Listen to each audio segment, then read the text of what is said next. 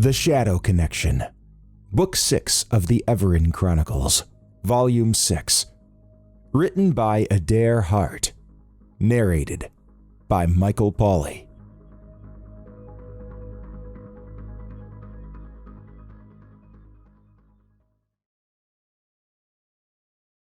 The story so far. In The Arrival, the Evaran Chronicles prequel, Evaran rescues Jake Melkins and Kathy from a Sesselter slaver named Gricho. It is Evaran's first adventure in the Milky Way galaxy and introduces him to Earth. In The Awakening, Book 1 of the Evaran Chronicles, Dr. Albert Snowden and his niece, Emily, were abducted by an alien race known as the Crotovore. They were rescued by a space and time-traveling being known as Evaran, who dropped them back off on Earth. When Evaran returned to check on them, they asked to travel with him, and Evaran accepted. In The Fredorian Destiny, Book 2 of the Evaran Chronicles, Evaran, Dr. Snowden, and Emily helped the people of Fredoria, a planet of human ex-slaves, become a full trade partner with the Kregan Star Empire, the local galactic superpower in Earth's region of the galaxy. Hampered by Ceros and bounty hunters, they secured the Archeron for the Fredorians to give to the Kregan Emperor. In The Purification, Book 3 of the Evaran Chronicles, they fought the timeline invaders known as the Purifiers, a human supremacist group led by the Overlord that tried to change Earth's history. In The Time Refugee, Book 4 of the Evaran Chronicles, they tangled with Bilazine, a rogue time traveler, while helping Jane Trellis, a time refugee who was pulled out of her timeline. In The Evaran Origin, Book 5 of the Evaran Chronicles, they discovered Evaran's origin and met Leverin, one of his other plane forms, while fighting the Time Wardens, a timeline void race that hunts rift travelers. This book continues their adventures. Evaran's technology. Torvatta, his disc-shaped ship that can travel through space and time. It is 15 feet wide by 30 feet tall and contains 6-dimensional rooms that do not take up any area in normal space. Maintenance room, medical lab, research lab, living quarters, hollow room, conference room. Universal Interface Card, UIC, a credit card-sized device carried on his belt that allows access to any technological system and emits a blue glow upon connection. It can also read biological systems, to which it connects with a red glow. Augmented Reality Interface, ARI, an interface that only he can see around him. Utility Handle, a hilt-like device carried on his belt that can extend morphable matter in any shape, typically extended into a baton or staff. Can also fire repulsion, grappling, heat, mist, sticky globule, and stun beams. Illumination Orbs, small orbs on his belt that provide lighting and can hover. Projection Orb, an orb that allows projections to be sent to it from remote sources, such as Evaran's ring or the Torvatta. Ring, a ring that can provide holographic projection and also scan. Chapter 1. Dr. Albert Snowden, you have been sentenced to death for unauthorized travel through time and space, said the 2-story metallic sphere in a deep, digital-sounding voice. 8 large, segmented tentacles extended from its body, 4 supporting it, and the other 4 reaching out. Dr. Snowden's heart thumped like a war drum as he faltered back.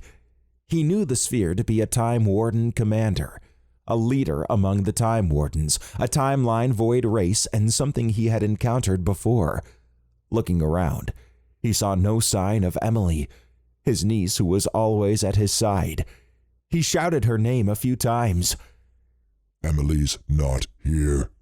You're alone. You will die. Alone, said the commander as it scuttled closer. Dr. Snowden began to tremble as the ground shook with each step the commander took. He shouted out for Evaran, the powerful and mysterious being that had saved him and Emily from an alien abduction long ago and allowed them to travel with him. Evaran can't help you. No one can. Dr. Snowden reached for his personal support device, which was always on the survival suit that Evaran had given him. He swallowed hard as he grabbed an empty pocket. His breath became erratic when he looked down and saw his brown twill pants, cotton vest, jacket, and bow tie, which all stood in contrast to his white shirt and fair skin. You're weak and defenseless. You'll die as such. His eyes widened as one of the commander's segmented tentacles reached out and grabbed him. He was lifted into the air, and a cold sensation began to form on the bottoms of his feet. Death. That is what you're feeling. No, he said, with each hand grasping a tuft of gray hair on either side of his balding head. This isn't how it happened. Time can be rewritten. You escaped death once. Not this time. Dr. Snowden screamed as the tentacle began to squeeze him. It felt like ladder rungs had formed inside his body, and something dark and sinister was climbing up them. The commander paused about 15 yards away from a metallic wall. No escape this time. Prepare to die. Dr. Snowden grunted as the tentacle that held him began to squeeze again. He spewed a mix of blood and spit at the commander. The blood spread across its shell, and after a moment, parts of the commander began to dissolve. No, it said as it dropped Dr. Snowden. This is not possible. Dr. Snowden struggled to breathe as a glow formed around him. An image of a female version of Evaran appeared next to him. He knew this to be Leveran, a parallel universe version of Evaran. Leveran, help! Leveran moved between the commander and Dr. Snowden and raised a hand. Hear me, Time Warden. He is protected. The commander emitted a high squeal as it continued to dissolve. Dr. Snowden felt a warm radiance overtake the cold sensation that had been consuming him. When he looked around, he realized he was a big ball of light, similar to something he had seen in his past. He was a Hoxorus, the final evolution of humanity. The wriggling tentacles of light that extended from him pulsed with energy. With a determined push, he flew forward and into the commander, dematerializing any part he touched. Once the commander crumpled to the ground with over half of it missing, he landed and assumed human form again. He glanced at Leveran. What just happened? Leveran smiled. You must accept what you are. What? Dr. Snowden's eyes widened as the Overlord, another powerful being he had met in his past, sneaked behind Leveran and placed his hands on both sides of her head. The Overlord's high-tech, ancient Egyptian appearance was how he remembered it. Leveran screamed as blue electrical arcs shot out from her head and into the Overlord's hands. The environment began to shake with a vengeance. Dr. Snowden tried to transform or move, but it was like his feet were rooted to the ground. Wake up! Accept what you are, said Leveran. I don't understand, said Dr. Snowden over the thundering noise that seemed to fill the air. Everything went black. A moment later, he shot up in his bed. Sweat ran down his face. He looked around and saw that he was in his bedroom at his home in northwest Columbus. His breathing began to normalize as he realized it was just a dream. The buzzing sound he had heard in the dream continued to fill the air. It was his PSD. He grabbed it and opened it up. It was Emily trying to contact him. He tapped at her portrait in the holographic display that had shot up from the PSD.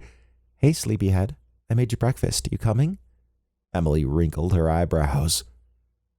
"You okay?" Dr. Snowden licked his lips as he continued to breathe hard. "Yeah, I just... Another dream is all." "The commander and Evaran one again?" He nodded. "Well, there's a plate of bacon and eggs down here that'll help you forget about that." He sighed. "I wish it was that easy." His PSD showed it was a little past 9 a.m.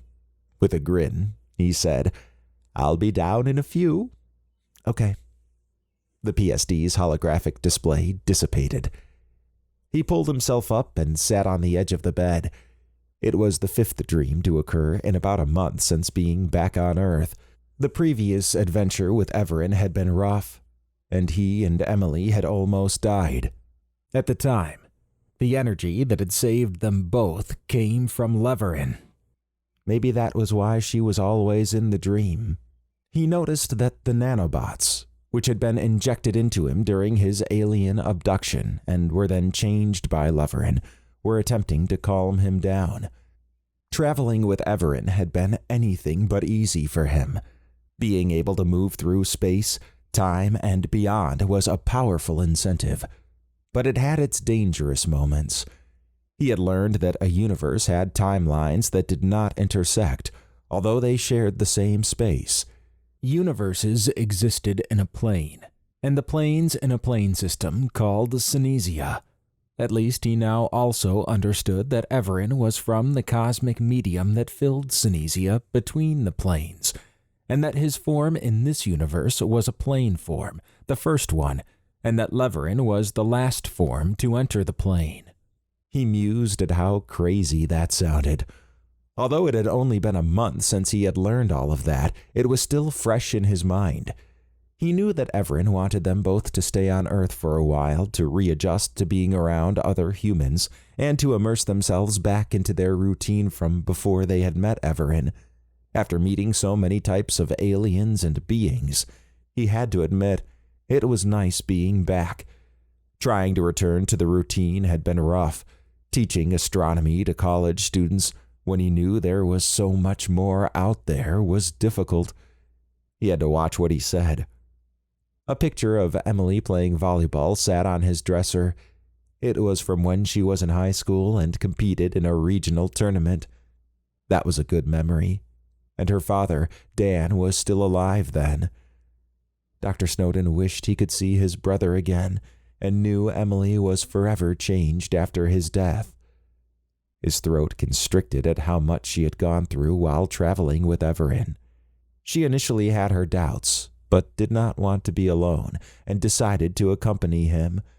As rough as it had been traveling with Evaran, he was glad to have her with him.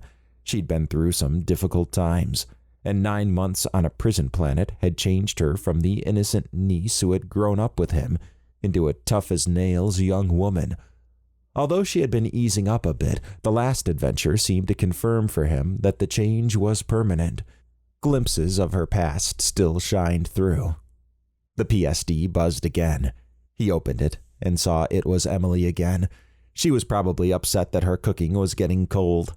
After getting his clothes on and cleaning up, he exited his bedroom and headed downstairs. Emily tapped her fingers on the kitchen counter. Dr. Snowden was usually late getting up and eating breakfast. She missed using the replicator on the Torvatta, Evaran's ship, and what she considered more of a home than the one she was in now. Freshly cooked food had its appeal, and one she had remembered in the month they had been back. She surveyed the spread of bacon, eggs, and hash browns sitting in bowls on the table. Their smell filled the kitchen, and it reminded her a bit of when she used to cook for her dad. Evaran was already seated at the table and in his usual outfit. She initially did not understand why he never changed, but she now knew that it was part of his plane form. The light gray one-piece outfit with dark gray padded sections had become ingrained in her mind. Multicolored lines segmented the outfit, while a belt with various gadgets hung off it. The neck guard, Forearm covers and boots were metallic, and sometimes she had to squint when looking at them. They always seemed scuff-free.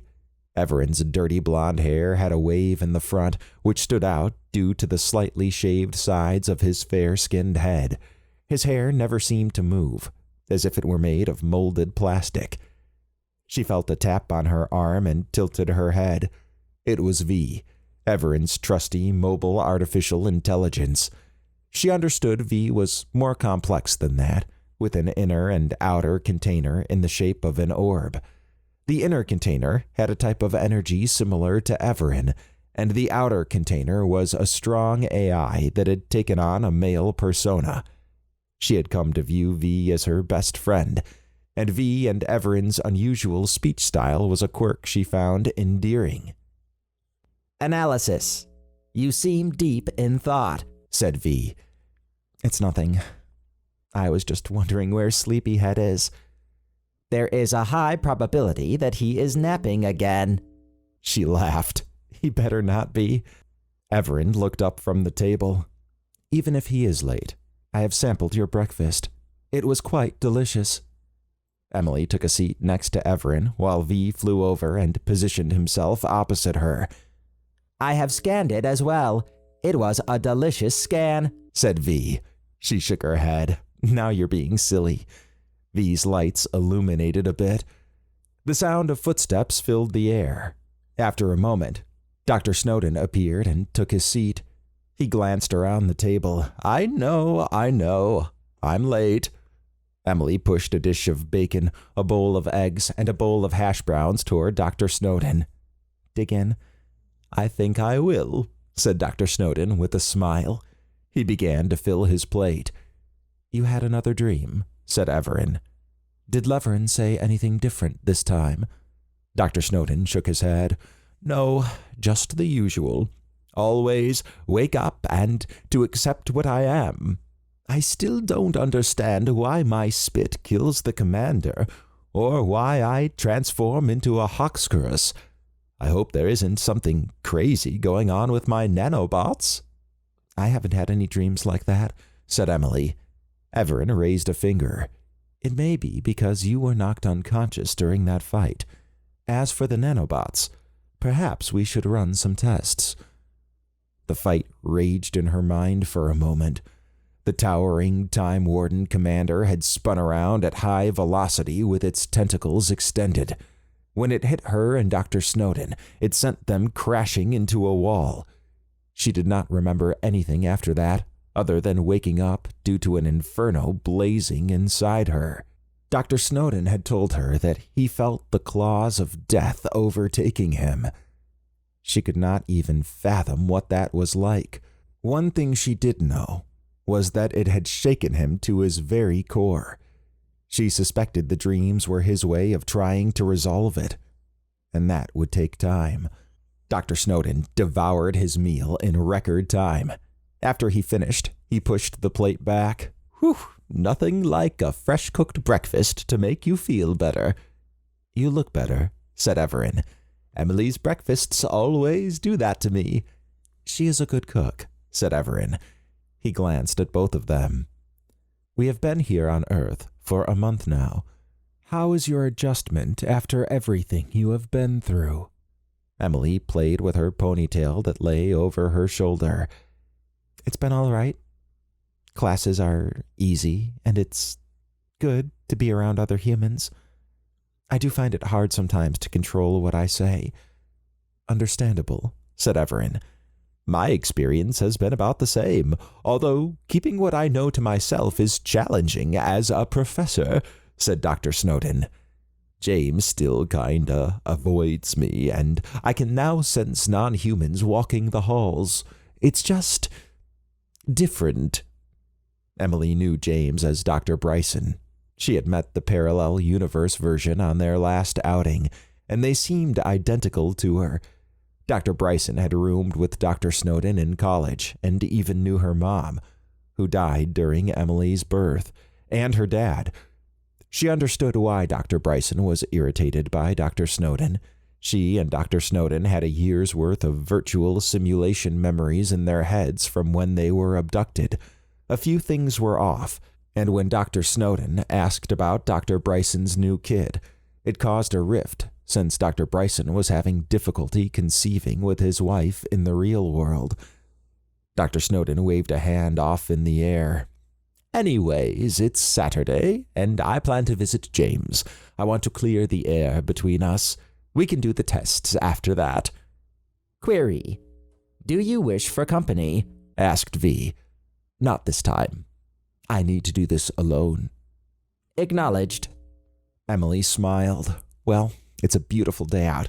I'm going to hit the sand volleyball courts. V, you can hover around in stealth mode if you want to come watch me dominate. V's lights glowed brighter. I will be your silent partner. Dr. Snowden gestured at Evaran. What are you planning on doing today? Evaran touched his fingertips together in front of him. I have been researching the current status of Earth.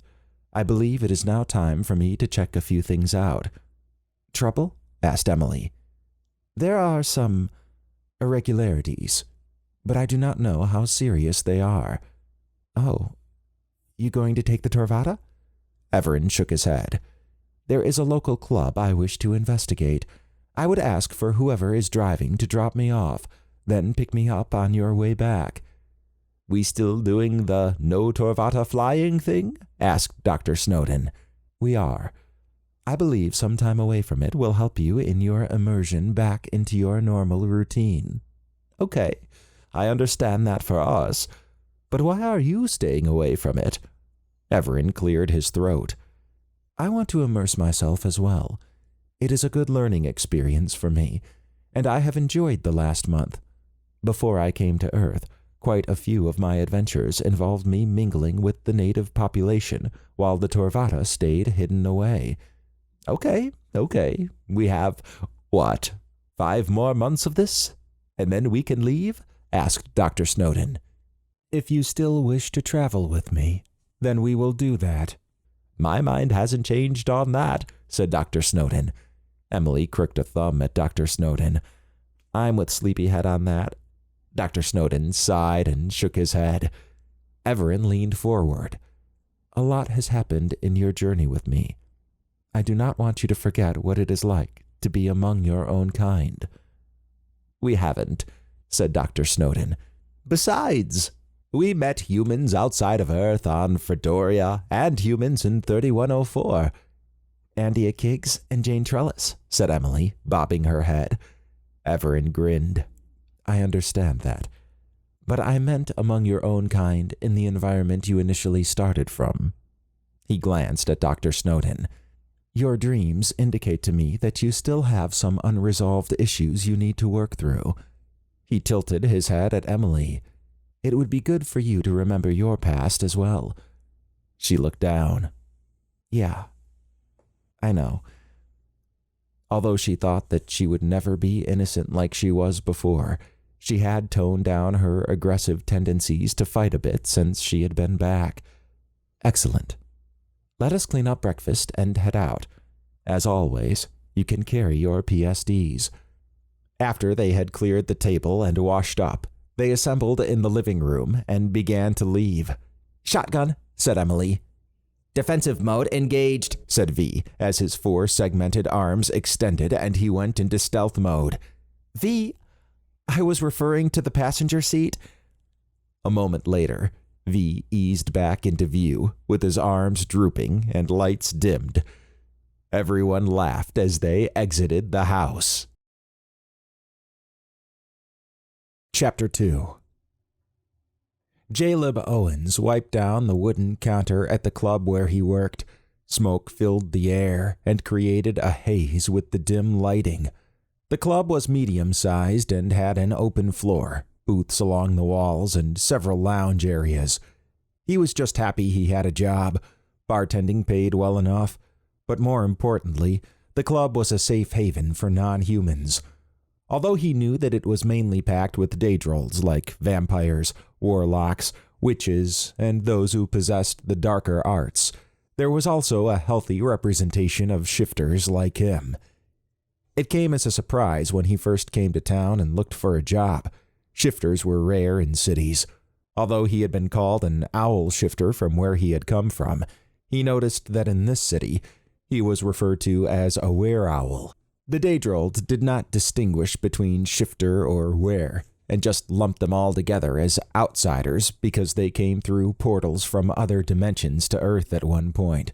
They also applied the name to ancient gods, who came the same way.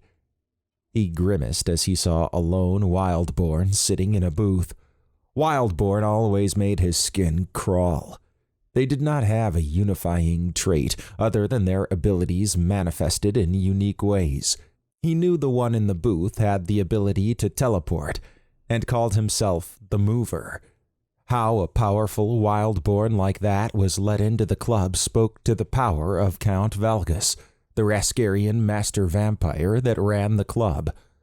Although he was not as powerful as other Daedrald strains, like the ancient vampires, Count Valgus was over 1,000 years old. He wielded considerable physical power, and it was that strength that made Jaleb feel safe. No one in their right mind would even think of attacking the place. Still, the Mover was menacing, and when Jaleb had asked him about reports of powerful Wildborn appearing across the globe, the Mover told him to never talk of it again in his presence. A loud sound emanated from the doorway as one of the bouncers flew headfirst into the club. Jaleb jumped back and gasped. The bouncers were bear shifters and among the strongest in the shifter world. The particular bouncer on the floor was Randy, someone Jaleb always considered to be the toughest of the tough. He reached under the counter and pulled out a shotgun. It was one of his duties to defend the place, but he could not believe it was actually happening. A fair-skinned man in a light gray one-piece padded suit walked in and pointed at Randy. As I mentioned, there is no need for violence. However, provoke me, and I will respond in kind. Notify the owner that I wish to speak with him. Randy stood and shook two hands out in front of him. All right, man. Calm down. I am calm. It was you who decided to attack me. Tell Count Valgus that Evaran wishes to see him. Randy gulped, then spun around and headed to the back of the bar. Patrons began to gather their things and file out. Jaleb's breathing became erratic. He had grown up in Oregon, home to one of the larger populations of the Alacran Nation, a powerful non-human group. He remembered his mother telling him that if he was bad, Evaran would come for him, and he had known this reputation of Evaran all his life. Very few claimed to have ever seen Evaran, or if they had, they never mentioned it. Evaran had become a part of the Alacran folklore. Supposedly, he had helped them in their time of need when the world had gone bad. Evaran approached the counter and took a seat on the stool. He bowed with his left arm across his stomach. My name is Evaran, and I apologize for startling you. He glanced at the shotgun. There is no need for that. Jaleb licked his lips. Right. He placed the shotgun back under the counter. Evaran eyed Jaleb for a moment. You are an outsider. In particular, an owl shifter. That's right. How did you know? I can read energy signatures. Yours is one I have come across before. Jaleb swallowed hard. You're really him. Evaran, I mean. Evaran grinned. I like to think so. Jaleb exhaled from his mouth. Well, I hope you aren't here to trash the place. Why would you say that? The bouncer Randy, for starters, said Jaleb. He tried to assault me. I responded with less than equal force. Yeah, I figured that. What are you doing here? I seek information. I have been away for a while and wanted to update myself with one of the best sources. From my research, Count Valgus is a powerful vampire. He was nearby, and so I have decided to talk with him. Evaran peered at Jaleb. You seem to have a negative impression of me. Jaleb tossed a hand out. Man, I grew up believing you were the boogeyman. Evaran rubbed his chin. I see. My reputation has been distorted. I only go after those who have done an injustice or have hurt my friends. Yeah, it's that whole going after the bad guy thing.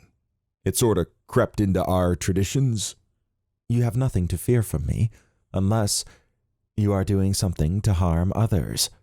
Caleb shook his hands out in front of him. Nothing bad going on here. I just serve drinks, scope out the women, and enjoy life. I see. So, I grew up and heard all the stories. Apparently you're a time traveler, and you can stop people from ever existing? Even whole civilizations? Any of that true? Evaran looked down for a moment. Time traveler, yes. As for the other, I do not talk about that. Oh, I got you, man. Yeah, I was just curious. Evaran smiled. Curiosity, a trait I find admirable in humanity. Even non-humans have it. Here I am talking to you, and I haven't even offered you anything. Drinks on me. What'll you have? I am fine, said Evaran. He raised a finger. Have you seen any changes recently in the non-human political world? Caleb licked his lips as he cast a sidelong glance at the mover. Nothing that I'm aware of. I'm just a peon making sure people are well served. Interesting. A bartender often hears things. I thought I would ask. Caleb gulped. Sure. He did not want to lie to Evaran, but with the mover within earshot, he was not going to risk discussing the rash of recent wildborn that had appeared all over the world. Evaran seemed powerful, but he knew the moment Evaran left, it would be him that the mover might have an issue with. Most wildborn kept to their enclaves, and there were some minor groups, but nothing on the scale that Caleb had seen lately. Perhaps then another question, if you do not mind. Caleb shrugged. Shoot. You mentioned traditions earlier. Were you referring to the Alecran nation? Caleb jerked his head back. I was. Actually, how'd you know? Evaran smiled. I helped them long ago. Owl shifters were one of the main shifter types in the group. I suspected you might have descendants, or even be a part of it. Yeah, my brother is active with them. And is Delia Everoak still running things? Caleb shook his head. She died. March 6th, 1951. She lived a long, long time. Evaran looked down. I see. I will need to visit her at some point. He looked back up. Who is running things now? Mary Everoak, her daughter, said Caleb. He snorted. I just realized, when you said visit her, you meant like traveling back in time. That is correct. Damn, this is so crazy. You're nothing like what I was led to believe. Perhaps then this will help offset the reputation I seem to have garnered. Caleb drew his lips to the right. No doubt. Although, it's said that if you appear, then something's going down. Not this time. I am just catching up on things. Relaxing a bit. You're in the right place for that. Randy came out from the back and waved Evaran over. Count Valgus is ready to see you. Evaran nodded at Randy, then faced Caleb and extended a hand. It was good talking to you. Perhaps we shall meet again. Caleb returned Evaran's handshake. It felt like touching raw muscle. Even the fingers were tough. As he watched Evaran head over to Randy, Caleb glanced at the mover, who put a finger up to his lips. Caleb gulped and continued cleaning the bar. Count Valgus's eyes narrowed as he heard footsteps approach the small room that served as his office. After a moment, Evaran walked in. Count Valgus had seen Earth change dramatically over the last 1,000 years. Although he had a modern base nearby, the club served as a front that allowed him to interact with others like himself. Someone of Evaran's caliber was new. Most vampires learned about Evaran when they turned, and Count Valgus was no exception. From the stories he had heard, Evaran intermingled with the most powerful non-humans on Earth, including the Raskarian rivals, the ancient vampires. The closed-camera TV feed confirmed that it was the Evaran that Count Valgus had heard about. The suit, the gadgets, and the ease with which Evaran responded to Randy were no surprise. What Evaran was doing there was another story. Count Valgus had cleared out anything that might seem illegal from his office. The last thing he needed was a time-traveling demigod deciding to interfere in his dealings. Evaran walked into the room and looked around. Count Valgus slowly gestured at a chair. Evaran, what a surprise. Please, sit. Evaran complied. Your presence here is unexpected. However, I suspect you did not come for a social visit. What has elevated me to your attention? I only seek information. You are Evaran. The cosmos are your playground, and even time bends at your beck and call. I call myself immortal, but that pales in comparison to you. What knowledge would I possess that you do not? Asked Count Valgus.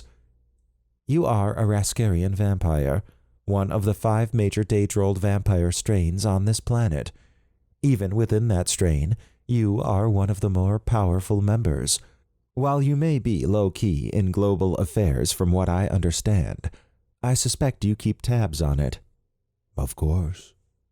Being well-informed is a necessity for someone as long-lived as myself. Humans are aggressive toward the unknown, and non-humans even more so. I try to protect what is mine, said Count Valgus. It was true that he lay low. Having a high profile was an invitation to chaos. However, I don't know what information you seek. Evaran dipped his head. I meant to look into current events a while back, but there was another incident that needed my attention.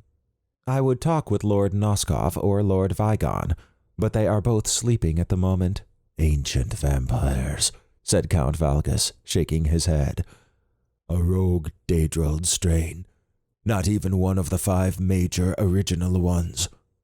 Vampire politics. Count Valgus exhaled from his nose. There was a time when all Daedrold were united, back when you helped the Helians. That time has passed, and the Daedrold are increasingly fractured. The Daedrold Council has done a poor job in attending to that. The ancient vampires lay low as well. In that regard, you are similar. Count Valgus snorted in derision. Perhaps, if they only attended to their own affairs. I understand. Nonetheless, since I mentioned the Helians, there has been a recent split. Evaran tilted his head. Elaborate. The Helians have held on to power on this planet for far too long. About a month ago, they split into 2 factions. No one really knows why, but the ripples from that are evident. There have been many unusual rumors on why they split.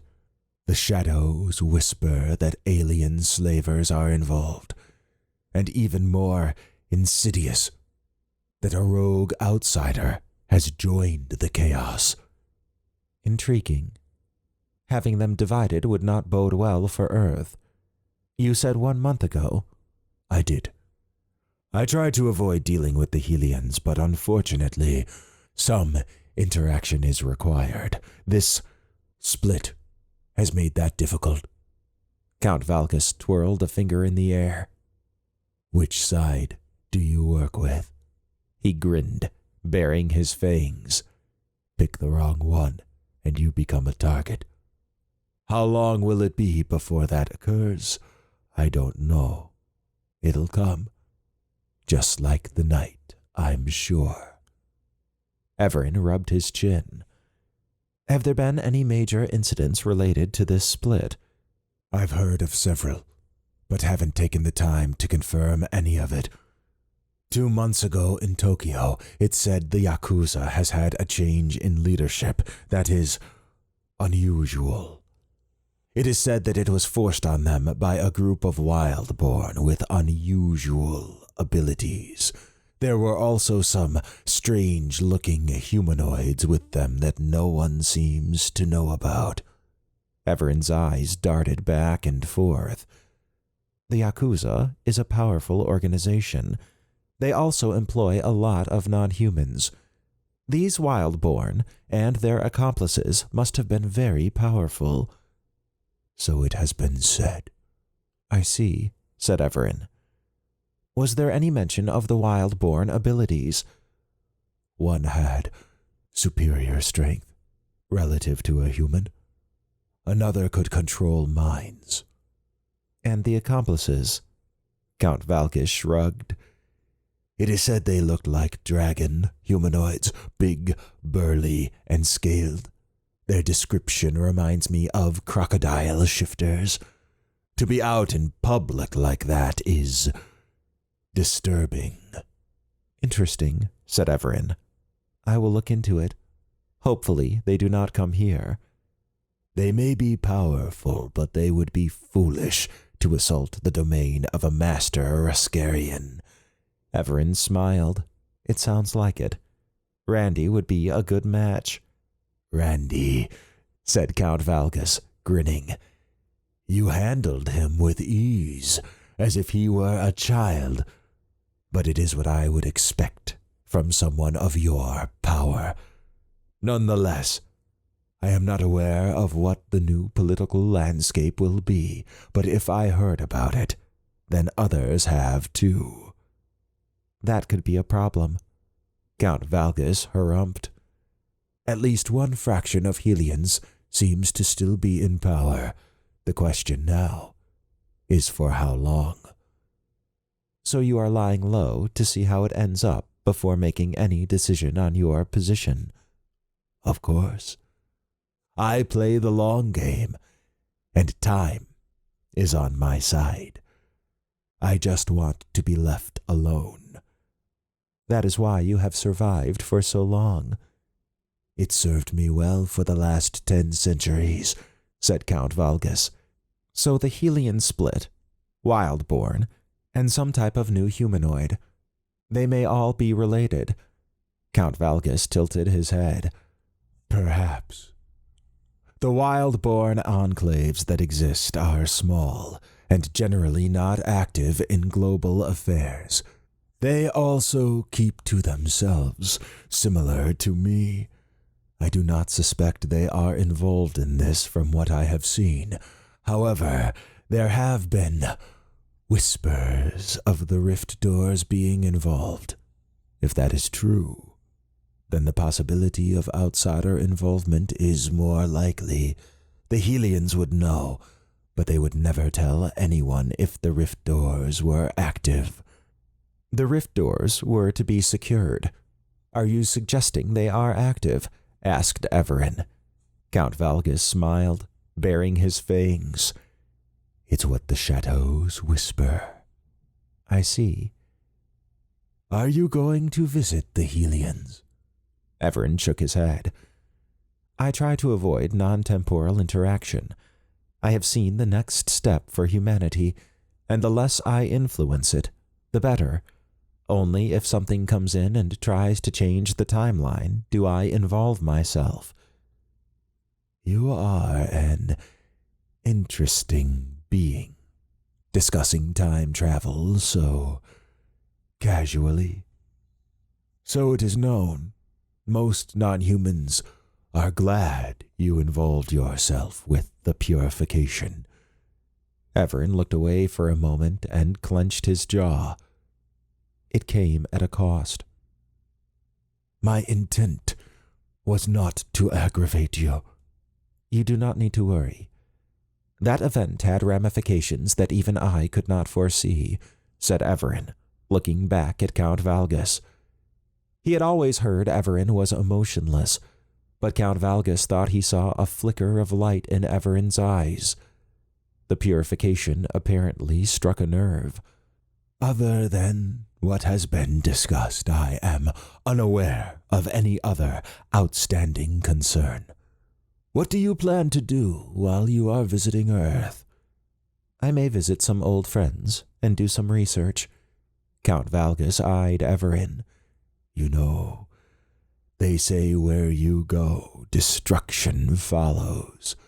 Some have said when the purification began, your arrival hastened the conflict. I hope that's not true, for the sake of my club.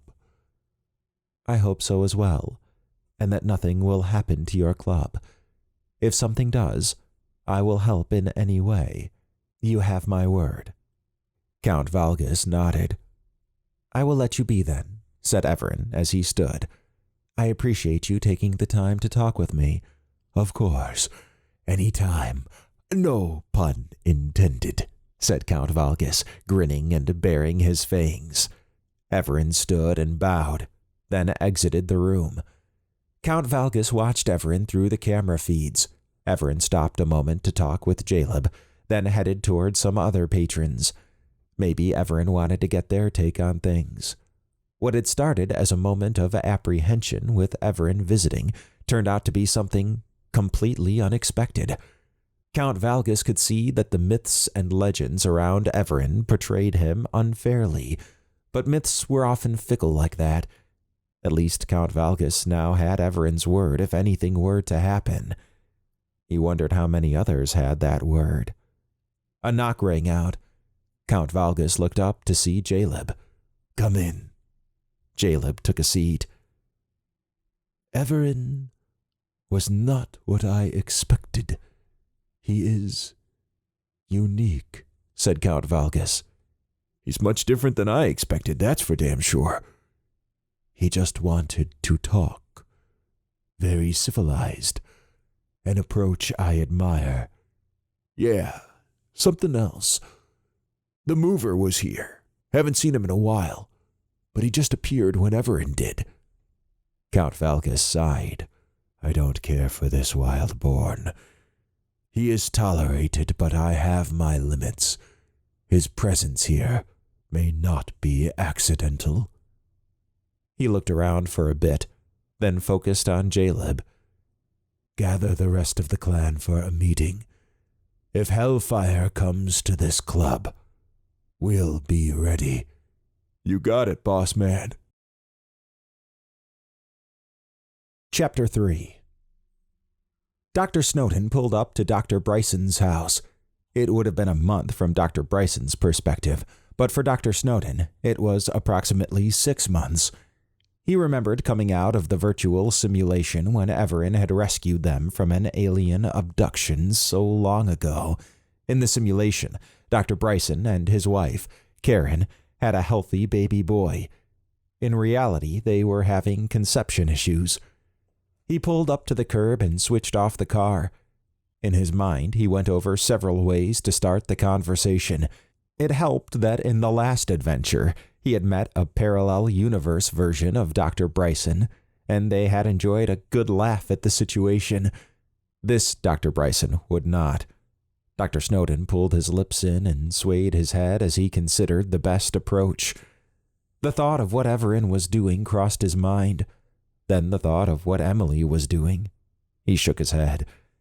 Even when he knew what he was supposed to be thinking about, the safety of the others took precedence. He had dropped Evaran off in a sketchy part of town where a vampire club existed, and Emily at a bar that had a sand volleyball pit. They were probably getting along better than he was. After a few minutes, he exited the car and headed up the driveway. Once at the doorstep, he took a deep breath and knocked. "Who is it?" asked Dr. Bryson. "Albert." After a moment, the door cracked open a bit. Dr. Bryson eyed Dr. Snowden. What's going on?" Dr. Snowden licked his lips. Can we talk?" Seeing Dr. Bryson brought back a flood of emotions. He was Dr. Snowden's best friend and had been his roommate in college. Having a strained relationship bothered him. His eyes watered a bit as he looked down. "You okay?" asked Dr. Bryson, opening the door fully. "Yeah," said Dr. Snowden, rubbing his eyes. He observed that Dr. Bryson had on his usual jeans and short-sleeved patterned shirt. Dr. Bryson waved him in, and after a moment, they were seated in the living room. Dr. Snowden took a seat on the couch perpendicular to Dr. Bryson in his recliner. The house was silent. The light rays filtering in highlighted the dust swirling in the air. Between that, the silence, and the smell of a room needing cleaned, he got the impression Dr. Bryson was flying solo. "Where's Karen?" Dr. Bryson looked away for a moment. She went to her sister's." "Ah, well, it's always good to see family." "Not when you're not sure if she's coming back." "Are you and Karen splitting up?" asked Dr. Snowden. Dr. Bryson placed a palm on his forehead as he rested his elbow on the arm of the chair. I don't know. Trying to have a kid in your 40s has its challenges, and it's put a stress on our relationship." "Oh," said Dr. Snowden. "I can see why you'd be distracted." Dr. Bryson waved a hand in the air. "I meant to talk to you at some point. I was just trying to keep my head on, you know?" "Yeah." "I did try to talk to you a few times this last month, but you seemed different. Even now you do. I can't put my finger on it." Dr. Snowden harumphed. "I can't say much about what happened to me other than near-death experiences can change your perspective on life." Dr. Bryson's eyes widened. "Albert, what happened?" I can't say." "Come on, man, I'm your best friend. Why didn't you come to me?" "I really couldn't." Dr. Bryson squinted. "Is the government involved?" "No, but there are powerful interests involved. I just can't say anything," said Dr. Snowden, chuckling. Dr. Bryson sighed. "Okay. Well, at least tell me how you're coping with it." "Funny thing, I thought I was doing okay, but I have nightmares. You've even been in a few of them." "Oh, great. Not only do I have my own troubles, I'm causing them," said Dr. Bryson, laughing. "You know, we haven't hung out in a long time." "Only a few months?" "It seems so much longer to me." Dr. Bryson scratched his cheek. "That event really shook you up. The last time I saw you this way was when Dan passed." "Yeah." "Well, I don't have much to eat, but if you want to hang, we could get a pizza." Dr. Snowden remembered a previous adventure when he visited Dr. Bryson in a virtual simulation. He had brought pizza he was able to conjure up from an administrative console. He checked off to his right to make sure there was no console. "I can hang until I need to pick up Emily and a friend." Dr. Bryson raised an eyebrow. "A friend?" "It's not what you think. He's just staying for a bit while we help him out." "He?" Dr. Snowden snorted. "Okay, that does sound kinda weird. He helped me out, and now I'm helping him out." Fine. Don't need to tell me everything." Dr. Snowden eyed Dr. Bryson. "Until Emily calls me, why don't we get some pizza and hang out in your backyard?" Dr. Bryson nodded. "That's what I'm talking about. I could use that. I'd get you a beer, but you don't drink." "You know what? Get me one." "Wow. That near-death experience did change you. All right, then. But be warned. I'll cut you off at 2 beers. Dr. Snowden grinned as they headed to the kitchen. Emily enjoyed the accolades from the sand volleyball pickup team that clustered around her. The court was one of her favorite places to hang out. It was maintained by the bar sitting next to it, and the bar participated in a citywide league. Her team was giving her high fives and patting her on the arms. It had been a blowout, and the other team had no answer to her spikes. She saw some of the other players do double takes at balls they would have considered out, only to get saved due to her speed. Her team definitely saw it, and their praise made her feel good to be around other humans. As the teams dispersed, she took a moment to reflect on where she was. The players on her team and the other team had no idea that in another timeline, the Overlord and his human supremacist purification event almost changed the course of humanity.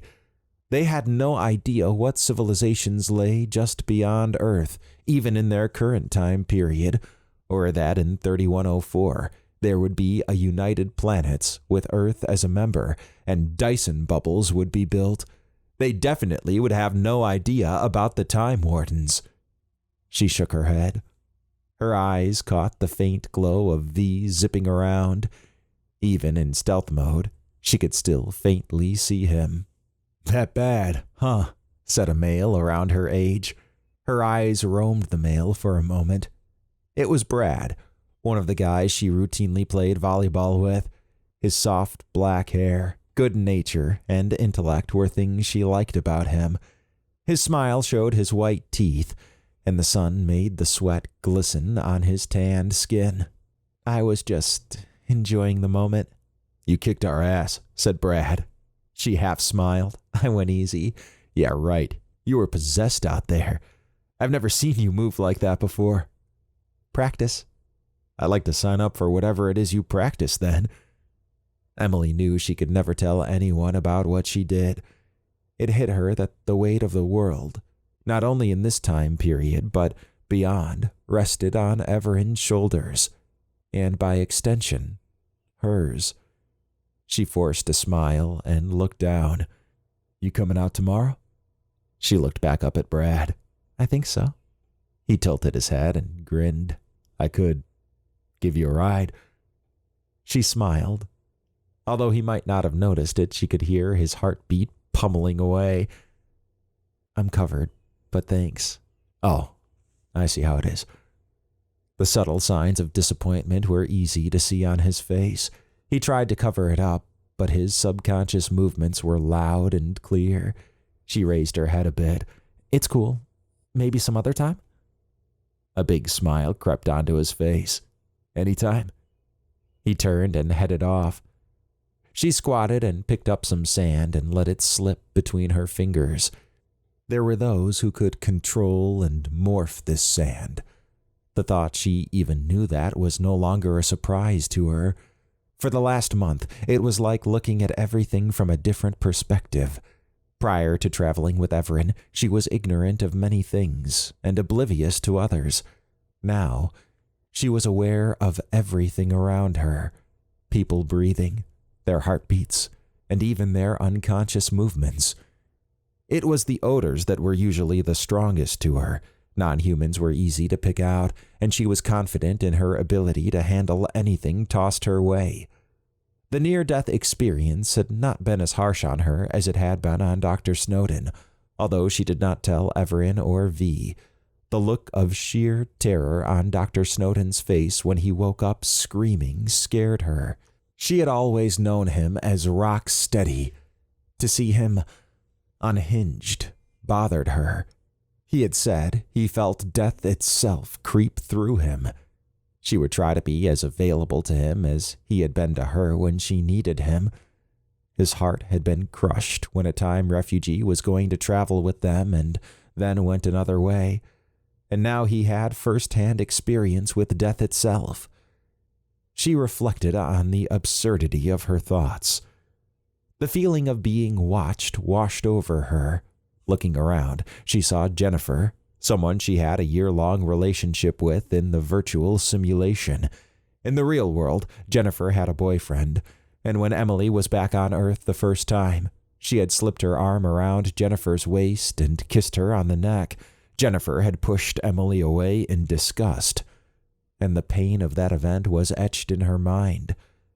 There were now 2 memories of Jennifer. Jennifer had on server clothes and looked like she was either on break or just arriving. She waved at Emily. Emily furrowed her eyebrows and waved back.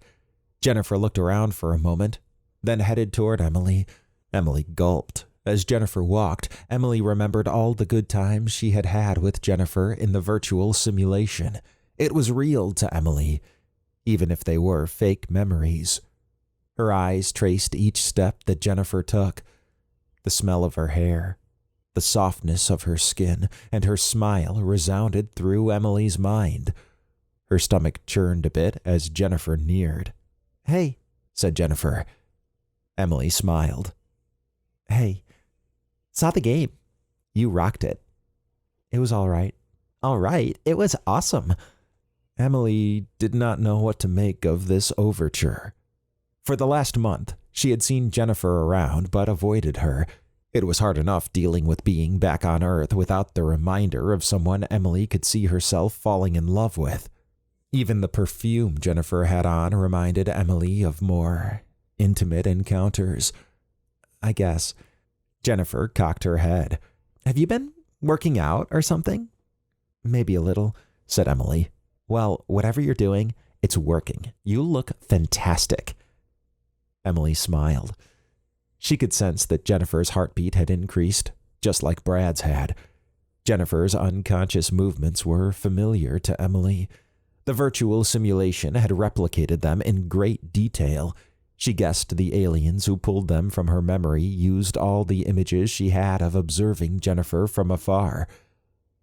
"I know this is probably weird for you, especially after that."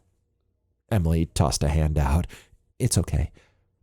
I just wanted you to know that I had to act that way since my boyfriend, well, ex-boyfriend was around," said Jennifer.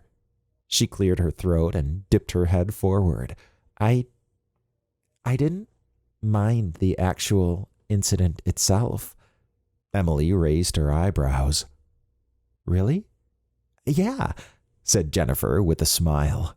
"Listen, I know you're probably busy, but you got the highest grade on the last test in our Western history class. I could use a study partner. Well, for you, it'd probably be more like tutoring." "Sure. What'd you have in mind? My place? Friday night?" Emily could sense Jennifer's heart beating even faster. It puzzled her that maybe the virtual simulation and real-world versions of Jennifer were the same. "That works for me." "Great," said Jennifer. She reached into her pocket and pulled out a pen. "You have something to write on? I know it sounds silly that I don't have something to write on as a server." Emily extended her hand, palm up. "You can write your number there." Jennifer gulped as she reached out with her left hand and slid it under Emily's. Her thumb caressed the side of Emily's hand as her breathing staggered. "Your skin is glowing, almost." She looked up at Emily. "I'll take that as a compliment." Jennifer wrote her phone number on Emily's hand and continued to hold it. Emily noted that Jennifer seemed almost entranced. "I'll give you a call before the weekend, assuming I get my hand back." "Oh," said Jennifer as she retracted her hand. "Sorry, It's cool." Jennifer gulped and looked down for a moment. "Okay, well, I'll talk to you then." She looked back up at Emily. Emily felt a slight tingling as she looked into Jennifer's eyes. It was something that she had done in the virtual simulation many times. Her initial reaction was to reach over and move a strand of hair out of the way, but she realized it might seem out of place. She nodded and watched Jennifer turn and walk away. The thought that maybe there could be something between her and Jennifer crossed her mind, but that was part of a life she knew would be hard to have. Her new life was on the Torvatta and appealed to a side that drove her. She'd been able to see parallel universe versions of her parents, meet an incredible woman on another planet, and make friends she would have never thought possible. Still, If Evaran was going to force them to stay 6 months on Earth with no Torvatta access, maybe a brief interlude into her old life would do her some good. She looked into the air. "Fee, you still there?" Analysis. I was contemplating your actions with Jennifer. She shook her head. "Are we clear?" We are clear. With that, she headed off to the side of the building before calling Dr. Snowden to pick her up. Chapter 4.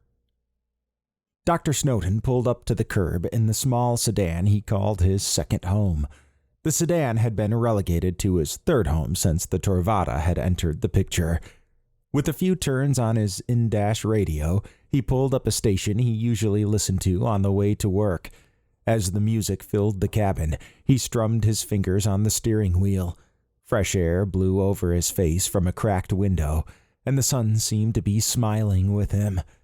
His visit with Dr. Bryson had been just the pick-me-up he needed, hanging out like the old days before the Torvatta or Karen made things seem normal, if only for a brief moment. He opened his PSD and contacted Emily to let her know he was there. It had only taken him about 20 minutes to get to the bar. After a few minutes, she bounded around the corner and hopped into the car. She sniffed the air. "You have your shirt on still." "Huh? 1 beer or 2? He sighed. "Just 1. I'm okay, really." "Uh-huh," said Emily. Dr. Snowden shook his head as he began to drive away. "Where's V?" "Flew off to meet Evaran. Faster than being stuck in here." "Huh. So, how'd things go for you? Have fun?" "I did, actually. Sometimes I forget how powerful we are in relation to other humans." "Well, you might be with all your training." She shook her head. "You have the same nanobots I do. You just need to spend some time with me training is all." He sighed. "Love to, but the Torvatta is off limits. Besides, nanobots or not, you still have a younger body that can handle things easier." "Maybe. Even without the Torvatta, I do run in the morning." He licked his lips. "I'll get there. Anyways, I noticed something else unusual as well." Dr. Snowden raised an eyebrow. "You know how we can sense things?" "Mm-hmm," he said as the car turned onto a new street. "Well, after the game, Brad came up and talked with me, asked if I was going to be there tomorrow and if I needed a ride." "Oh, he did he?" asked Dr. Snowden. "Do I need to have a talk with this young man?" She shook her head. "Stop being silly. I'm being serious." "Go on." "After him, Jennifer came up to me." Dr. Snowden remembered how devastated Emily had been the first 3 months back from their alien abduction. There was nothing he could do to help her when Jennifer had turned her down, and the thought that maybe she might get hurt again crossed his mind. "And how did that go?" "Well," said Emily as she extended her arm forward. He noticed the phone number written in her palm. "Oh, so, you two..." "Friday night. She wants to study. For history." "Study? Right." She swatted his arm. "What I was trying to say is, I could sense things a lot better than I remember being able to. It's like my awareness was on steroids. It's been like that the whole month. But that volleyball game, maybe due to the activity and everyone around, just made me realize how much more aware I was. I kind of noticed something along those lines, too. Maybe it's related to the nightmares I'm having. We should probably tell Evaran and see what he thinks. Whatever it is, it sounds like we both have it. I'm guessing it's a new side effect of our enhanced nanobots. We'll figure it out together," said Emily as she looked out the window. He enjoyed these moments with her, without the context of having to save the world or time-traveling invaders or even rogue time travelers. It was nice to be normal for a change. even if the discussion was about enhanced nanobots. Evaran had been right. Spending time on Earth was good for them. Emily raised an eyebrow at him. You're thinking again. Oh, how did it go with Dr. Bryson? It went well. Apparently, Karen has moved out. Oh no. That's why you had a drink. Dr. Snowden smiled. You are more aware. She shook her head. After 20 more minutes of light discussion, the car pulled up to the curb next to the bar where Evaran was. Well, we're here, said Dr. Snowden. Looking around, he remembered why this part of the city made his skin crawl. Run-down buildings seemed to be the norm, not the exception. Several signs indicating lewd puns dotted the street and storefronts. Sketchy people hung out and focused on them. Emily narrowed her eyes. Perfect hiding place if you don't want to be bothered. She got out of the car. Dr. Snowden joined her, and they began to walk toward the bar, which was about 50 feet away. He wrinkled his nose at the smell of garbage in the air. A group of men approached them.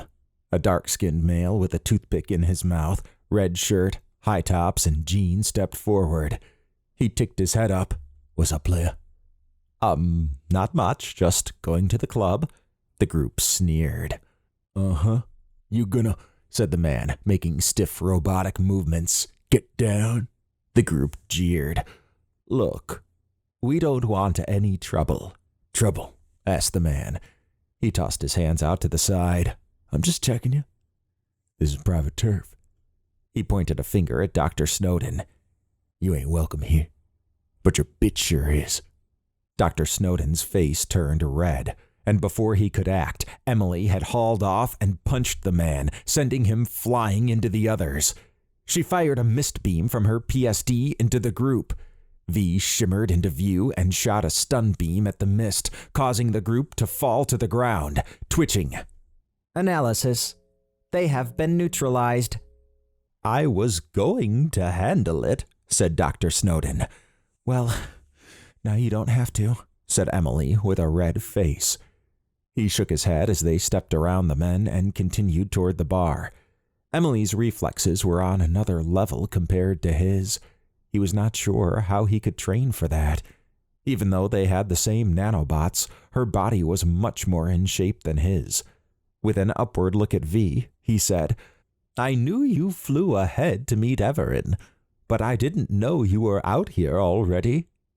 I was surveying the area per Evaran. Oh, makes sense. Well, glad to see you. You enjoy watching Emily play volleyball? I did. I also enjoyed watching Emily's interaction with Brad and Jennifer. I bet, said Dr. Snowden. When they neared the bar, one of the bouncers approached them. He paused when he saw V. Dr. Snowden gestured outward. We're here to pick up Evaran. The bouncer gulped, then ran inside the club. Okay, that was a little unexpected. I bet Evaran talked to him before, said Emily. Dr. Snowden shrugged. I guess. Analysis. I have relayed to Evaran that you are here already. He was wrapping up a conversation with one of the patrons, said V. Cool, said Emily. After a moment, the bouncer exited the bar with Evaran in tow. The bouncer ran back inside. Evaran approached them and then eyed the group behind them. I see you have been busy. Dr. Snowden crooked a thumb over at Emily, then at V. They've been busy. I was trying to talk them down. I see, said Evaran. I am not surprised. These individuals approached me initially as well, as did the bouncer. They realized their mistake shortly thereafter. I figured, said Dr. Snowden, peering over Evaran's shoulder at the bouncer who had gone back outside. The bouncer was trying to be calm, but Dr. Snowden could sense the man was nervous. Anyone up for lunch? Asked Emily. She gestured at Evaran. You can fill us in on how your visit went. A good idea, said Evaran. Dr. Snowden grinned. Well, I, for one, would. Emily slammed into Dr. Snowden, causing them to tumble to the ground. Evaran jumped back as a car fell from the sky and landed where Dr. Snowden and Emily had been. Dr. Snowden tried to catch his breath. His nanobots began to tingle. What the heck? Evaran walked over and helped Dr. Snowden up. I didn't sense anything, said Dr. Snowden. V, scout mode, said Evaran. Acknowledged. Scout mode engaged, said V as he shimmered out of view. Dr. Snowden gulped as he looked at Emily. Thank you. Did you sense something? Yeah, a car falling. Remember our discussion? He sighed. Evaran? Evaran scanned around with his ring. I am unsure of how this car came to be above us. Poof! They turned their attention to the end of the street, where a bronze-skinned man with a shaved head appeared. He had on black pants and boots with a gray hoodie. An orange haze swirled around him. I'm afraid that was my doing. He smiled as he extended a hand out, palm up, and bowed.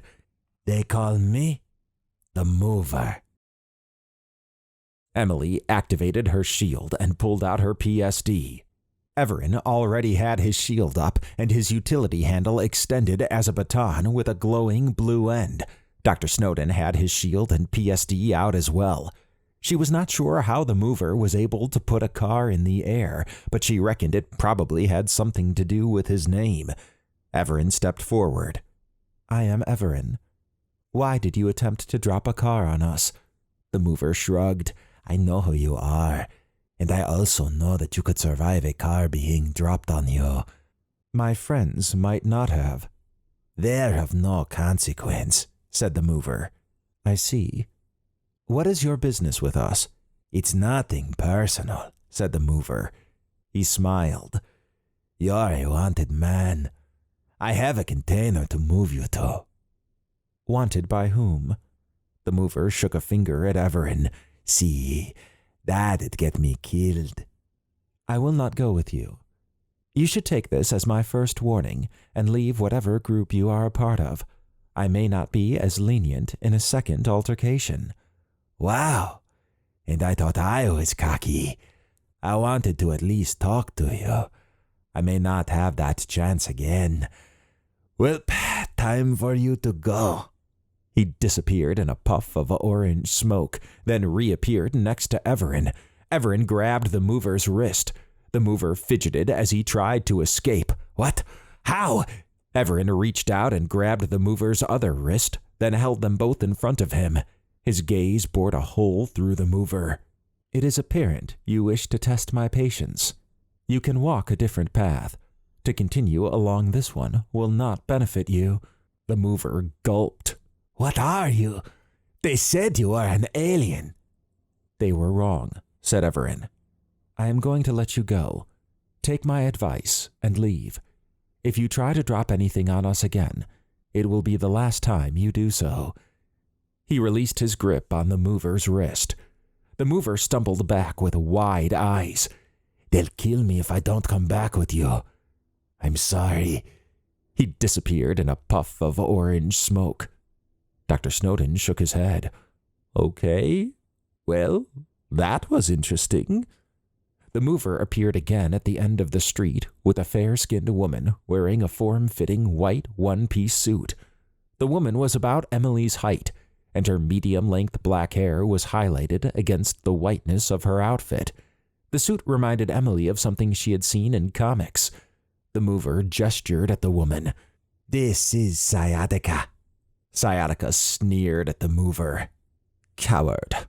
Let me show you how it's done. She extended her hand in front of her and dipped her head forward. Evaran tilted his head. You are trying to read my mind. Of course. And in a minute, you'll do exactly as I say. Evaran slowly raised his hand in front of him. I do not believe so. Sciatica's eyes squinted as she flinched. How? She screamed as she collapsed to the ground. What'd you do? Asked the Mover, stepping back a bit. Nothing. She tried to access something far more powerful than her mind could comprehend, said Evaran. V shimmered into view and shot the mover with a weakened stun beam. The mover shuddered for a moment. Evaran aimed his baton, which now had a glowing yellow end, at the mover. A yellow beam shot out and hit him. The mover tried to teleport away, but the beam held him in place. Evaran hit a button on his utility handle, and the beam retracted, pulling the mover along with it. Evaran wrapped the mover up when he was in range. What are you doing?" asked the mover. "You did not listen, or perhaps you did not understand," said Evaran. He turned his head toward Emily. "Please pick up Sciatica and follow me." Emily headed over to Sciatica. Dr. Snowden had trudged along with her, and although she could have done it herself, she welcomed Dr. Snowden's effort.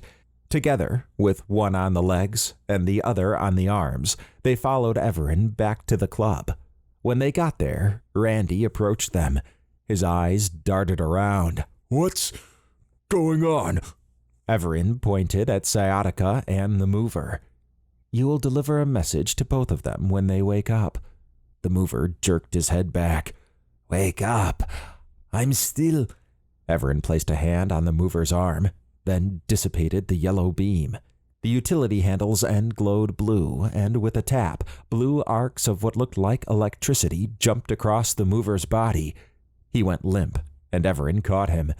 He laid the mover on the ground and indicated for Emily and Dr. Snowden to move Sciatica to the ground as well.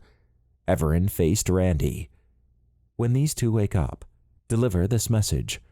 Do not bother me or my friends again. If you do, I will make you a priority." Randy gulped.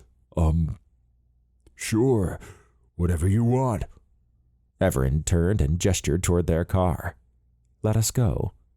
Emily's mind spun at the turn of events. So much for having a peaceful break on Earth. The mover seemed hesitant to her on his second trip back. Maybe he came to his senses. She remembered Lord Vigon. An ancient vampire friend had said that Evaran could not be teleported. She now understood that was due to Evaran possessing cosmic energy. Maybe that applied to her and Dr. Snowden too, since their enhanced nanobots had been touched with cosmic energy. Emily was intrigued by Sciatica. She had to be some sort of telepath, but how that worked eluded Emily. Given what she had seen in traveling with Evaran, it was not hard for her to believe in it. She wondered if Sciatica saw a part of Evaran's raw essence. Maybe it was something else, but it was obvious that trying to attack Evaran in that manner would not work. As they got into their car, she was thankful that the mover had dropped a different one.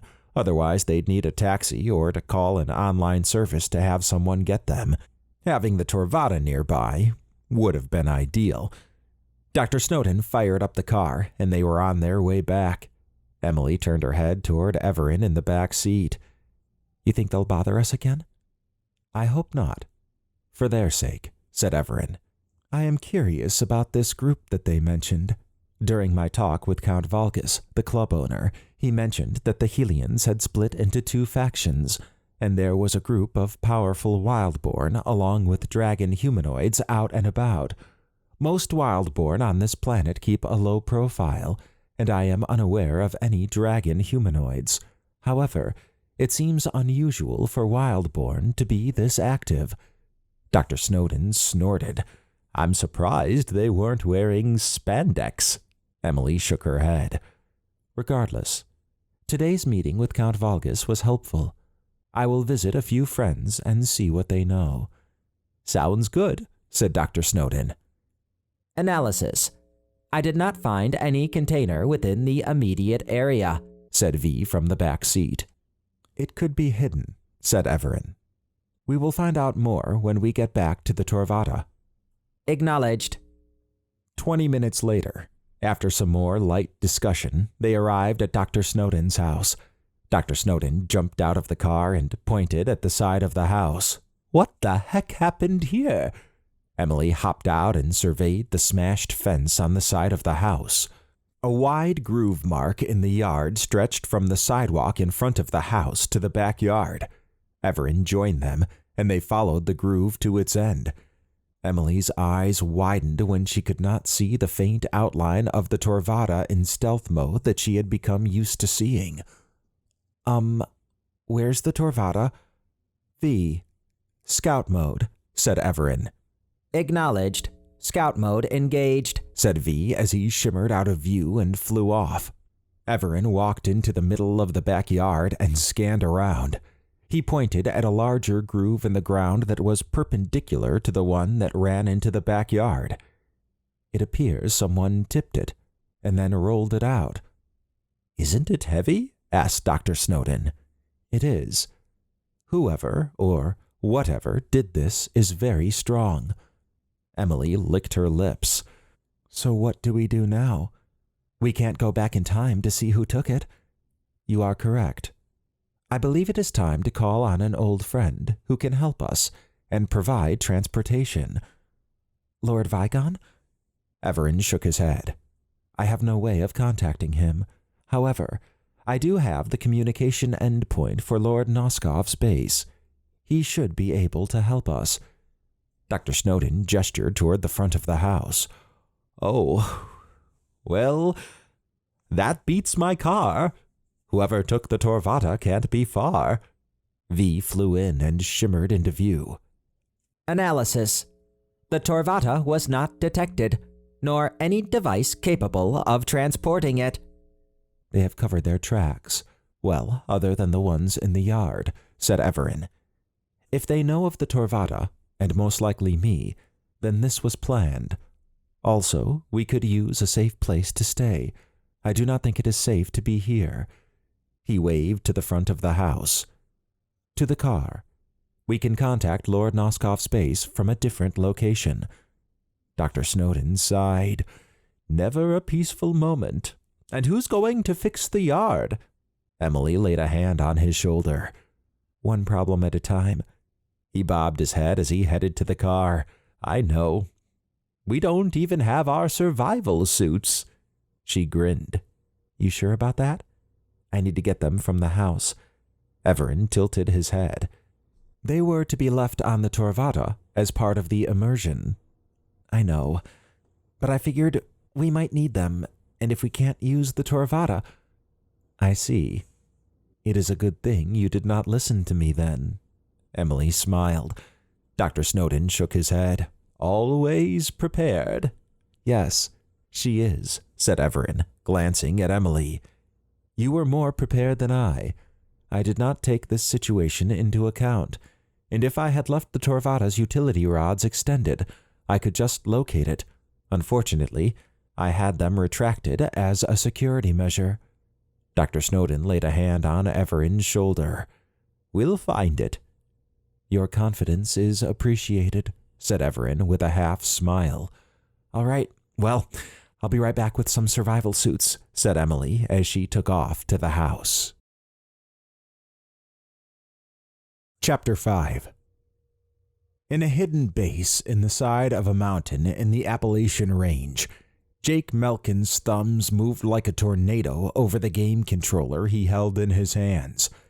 The large screen in front of him showed a video game with two players fighting each other. Jake's opponent was Mikhail, a powerful vampire wearing light black armor, and he sat by Jake on a large couch. Jake grinned as his character did a finishing move on Mikhail's character. How is this possible? Asked Mikhail in a thick Eastern European accent. Tactics, said Jake. You may be a vampire and have faster reflexes, but knowing the layout on the battleground is also important.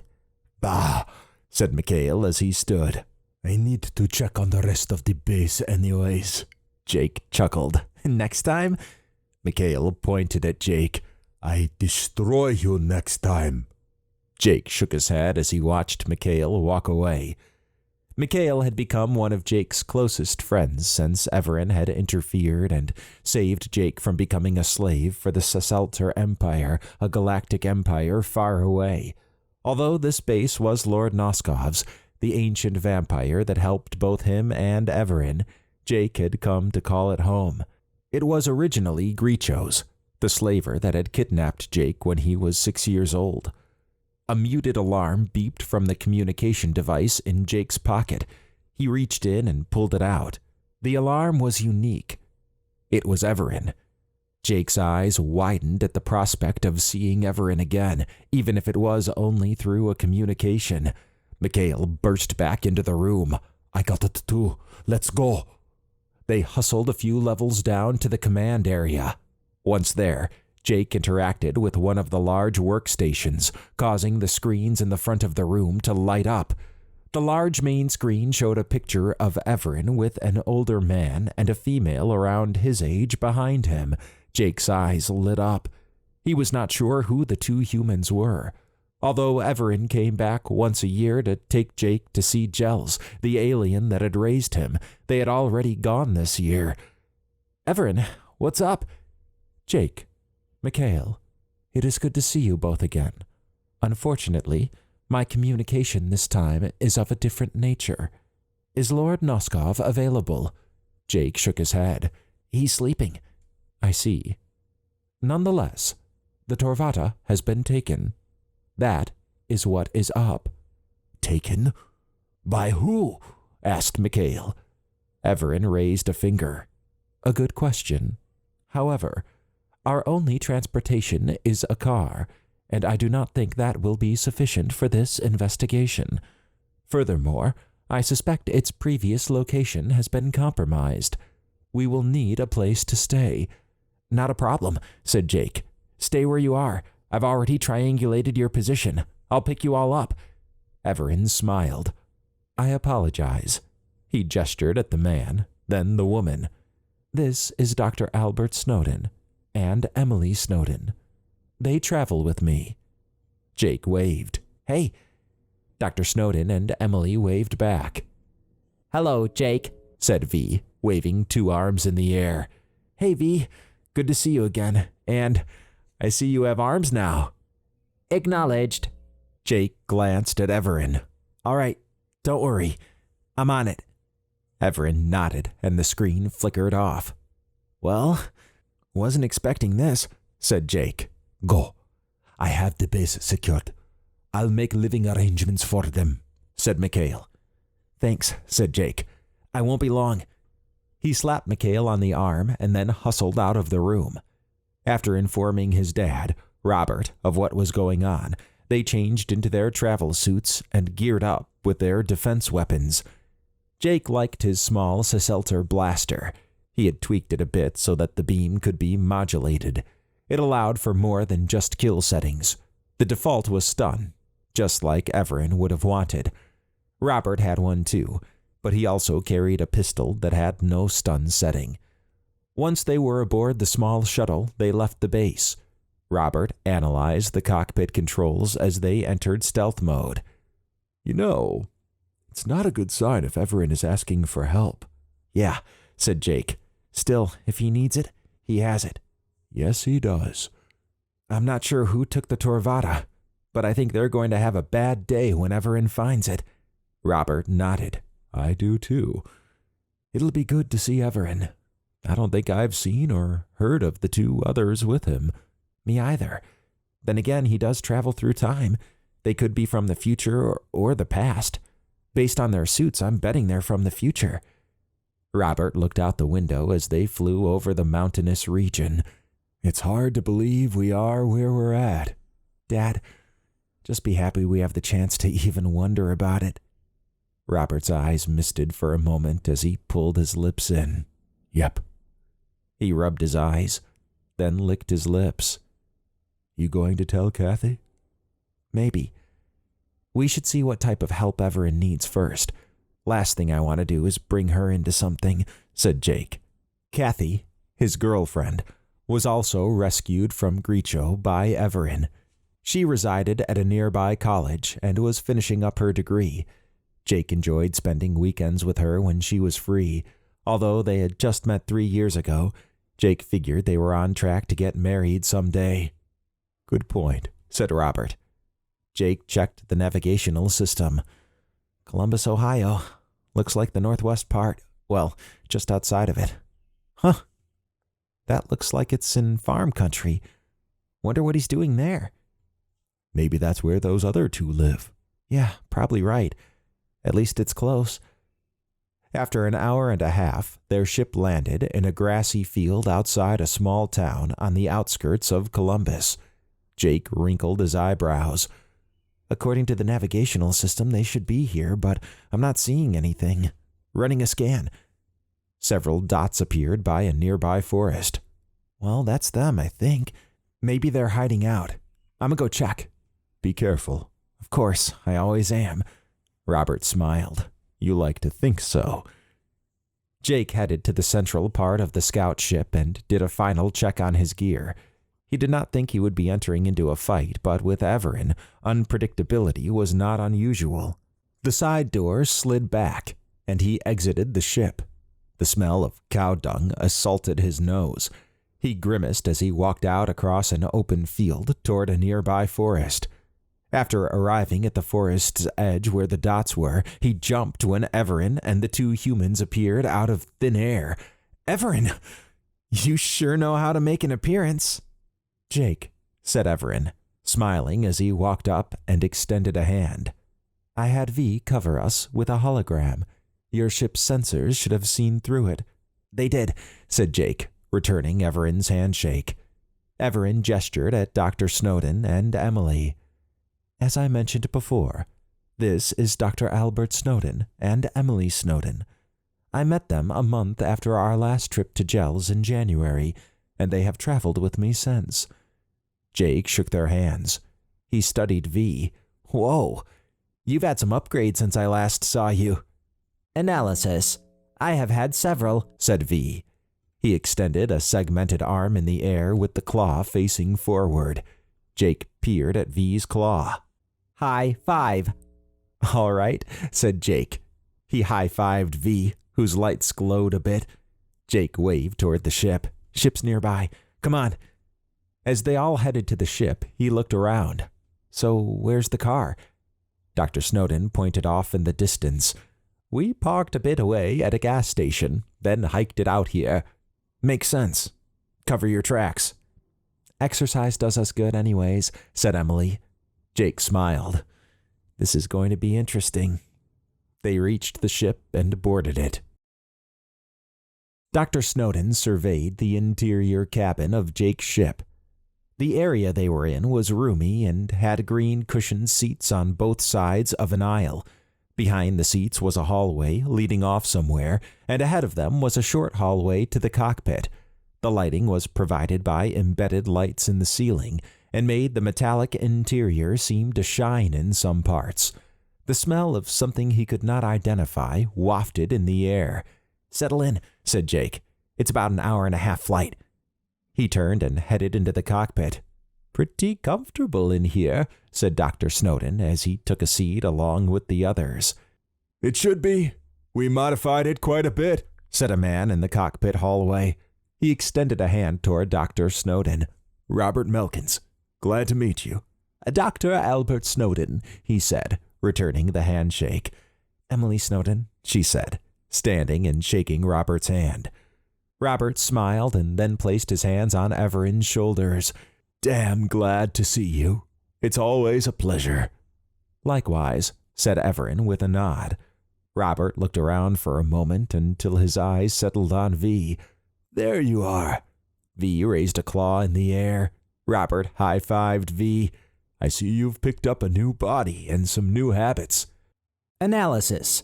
It was Dr. Snowden who taught it to me. The habits, not the body. Dr. Snowden shook his head. Good stuff. Robert gestured back at the cockpit. Jake's flying us back to base. And Lord Noskov sleeping? Asked Emily. That's right. Huh, said Dr. Snowden. When does he wake? End of year. Dr. Snowden adjusted his glasses. Oh, a bit away then. I guess we can't count on his help right now. Robert smiled. The base is still operational, and Jake and I will help in any way we can. It is appreciated, said Evaran. We will need access to the computer systems since they are hooked into the global Helian network. Of course. You know Lord Noskov has no problems with you at the base, said Robert. Hang tight. We'll be at the base shortly. If you need anything, just holler. He dipped his head, then returned to the cockpit. An hour and a half later, the ship landed at Lord Noskov's base. Dr. Snowden followed Evaran out of the ship and studied the landing pad they were on. It jutted out of the mountainside, and 2 other landing pads were off to the right. Looking into the distance caused his heartbeat to race. The grand majesty of the Appalachian Mountains was on full display. The powerful smell of the forests on the sides put him at ease. Emily laid a hand on his shoulder. Pretty cool, huh? Yeah, said Dr. Snowden. I'm loving the view. Jake walked up to them. It never gets old. Sometimes I'll come out here and just watch the sunrise or sunset. I guess you never really saw that much when you were on that station, said Dr. Snowden. Evaran filled us in on all that. Jake looked down for a moment, then back up. Cool. And you're right about the station. It's why I love being outside so much. The openness is awesome. It must have been tough transitioning to Earth, said Emily. Yeah, having a girlfriend helped, and of course my dad, Lord Noskov, and a base. Emily and Dr. Snowden nodded. So you 2 have traveled with Evaran for the last 6 months, huh? Asked Jake, putting his hands into his pockets. Yeah. The start was a bit rough, but I think we got the hang of this time-traveling thing, said Dr. Snowden. Jake nodded. Evaran saved us from an alien abduction, said Emily. When he dropped us off back on Earth, he came back in 3 months, and we asked to travel with him. 3 months? That's about how long he took for me, too. Emily tilted her head. Maybe he just wanted to see how we would adapt. Jake grinned. He was probably hovering in the stealth Torvatta and watching us. You never know, said Dr. Snowden. He shook a finger. Come to think of it, I don't think I've ever asked him what he did in that time. He probably traveled. He takes me and Dad out to see Gels once a year in January and tells us about some of the adventures he's been on, all up and down humanity's timescape. Wow, said Dr. Snowden with wide eyes. If we had the Torvatta, I'd go check on them. I spent most of my time looking at his early days in the universe.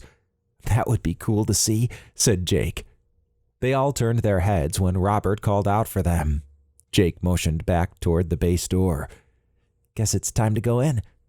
I'd like to come out here later tonight, said Dr. Snowden.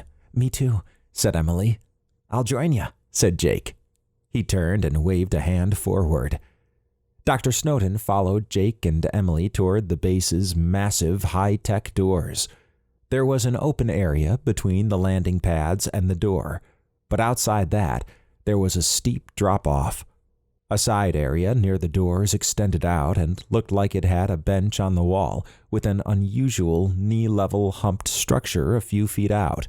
Past that was a circular area that had what looked like a fire pit of some type. He could see the faint shimmer of a shield around the outside of the base. Maybe it was to prevent detection. His ears caught the sound of the doors sliding back. Evaran and Robert were already in front of the doors by the time the others reached them. Together, they entered the base. Dr. Snowden's eyes widened as he surveyed the immediate interior. It was a large cargo bay with cargo containers everywhere. High-tech consoles and workstations were along some of the walls. The bright lighting, clean floors, and a sickly sweet cleaner smell made him think the base was well maintained. A pale man in dark clothing with tactical armor rushed over toward them. Evaran extended a hand to the man when he was within range. Mikhail, it is good to see you again. Mikhail grinned big as he forearm shook with Evaran. Evaran, always good to see you, friend. Evaran gestured at Dr. Snowden and Emily. I have with me Dr. Albert Snowden and Emily Snowden. They travel with me. Mikhail almost tore off Dr. Snowden's hand in a hearty shake. He then shook Emily's hand. Friends of Evaran are always welcome here. I've already made living arrangements. Very good, said Evaran. I do not expect to be here for long. The top priority is finding the Torvatta. Mikhail smiled and bared his fangs. We'll find it, and whoever took it. Excellent, said Evaran. I'm sure Dr. Snowden and Emily would like to get something to eat and be shown to their rooms. It is about dinner time, and the last time we ate was breakfast. As for me, I will be in the command center. Cool, said Jake. Should I wake Lord Noskov or any of the other ancients? Evaran shook his head. No. If they are sleeping, then that is how it should be. Assuming we find the Torvatta, we will skip ahead and visit them when they are awake. Dr. Snowden cleared his throat. Is Lord Vigon sleeping too? All 4 ancient vampires are, said Jake. They used to stagger it, but with all the craziness out there, they need their full strength and numbers. They've decreased their sleep to about a year, though, instead of 5, and also beefed up the bases and increased their group size. Those not guarding the bases usually go hang with the Alacrin Nation. Ah, said Dr. Snowden. He moved his lips to the right. I was kinda hoping to see either of them. I remember the Alacrin Nation. Maybe we can visit them. Anyways, I am kinda hungry. Robert smiled. Let's head to the cafeteria. Then we can show you your rooms. I still want to check outside tonight. I gotcha, said Jake. I shall join you, said V. Anyone is welcome to join us. Acknowledged. Mikhail gestured toward a large archway in the distance. I'll head to the command center with Evaran and catch up with everyone in a bit. Sounds like a plan, said Dr. Snowden. Robert motioned forward. Food awaits us. Chapter 6. Dr. Snowden examined the room that he would be staying in. It was smaller than what he was used to on the Torvatta, but it had a bed, a bathroom, a living room, and a small area with a workstation. A large screen hung on the wall in another area, and he could see how someone could adjust to living in the room. The warm lighting and clean smell enticed him. He took a seat on the bed and ran a hand through one of the gray tufts on his head. Although he was getting used to not sleeping on the Torvatta, he missed it. Like Emily, he felt secure there. Being out and about back on Earth made him realize how vulnerable he was. With a full stomach, he stretched out on the bed. Robert and Jake had shown him and Emily the cafeteria, and using something they called a Level 2 replicator, they had a good dinner. The base was high-tech, even in the cafeteria, and it had no shortage of amenities. He noticed that Emily had not eaten much, but it made sense when she asked Jake to show her the gym after going to her room. A knock rang out. "Who is it?" asked Dr. Snowden. "Robert." Come in." Dr. Snowden crawled out of bed and stood. "Hope I'm not bothering you," said Robert, opening the door. "Not at all." Dr. Snowden noticed Robert still had on his suit. "I was just enjoying the room."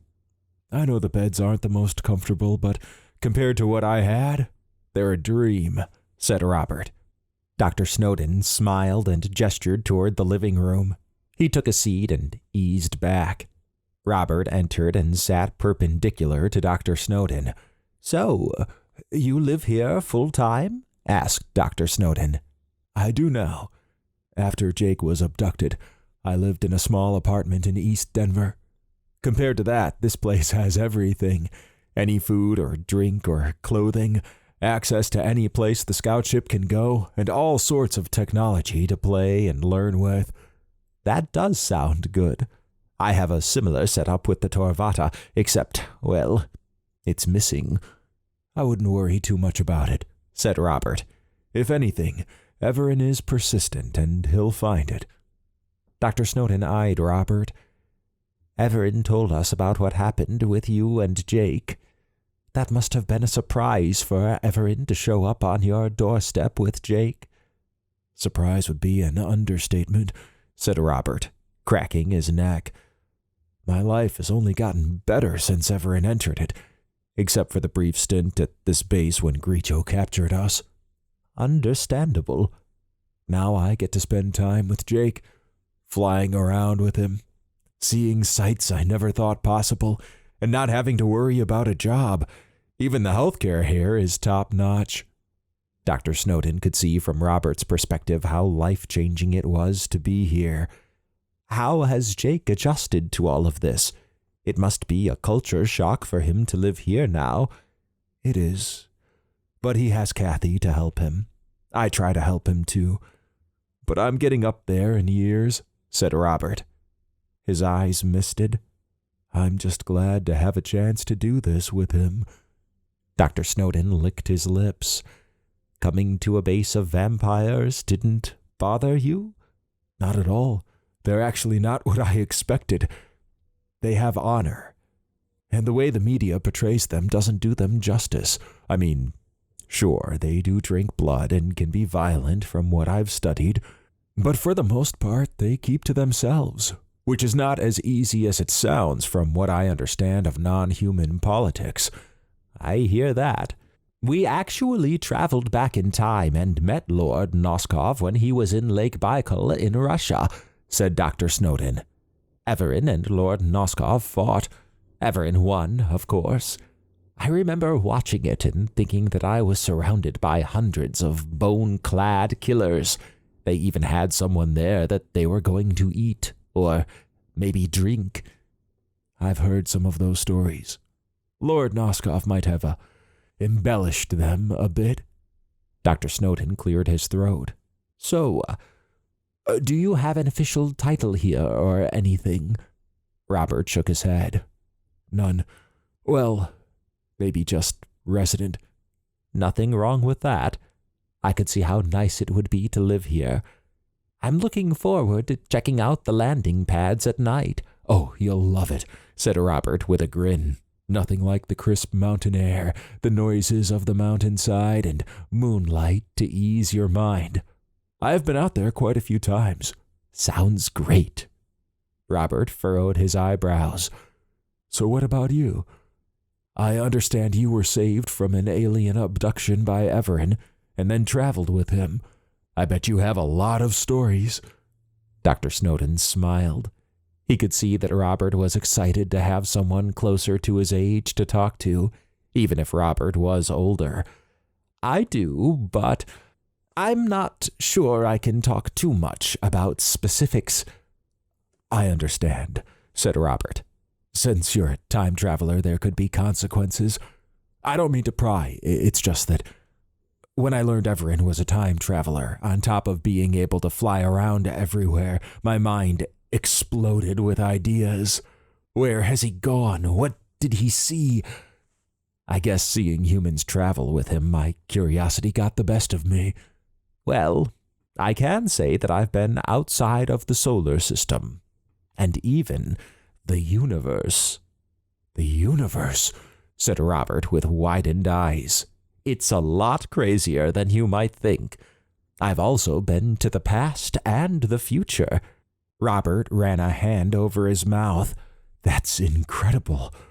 I've wondered what it would be like to travel with Evaran for some time now. I mean, I got to see the portal thing when we went to see Gels. It's hard to believe there is so much out there.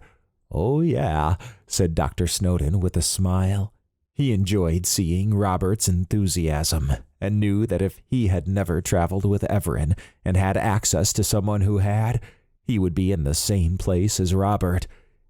It's had its ups and downs, of course, although Emily and I have had some rough experiences. She got the harder end of that. Robert furrowed his eyebrows.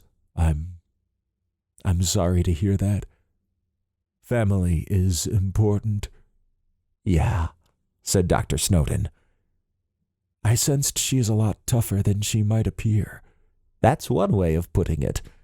She trains day and night, just in case. Robert grinned. I suspect she and Jake will get along fine. He brings so much energy around here. Emily does too, wherever she goes. Then again, she has nanobots inside her, and I do too. I heard that. but wasn't sure I fully understood. So you have, what, small robots inside you, and they enhance you somehow? Yeah, and they keep me healthy, among other things. Robert circled a finger at Dr. Snowden. You have your own built-in healthcare system. I guess I do, said Dr. Snowden. He enjoyed talking with Robert. Although Dr. Snowden had patched things up with Dr. Bryson, Dr. Snowden had to watch what he said. He had to do that with Robert as well, but it was only the details. At a high level, Dr. Snowden had more freedom in what he could say. His muscles had relaxed, and talking with Robert was like talking with an old friend. Dr. Snowden suspected they were kindred spirits. He was younger than Robert, but they both had a younger relative they traveled with. Dr. Snowden wagged a finger at Robert. Although I can't say much about things, I think I can tell you more about our first encounter with Lord Noskov, outside of the fight, of course. Robert scooted to the edge of his chair. Dr. Snowden smiled as he began to talk. Emily surveyed the gym with Jake. She had enjoyed her meal, and although she was a little tired, Jake's energy to show her around was infectious. She enjoyed the excitement. The gym was small compared to the Torvatta's hollow room. She also noticed that it was not a hollow room where anything could be created. Jake gestured outward in an arc. "This is the gym. It's not much, but you can get in a good workout." She missed the big combat scenarios she could draw up on the hollow room. The gym had an unusual odor, something the hollow room could eliminate. "Looks good. You come here a lot?" "Yeah, every morning and some nights." Work off excess energy?" said Emily. "I won't lie," said Jake. "As cool as it is being here, sometimes it's boring. The gym helps pass the time." She tilted her head. "You don't go flying around and checking things out?" "I do. Well, me and Dad do. I also visit my girlfriend Kathy at college when I can. But sometimes I just want to be alone when exploring. You know?" "I do, actually. Although it seems doing that where I've been is dangerous," she said. "I bet. Traveling with Evaran must be so mind-blowing." She looked down. "It is, but there have been some rough times too. People dying, getting hurt, and hard-to-escape situations." His eyes widened. "Sounds rough." "Yeah." Jake licked his lips. You said you have nanobots inside you?" "Yep." "What do they do?" Emily smiled. "They make me stronger, faster, and think better. They also heal me, can calm me down, and even boost me for a short while. I've given them a good workout." "Stronger? Like, how much?" She gestured at a punching bag in the corner and walked over to it. She adopted an offensive stance, then struck the bag with a series of blows. On her last hit, the bag went flying off the stand it was holstered to. "Holy crap!" She laughed. "Yeah, that bag stood no chance. I wish I had some nanobots." She eyed him as she picked up the bag and holstered it. "I heard you had a rough past." Evaran filled us in on what happened. Ironically, we were in the year 3104, about 740 light years away from Earth, eating in a crustacean restaurant called Krell's. "Really?" "Yeah," said Emily. "That's awesome. I wouldn't wish what happened to me on anyone, but I was lucky compared to others that went to different places," said Jake, looking down. "Your mom?" He nodded. "It's in the past, though. Look to the future. Or I guess in your case, just travel to it." They shared a laugh. She looked around. "So, what else on this base is worth looking at?" Jake lit up. "Oh, there's a lot. One thing Grisha was all about was comfort, so there's a lot of that here." He waved toward the gym exit. "Come on." She followed Jake for the next several hours throughout the base.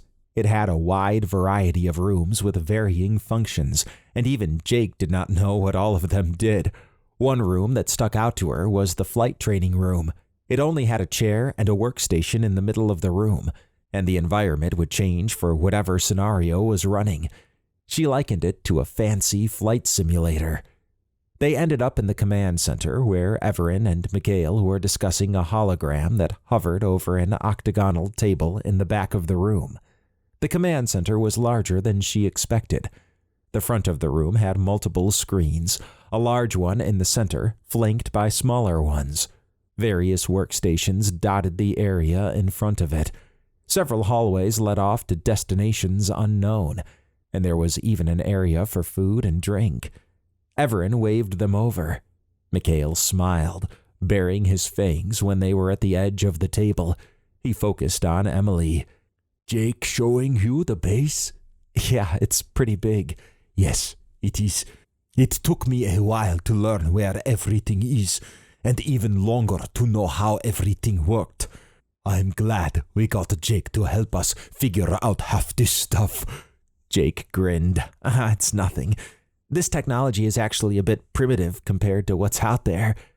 Perhaps so, said Evaran, but it is still better than most technology that resides on Earth. He tilted his head at Emily. Hopefully we will not be here long, but if we are, then this is a good place to be. Does Lord Vigon have a base like this? Asked Emily. He does, but it's much smaller, said Mikhail. When he sleeps, he shuts it down and turns on the automated defenses. He then sleeps under Alikran Nation protection at one of their bases and keeps his crew there too. He doesn't have numbers like the other ancient vampires, and the base would blow up if it was ever seriously breached. I think of it more as a temporary base. Lord Noskov prefers to stay here, with us protecting him. I prefer that too. Nothing against the Alikran Nation, of course. Huh, said Emily. I remember the Alikran Nation, outsider group. In her experience with the Alikran Nation, they were made up mostly of shifters of all types. That's right, said Mikhail. Out of all the ancient vampires, only Lord Noskov keeps everyone at the base when he sleeps. It helps having an advanced base to begin with. Cool. Emily pointed at the hologram. So, what's this? I am mapping various points and incidents over the last few years, said Evaran. Oh? Find anything? I have. However, before I discuss it, I still need to verify everything. Jake peeked at a device on his wrist. It's going to be sundown soon. We should head outside if we want to catch it. I will join you for a bit, said Evaran. Emily grabbed her PSD and contacted Dr. Snowden. Uncle Albert, we're headed outside. That works for me. Robert and I will meet you there, said Dr. Snowden. She closed her PSD and nodded at Jake. Let's watch a sundown. The next morning at 9:00 a.m., Dr. Snowden sipped his coffee as he surveyed the command center. Everyone had taken a seat around the octagonal table in the back. He had enjoyed the previous night outside on the landing pads. They spent it on the side section he had seen when they first arrived at the base. Sitting on heated seats and watching the sunset was an experience he thoroughly enjoyed. Jake had lit a fire after the sun went down, and they observed the stars while staying up a bit and talking. Dr. Snowden did not want it to end. Getting to sleep was not as hard as he thought it would be. He slept through the night and, in the morning, enjoyed a warm breakfast in the cafeteria with Robert, Emily, V, and Jake. The excitement of new visitors was obvious. Jake and Robert were all smiles, and V seemed eager to try out some humor with them. After breakfast, everyone had gathered in the command center per Evaran's request. Dr. Snowden noticed that Evaran seemed troubled. Although the subtle facial motions would not be easily detectable by others, Dr. Snowden knew what to look for. Evaran tapped at the console on the table, causing a projection of Earth to appear with red dots on it. I am glad everyone is here. Hopefully you enjoyed last night and got some rest. I sure did, said Dr. Snowden. I think next time I'll take a cup of hot cocoa out with me. Emily smiled. Me too. I will join you next time for the whole outing, said Evaran with a smile. He gestured at the projection. I have done a lot of research with Mikhail and V. The red dots you are seeing are incidents involving non-humans. These are special in that they were all committed by a mixed group of non-humans, the majority of them wild-born. They also have sightings of dragon-like humanoids. That is unusual, to say the least, said Mikhail. Some of these wild-borns are very powerful, and these dragon thugs, no one has seen them before. How they're moving around in broad daylight is also a mystery. We ran into 2 wildborn outside a Riskarian vampire club in Columbus. They did not fare well. Jake grinned. They probably never encountered someone like you before. They had not, said Evaran.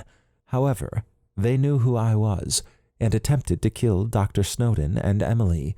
I cross-referenced the 2 we met with other non-humans, and it appears they run in a loose group numbering 7. Mikhail raised a finger. The recent split in the Helian authority plays a part in this. That is correct, said Evaran. There is a lot of evidence that links one faction of the Helians with these wild-born and dragon-like humanoids. However, their exact relationship is unknown. Dr. Snowden rubbed his chin. So, where do we start then? Jake tilted his head. If it were up to me, I'd talk to the other faction of Helians. They're bound to know something about all this. Evaran nodded at Jake. You are wise. That should be our first step. The Helians lost Atlantis a long time ago and now maintain secret bases throughout the world. The one nearest to us is farther up in the Appalachian Mountains. He interacted with the table, causing a red dot to show. There. Well, you're going to need a ship and a pilot, so count me in, said Jake. Me too, said Robert. Mikhail looked down. I want to go with you and help, but I must stay at the base while Lord Noskov sleeps. There are others that can monitor things, said Jake. It should be secure if... All right, said Mikhail. I can't go because of what those damned Helians did to Blake Brown. I'm not sure I could control myself around Helians. Dr. Snowden furrowed his eyebrows. Blake Brown? Mikhail paused for a moment to gather his thoughts. He was my mentor, and one of the oldest surviving members of Lord Noskov's inner council. He killed a rogue Helian enforcer known as a manager.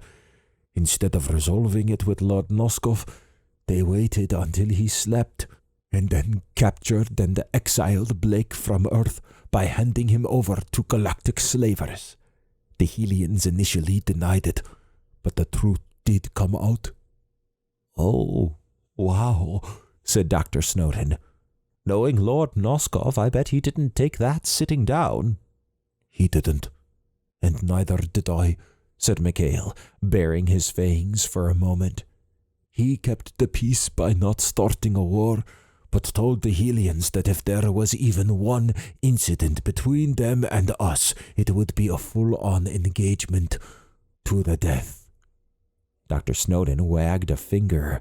Well, if this Blake guy was exiled, and assuming he escaped the slavers, then he would go to Fredoria. Mikhail shrugged. Lord Noskov seems to think that too. He said that now that the Kriegans are involved, if Blake ever came back, they would send hunters, and it could escalate very quickly. Lord Noskov let the situation be what it was. Maybe we could check on him, said Dr. Snowden. Mikhail's eyes lit up as he looked at Dr. Snowden. It is part of history now. We cannot interfere more than we have to, said Evaran. Mikhail looked away. However, we do know someone who could use his talents. He would be well looked after. I can put in a word after all this is done. Mikhail's eyes turned red as he swallowed hard. Emily shifted her stance. Getting back to these wildborn, do we have any information on them? Evaran interacted with the console. The mover appeared on the screen. We do, and have already met this one. He has the ability to move through condensed space in a localized manner. It appears, based on the reporting I have seen, that line of sight is not required, just a memory, but there is a distance threshold. We won't have to worry about him, I don't think, said Emily. With V stunning him and Evaran not being able to be teleported, the mover stood no chance. Perhaps, said Evaran. He brought up Sciatica next. This is Sciatica. She has the ability to reach out with her mind and control others. On a technical level, she emits wild energy tendrils that, when connected to a living being, allow her to control them like a puppet. She discovered what happens when wild energy meets cosmic energy. Whoa, said Jake. Mikhail ran a hand through his hair. She can apparently affect non-humans to some degree too. I've never seen a wild-born this powerful before. Most do not make it to the age where their powers can mature, and if they do, they go to one of the wild-born enclaves. I suspect that the International Non-Human Response Agency has a hand in maintaining the wild-born population. The INRA, poof, said Mikhail. I discovered a link between them and the Helians, said Evaran. We can find out more when we visit them. He next brought up the image of a burly, bronze-skinned man wearing a muscle shirt, blue jeans, and black combat boots.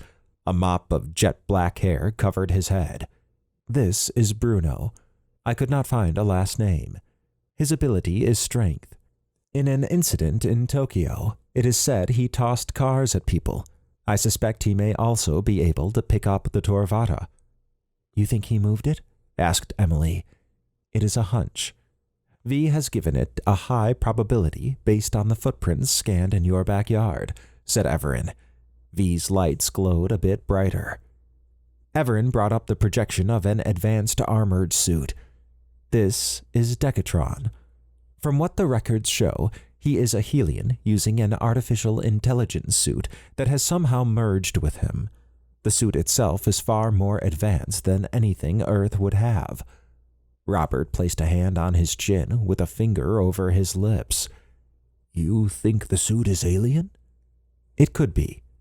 Another possibility is that it is from a different reality, said Evaran. He brought up the projection of a fair-skinned man in a business suit. This is Ares, also known as the Greek god of war. He is an outsider and runs with the others. His abilities are above average strength, speed, and intelligence. The weaponry that this group would be using, or even the other Helian faction, would most likely have come from Ares' weapon-dealing business. I suspect, like with Decatron, that there is advanced weaponry involved. In an incident in Lima, Peru, it is said his weapons vaporized several policemen. Sounds like a real nice guy, said Dr. Snowden. I am not sure why Ares joined, but he has been spotted with them, said Evaran. He showed another projection of a fair-skinned woman in a form-fitting one-piece suit. She had larger-than-average boots and thick metallic wristbands. Thin lines snaked from the band to her fingers. This is Red Lightning. She can generate and shoot electrical arcs with a similar effect to our stun beams. Yeah, I'm getting the vibe some of these people are not from this planet, said Dr. Snowden. That is my conclusion so far, said Evaran. Beings of this power would have a history, but it seems they appeared within the last few months and gave one Helian faction immediate power. I'm guessing Red Lightning's arcs are red, right? You are correct, said Evaran. There was a recording from a military ship she attacked. It showed her touching the deck, then causing a wave of red electricity to pulsate out. That would be useful in shutting things down, said Jake. It would, and strong enough to harm living tissue. He pulled up the last projection. It showed a pale, rotund man in black, light armor. This is Count Boris. Mikhail snorted.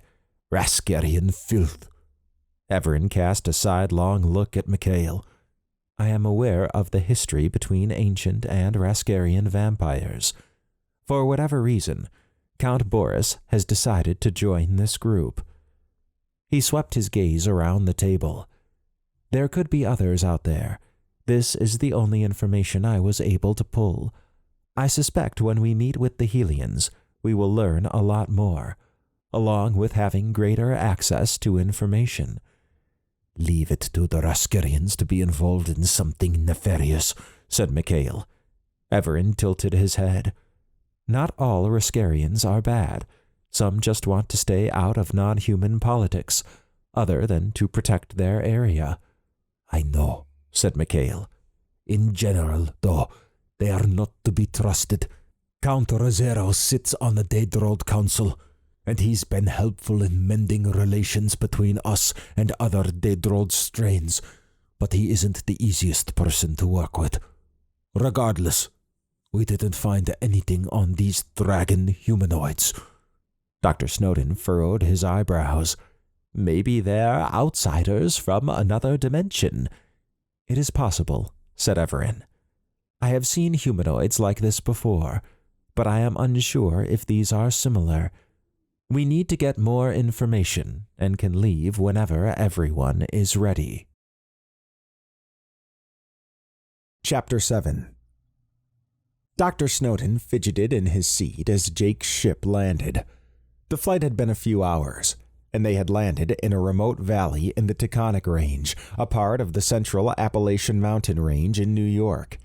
He was flanked by Evaran and Emily, with V hovering a bit off to the side. Jake and Robert were in the cockpit. Dr. Snowden just wanted the flight to be over. He appreciated that they had a ship to get around, but it was slower, and the seating for passengers was not as spacious or comfortable. There was also not much to look at, and the smell was not as sterile as the Torvatta. Jake bounded into the passenger area. "We're here." Dr. Snowden breathed a sigh of relief as the side door opened. He was glad Emily had defied Evaran's implicit order to keep the suits on the Torvatta. Although he figured he would not need the suit at the Helian base, it was comforting to know that if something unusual happened, like a car falling out of the sky, he would at least have some protection in the form of his shield. Evaran and V's ability to send information directly to his heads-up display inside his helmet was also useful. Dr. Snowden followed the others off the ship. With a quick glance around, he said, "Where's Robert?" Jake craned his neck at the ship. "He's going to stick around until the all-clear is given. The Helian base is secret, and they won't let craft land there unless cleared. We don't even know what the frequency is to contact them, but we do know the general area to find them in." Dr. Snowden closed his eyes as a cool wind blew over his face. After taking in the moment, he surveyed his surroundings. Trees ringed the clearing where they had landed, and it was just large enough for the ship. The strong smell of the forest caressed his nose. It was 11:30 a.m., and between the warm sun beating down and the wind, he relaxed a bit. Emily checked her suit, then focused on Jake. "So, how do we find them?" Jake pulled out a small device. "The Helians have a beacon up here. It's using a hologram to make it look like a tree. All we have to do is find that energy signature and then activate the beacon. They will then come get us." "Like Lord Vigon?" said Emily, glancing at Evaran. "Yes," said Evaran. "The use of beacons has been a part of the Helians for a long time. It makes sense from a security perspective." "Yeah," said Jake. "Usually you can contact them in the cities, but then all you get is a meeting. I'm thinking we need more than just that." "A wise conclusion," said Evaran. He pointed to the sky. "V, scout mode." "Acknowledged. Scout mode engaged," said V as he shimmered and flew off. "We can wait here while V finds the signature." Jake nodded. "I guess we don't need to hunt down the beacon then. I forgot that V can do that." After several minutes of light discussion, Evaran said, "V has located it not too far from here." He waved off to the north. "Come." "Wow, that was quick," said Jake. "No surprise to me," said Dr. Snowden. Jake grinned. "Having V as an option is pretty awesome." I think he would agree. They began weaving their way through the forest. When they were halfway to V, they paused. A black bear had sauntered into their path and stopped. It eyed them for a moment, and then issued a roar. Evaran extended a hand. "We are not a threat." The bear sniffed the air. Dr. Snowden furrowed his eyebrows as fuzzy images flashed in his mind. The images showed various environments, and one in particular stood out to him. It showed their group as black outlines with a blurry gray border. He peeked at Emily, who was also staring at the bear in contemplation. The bear snorted and moved off. Dr. Snowden watched the image of their group turn to green and then switch to a picture of a stream. "The bear has decided to go to a stream," said Evaran. "Wow," said Jake. "I'll never get tired of you being able to speak to animals." Evaran dipped his head, then began to walk forward. "You two coming?" asked Jake. Dr. Snowden rubbed his chin. "Yeah, but I saw some images." Evaran snapped his head toward Dr. Snowden and Emily. "What types of images?" Emily wrinkled her eyebrows. "Environments and our group with weird outlines. Then it showed a picture of a stream." Evaran scanned them with his ring. "That is usually how I perceive animal communications. The universal translator does not support that." "Well, I saw what Emily saw," said Dr. Snowden. Evaran eyed them both. "Intriguing. Perhaps a side effect of your nanobot transformation is that you can now view the same images I do when talking to animals." "Transformation?" asked Jake. Dr. Snowden grinned. "It's a long story. However, I think Evaran's right. I just hope it's something we have to focus on. The last thing I need is my mind being treated to a slideshow if I ever visit a zoo." "I think it's kind of cool," said Emily. "But yeah, hopefully it's something that can be filtered." Evaran interacted with his augmented reality interface. "I have noted this ability. We shall test it later in more detail when we find the Torvatta. Perhaps your apprehension at seeing the bear caused you to focus." "Could be," said Dr. Snowden. He sometimes wished he had an ARI like Evaran, accessible with just a glance. After shrugging at Emily, he followed Evaran as they continued.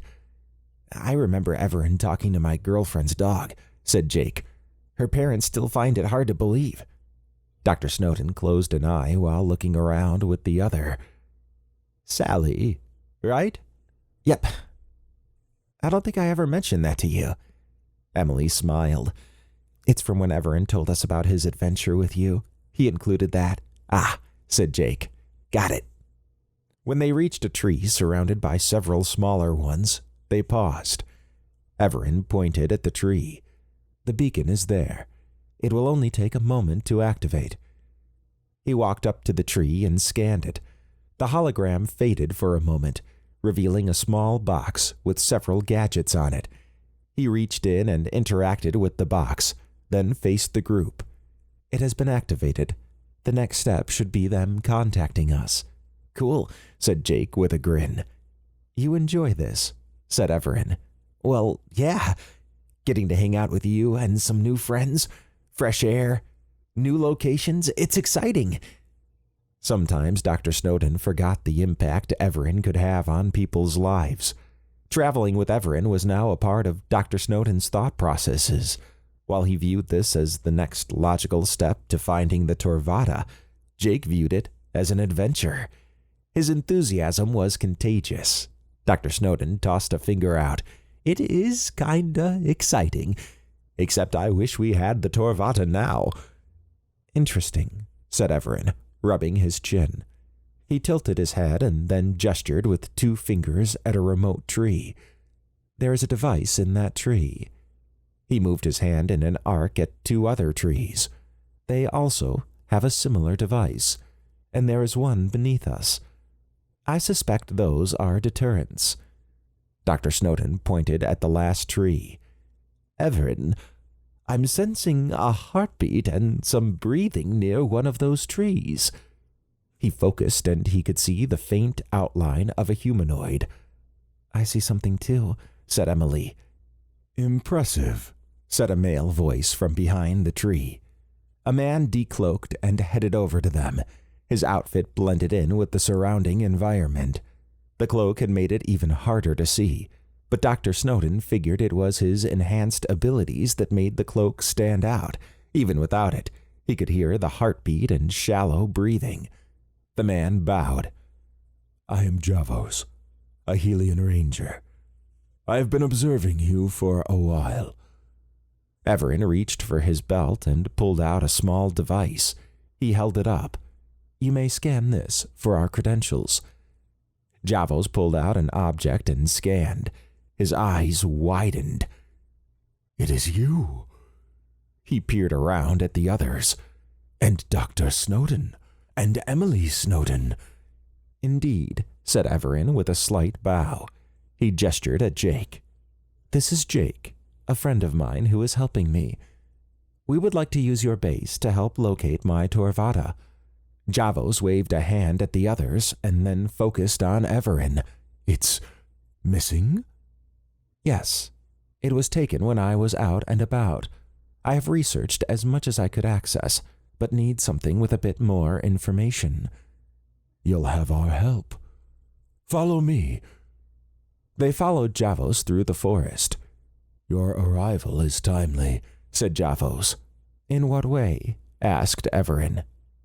These are trying times.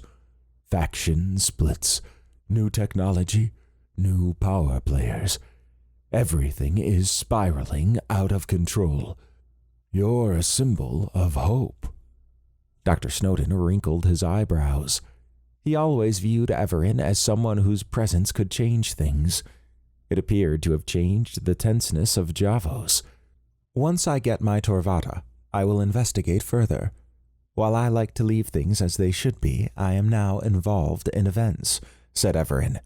The Council, well, what's left of it, will be glad to see you, said Javos.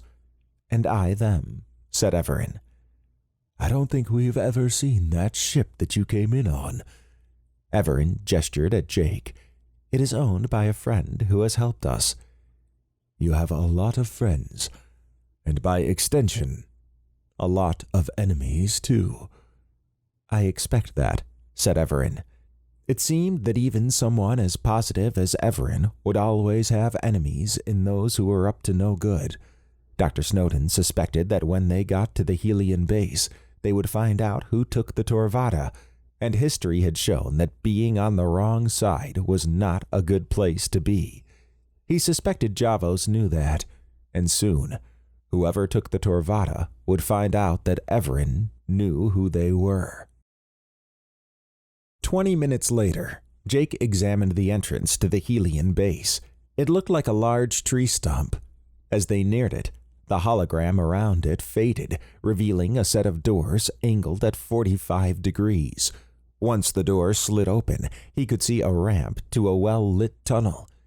He observed the others, particularly the strong bond between Evaran and Dr. Snowden and Emily. They must have traveled together for a while or been through some serious situations to have that. The fact that they could see Javos while cloaked surprised him. Jake did not see anything, or hear anything for that matter. He enjoyed talking with Dr. Snowden. His rational and calm approach reminded Jake a bit of Evaran. From what he had learned, Dr. Snowden was a professor, which made sense. Jake bet that Dr. Snowden knew a lot more about Evaran and reality than he let on. Emily was another story. Jake enjoyed being around her. She was smart and tough, yet had a kindness about her. Javos peered back. I'm sensing something odd about Dr. Snowden and Emily. They possess nanobots, said Evaran. Javos nodded. I'm unfamiliar with that, but it's definitely noticeable. In what way? Asked Dr. Snowden. Just that you have a way of carrying yourself. You move slightly faster than a normal human, and there is a mist-like semi-transparent aura about you. That's the best way I can explain it. Although I can't see it well, I can sense it. Huh, said Dr. Snowden, glancing at Emily, who shrugged. Jake could not see or sense what Javos did. Jake found it interesting that an outsider could detect that. Maybe it was a non-human thing. He refocused his thoughts and examined the hallway they had entered. It was his first time inside a Helian base. He had heard that they used Atlantis at one point in the far past, at least per Lord Noskov, and now they used these secret bases scattered around the world. The hallway had lighting along the edges of the ceiling, and the sidewalls had a glass-like strip containing various screens bordered by raised edges. The metallic texture was similar to Lord Noskov's base. Dr. Snowden paused as he closed his eyes and exhaled sharply from his nose. Jake tapped Dr. Snowden on the arm. "You okay?" Emily and Evaran pivoted to face Dr. Snowden. Dr. Snowden gulped and opened his eyes. "I'm fine. It's nothing. Let's go." Jake shrugged as they continued. When they reached the end of the tunnel, before a sliding set of doors, Javos interacted with a panel that lit up on the glass strip on the sidewall. A beam shot out and scanned them. The doors slid back. Jake's eyebrows rose when he saw the room they were about to enter. Several large devices stood on the side, and a few of them reminded him of turrets. As they proceeded through the room, beams shot out and scanned them. "Don't be alarmed," said Javos. "They're just an additional check prior to entering the base." "Understandable," said Evaran. "This is pretty cool," said Jake.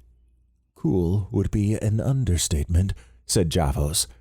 "We have the highest tech on Earth here."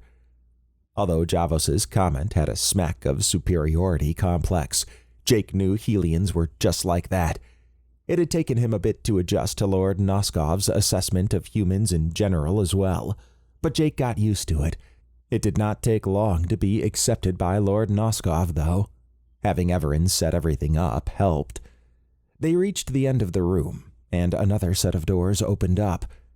"This is as far as I go," said Javos. He gestured at the dark-skinned older man in a business suit on the other side of the door. "This is Manager Lee. He will take it from here." "We appreciate you bringing us in," said Evaran. Javos bent his arm so that his hands were touching in front of his chest.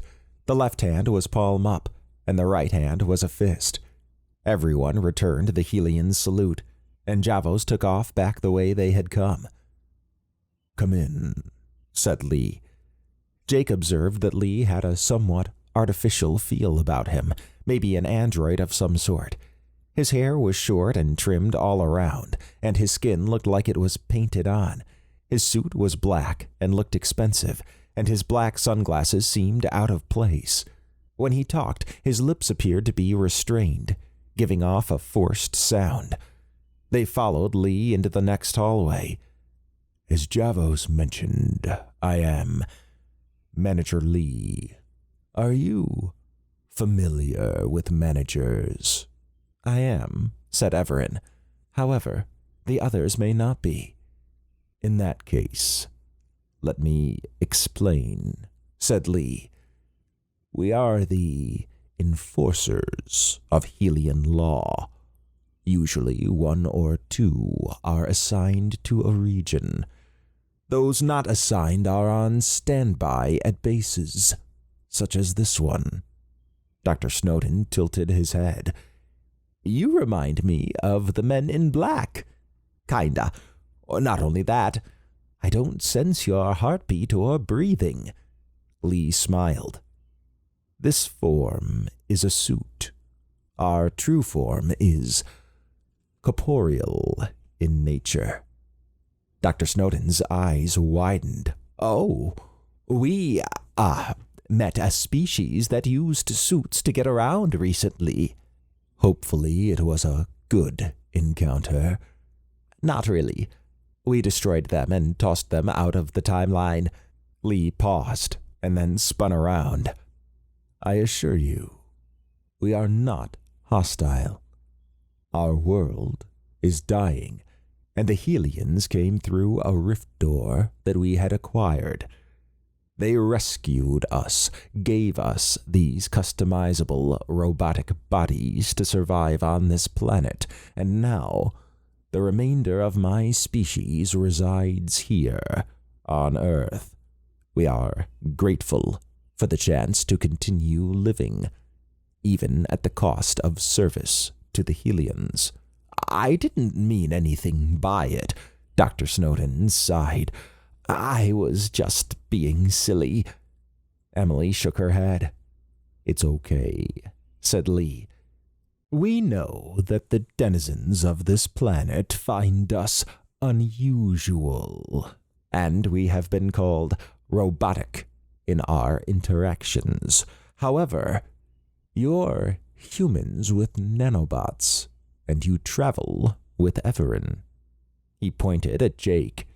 You reside with Lord Noskov, according to the scan earlier. I suspect humans would find you all unusual, too. At least we have something in common, said Jake with a smile. He noticed that Lee would begin a sentence, pause, and then tilt his head to finish it. The unusual cadence made it seem as if Lee was carefully choosing his words. Yes, we do. Lee motioned at V. Although we typically do not allow sentient flying AIs in the base, you're an exception because of who you travel with. Acknowledged, said V. Javos indicated your Torvatta is missing, and you wanted to access our system. You can do that, said Lee, gesturing forward, from one of our control centers. Lead on, said Evaran. As Lee continued to walk, he tossed a hand out to the side. Many things have changed in the last few months. We're aware of the Evaran protocol, so we'll need to brief so that we may calibrate our answers accordingly. It is appreciated, said Evaran. Jake had heard of the managers, but never interacted with one. He knew them to be some of the toughest non-humans around. Lord Noskov classified them as outsiders, but did not know much about them. Yet within the last few minutes, Jake had learned their true identity. He doubted they would so casually reveal that to anyone. But Evaran was not just anyone. Jake was not sure how much of the manager was robot or how the species was merged to their suits, but he did notice that Lee was capable of showing facial expressions. Lee wrinkled his eyebrows. Evaran, while you're here, we could use some assistance with the rift doors. They were to be shut down and not used. It appears that is not the case, said Evaran. You're correct, said Lee. Although it saved my species, I understand that it has consequences. Whatever help you could provide, it would be appreciated. You will have it, said Evaran. Good. The control center is just ahead, said Lee. Chapter 8. The control center was not as advanced as ones Emily had seen before, but for the current time period, it was more advanced than anything she knew would be on Earth. Large screens were attached to the walls around a central area, with a chair and surrounding workstations. Other workstations sat out in the rest of the room, all arranged in a circular pattern around the center area. Cool room, said Jake. He looked around. Is there some place I can contact my dad? He's outside with the ship. There is, said Lee. We have a landing port nearby. I'll show you where you can contact him. He gestured at one of the workstations in the central area. For the others, these are available for whatever you need. He put a hand down on one of them. You can use your card on them. Evaran nodded. Jake flashed a thumbs up at the others and then took off with Lee. The remaining group swooped in on one of the workstations. Evaran placed his UIC on it and then faced Dr. Snowden. "Are you okay?" "Yeah, sure," said Dr. Snowden. "Why? What's up?" Evaran pointed at the hallway they had entered from. "Back there. Your heartbeat increased. Your breathing was shallow, and your body temperature rose. I also sensed enhanced nanobot activity." "Yeah, I sensed that too. Even Jake noticed," said Emily. Dr. Snowden sighed.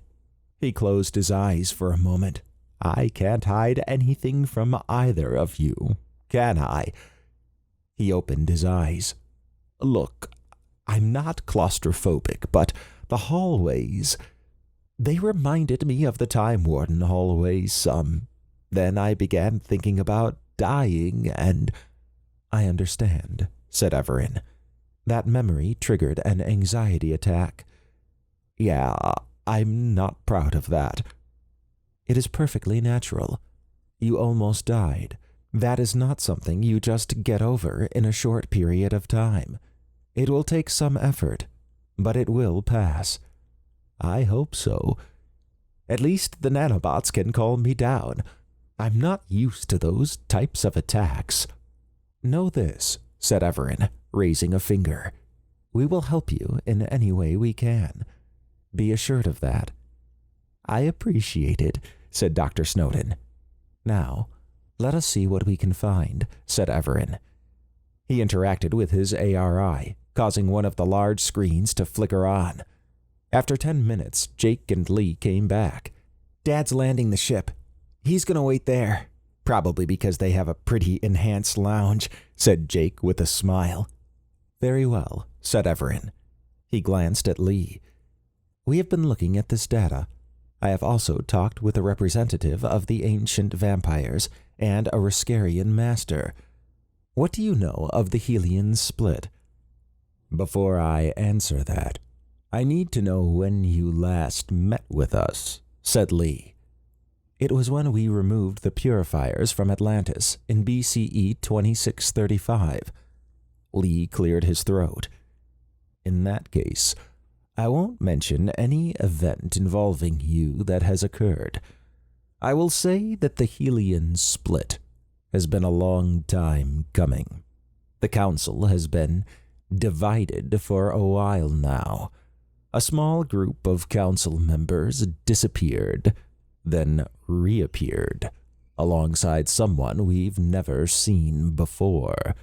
They declared they were no longer part of the Helian Authority and did not recognize our claim to protect Earth. This occurred a month ago." "A month? Said Evaran, rubbing his chin. "Who was this individual that appeared with them?" Lee interacted with the station. The screen changed to show 4 council members seated behind a male humanoid with a dragon-like head. Emily noted the clothing of the council members had changed a bit since she had last seen them thousands of years ago. The robes were gone, and in their place were black and gold one-piece suits with various gadgets on them. The dragon humanoid had yellow reptilian eyes and stood a good foot taller than the council members. He wore black armor, and the skin that was exposed was covered in black scales. 2 large horns jutted out from his head, and a gold cape flowed down his back. The man spoke in a grizzled and authoritative voice. "My name is Kaltorus, God of the Druids. This world is no longer under your control. I have arrived. Soon you will see my strength. Soon you will bow to me. Your claim as protectors of Earth is no longer recognized." The video ended. "Well, that was short," said Emily. "And to the point," said Lee. We haven't seen Kaltoris anywhere, but the appearance of powerful Wildborn and others like him have not gone unnoticed. We suspect they're related." "I see," said Evaran, placing his hands in front of him with his fingertips touching. "Kaltoris is draconian in appearance. I have not heard of the Druze, but suspect it is a draconian race." He tilted his head at Lee. "What has the Helian authority done to handle this situation?" Lee raised his head a bit. "The managers are loyal to the Helian authority. None have gone to the other side. However, Raskarian vampire troops have appeared alongside the Wildborn and others. We suspect they are involved as well." "Count Boris?" said Jake. Lee sighed. "That is who we think it is as well. There is another potentially serious problem. They possess one of the rift doors." "That would be an issue," said Evaran. "There were two, so I assume you still possess one." "We do, but we can no longer use it. Every time we put in coordinates, nothing happens." Evaran furrowed his eyebrows. "They are linked. It would seem this Kaltoris is more powerful than expected if he can do that. Nonetheless, I have intimate knowledge of the rift doors." "We figured," said Lee. "I know you're not happy we used them, but there has been good that has come from it. Once this is over, I believe it is time that they come under new management, one that I will choose." Lee looked down. The council was aware that it might come with a price. He looked back up. "We believe the other Helian faction is using the rift door to bring in powerful individuals from other places. Have you seen anyone like Kaltoris before?" "I have," said Evaran. "Draconians come in many varieties. I will need to sift through this data a bit more. Everyone, take a break. I will need Lee and V's assistance." Acknowledged. Lee pointed off in the distance. "We have an entertainment center and cafeteria, if you want to check those out." "I'm game," said Jake. "Count me in too. I'm up for a late lunch," said Dr. Snowden. Emily shook her head. "I will contact you via PSD when we are done," said Evaran. Lee tapped at a device on his wrist.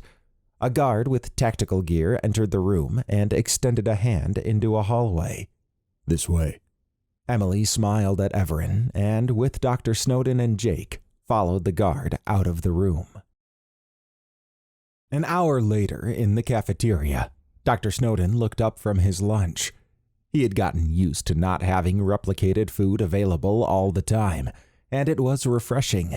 This lunch, though, was replicated and had a distinct metallic taste to it. He wrinkled his nose as he pushed away the plate his sandwich was on. Jake put his sandwich down. "I'm with you. This tastes horrible. And they have a level 3 replicator here. My nanobots should handle any upset stomach from this. Hopefully they won't need to," said Dr. Snowden. Emily drew her lips to the right. "I could have had a pellet. At least it's somewhat tasteless." Jake furrowed his eyebrows. "Pellet?" She grabbed her PSD and expelled a food pellet from it. "It has 1/3 of your daily nutritional needs. You could survive on this, but it assumes you have nanobots to help distribute it." "Oh," said Jake. "Maybe I'll just stick to the sandwiches." "Good choice," said Emily. Dr. Snowden noticed the guard walk into the room. "Well, looks like it's time to go see what they found." The guard waved for them to follow. "About time," said Jake. "I would have preferred to mess with one of their workstations." "That's probably why they had us come here," said Dr. Snowden. Jake nodded. They all stood and followed the guard. Once back in the room, they assembled around Evaran, who stood with his hands behind his back. "How was your lunch?" asked Evaran. "It was okay," said Dr. Snowden. "Didn't quite taste right." "There's a reason for that," said Lee. "The base has been having some issues. We suspect cyber attacks are responsible, but we haven't been able to narrow it down." Jake pointed at Evaran. "I bet he could find out." "I appreciate your vote of confidence," said Evaran. "However, one problem at a time." "Right," said Jake. Evaran raised a finger. "We have found a potential location on 2 of the Wildborn group. The goal is to capture them and obtain information. They are frequenting a club called Saffrica on the outskirts of nearby New York City. It is run by a powerful lion shifter boss named James McKinney, nicknamed Claw. Saffrica serves as neutral ground for contract killers, but masquerades as a dance club. While there is officially only one known entry point, Lee knows of another way. "You found all that out in an hour?" asked Emily. Analysis, 41 minutes and 10 seconds. Evaran eyed V. Yes, what V said. However, there was raw information not processed by the Helians yet. I had V process it. Several Helian informants have pictures of Bruno and Red Lightning going to the club together on multiple occasions. It is a start. "So, what's this other way?" asked Emily. Lee tapped at the table console. The large screen changed to show a bird's-eye view of the outskirts of northwest New York City. A set of lines were drawn between an open area and several locations in the city. These are tunnels that lead to an abandoned subway that Claw still uses. Saffrica has a back entrance on one of the subway platforms. It will be guarded, but we may be able to take them by surprise. If we can get inside the club unannounced, I can hold Claw's attention as a Helian representative, and then clear the club. We seal the doors, and then we can interrogate him.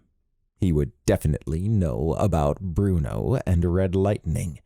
He may even be able to summon them." "You've thought a lot about this, haven't you?" asked Emily. "Yes, and if it's not obvious, I'm coming with you," said Lee, adjusting his suit. "I've been to that club before. Not through the back entrance, though. That was given by informants.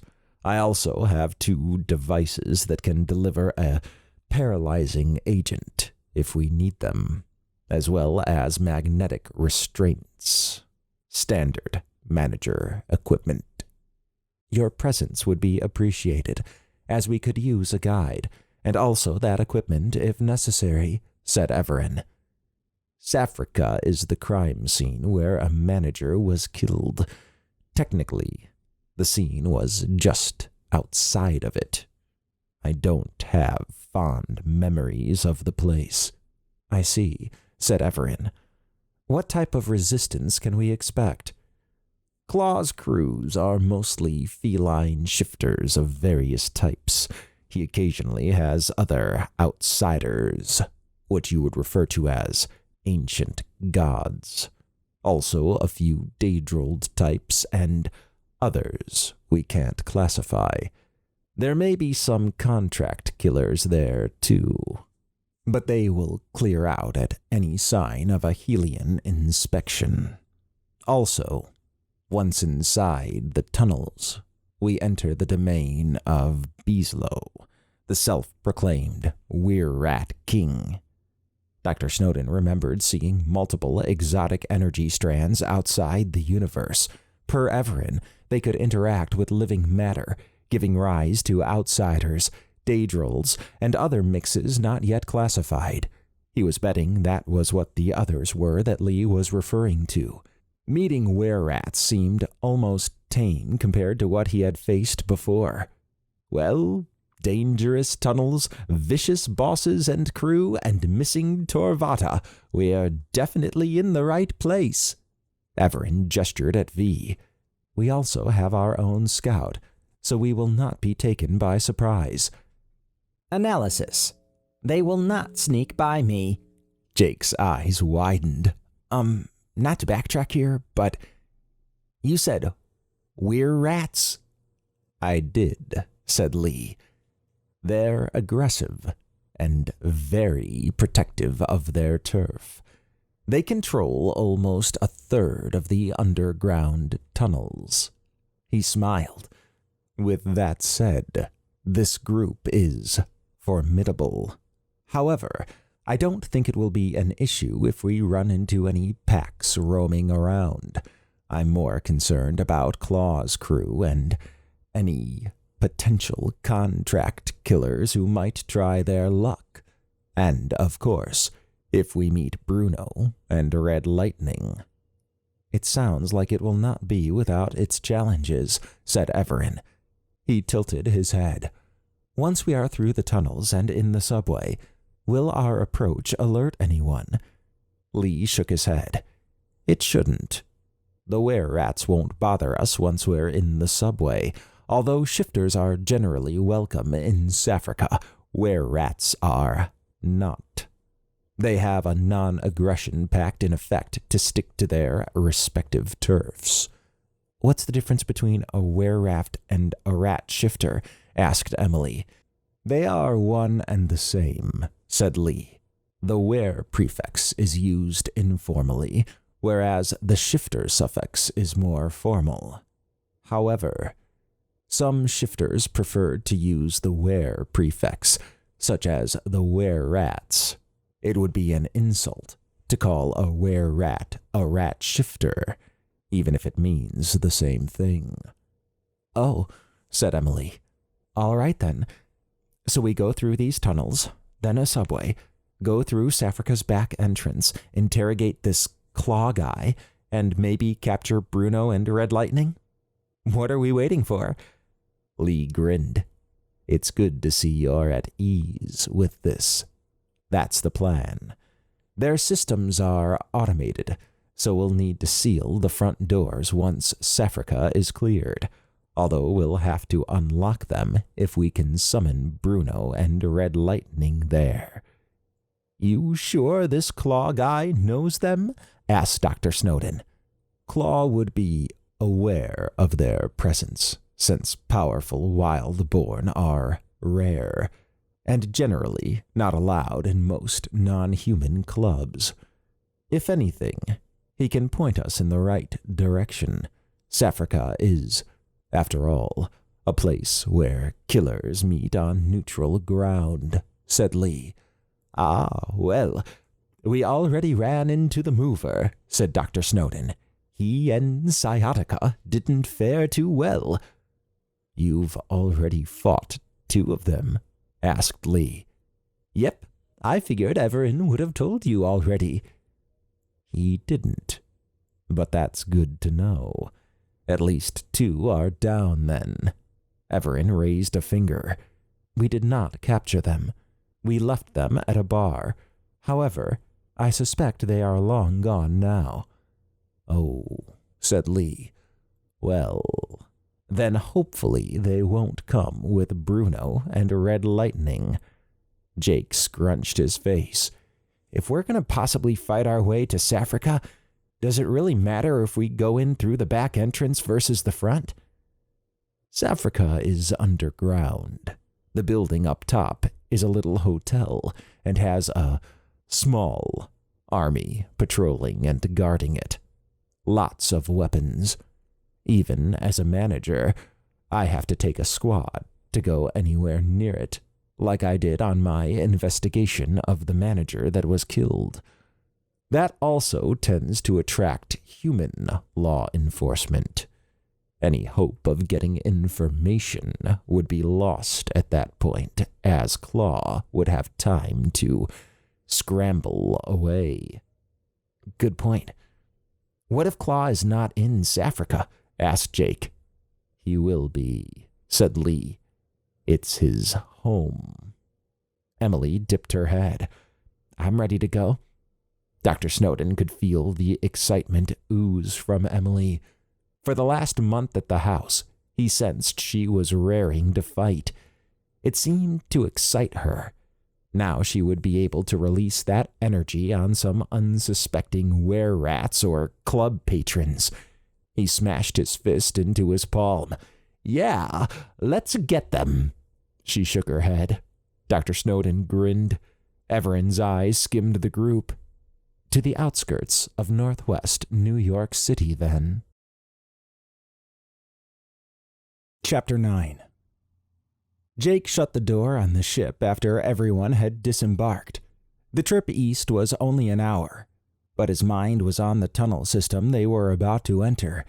He was confident in Lee's ability to navigate it, but if things went wrong, there would not be a lot of choices available.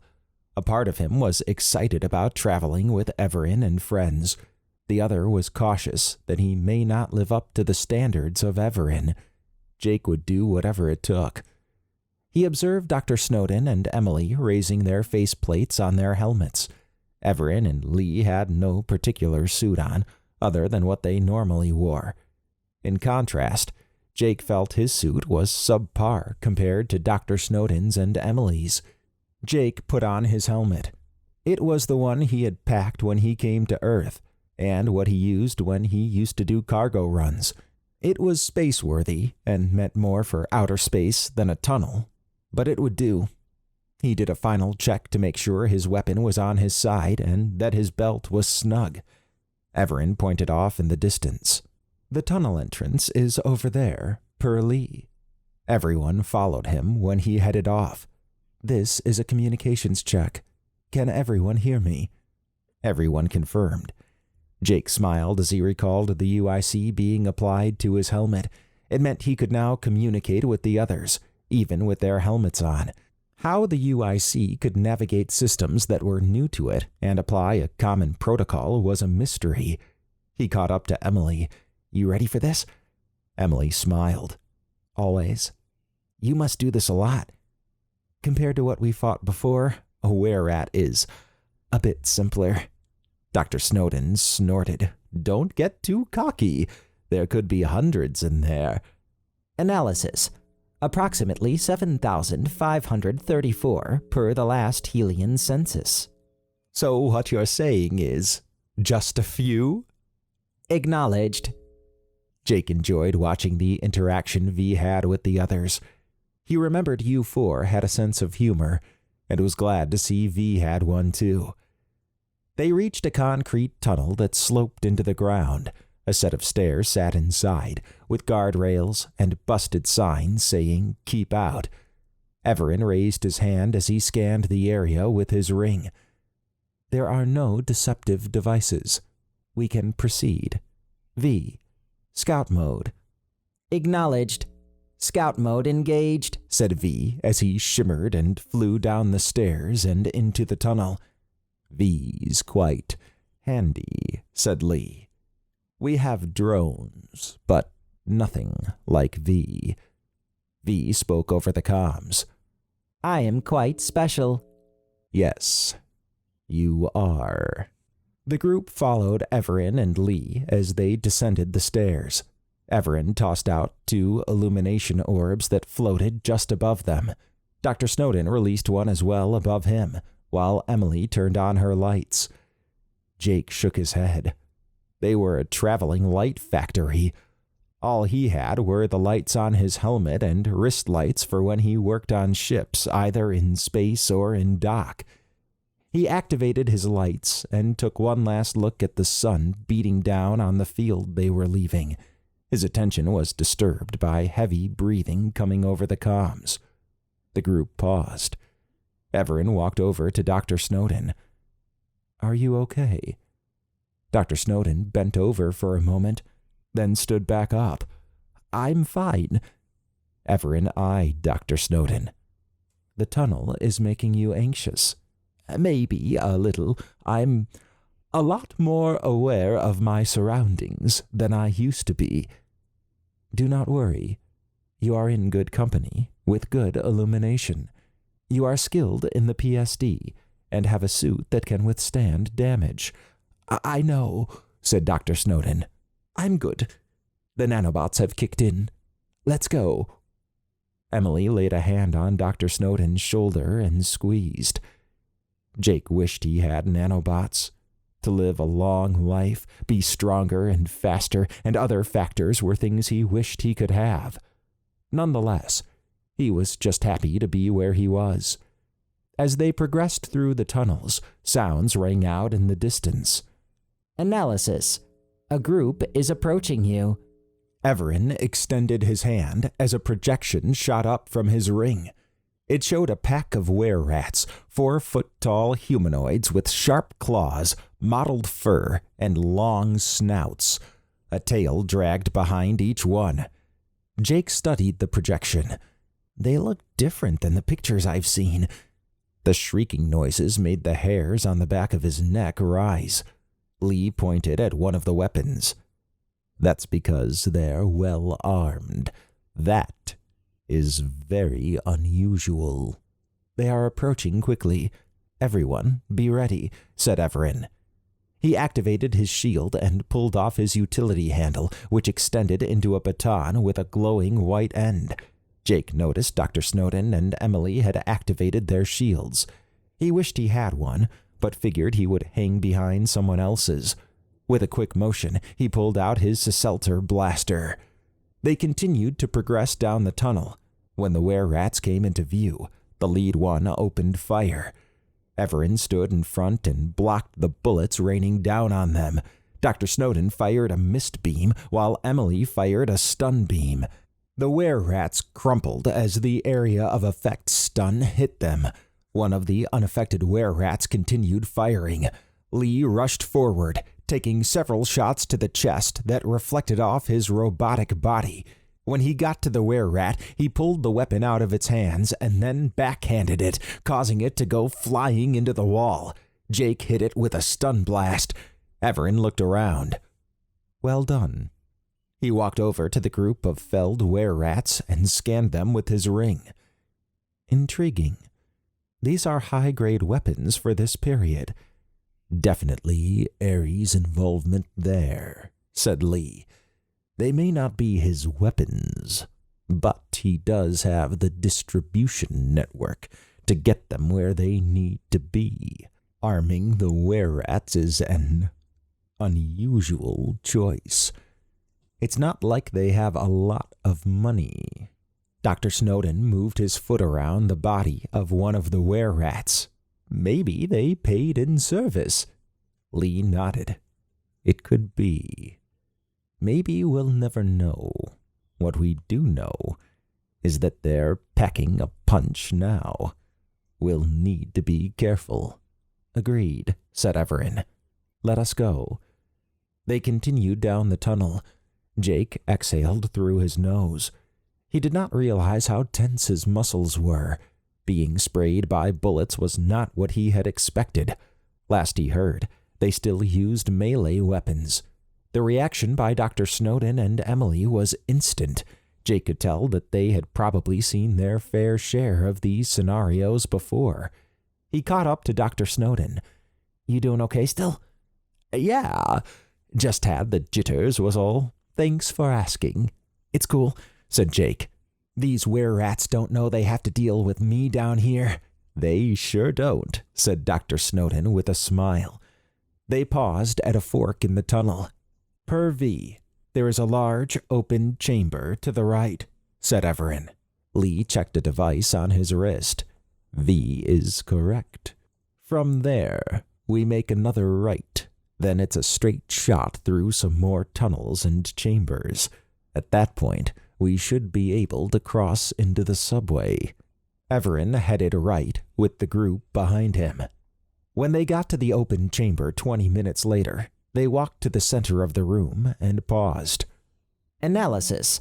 Multiple packs are converging. How many? Asked Evaran. Approximately 40 packs, or several hundred individuals, said V. Dr. Snowden's eyes popped open. What? It appears we have riled them. V, how is the passageway to the right? Asked Evaran. There is a small group headed from that direction.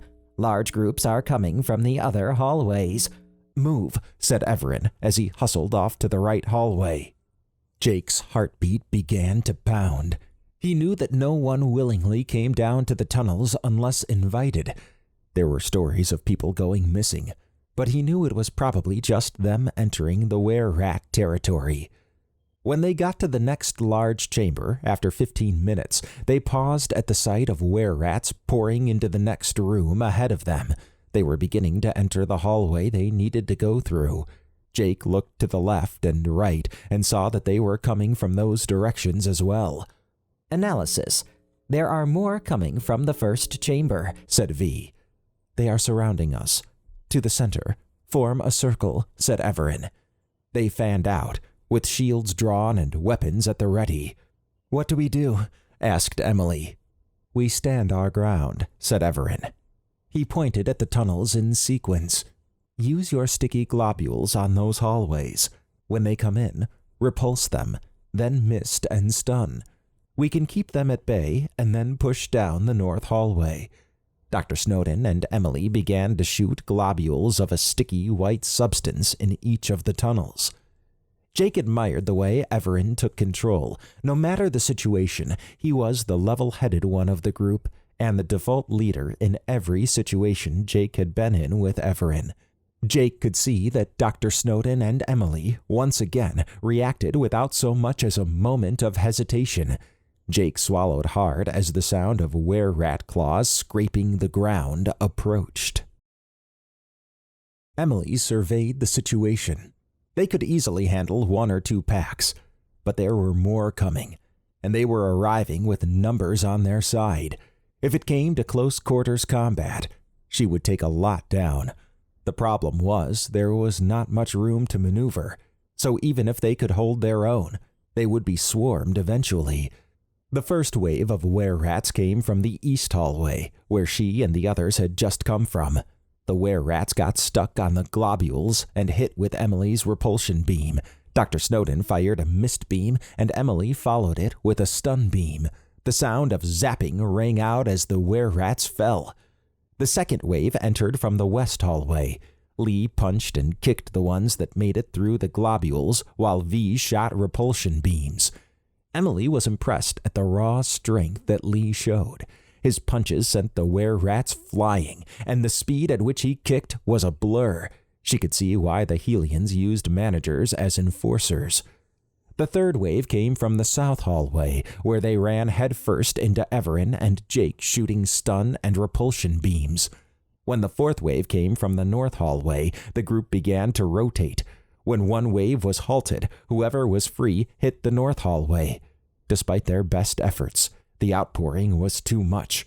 Were-rats were able to climb over ones mired in the sticky globules, and some had entered the room. Once close quarters combat was engaged, the were-rats began to swarm in even faster. Emily saw Jake get pulled down by 2 were-rats. She jumped forward, and with 2 upward swings of her PSD baton, she sent them flying. "Thanks," said Jake, trembling. "It's not over yet," said Emily, smiling as she kicked away another were-rat. Jake pushed Emily a bit to the side and shot one that was angling to jump on her. She acknowledged Jake, then rejoined the battle. Although the room was now filled with everyone fighting, she could see the fight in slow motion. She felt like a speedster as she zipped around, knocking were-rats back. As she passed Dr. Snowden, she noticed him shooting stun beams with his PSD in rapid sequence. Maybe he was experiencing the same effect. She enjoyed the enhanced tactical awareness. Evaran was a tornado as were-rats near him went flying. Lee seemed to always have were-rats on him, but they could not affect his robotic body much. V was above, selectively picking out targets and using all his arms to shoot stun beams simultaneously. Although it seemed like they were winning, more were-rats were pouring in, and Emily's enhanced hearing heard even more coming. The were-rats paused, and some retreated to the edges of the room while others stood just inside the tunnels. A high-pitched snarl rang out, causing the were-rats to hunch over more than they already were. The were-rats in the north tunnel stood to the side as an older were-rat with brown light armor stepped forward. To his sides were large crocodile-like humanoids. The older were-rat raised his hand, causing a silence to fall upon the room. Emily laid a hand on Jake's wobbly shoulder. She could see he was still trying to come to grips with the fight. They were surrounded, and whoever this older were-rat was seemed to command the room. She felt Dr. Snowden lightly squeeze her arm as he stood next to her.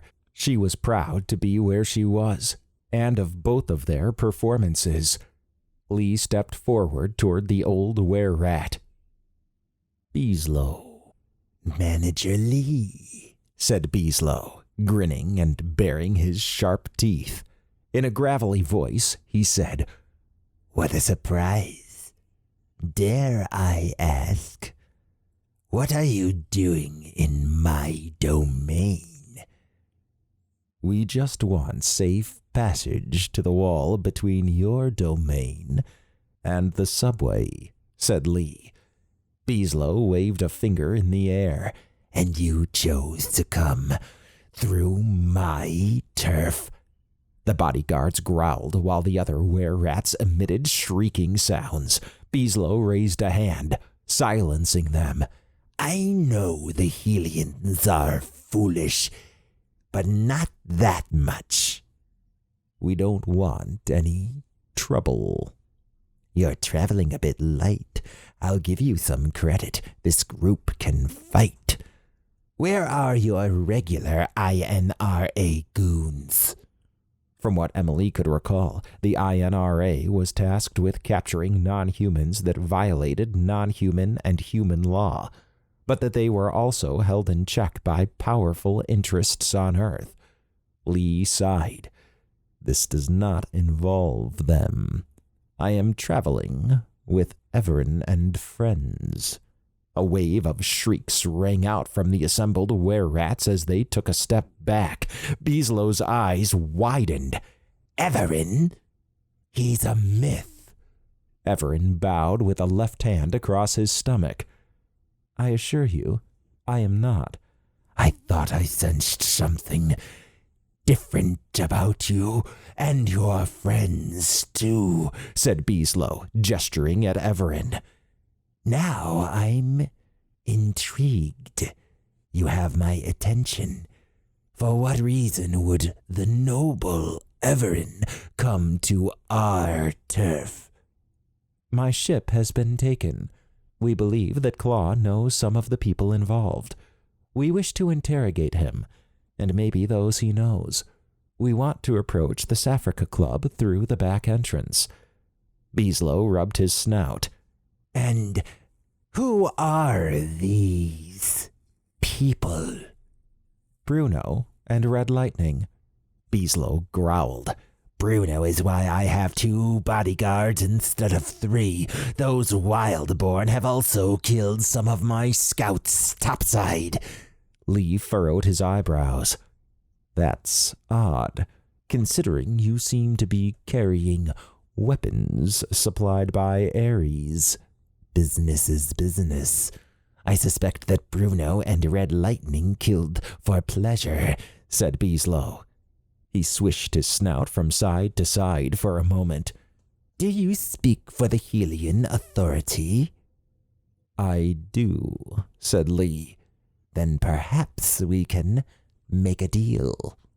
Lee paused as he turned his head to get Evaran's reaction, then turned back to face Beeslow. "I'm listening." Beeslow snickered. "Good. Now, here is what we'll offer. You can go through our turf unmolested to the subway. Once you do what you need to do, then you can leave back through our turf. We won't interfere." "And what do you want in return?" "When you leave, you ignore what happens to Saffrica." Lee moved his head back. You want to control it. That would give you access to a lot of information and details on contracts and the killers who fulfill them. Of course I know that. Yes, it's a power play, and we would restore it to its original purpose. I suspect it will be softened after you leave it. Evaran tilted his head. What do you mean by original purpose? Beeslow grinned. Lee knows what I'm talking about. The deaths of those who take Helian contracts and even a manager are related to poor management. We are neutral, true neutral, and want to keep it that way. Lee eyed Beeslow. What Beeslow says is correct. There has been a change in the dealings that go on there, no doubt due to Claw. If you took it, that would also give you access to other underground systems. You know the club is a natural choke point. Beeslow smiled. Why does it matter to the Helians what we do underground? If anything, we'll provide one point of contact for a vast swath of the underground systems. If it helps the deal, you can have a direct line with me. Lee sighed. Evaran raised a finger. If the price is too high, perhaps we can negotiate something else. Lee shook his head. No. While I may have some issues with this deal, namely in the area of trust, we are dealing with other issues of more importance. The Helians will make this deal on your behalf. I do not want to be the cause of bloodshed, said Evaran. There isn't much of a choice here. Evaran nodded. Lee accessed his wrist device and, after a moment of talking to it, faced Beeslow. The council agrees. Beeslow guffawed. Sounds like feline shifters are on the menu today. He pointed at one of his bodyguards. Krogus will take you to the subway entrance. I have other things to plan. He swished his snout for a moment and swirled a finger in the air. The were-rats and bodyguards descended back into the tunnels, leaving just Krogus. That was a high price for the Helians, said Evaran. Not really, said Lee. The manager overseeing this region was killed just outside Saffrica. No one seems to know who did it. As such, we're understaffed and don't really have a presence here anymore. Beeslow was correct in that some of the contracts we put out were not getting fulfilled, due to the small problem of whoever takes one ends up dead. I see. Evaran focused on Krogus. Lead on. Krogus snarled, then turned and headed down the north hallway. The group followed him for an hour. Emily watched as were-rats shuffled away at their approach. She was not sure if it was because of them or Krogus, who was intimidating in his own right. She could see that just being down here affected Lee. Maybe he was close to the manager that died in the club. Giving away control of a large part of territory did not seem like too bad of a deal, but it was obvious to her that the Helians were courting Evaran, probably in the hope that he would help them with the rogue Helian faction and the rift doors, and possible leniency when it was resolved. The fact that Evaran was working with one faction most likely gave it credibility in the non-human world. When they reached the subway entrance, they paused to examine it. A portion of the wall had outlines on it, and two metal handles resided in the center. A bar crossed over the wall segment and under the handles. Krogus put his ear to the wall and then, with a mighty effort, slid the bar off to the side. He grabbed the handles and pulled back the wall segment and rested it on the ground off to the side. With a growl, he gestured at the open entrance. Thank you, Krogus, said Evaran with a slight bow. Krogus harumphed. Evaran stepped through the entrance with the others behind him. A grinding noise echoed out as Krogus replaced the wall segment. "Chatty guy," said Dr. Snowden. "Yeah," said Jake, chuckling. V hovered near Dr. Snowden for a moment. "Sarcasm." "Yep," said Dr. Snowden. V's lights glowed a bit brighter. "I am getting better at detecting it." Evaran gestured at V. "Dr. Snowden and Emily are masters of sarcasm. They would be good teachers. Nonetheless, I need you in scout mode." "Acknowledged. Scout mode engaged," said V as he shimmered and flew off. Dr. Snowden and Emily shook their heads. "We will need to proceed with low illumination. Everyone, shut off your lights and activate night vision," said Evaran. "Lee, please proceed." Chapter 10. Jake walked behind the others with Dr. Snowden as they stuck along the small concrete walkway that lined the side of the abandoned subway.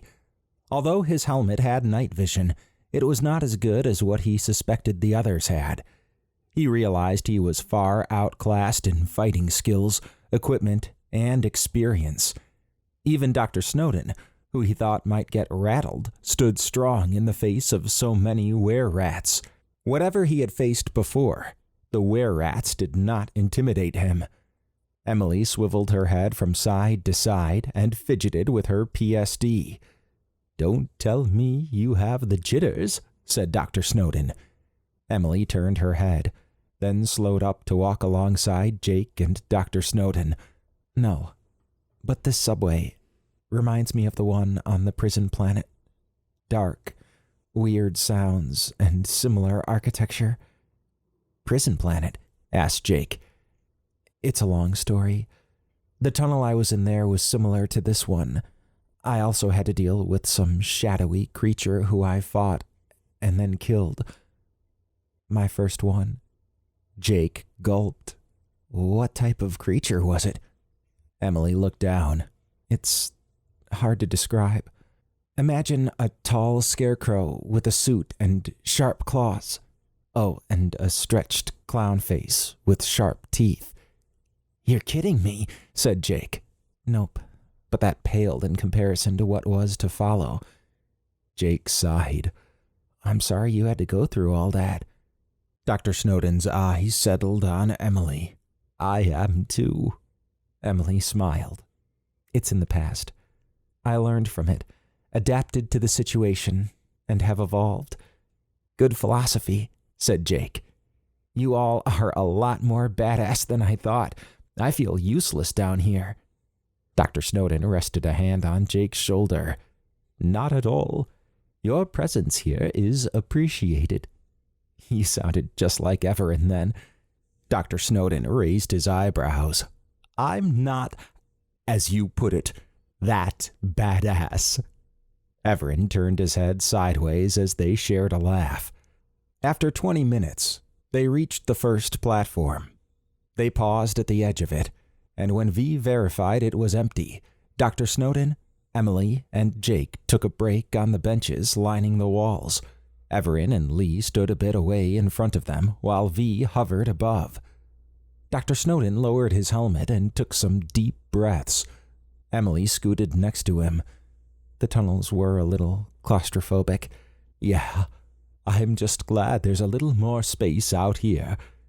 Jake stretched and ran his hands over his lower legs. "You seemed really calm back there." Dr. Snowden tapped his helmet. "This probably obscured my true reactions." Jake nodded. Lee motioned at Dr. Snowden. "Whatever experience is triggering your anxiety must have been powerful. Dying tends to do that." Lee tilted his head. "Dying?" Dr. Snowden looked down for a moment, then back at Lee.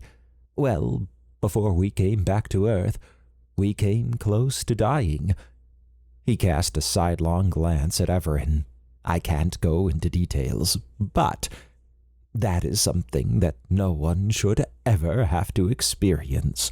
Or if they do, they shouldn't live afterward to remember it." A silence fell over the group.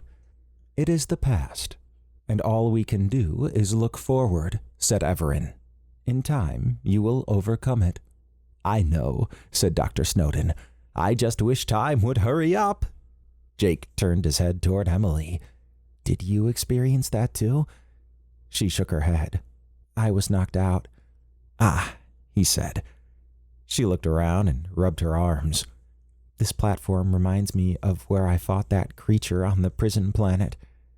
This path we have taken is full of bad memories, it would seem, said Lee.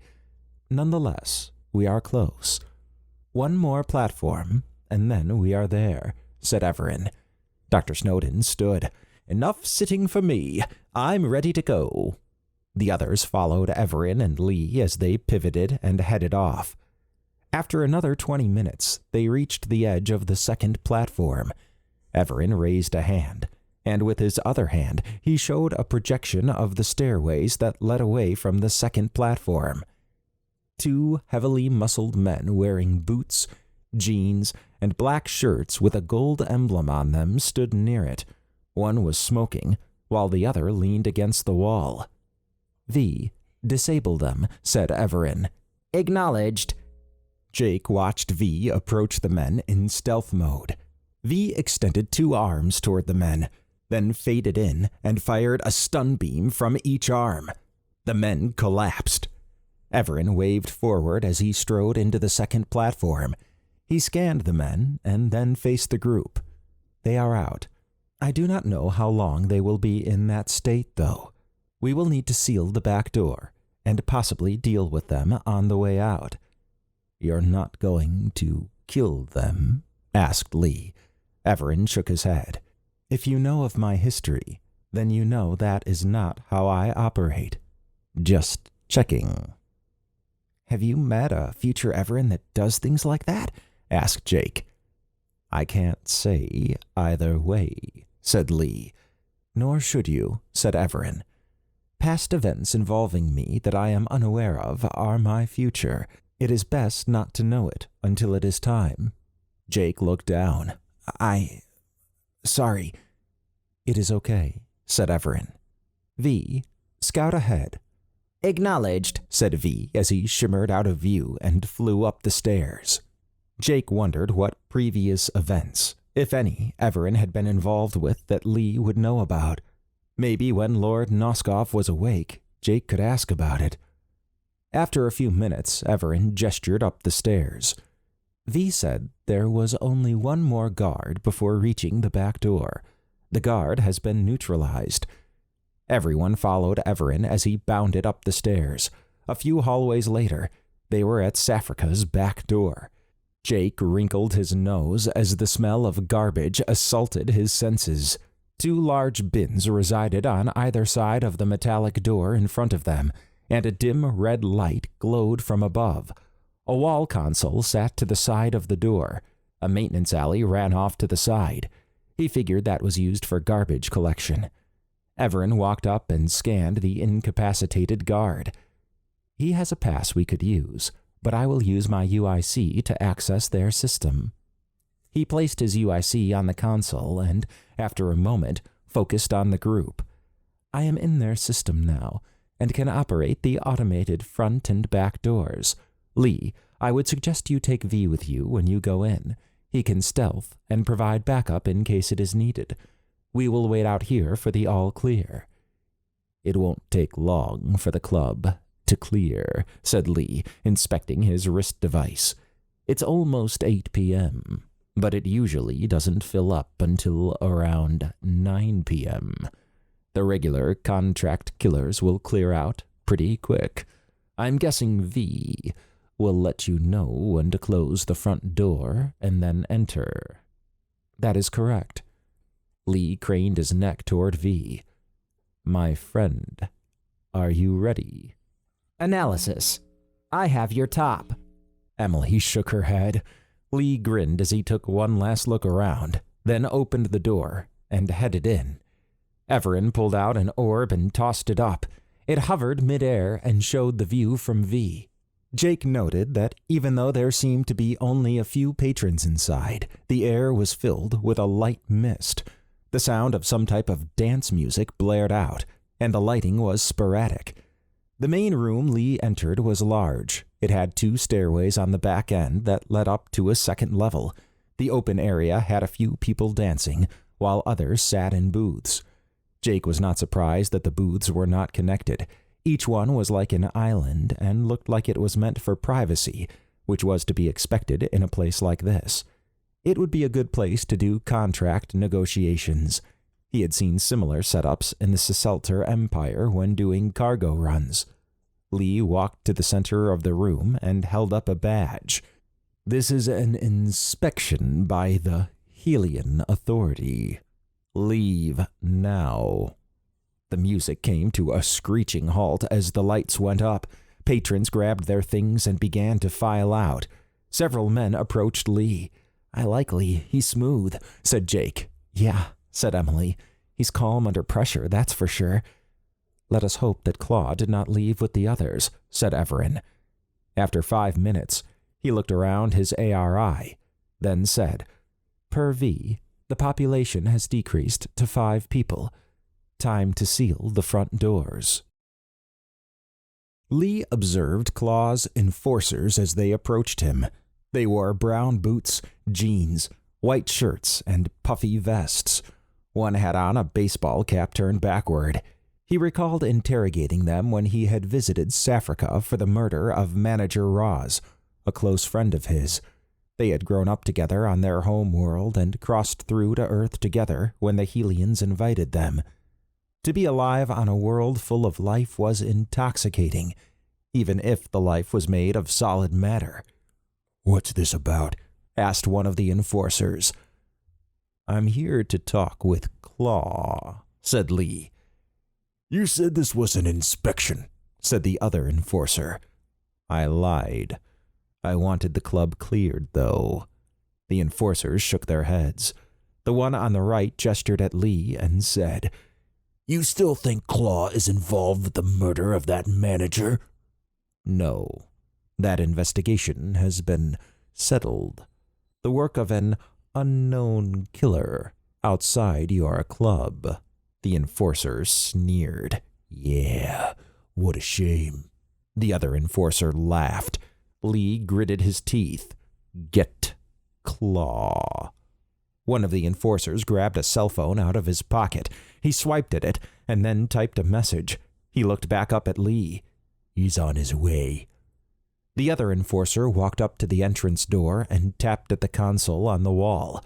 "What the hell is this? Damn door is jammed." The enforcer near Lee eyed him. "Know anything about that, slick man?" "I do. But I'll wait until Claw is here to explain." A man strolled down the stairs. Lee knew it was Claw immediately. The combat boots, loose slacks, and baggy shirt never seemed to change. Dreadlocks ran over Claw's fair-skinned head, and the assortment of weapons on his sides and back were meant to be a deterrent, nothing Lee had not seen before. Well, said Claw as he reached the ground floor. He stood before Lee. "If it isn't Manager Lee, what is it this time? Someone else get killed?" The enforcers laughed. "I need to know what you know about Bruno and Red Lightning." "Oh, really?" asked Claw. He bobbed his head for a moment. "Never heard of them." "We have images of them visiting your club. Is it possible that you don't know when powerful Wildborn visit? It could be possible, since you seem to lack any knowledge of what goes on around here." Claw licked his lips. "And what if I do know of them? What then?" "I'd like to know any information you have on them. You know, you got some balls stepping foot back in this club," said Claw, wagging a finger at Lee. "But you know what? I think I can do better than give you information." He tossed his hand out to the side. An enforcer handed him a cell phone. Claw tapped at it and held it up to his ear. After a moment, he said, "Yeah, some manager the Helians sent is looking for information on you and Red Lightning."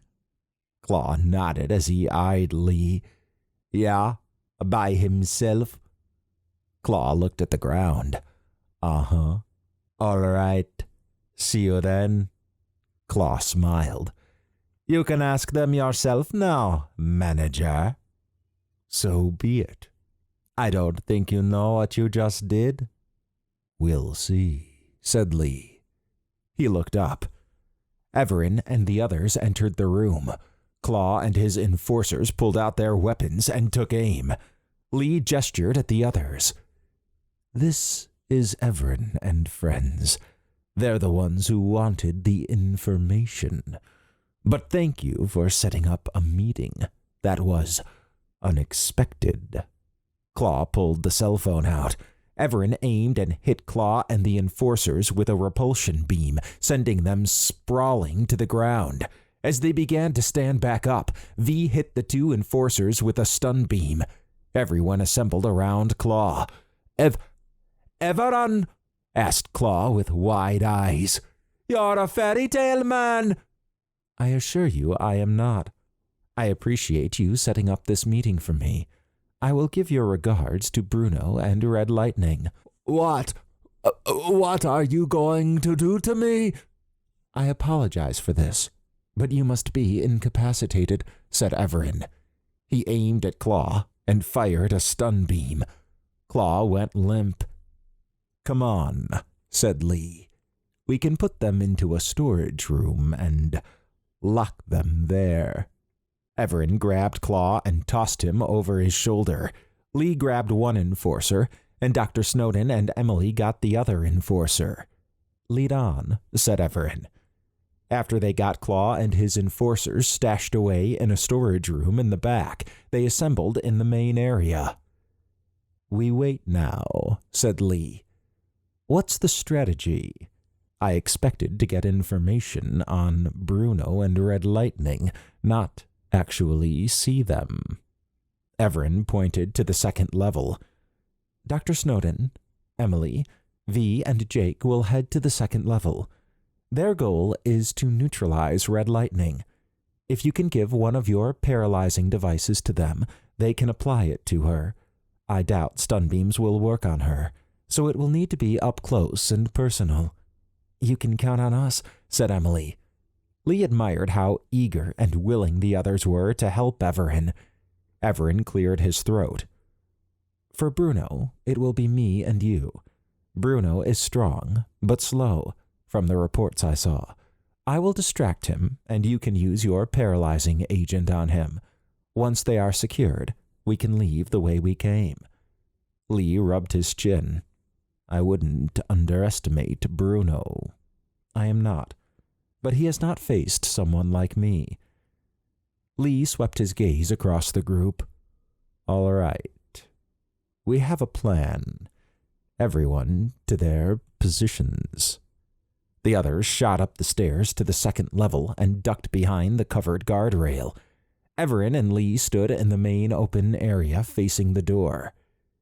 "You ready for this?" asked Lee. "I am always ready," said Evaran. "Once this is over, I will help you determine who killed your friend." Lee felt a pulse of emotion sweep across the organic parts of his robotic body. I appreciate it." Evaran nodded. After 20 tense minutes, a pounding rang out from the front door. Emily could still feel the nanobots from the fight with the were-rats. She was ready for Red Lightning. Emily's eyes focused on the opening door. Bruno and Red Lightning entered the room. The door slid shut behind them. They wore the same outfits from the projections Emily had seen at Lord Noskov's base. Bruno was a bit larger in person, and Red Lightning was a bit smaller. Bruno turned around, then spun back to face Evaran and Lee.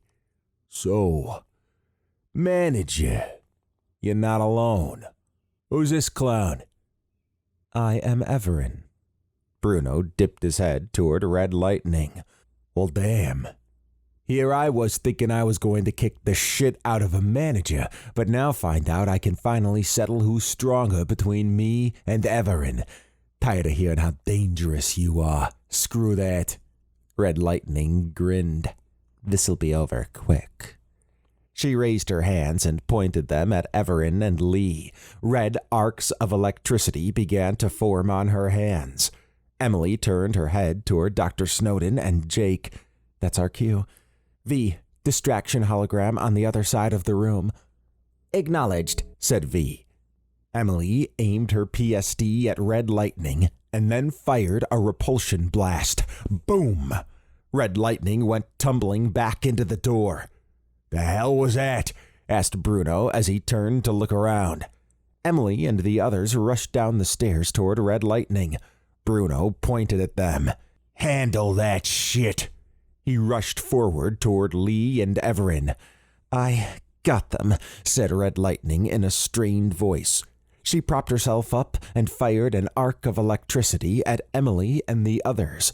The electricity touched their shields and dissipated. Red Lightning's eyes widened. Impossible. Her attention focused on a large grizzly bear that appeared out of thin air and rushed toward her. Bruno! Bruno paused to see what was going on. Lee kicked out one of Bruno's legs, causing him to fall. Emily fired sticky globules at Red Lightning and covered her in a white, gluey substance. Red Lightning tried to move in the mire that covered her. She was able to kneel, but it took some effort. Emily and the others rushed toward Red Lightning with shields out front. Lee approached Bruno, but held back as Bruno jumped up and began to swing wildly. Lee dodged the swings and got in a few blows. Evaran attacked from the other side, and together with Lee, they began to push Bruno back. Enough, said Bruno.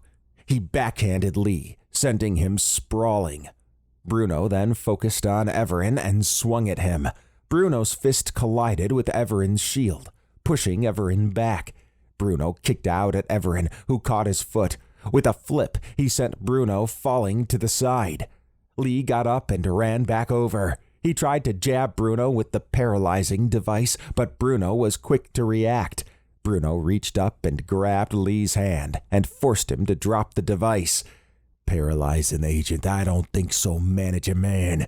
He tossed Lee into Evaran and then stood up. With his eye on the device, he hustled over to step on it. Evaran, with his utility handle now a staff, shot a grappling beam at Bruno. When it connected, Evaran pulled Bruno back. Evaran untangled himself from Lee and, with a kick, sent Bruno sliding across the floor. Emily smiled when she saw V fly in at full speed behind Red Lightning. V hit Red Lightning in the back, causing her to fall forward and stick to the ground. Cover her, said Emily. Dr. Snowden fired more sticky globules on Red Lightning, completely covering her. She tried to get up again, but she was stuck to the floor. A bubble of the sticky globule pulsed red before exploding, freeing her hand. Enough! She shot a red arc at Emily, who slipped to the side and then used her shield on the next beam. Emily got close to Red Lightning and stabbed her with the paralyzing device. Red Lightning stopped moving. Emily turned her attention to Bruno, who was fighting both Lee and Evaran in close quarters combat. As strong as Evaran and Lee were, she could see Bruno was a bit stronger. Evaran and Lee were blurs as they dodged Bruno's punishing blows. Bruno grabbed Lee and tossed him across the room again. Bruno then bull-rushed forward and grabbed Evaran in a bear hug. Evaran tried to break the embrace, but was crushed against the wall, causing it to fracture. Lee pointed at the paralyzing device on the ground. Get it! Jake was the closest and hustled toward the device. Once it was in his hands, he rushed in to jab Bruno in the back. Bruno spun around and slapped Jake across the room. The device fell from Jake's hands as he went flying. Emily's blood boiled. She pointed at Dr. Snowden, then at Jake. check on him." She charged in and began a series of strikes with her staff, causing Bruno to spend time deflecting them.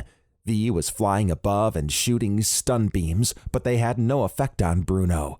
Lee joined Emily, and together they began to push Bruno back. Bruno punched Lee in the chest, causing him to go sliding back. "You're all over the place, manager man." Emily could see Bruno was enjoying this. Maybe he loved a good fight as much as she did. "Nighty-night, little girl," said Bruno with a devilish grin as he approached Emily. Bruno went to grab Emily, who dipped to the side and batted him with her staff. He looked up in surprise as he slid back. As he began to charge forward, a yellow beam wrapped around one of his arms. Evaran appeared next to him and began to weave his way around him, working his baton so that eventually Bruno was wrapped up. Bruno struggled to move. He fell forward when Emily shot sticky globules at his feet and Evaran pushed him over. Lee ran up and plunged the paralyzing agent into Bruno's neck. After a moment, Bruno went limp. Everyone rushed over to Jake. "He's got a pulse, but he's barely conscious," said Dr. Snowden. Jake groaned as he rolled on his back. Evaran scanned Jake. "He will be okay, maybe with some bruises. We are lucky he does not have any broken bones. His suit is sturdier than I expected." Lee sighed. "I don't think I could have taken both of them." "Now you will not have to," said Evaran. "You're an impressive group," said Lee. His eyes scanned Emily. "You're a lot tougher than I expected. I think you even surprised Bruno." Emily raised her head a little. Evaran pointed at Bruno and then Red Lightning. "Lee, use your magnetic restraints on them. I will carry Bruno, and you can carry Red Lightning. I will need to neutralize the sticky globules with a heat beam. Emily, Dr. Snowden, you two can help Jake." Once everyone got moving, he cleared the sticky mess off of Red Lightning. Lee applied the magnetic restraints and then slung her over his shoulder. "They'll be out for quite a while. We need to get them back to my base." He tossed the second set of restraints to Evaran. Evaran cleared the sticky globules from Bruno's feet and then slapped the restraints on him. Evaran then slung Bruno over his shoulder, causing Evaran to bend for a moment and then straighten up. He is heavier than he looks. Emily helped Jake stand and then slid his left arm around her shoulders. Dr. Snowden got the right arm. With one final look around, Evaran gestured out the way they came. "Let us go." They exited Saffrica. The guards were still unconscious when they got the landing platform. An hour later, they arrived at the entrance to Beaslow's tunnels. Evaran knocked on the wall segment.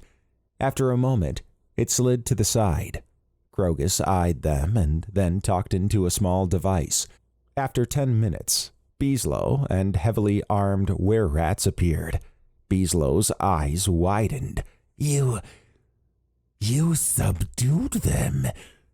"We have," said Evaran. "Per the agreement, we wish to leave via your tunnels. Saffrica's back entrance is open, and Claw and his enforcers are unconscious in one of the rear storage rooms. The front door is sealed, but you should be able to unlock it with Claw's passes." Beaslow showed a toothy grin. Well, I definitely don't want to be on your bad side." He tossed his right hand out, and the were-rats cleared a path. "You may go." Evaran bowed slightly. The others followed him as he stepped through. The were-rats had begun to pour through the entrance into the subway. Emily did not think Claw would have a merciful end, but given what she had observed, maybe he did not deserve one. The fight was tougher than she had expected, but she remembered fighting Ceros from a previous adventure, someone who was probably just as tough. It pained her to think Jake was hurt, and he had no nanobots to help heal him. Her eyes misted at how courageous he was, trying to help Evaran without a moment of hesitation, even at the possibility of losing his life. It should have been she that had gone for it, but Jake was the closest, and had moved before she could even locate the device. She stumbled, causing Jake to fall forward, but Dr. Snowden was able to keep Jake from hitting the ground. "Careful. We're not trying to hurt Jake," said Dr. Snowden. "You're all right," said Jake. Emily focused her attention on the path. "Sorry about that. Was just thinking." "Lot to think about." "Yeah. Let's just get out of these tunnels." Chapter 11. Dr. Snowden observed Bruno as he tried to get out of his cell. According to Lee, the walls were composed of a mix of Inconel and titanium metal.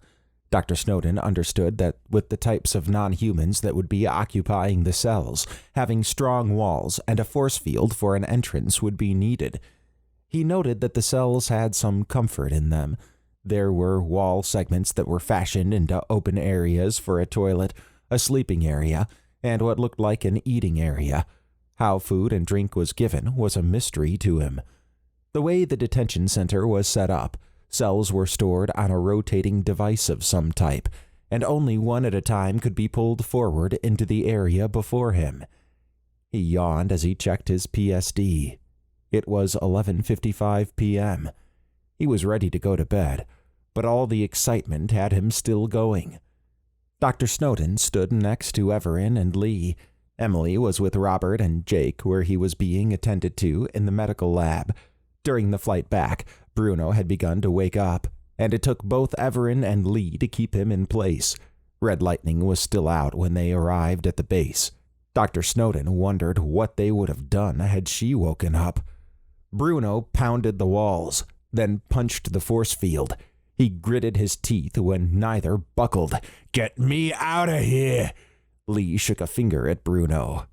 "I don't think so. You're involved in some shady things, and I know you have information." "If I tell you what I know, you'll let me go?" Lee eyed Bruno. "You're Evaran's prisoner. However, he has deferred to us for incarceration. Tell us what you know, and we'll corroborate it. If everything checks out, we move you someplace else." "Where?" asked Bruno. "Depends on what we find out about your origin," said Lee. "The Helians can be quite forgiving, but that really depends on how much you help. And what is said here is between you and us." Bruno glared at Lee. "And if I don't cooperate, then settle into your new home. You should know Helians are long-lived and are very patient. My robot body will last a long time, and my species is long-lived as well. It's your choice," said Lee. Bruno sighed. "All right." His eyes swept the room. "I'll play a little game. What do you want to know?" Lee turned his head toward Evaran and Dr. Snowden, then faced Bruno. "Are you from this planet?" "Nope," said Bruno. "This planet's weak." Evaran stepped forward. "Did you come through the rift door to this planet?" Bruno eyed Evaran. "Yep." Dr. Snowden found it interesting that Bruno was willing to cooperate. Maybe it was the realization that the Helians would never let him go if he did not. The Helians, from what he knew, were not always the most forgiving, despite what Lee said. Evaran placed his hands behind his back and paced in front of the cell. "So you are from another dimension, or maybe a pocket universe or another planet. The main point is, you do not belong here. Do you work for Kaltoris?" "Yep. Hired mercenary. Everybody knows that, though." "We suspected as much. Thank you for confirming. Now, does Kaltoris have anything to do with my Torvatta missing?" "What do you think?" "I think he is involved. I suspect he wanted me out of the picture." Bruno harumphed. "He thinks you're some sort of cosmic badass, but only because Ares and Count Boris painted you that way. #1 threat to his plans. I sure didn't see that in Saffrica." "Noted," said Evaran. "I also suspect, based on your statements from Saffrica, that you knew of me and planned to capture me when you saw me. Well, of course I did. I didn't know what you would look like, but I heard things. The Helians working for Kaltoris know a lot about you. You're much weaker than I expected. Evaran half smiled. Strength was not needed. Teamwork was. Pff, you got lucky. If I had my full team, we would have wiped the floor with you. I see, said Evaran. He paused and tilted his head. I assume, then, you know what happened to my Torvatta.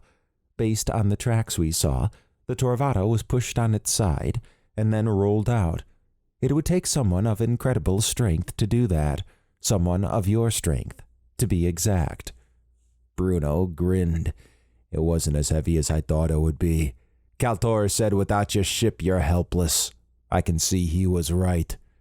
As you, Red Lightning, Sciatica, and the Mover have found out, that is not the case. Where has it been taken? Bruno shook his head. No idea. I just loaded it. Compartmentalization, said Lee, or at least the appearance of it. We will find out soon enough. You know, said Bruno, shaking a finger, this planet will fall in time, and it will not be the first. You're on the wrong side. Then Kaltoris has invaded other worlds, it would seem, said Evaran. You can ask him yourself. I can put you in contact with him. Sure, he'd love to chat with you. Perhaps. You do not seem to care that Kaltoris might find out you said anything, said Evaran. It's just business to me. I ain't afraid of him, you, or anyone. It's not like this is secret information anyways. Evaran touched his hands at the fingertips in front of him. You strike me as someone who values freedom and would not want to be caged like an animal. You may not be afraid of anyone, but I suspect you would, in general, be afraid if you knew that the room you are in now, or something similar if moved, is where you would live the rest of your life. No freedom, constant monitoring, lack of choice on what you get to eat or drink, mind-numbing loneliness, lack of mental stimulation, no friends, isolation, every day. Bruno licked his lips. Evaran put his hands behind his back. In the time I have been here, I have noticed that you are more anxious. You are used to doing whatever you want, however you want. In here, you cannot, maybe for the rest of your life. You are no longer in control. Being cooperative is one form of escape, and so far, you have been helpful. Continue to do so, and maybe you will regain your freedom. If this does not interest you, then get comfortable where you are. Bruno paused as his eyes searched the ground. He looked around and gulped as he faced Evaran. This cell is constricting. The hairs on Dr. Snowden's arms rose. Evaran had painted a bleak picture of incarceration, but he was right. Losing freedom when there was so much to life would be maddening. Dr. Snowden tried to imagine living in a cell for the rest of his long life, knowing what he knew. It would be a slow form of death. His chest tightened as he struggled to catch his breath. Evaran studied Dr. Snowden. Dr. Snowden licked his lips and tossed a hand out. I'm fine. Evaran nodded at Lee. Lee rubbed his chin as he gazed at Bruno. It doesn't have to be that way. Your only crimes that we know of so far are some unverified reports of violence, attacking a manager and Evaran and moving the Torvatta. I'm willing to let that slide, and if Evaran gets his Torvatta back, he may let your transgressions slide as well, although that's his decision. Helians have no law or rule when it comes to Evaran. Dr. Snowden knew that the Helians did observe the Evaran protocol, but he figured that Lee did not want to get into exceptions with Bruno. We're done for the night. It's late. Get some rest, and we'll talk tomorrow, said Lee. Bruno sighed as he sat on a section of the wall that functioned as a small bench. Lee accessed his wrist device and the lights went out in Bruno's cell. "Wait," said Bruno. "Yes." "Can you leave the light on?" Lee smiled. "Sure." He interacted with his wrist device, and the light turned on. After a moment, the force field went dark again. "We can check on Red Lightning now." Bruno's cell slid away as Red Lightning's cell came into view. The force field went semi-transparent, and Red Lightning appeared. "I ain't telling you crap," she said as she shot red arcs at the force field. Evaran placed his hands behind his back. "You do not seem to care if you are incarcerated." Red Lightning drew her lips tight. "We won't be here for long. Just wait." "For?" asked Lee. "Kaltoris is a god, and he protects his own. He is the future, not the past. His cause is righteous, and detractors like you will be punished. This cell can't stop him or the cause." Red Lightning smiled and sat on the small bench in her cell. She turned her head. Lee checked for a reaction from Evaran. Evaran moved a finger out to the right.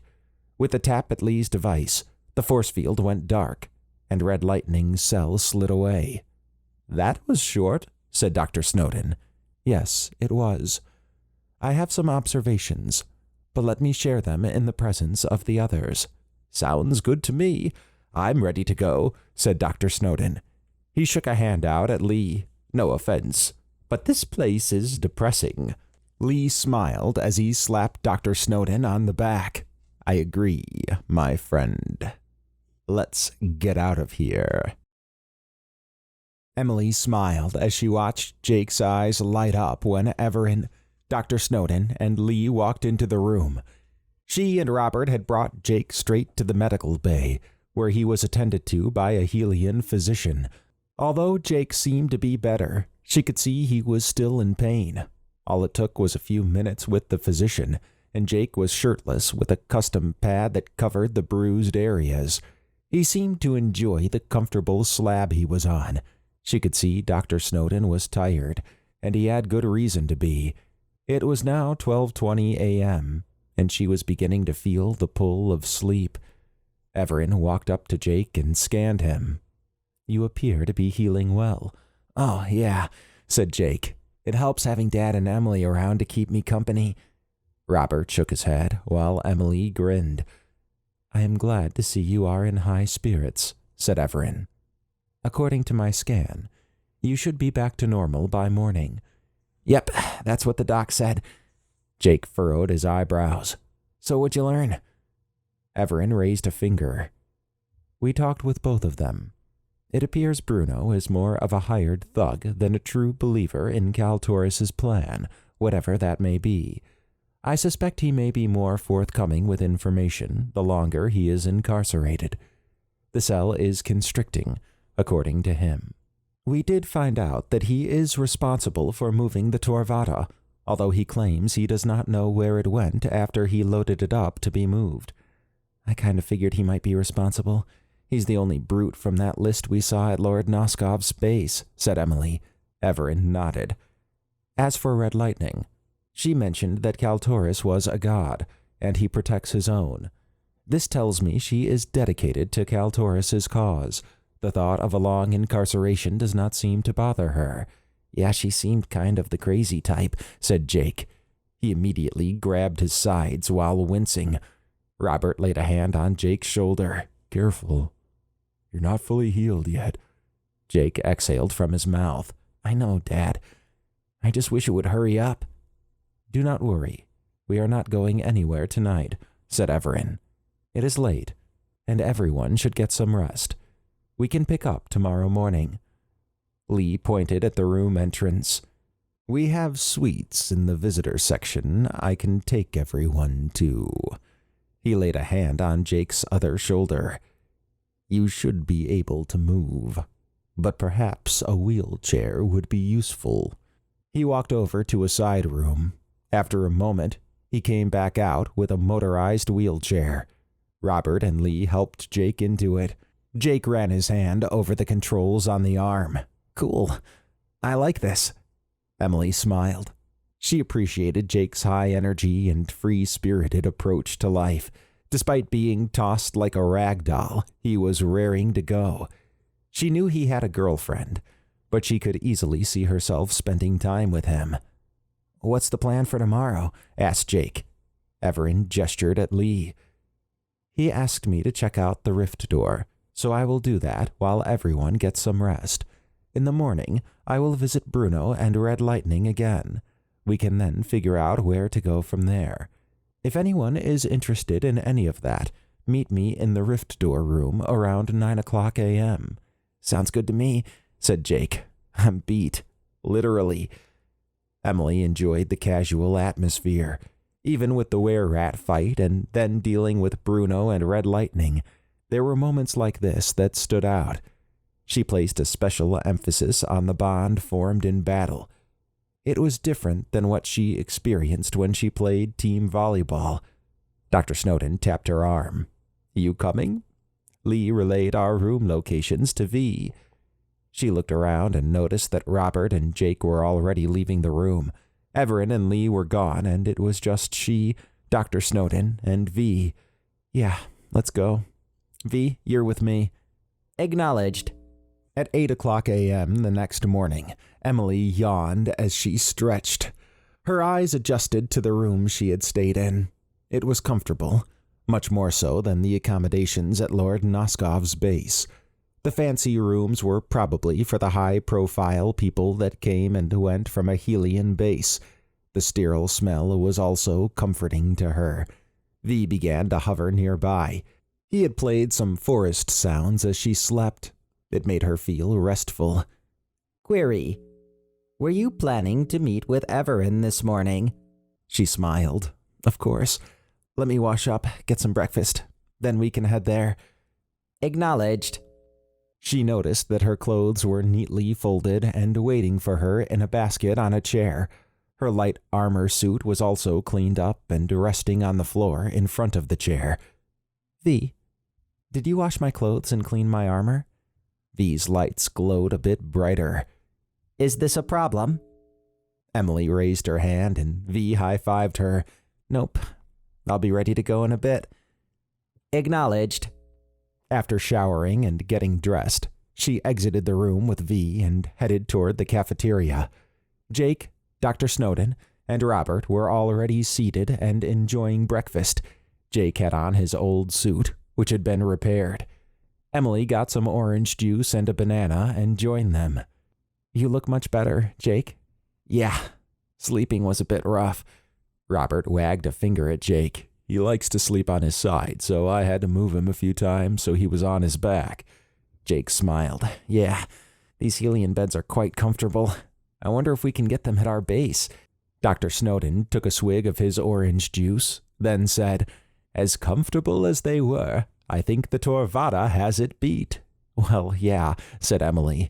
"I'm not sure anything can really compare to that." They enjoyed another 30 minutes of light conversation before assembling in the rift door room. Emily's mind raced as the rift door controller came into view. The controller had a cylindrical base with a slanted surface coming off it halfway down. A metal rod extended up from the base and ended in an upside-down dome-shaped structure. Farther into the room were the rift door crystal rods, between which a rift would form when activated. The rods were about 15 feet apart, with a gold rhombus-shaped base. Evenly spaced silver rings resided outside the rods. She remembered being teleported to a room similar to this one, and then pushed through the rift door. Jake looked around the room.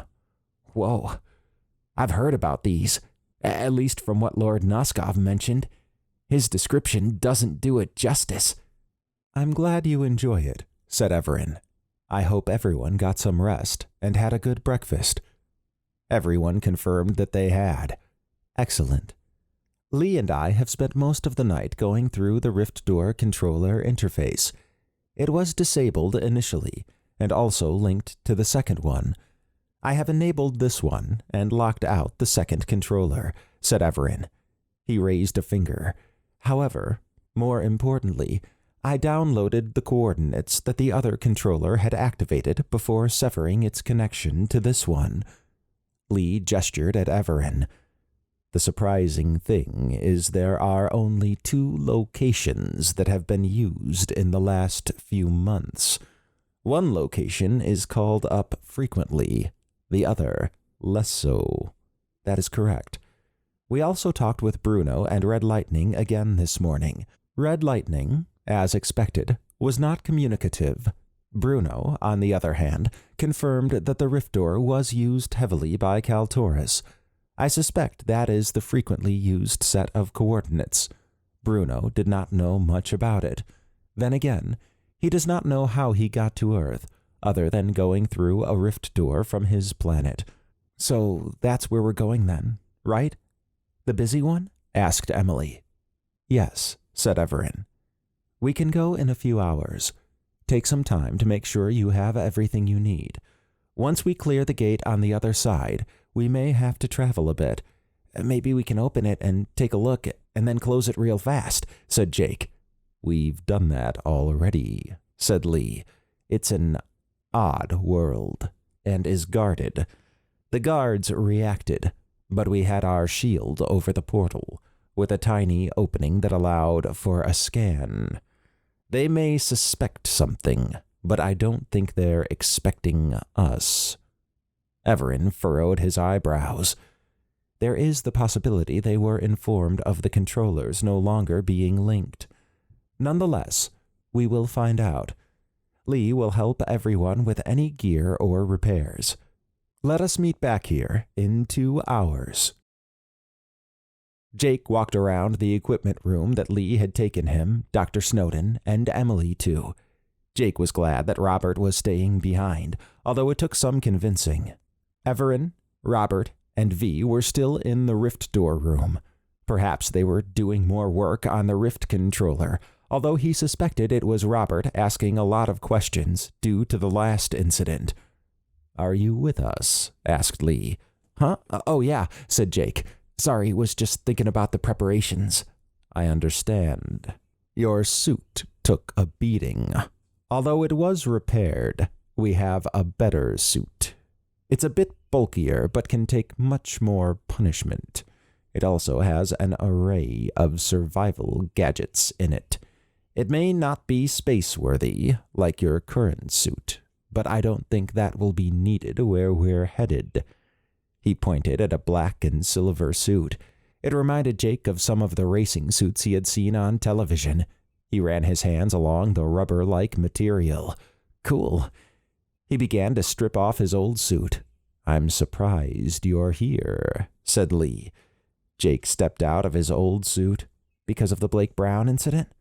Lee nodded. Lord Noskov is not very fond of the Helians, so you know, the decision to exile Blake Brown came from the Helians that are now with Kaltoris. Not that it helps what happened. Blake did a service unintentionally for the Helians, and he was rewarded with punishment. Yeah, said Jake. He shook his head. It's a very sore spot for Lord Noskov and others. I understand. Lee walked over to Emily, who was studying some gadgets. See anything you like? I'm not sure what half of them do, said Emily. She pulled her lips in. Evaran wouldn't want us to have anything lethal anyways. A shame. You're quite formidable. With the right weapons, you would be a death-dealing machine. Dr. Snowden shook a finger at Lee. That's exactly what Evaran doesn't want. Given all that I've read, it's a strange decision, but I understand it. What about you? Asked Dr. Snowden. Do you kill if need be? Lee looked down at the ground for a moment. I try to avoid it, but in my line of work, sometimes it's necessary. How long do you have to be an enforcer? Asked Emily. All managers have a 100-year contract. Once it's over, we are free to do what we want, including finding another world that can sustain us without using these robot bodies. Ah, said Emily. How much longer do you have? About 57 years. Dr. Snowden tilted his head. Have there been a lot of manager deaths since you arrived? Lee shook his head. Thankfully, only a handful.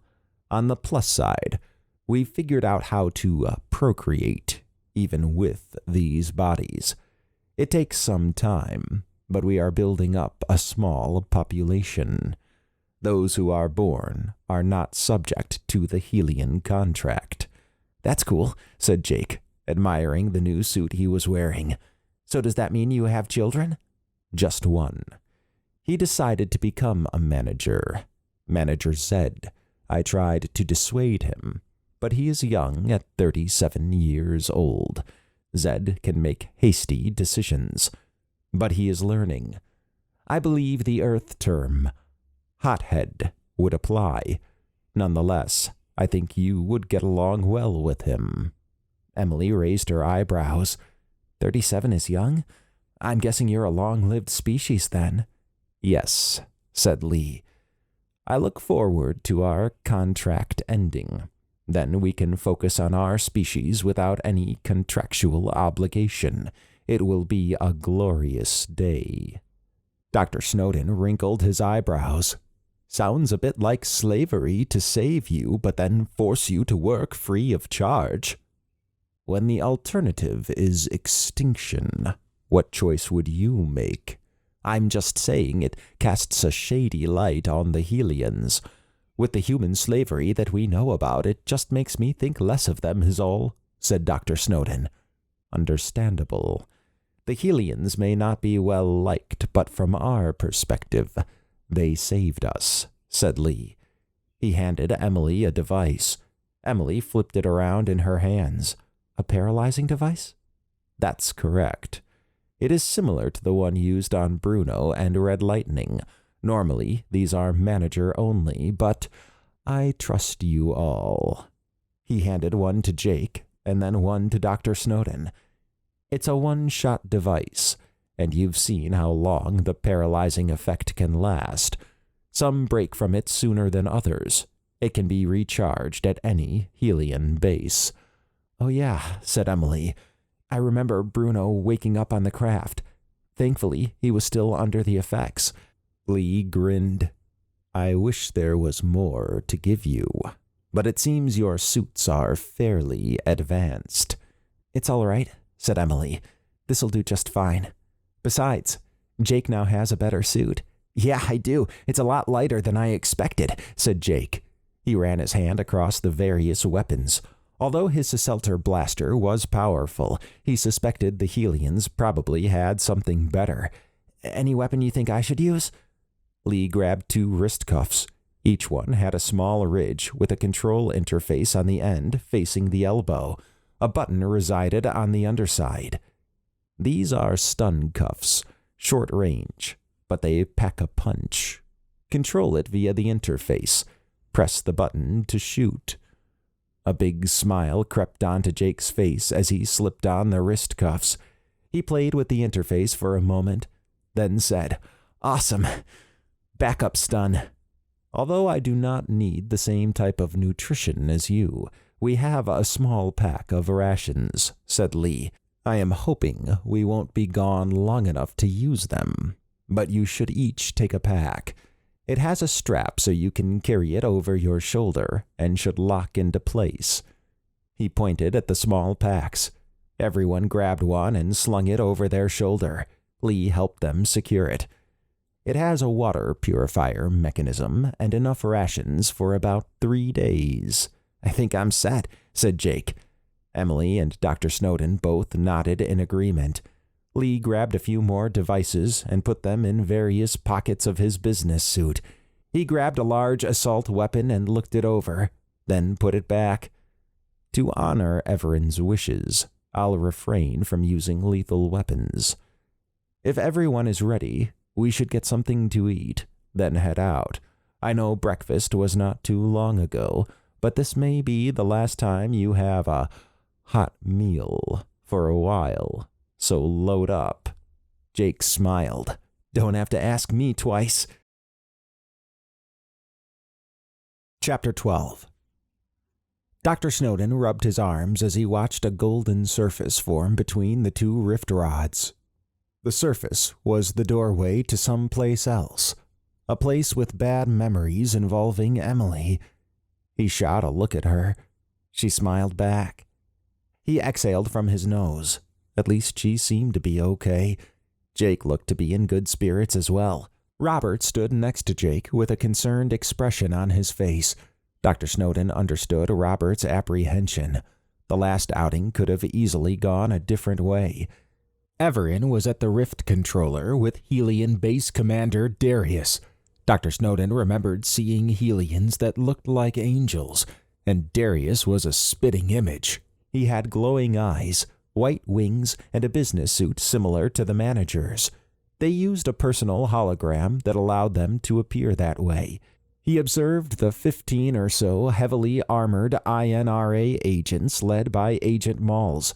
Although they were Helian, they did not have the angel appearance. They looked like a SWAT team ready to make someone have a bad day. Lee had wanted the agents to secure the entrance once they were through. Evaran was hesitant at first, but Lee and Darius had insisted.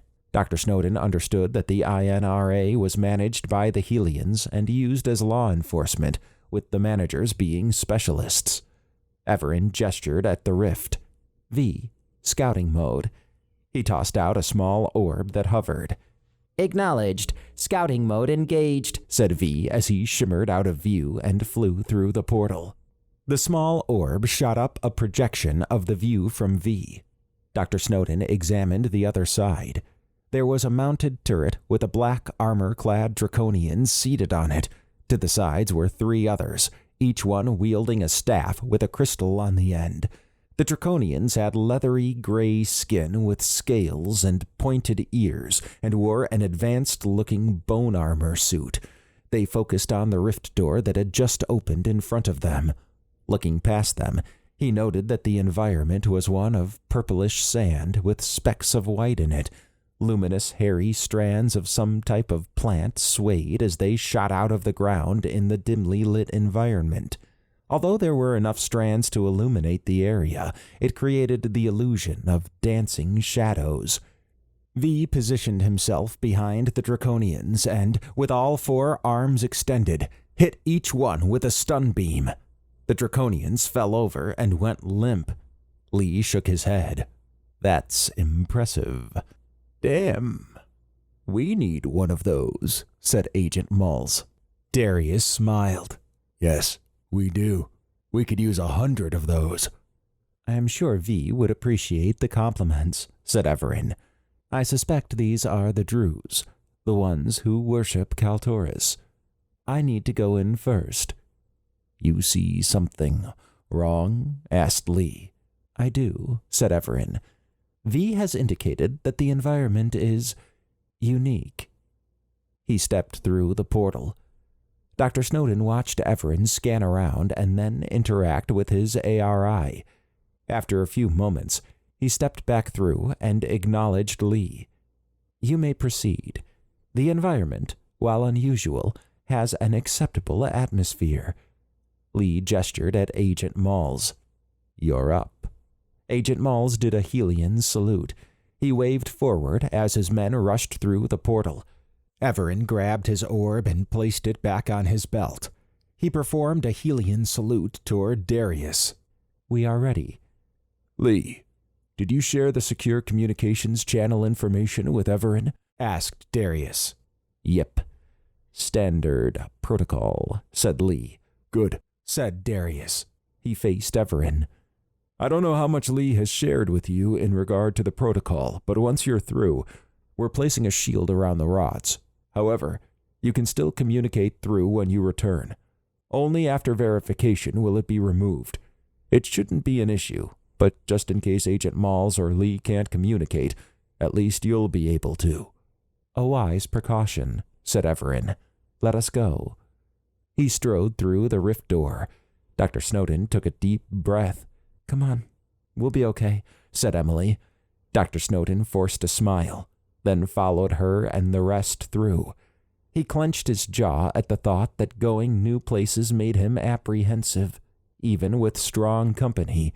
He used to love adventuring, but the past feeling of death creeping through him silenced that. Everyone assembled just outside the rift door. Dr. Snowden took a moment to survey their surroundings. The hairy strands that he originally thought were some type of plant looked more like solid strands of gas. They stood out like big blades in a large field. Large, purple, tree-like structures stood off in the distance, and the sky seemed to be in twilight. The path ahead of them was well worn, and there were tracks from some type of vehicle on the edges. The chittering sounds were unusual to him, and the powerful smell of cooking oil filled the air. This place is strange. I have been to a world similar to this. It has traces of dark matter, at least one form of it, said Evaran. What? Asked Dr. Snowden with slightly widened eyes. How's that possible? You have my attention as well, said Lee. Evaran eyed the group, then raised a finger. You are all made of baryonic matter, which makes up about roughly 5% of your universe. Dark matter, as humans call it, takes up around 27%, with the rest of it being dark energy, once again as humans refer to it. Dark matter has many varieties, and the breakdown is a bit more complex. This world has clumps of a type I have seen before that can interact with baryonic matter. I call it shadow matter.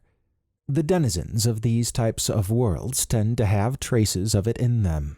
The Druze here have that attribute. Dr. Snowden rubbed his chin. I guess I was thinking of axions or weakly interacting massive particles.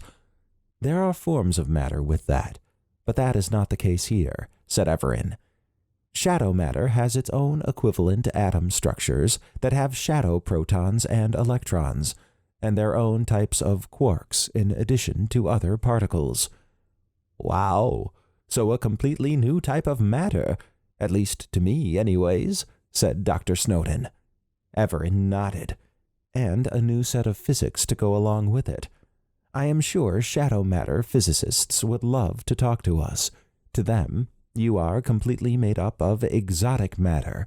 However, do not confuse it with true exotic matter that originates outside the universe. Nonetheless, I am surprised that this location is where the coordinates go.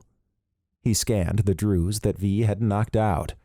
It would seem these Druze are not native to this world. Their shadow matter concentration is imbalanced relative to the environment. Lee glanced at Dr. Snowden. Hard to believe this. Several INRA agents grabbed the fallen Druze and dragged them back through the gate. Agent Malls paused by Lee. We should get some additional managers and agents here. This looks like it leads to something big. We're stretched thin as it is. The Council has only granted your usage to secure the rift door and return any prisoners. If there are any guard posts ahead, I'll signal you, said Lee. You could use us for more than that. Darius agrees with me. I know, but it's the Council's will, and that far exceeds you, me, or a base commander's decision, said Lee. We'll have to proceed from here with only our group. Just make sure this rift door stays secure until we get back. There may also be many prisoners we capture on the way there that you'll need to retrieve. Agent Malls performed a Helian salute. You don't need to worry about that with us. Just be safe. We will. Lee paused for a moment. If I don't come back, I wanted you to know that you've always come when called, and it's been appreciated. Agent Malls performed a slight bow. And you've always been a shining example of what a manager should be. Just let me know when we can close the rift door. Will do, said Lee. He looked down for a moment, and then back up at Evaran. Let's go. Dr. Snowden could see that Lee and Agent Malls had some history. Agent Malls's concern was genuine, and with all the unknowns, it mirrored the same feeling Dr. Snowden was having. This shadow matter environment reminded him a bit of the prison planet, except the plants were dark and hairy. One glance at Emily confirmed she was feeling something similar. He trudged behind Evaran and Lee, with Jake and Emily at his side. After they had gone down the path a bit, he looked back and saw that the agents had formed a perimeter and were moving equipment around. At least their exit was secured. Evaran gestured forward. V. Scouting mode. Acknowledged. Scouting mode engaged, said V as he shimmered out of view. They continued for about 20 minutes when Evaran raised a hand. Everyone gathered around Evaran. It appears there is a structure ahead approximately 2 miles away, said Evaran. He extended his hand. A projection shot up from his ring. Looks like a fort of some type. Made up of black crystals? Asked Dr. Snowden. A worn-down one, said Jake, pointing out the crumbled sections. Evaran nodded. V is going in closer for more detail. I suspect those crystals are used to grow structures here. However, I have stopped for a different reason. There is another guard post ahead, and what looks like guards headed this way. They are not Druze. You think they know the rift door's been secured? Asked Emily. I do not. However, I do think that they have routine communications, and the rift door guards are not responding. Couldn't V have taken them out? Asked Lee. Evaran shook his head. There are 10 coming. Oh, said Lee. What's the plan, then? We engage them, said Evaran. You and Dr. Snowden will take one side, and Jake and I will take the other. Emily will go ahead a bit and camouflage. V will lure them with a hologram, at which point we can hit them with crossfire. Emily cracked her neck. Let's do this. Everyone took their position. Dr. Snowden gulped as he squatted behind a prickly purple bush near a tree with silver hairs on its dark gray trunk. The insects writhing and crawling around did not make the situation easier. He felt a hand on his shoulder. Steady there, said Lee. Dr. Snowden sighed. I'd feel a lot safer with the Torvatta. I understand. The Torvatta is a powerful ship. Yeah, let's hope it's here. Lee nodded. After 10 minutes of waiting, the guards came into view on the path. V shot a projection of a time warden, which the guards opened fire on. Now, said Lee. He fired at an angle into the side of the group. Dr. Snowden fired a mist beam, and Emily appeared behind the guards and fired a stun beam. Half of the guards fell. Evaran rushed out of the jungle and pushed them back with a repulsion beam. Emily fired a mist beam at the remaining guards trying to get up, while V fired a stun beam. The guards stopped moving. Everyone assembled around the last group of guards that fell. Impressive, said Lee. I really like that mist and stun combo. I do too, said Emily with a grin. Jake knelt near one of the guards. These are Raskarian. I bet Count Boris is here then. Evaran scanned the guards. I concur. There seems to be a mix of Druze guards and Raskarian vampires on this world. Great, just stack on the enemies, we're used to it, said Dr. Snowden, shaking his head. Lee tapped at his device. Agent Malls. We have about 10 more up here that can be taken back. Probably another 4 ahead at the next guard post that will be dealt with here shortly. Affirmative, said Agent Malls over Lee's wrist device. V, take care of that guard post, said Evaran. Acknowledged, said V. He flew away. The group continued until they came to the guard post. Dr. Snowden could see the guards were surprised by the positions they were in. V's stealth and stun combo was quite effective. He had taken off to investigate something interesting off in the dark jungle. Lee used his wrist device to contact Agent Malls. This should be the last retrieval, sending you the coordinates. Affirmative, said Agent Malls over Lee's wrist device, and good luck. Lee sighed as he closed the communication channel. You two are close, said Dr. Snowden. We have fought many battles together. I wouldn't be here without the help he's provided. We've also become good friends over the last 20 years. We've been through some tough situations, and he's been like a mentor to my son, Zed. You seem worried about something. Lee cleared his throat and raised his head a bit. We're dealing with potentially the most powerful group ever seen since my species came here, and we're now in their territory. We know Count Boris is here with his Raskarian guards, and potentially Cal Taurus with his Druze. It is a tense situation, and Agent Malls and his men may have to face that alone without the help of this group. I gotcha, said Dr. Snowden. You want to be there to help him if he needs it, but can't if you're here with us. We'll get through this. I trust Agent Malls can handle what is tossed his way. V flew back. Analysis. There are remains of a village in the jungle. Evaran rubbed his chin. Any inhabitants? 1, said V. He shot down a projection showing a small green female humanoid with silver vines that snaked around her body. Light yellow glowing eyes stood out on her head, while dark gray leafy pads hid under the silver vines. A bumpy ridge with small tentacles ringed the back part of her head. Perhaps this individual would be willing to talk to us, said Evaran. It's worth checking out, said Lee. I concur. Let us investigate. Emily had her faceplate lowered to let in the smells of the dark jungle. Although it was nice having it up to see V's view, the smells helped her to be more immersed in the environment. She knew the world supported human life since Cal Taurus used the coordinates. She imagined the jungle as one on Earth, except everything seemed color-shifted. Maybe that was an attribute of shadow matter.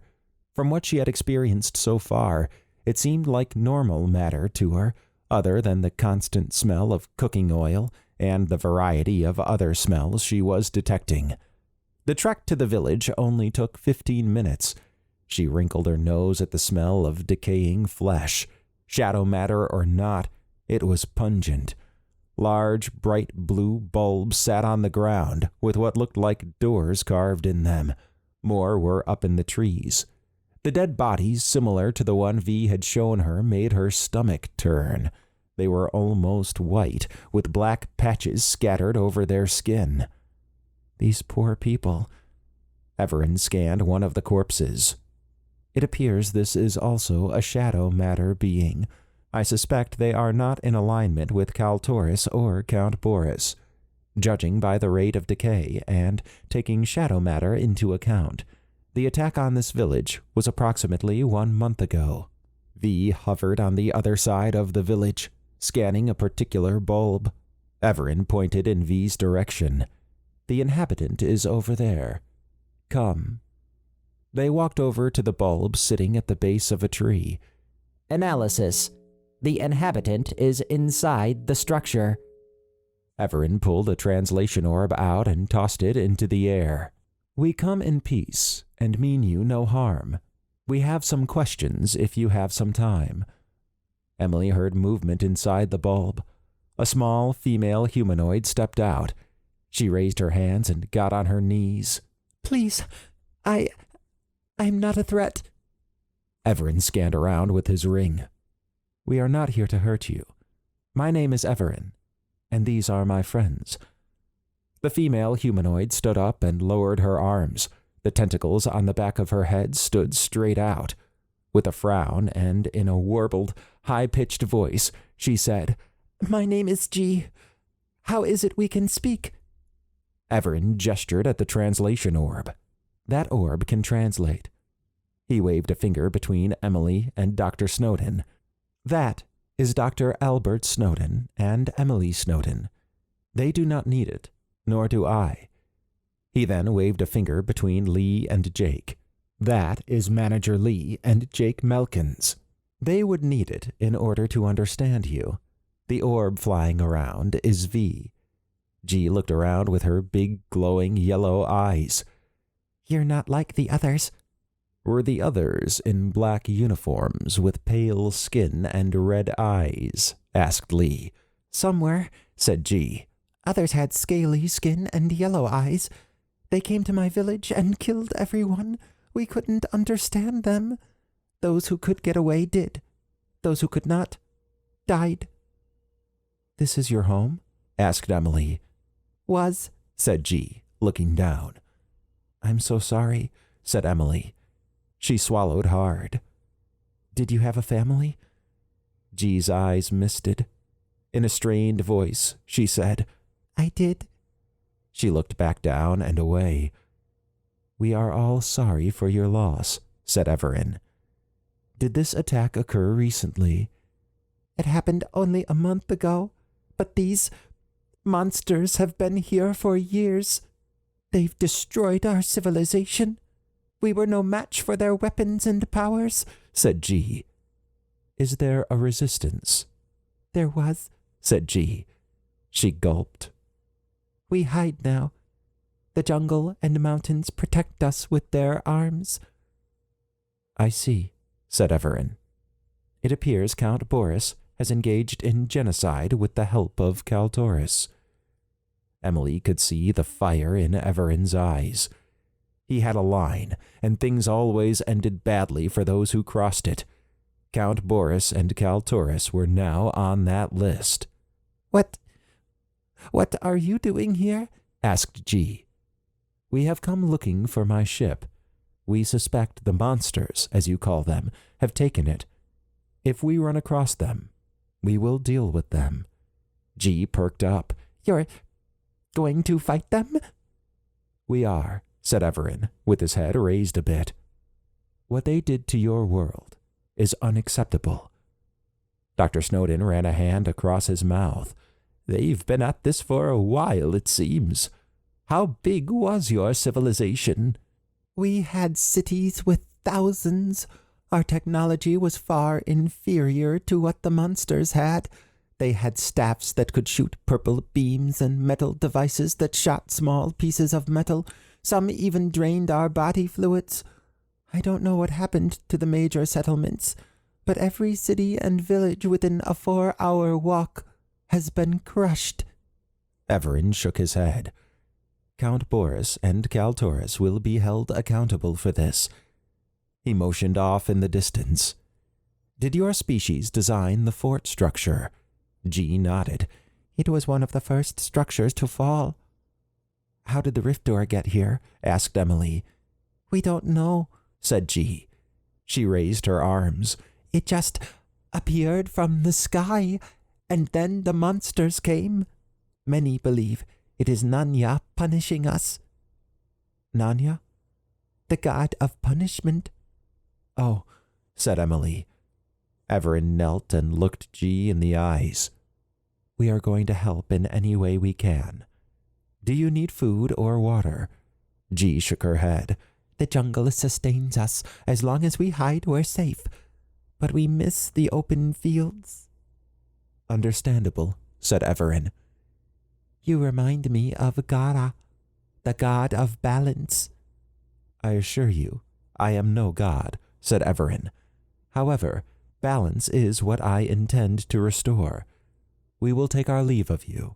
He stood and began to turn, then pivoted back around. Once we remove these monsters, how can I get in contact with your species? G swished her mouth around for a moment. We will be watching.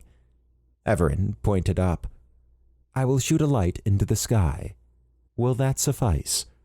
G grimaced as green tears began to flow down her face. Evaran's eyes softened. Know that you are not alone. G rushed over and hugged Evaran's leg. He laid a hand on her back as she cried. Emily realized it was probably the first alien G had seen that did not want to kill her. The fact that Evaran spoke with confidence probably gave her hope. Something in short supply on this planet, it seemed. G stepped back.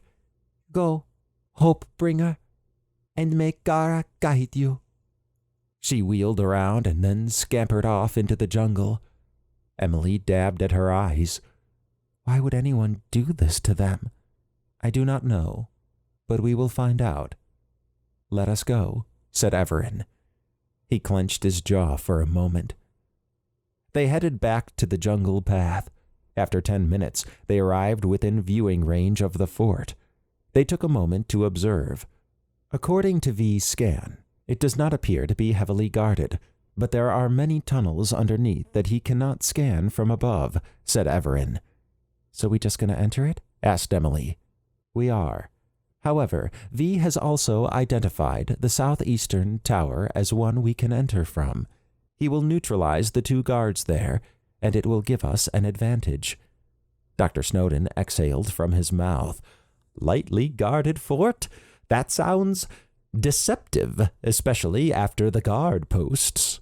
Maybe they aren't expecting an attack, said Lee. It is possible, said Evaran. However, it may give us information on this planet, Count Boris's reach, and, more importantly, whether the Torvatta is here. Are they Raskarian or Kaltoris's guards? Asked Lee. It appears to be a mix, said Evaran. He tossed out a remote viewing orb. V is now going underground. Emily watched as V flew through the tunnels. It was like a maze. There were a lot more guards than she expected. She noticed that there was advanced technology tacked onto the walls throughout. It looked like they were hastily hung, without much foresight into aesthetics. Skeletons littered the hallways. The tunnels were rounded and had smooth walls, as if they were punched out with a cylindrical device. A fusion of high and low tech, said Jake. I feel so bad for G's people. I do as well, said Evaran. I plan to come back to this world after finding my Torvatta, and then I will remove the rift door. Makes sense, said Jake. Look, said Emily, pointing at the projection. It showed a room with high-tech workstations in it. A control center of some type, said Lee. That should be our target. I concur, said Evaran. Let us head out. After a half hour, they had reached the outskirts of the fort. They were right at the intersection between the jungle and the fort grounds. Emily observed that although the fort was made of black crystal, it had purple wooden sections on the outside with silver plant life swirling around it. The southeastern tower they needed to get to was the closest to them. The smell was different around the fort's edges. It was a mix of something burning with the strong odor of the jungle. It was a new scent to her, but not one she particularly enjoyed. There were also small insects flying around everywhere. Hopefully they did not have stingers or suck blood. So far they had not bothered her, but that could have been due to her body armor. Evaran motioned to the base of the tower. V has neutralized the guards. We must hurry. They hustled to the base. Evaran shot up a grappling beam and extended a hand out. I will take each of you up. Lee, you are first. As Evaran took Lee up, Dr. Snowden bumped into Emily. Wish our PSDs had a grappling beam. I've been thinking about that too, said Emily. I think I might invest in one, said Jake. Dr. Snowden tossed a hand out. We should have gotten it on our last adventure. Ah, well, better late than never. Evaran returned and then took each of them up to the tower. Emily studied the 2 downed guards. Like the others she had seen, they were taken by surprise. The crystal that the fort was made of was not as slick as she thought it would be. It had a slight friction to it. Evaran rooted around one of the bodies and pulled out a small device. He scanned it with his ring. It appears this is a communication device. I do not know what their check-in schedule is or if they even have one. However, there is nothing in that regard on this device. Lee looked out into the empty courtyard area on the ground level. So we descend this tower, enter the lower levels, and head toward that control center. Yes, and in order to do so, we need to head to the southwestern tower. From there, we go north toward the northwestern tower. Halfway there is a ramp to the command center level. I suspect we will be fighting below. Prepare for a battle. Chapter 13. Jake grimaced as they descended the southeastern tower stairs. Per Evaran, that would lead them to sublevel 1. The control center they needed to get to was on sublevel 2, and on the other side of the fort. V had been ordered to stay above ground and maintain surveillance. It was times like this that Jake wished V was coming with them. Although the display in his helmet of V's view was not as advanced as Dr. Snowden's or Emily's, he liked what he could see when it was active. The stairway they were in winded down, and even descending at single file, he still bumped into the walls a few times. Shadows danced in the flickering light of the torches scattered around on the walls. When they got to the bottom of the tower stairs, they paused. Jake observed that everyone was ready to fight. More importantly, the tunnels were large enough to support that, a nice change from the claustrophobic stairway they just came down. Emily and Dr. Snowden had their shields and PSDs out. Evaran had his shield out as well, and his utility handle was extended into a baton. Lee had a small weapon in each hand. All Jake had was his blaster, and he hoped it would be enough. Looking down the tunnel they had just entered made his mouth dry. It was quiet, except for the occasional sound of footsteps in the distance. He knew the Raskarians would smell them in time. Evaran put a finger to his lips. The group followed him. When they got to the first intersection, he raised a hand. A Raskarian guard turned the corner and was hit in the chest with Evaran's baton. The guard crumpled as blue arcs danced around his body. Evaran faced everyone and whispered, "Although they may sense us, they will not know exactly where we are. However, I would expect that we may see more on our way. Let's hope they go down as easy as this one. I wish V were our eyes down here," said Lee. "V is ensuring that we are not surprised from above. I understand. He makes things a lot easier."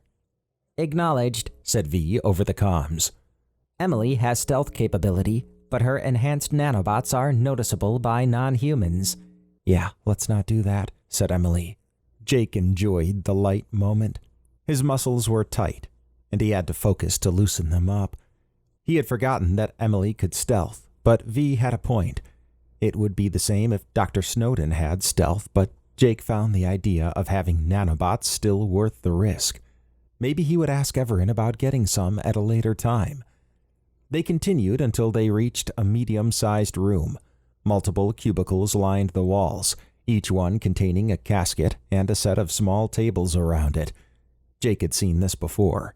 When Lord Noskov had taken him to visit another ancient vampire, they were low-tech and headquartered in a cave, and they had a similar setup. Maybe the Raskarian and ancient vampires were not as different as they imagined. Evaran examined the environment and then waved everyone forward. When they reached the other side, Dr. Snowden said, "This is almost too easy." "Yeah, it is," said Jake. "Then again, they wouldn't expect an attack here." Lee shook his head. "I'm with Dr. Snowden on this. It doesn't feel right." "It could be a trap," said Evaran. "However, I believe we can handle anything tossed at us." "Yep, I'm not worried," said Emily.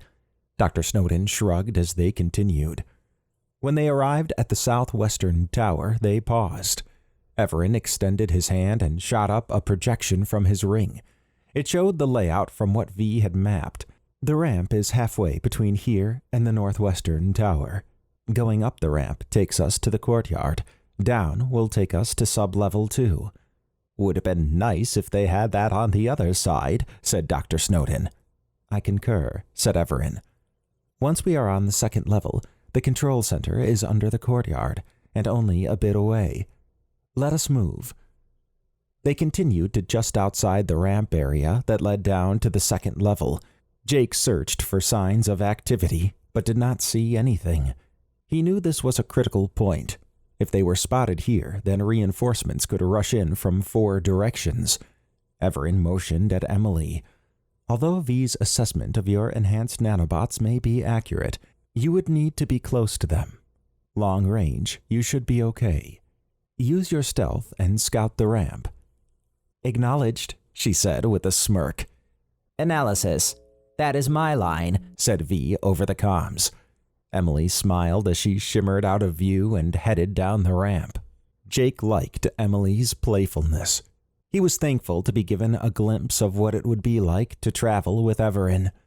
Emily came back after a few minutes. It's clear. This place is very lightly guarded. Evaran pointed down the ramp. Let us move. The group headed down to sub-level 2. As they progressed through a hallway toward the control center, Evaran paused and raised a hand. He tilted his head. Something is coming. Jake's heartbeat ramped up as 2 quadrupeds came into view. They reminded him of boars, except with a wolf's snout. Their rough-hewn scales and unusual-looking eyes caught his attention. These creatures were not from Earth. Evaran extended a hand. We mean you no harm. The creatures growled, then charged. Evaran fired 2 quick stun beams from his baton. The creatures crashed into the wall and stopped moving. He approached them while scanning. Intriguing. These creatures are showing high levels of mutation. You think they're doing experiments down here? Asked Jake. Perhaps. It could be that this is just how the creatures are, but I am doubtful of that. Lee cleared his throat. Count Boris is known to have dabbled in genetic engineering. If he has established himself here, it would not be a stretch to assume he is studying it without any oversight, especially if it's with shadow matter creatures. I see, said Evaran. He looked forward. The control center is just ahead. Jake had expected there to be a lot more guards or officers in the control center when they arrived there. The 3 workers in the room were quickly disabled by a series of stun beams. He almost felt sorry for them. As he passed by one of them, he noticed they were not quite like the other Raskarians he had seen before. He knelt as his eyes searched the body. Evaran, I don't think these are Raskarians. They look human, but the skin and face is weird. They are human, with some slight modifications. Dr. Snowden raised his eyebrows. What types of modifications?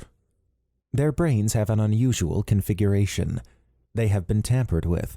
Oh, so these were like mindless drones or something? I believe so, said Evaran. The fact that they did not try to fight back suggests to me that they were only focused on their task. What that task would be, I do not know. They were definitely not using these advanced consoles. He placed his UIC on one of the consoles. Dr. Snowden licked his lips.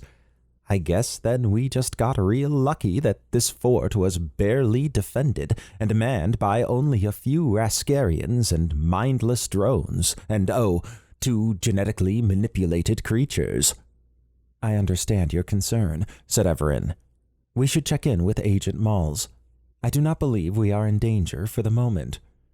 Lee accessed his wrist device. He tapped at it a few times. Agent Malls isn't responding.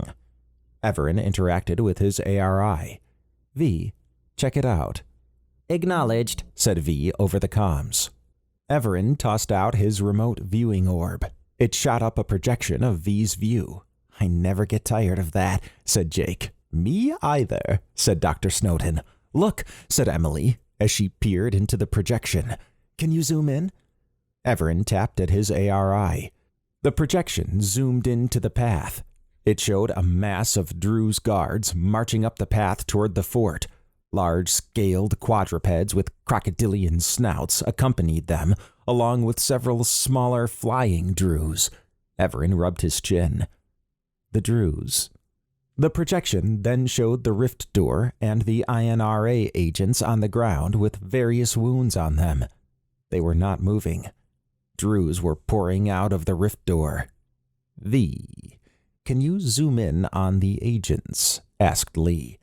The projection zoomed in over the fallen agents. Agent Mulls, said Lee.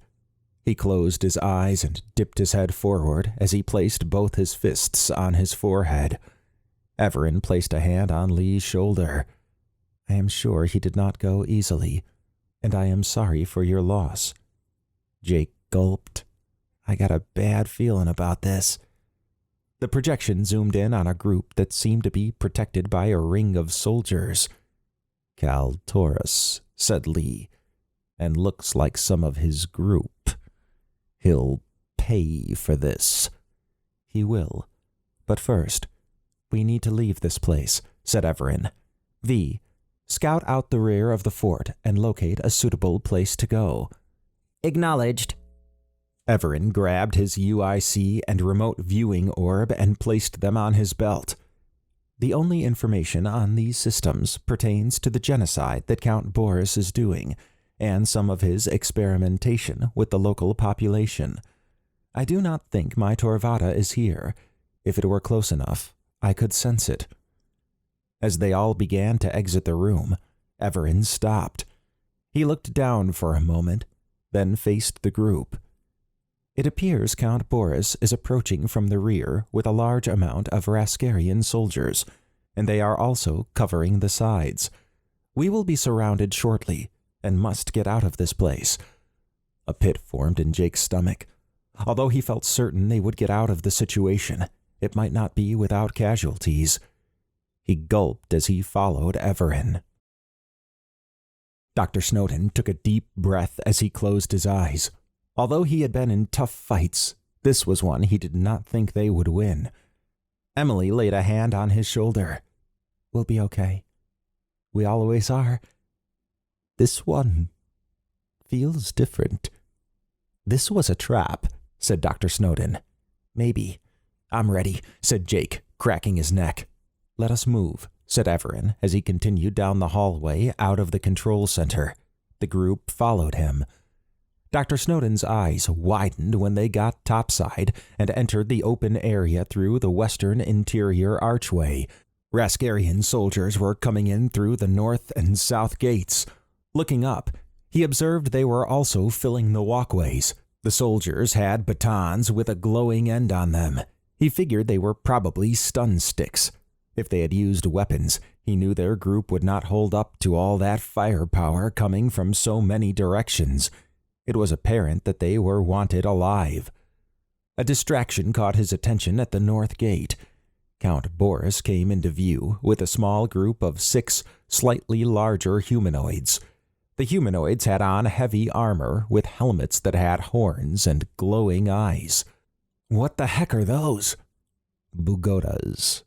We believe they're outsiders, but they're rare, said Lee. I've only heard of them from reports. Immensely powerful. Maybe they're shadow matter beings. Evaran looked around and then pointed at a ramp up to the northwestern tower. Move. He waved everyone forward. The Bugotas ran over to the base of the ramp before the group could get to it. Raskarian soldiers began filling the courtyard and jumping down from the walkways. Half circle against the wall, said Evaran as he activated his shield and extended his utility handle into a staff. Repulsion. Emily and Dr. Snowden fired a repulsion beam, knocking back the first wave of Raskarian soldiers. Jake and Lee took pot shots at individual Raskarians that had avoided the repulsion blast. The Bugotas surged forward and engaged Lee and Evaran. The group formation changed as Evaran and Lee faced north, while Dr. Snowden and Emily faced the opposite direction and formed a protective circle around Jake. Together, they shot out mist, stun, sticky globule, and repulsion beams, keeping the Raskarians at bay. Evaran had tossed one Bugota over the west wall and batted another away with his staff. Lee had knocked one unconscious and was working on another. One of the pagodas pushed through and fell on Jake, causing Dr. Snowden and Emily to stumble forward. Jake cried out as the pagoda stood and picked him up, then threw him forward into a mass of Raskarian soldiers who began beating Jake. Flashes from his stun cuffs hit a few, but there were too many to get them all. Count Boris rushed toward Jake. Evaran turned and grabbed the pagoda that had tossed Jake and then slammed it into a wall that shattered on impact. He rushed over to Jake and cleared the immediate area. Count Boris attacked Evaran. Emily helped Dr. Snowden up and ran toward Jake. Count Boris, with the help of the remaining pagoda and a mass of soldiers, surrounded Evaran. Dr. Snowden could not help but admire how efficient Evaran was. Every move ended with a soldier flying, a hit against Count Boris, a repulsion blast shot out in an arc, or a mist and stun combo mixed in with sticky globules. It was the grappling beam attached to the pagoda move that cleared out everyone except Count Boris. Dr. Snowden smiled. They were going to get out of this. He focused on helping Emily pull Jake out of Evaran's fight. Emily smiled as she helped Jake up. This is becoming routine. He shot her in the chest, point blank. She staggered back in confusion. "No," said Dr. Snowden. As Emily's smile faded, Jake shot her in the face, causing her to fall. She stopped moving. "What are you doing?" said Dr. Snowden as he barreled toward Jake. It was then that Dr. Snowden saw Sciatica a bit away with her hand extended toward Jake. Dr. Snowden took aim and hit her with a stun beam, causing her to crumple. A quick look around made him realize that Kaltoris's group had arrived, and the Druze were joining the fray. Jake fell to his knees and then took several hits from the Raskarian soldiers. He climbed toward Emily and threw his body over hers. Dr. Snowden's vision turned red. As he rushed over to help them, he saw Lee fly through the air in front of him. Looking up, he saw an armored suit blasting away. It was Decatron. The Druze had stopped attacking Jake and Emily, so he focused on helping Lee. Evaran could handle himself. Lee started to get up and was hit by blue beams from the Druze guards. He shrugged them off. Before he could even take a few steps, Kaltoris was on top of him. Kaltoris was a blur. Dr. Snowden noted the unusual black mist that seemed to swirl around Kaltoris. There were small, pure white spheres that also seemed to float around his hands. Dr. Snowden rushed in and tried to hit Kaltoris with a stun beam. Kaltoris raised a hand and absorbed the beam while kicking Lee in the chest. Lee flew into the wall, then fell to the ground. He struggled to get back up. Kaltoris had a big smile as he turned toward Dr. Snowden. Dr. Snowden gulped and then fired a mist beam, followed by a stun beam. Kaltoris raised an eyebrow in amusement.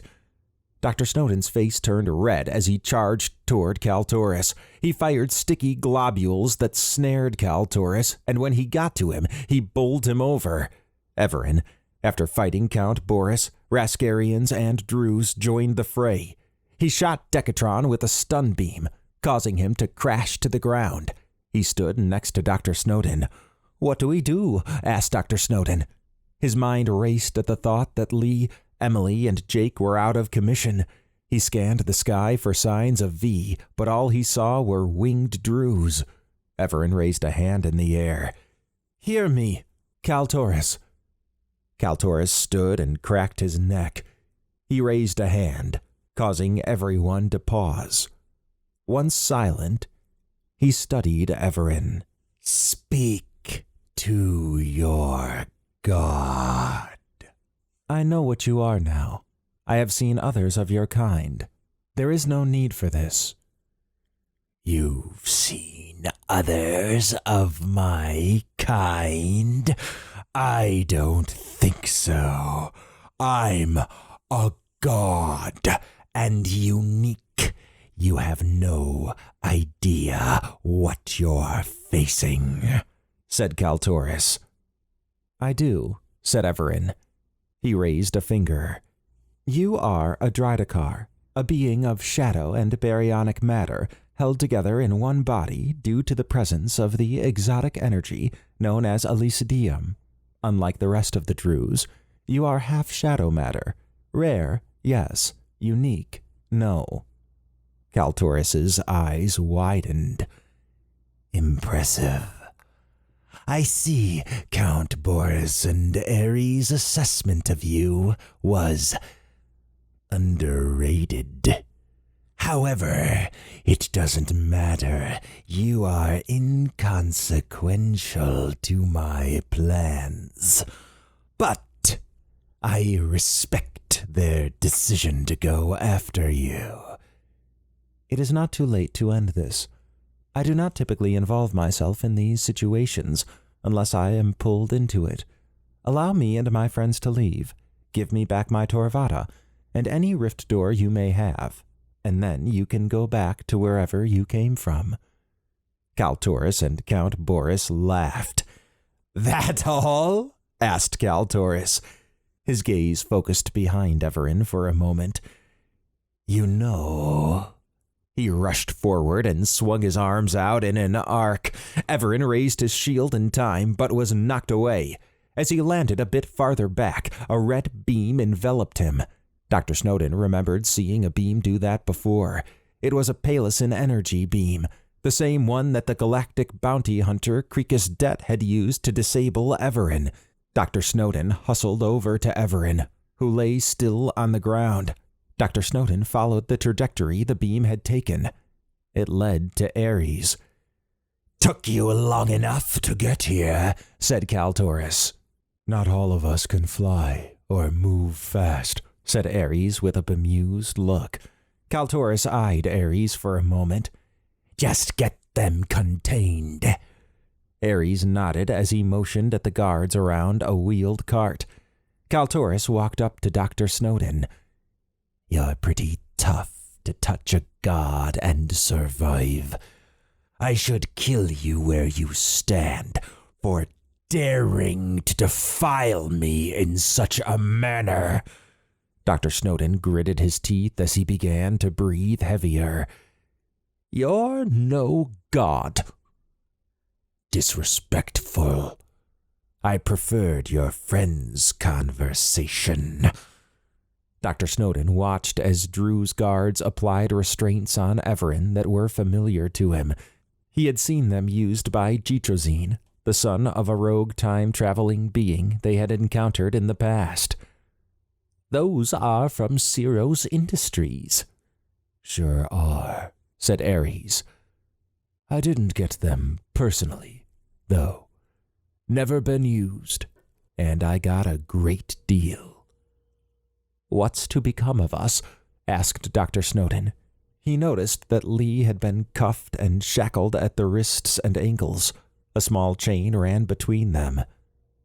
"Once you're restrained, you become the property of Count Boris.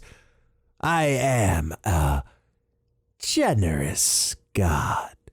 My gift to him per his request," said Kaltoris, pointing at Count Boris. Count Boris grinned, baring his fangs. "I've been looking forward to this for a long time." "Great," said Dr. Snowden, grimacing. Kaltoris swept a hand out to address the assembled soldiers who had swarmed around. "Bow before your god." The crowd kneeled to the ground and bowed their heads. "Let this be an example of my power.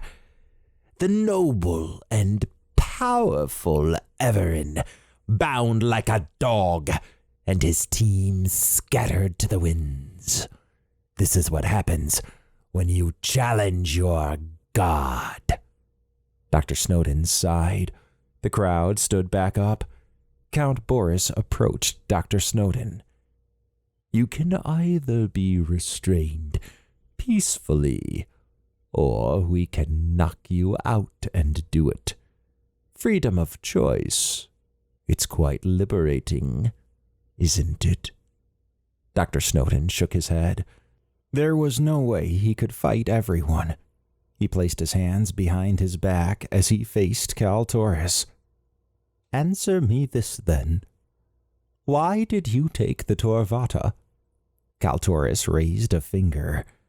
"From what Count Boris and Ares said, the Torvatta is the source of Evaran's power. Remove that, and he is no longer a threat. I came here expecting a good fight from a rival god. What I found was lacking. Evaran is no god. I am." Dr. Snowden looked down and smirked. Kaltoris narrowed his eyes. "You act as if this is some type of joke. Explain yourself." Dr. Snowden shook his head.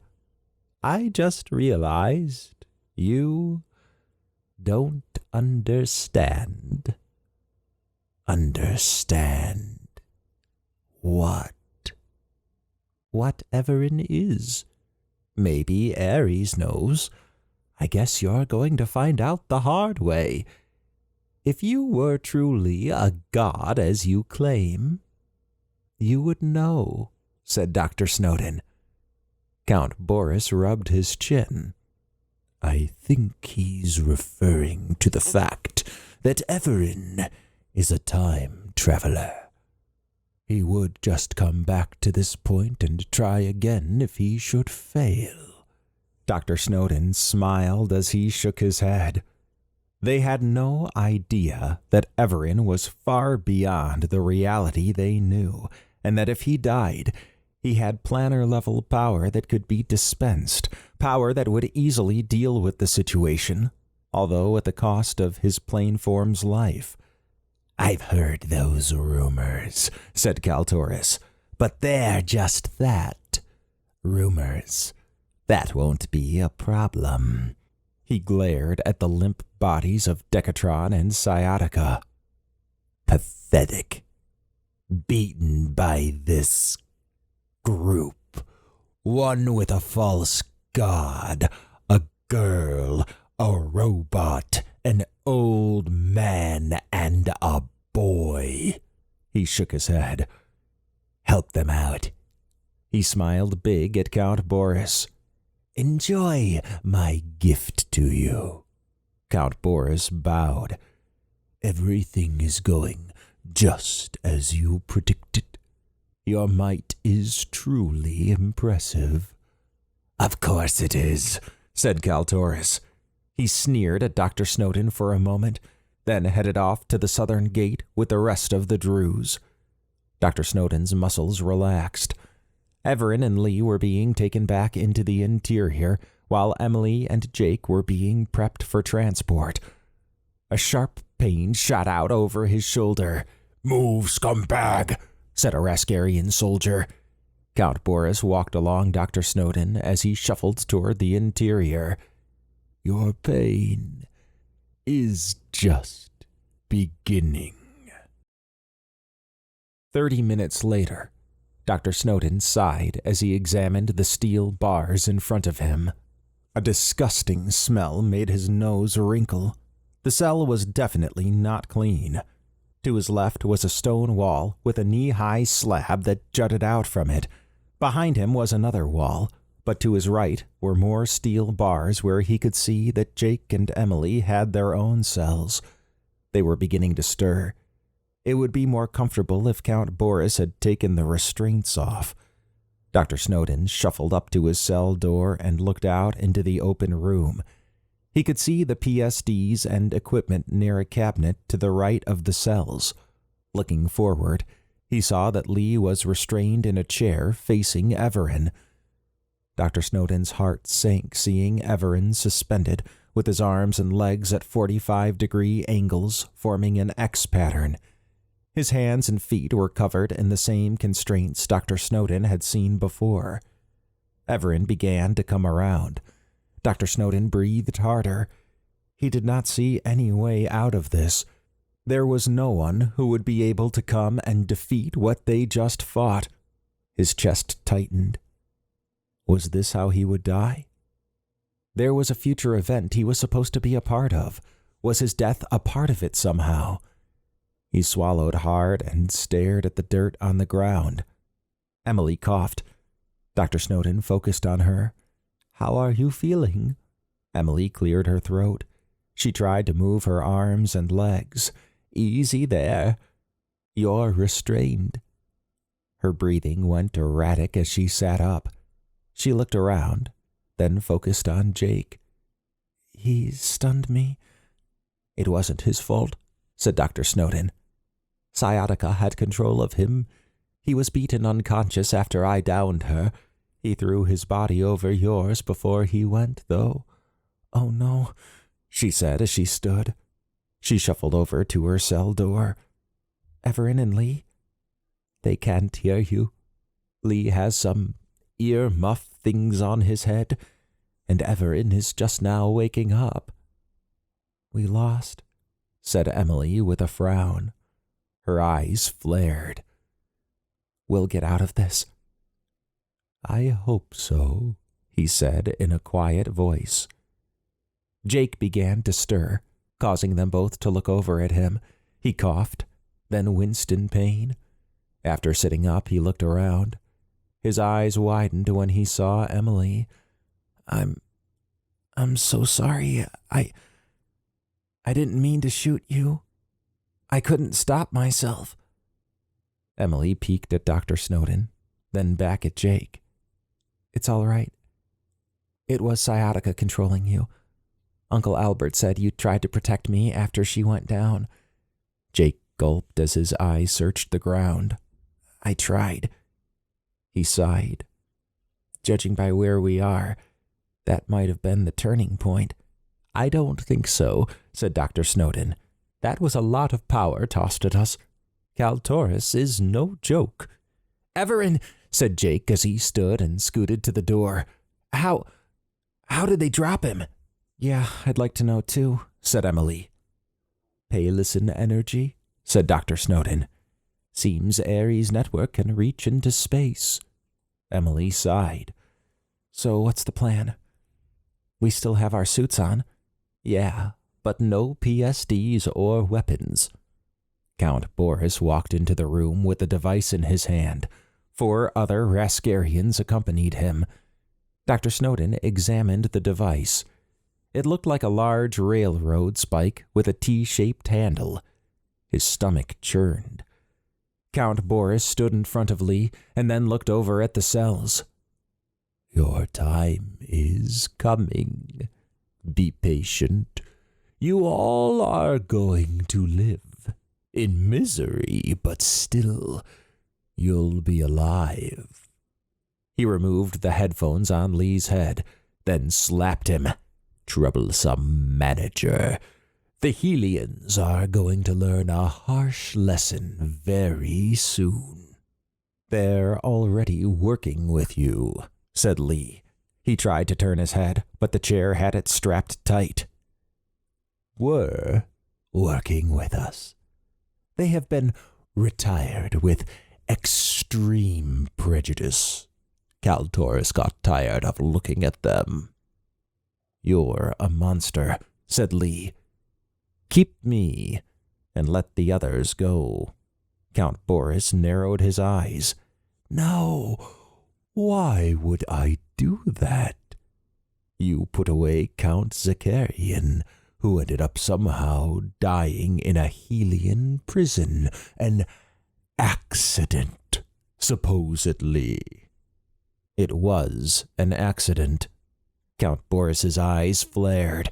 "A master Raskarian that's lived over 1,000 years dies, and I'm supposed to accept that his death while in your secure prison was an accident? Only a fool would believe that. I'll deal with you in a moment." He walked up to Evaran, who was looking around the room. Count Boris slapped him. "You finally met a true god. How did it feel? When I told Kaltoris about you, he said he would handle it and deliver you to me. He was good on his word." "He is not a god." To align yourself with him is an error in judgment, said Evaran. Is it now? I get a world all to myself, access to Earth, and the only person who might stop me is sitting in restraints. That would appear to be good judgment. Then you do not understand what you are dealing with. A common mistake. Count Boris shook his head. Your arrogance knows no bounds. He walked over to Lee. At least let Dr. Snowden, Emily, and Jake go, said Lee. That will not happen, said Count Boris. He gestured for one of the Raskarian soldiers to step forward. This is Lieutenant Ramos, promoted through the ranks for exceptional valor, cruelty, and, in general, just being a loyal soldier doing whatever it takes to get ahead. He is going to oversee Evaran's punishment. Part of that is torturing his friends in front of him while he's helpless. I'm sure Ramos can think of many ways to accomplish that. He raised a finger and glared at Lee. However, you're my reward. I think it's time for an accident. He held up the device. Do you know what this is? No, said Lee. The manager outside Saffrica got to see it up close and personal. You killed him. Me? No. But the device did pretty well. You're going to join your friend, said Count Boris. He placed the end of the device on Lee's chest. Leave him alone, said Dr. Snowden as he pushed up against the cell bars. Stop it, said Emily, shaking furiously. No, said Jake with tears in his eyes. Count Boris laughed. Lee focused on Evaran. It's been an honor to have known you.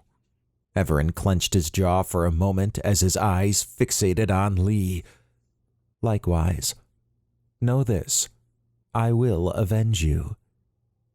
Tell my son he was a source of inspiration for me, and I love him. I will. Oh, how sweet, said Count Boris. He exhaled from his mouth and dipped his head toward Lee. The guards held Lee tight. This will open you up and expose your form to the environment. It's a painful death, from what I've heard. I won't beg for mercy, said Lee. He closed his eyes. I know you won't. And now you join the ranks of the dead, said Count Boris. He plunged the device into Lee's chest, then twisted it. Lee cried out initially, but his voice began to gargle. After a moment, everything went quiet. Dr. Snowden's throat constricted as his eyes misted. Lee was a father, and now his son would be fatherless. Dr. Snowden took a seat on the cell slab. This was worse than he had thought it would be. Lee had been like Lord Vigon, a friend who helped those in need. Dr. Snowden had begun to really like Lee, and now he was dead. Just like that. Emily banged her head against the cell door as she screamed at Count Boris. Jake had also sat down on his bed. He trembled as he tried to breathe. Count Boris walked over to their cells with Ramos. You know the plan. Have fun. Ramos smiled, baring his fangs. I plan on it. Count Boris did a final look over the cells, and then exited the room. Ramos rubbed his hands together. So, my new projects. So many things to do, and all the time in the world to do it. The other 3 guards joined Ramos. One of the guards said, So what do you want to do first? Ramos walked in front of Jake's cell. This one is Jake Melkins. He lives at Lord Noskov's base. Ancient vampire filth, said one of the guards as he spit on the ground. He's human. Pure human, said Ramos, raising a finger. That means we can feed on him safely. But we need to keep him healthy. One of the guards grinned. We can make him drink some of our blood from those lonely nights. I think we have some dresses that might fit him for that occasion, said another guard. To hell with you, said Jake. Ramos and the guards laughed as they walked in front of Emily's cell. Can't do that with her, though. Nanobots, deadly to us. A shame, really. You would have been a lot more fun without them, especially since part of me is willing to take the chance. He walked in front of Dr. Snowden's cell. And finally, the old man, the last one standing. Ramos put his ear out with a hand behind it. What's that? You volunteer to be the first to be tortured? Dr. Snowden gritted his teeth as his gaze bored a hole through Ramos. Ramos wagged a finger as he stepped back. You know, you knocked Kaltoris down, touched a god, embarrassed him. He swung his head from side to side. You being the first to be tortured was a personal request from him. Leave them alone, said Evaran from across the room. And you can shut the hell up, said Ramos in a raised voice as he spun to point at Evaran. He turned back toward Dr. Snowden. I'm going to let you all relax. Torture is best done when you're feeling rested. He snapped his fingers. Bring Lee's chair over here. They can soak in his death while they rest. Dr. Snowden narrowed his eyes as the guards brought Lee and the chair over. Lee's lifeless eyes and hanging head caused Dr. Snowden to sniffle. Lee's chest was open, and a gooey substance oozed out. That's right, said Ramos. Enjoy your break. You still have hope. I will break that. Count on it. He exited the room with the others. Emily sat down on her bed and squinted hard. Lee didn't deserve this. He didn't, said Jake, breathing hard. What are we going to do? Survive, said Evaran. How? Asked Dr. Snowden. It sounds like we're going to be here for a long time. There's nothing we can do. We're restrained in cells. You're locked up. Lee is dead. The rift door is secured. The Torvatta's missing. And Count Boris has hundreds of guards around. And now we have a psychopath lieutenant to deal with. Breathe, said Evaran. One challenge at a time. And where's V in all this? Asked Dr. Snowden. I didn't see him anywhere. He paused and looked at Emily. In a moment of realization, he said, Oh, I didn't see him anywhere. Emily smiled as Jake's eyes widened. Be patient. I had V remove himself from battle in case of this situation. He was chased away, but is on his way back, said Evaran. This one's going to be a challenge, said Dr. Snowden. I know, and he is aware of everything going on here. You just need to hang in there. Dr. Snowden licked his lips as he looked at Jake and Emily. He raised his head a bit. We'll try. Chapter 14. Several hours later, Ramos returned with his guards. Dr. Snowden knew if Emily could get out of her restraints and her cell, they would all fall by her hand. Lee's death by Count Boris and his guards had crossed Emily's line. Having Lee's corpse staring at them for the last few hours just made things worse. Ramos walked up to the cells. Well, you've had a small break. How are my pets? Take off my restraints and I'll show you, said Emily through gritted teeth. Will you now? Asked Ramos, glancing at his guards. It's a pity you have nanobots. We'll have to do with Jake. We'll let you watch, though. She glowered at them. No matter, said Ramos. I promised Kaltoris that the old man would suffer first. He snapped his fingers. Bring the fool out. Dr. Snowden squirmed as the guards opened the door and rushed in. Stop it! Take me, said Emily as she banged against the bar separating their cells. Dr. Snowden struggled, but the restraints were too strong to do much of anything. Even with his nanobots kicking into gear, he could not break out of them. Ramos and the guards brought Dr. Snowden before Evaran. One of the guards kicked Dr. Snowden in the back of the legs, causing him to fall to his knees. Leave him alone, said Emily. Bastards, said Jake. Ramos shook a finger at Emily. The more you talk, the worse this will be. So go ahead. Your actions will determine how severe this is. Emily's breathing intensified as she stepped back and looked away for a moment. Much better, said Ramos. He eyed Dr. Snowden. Those restraints were built with your nanobot's strength boosting in mind. Count Boris took that into consideration when designing them. It's useless to struggle. You do not need to do this, said Evaran. Oh, really? Asked Ramos, turning to focus on Evaran.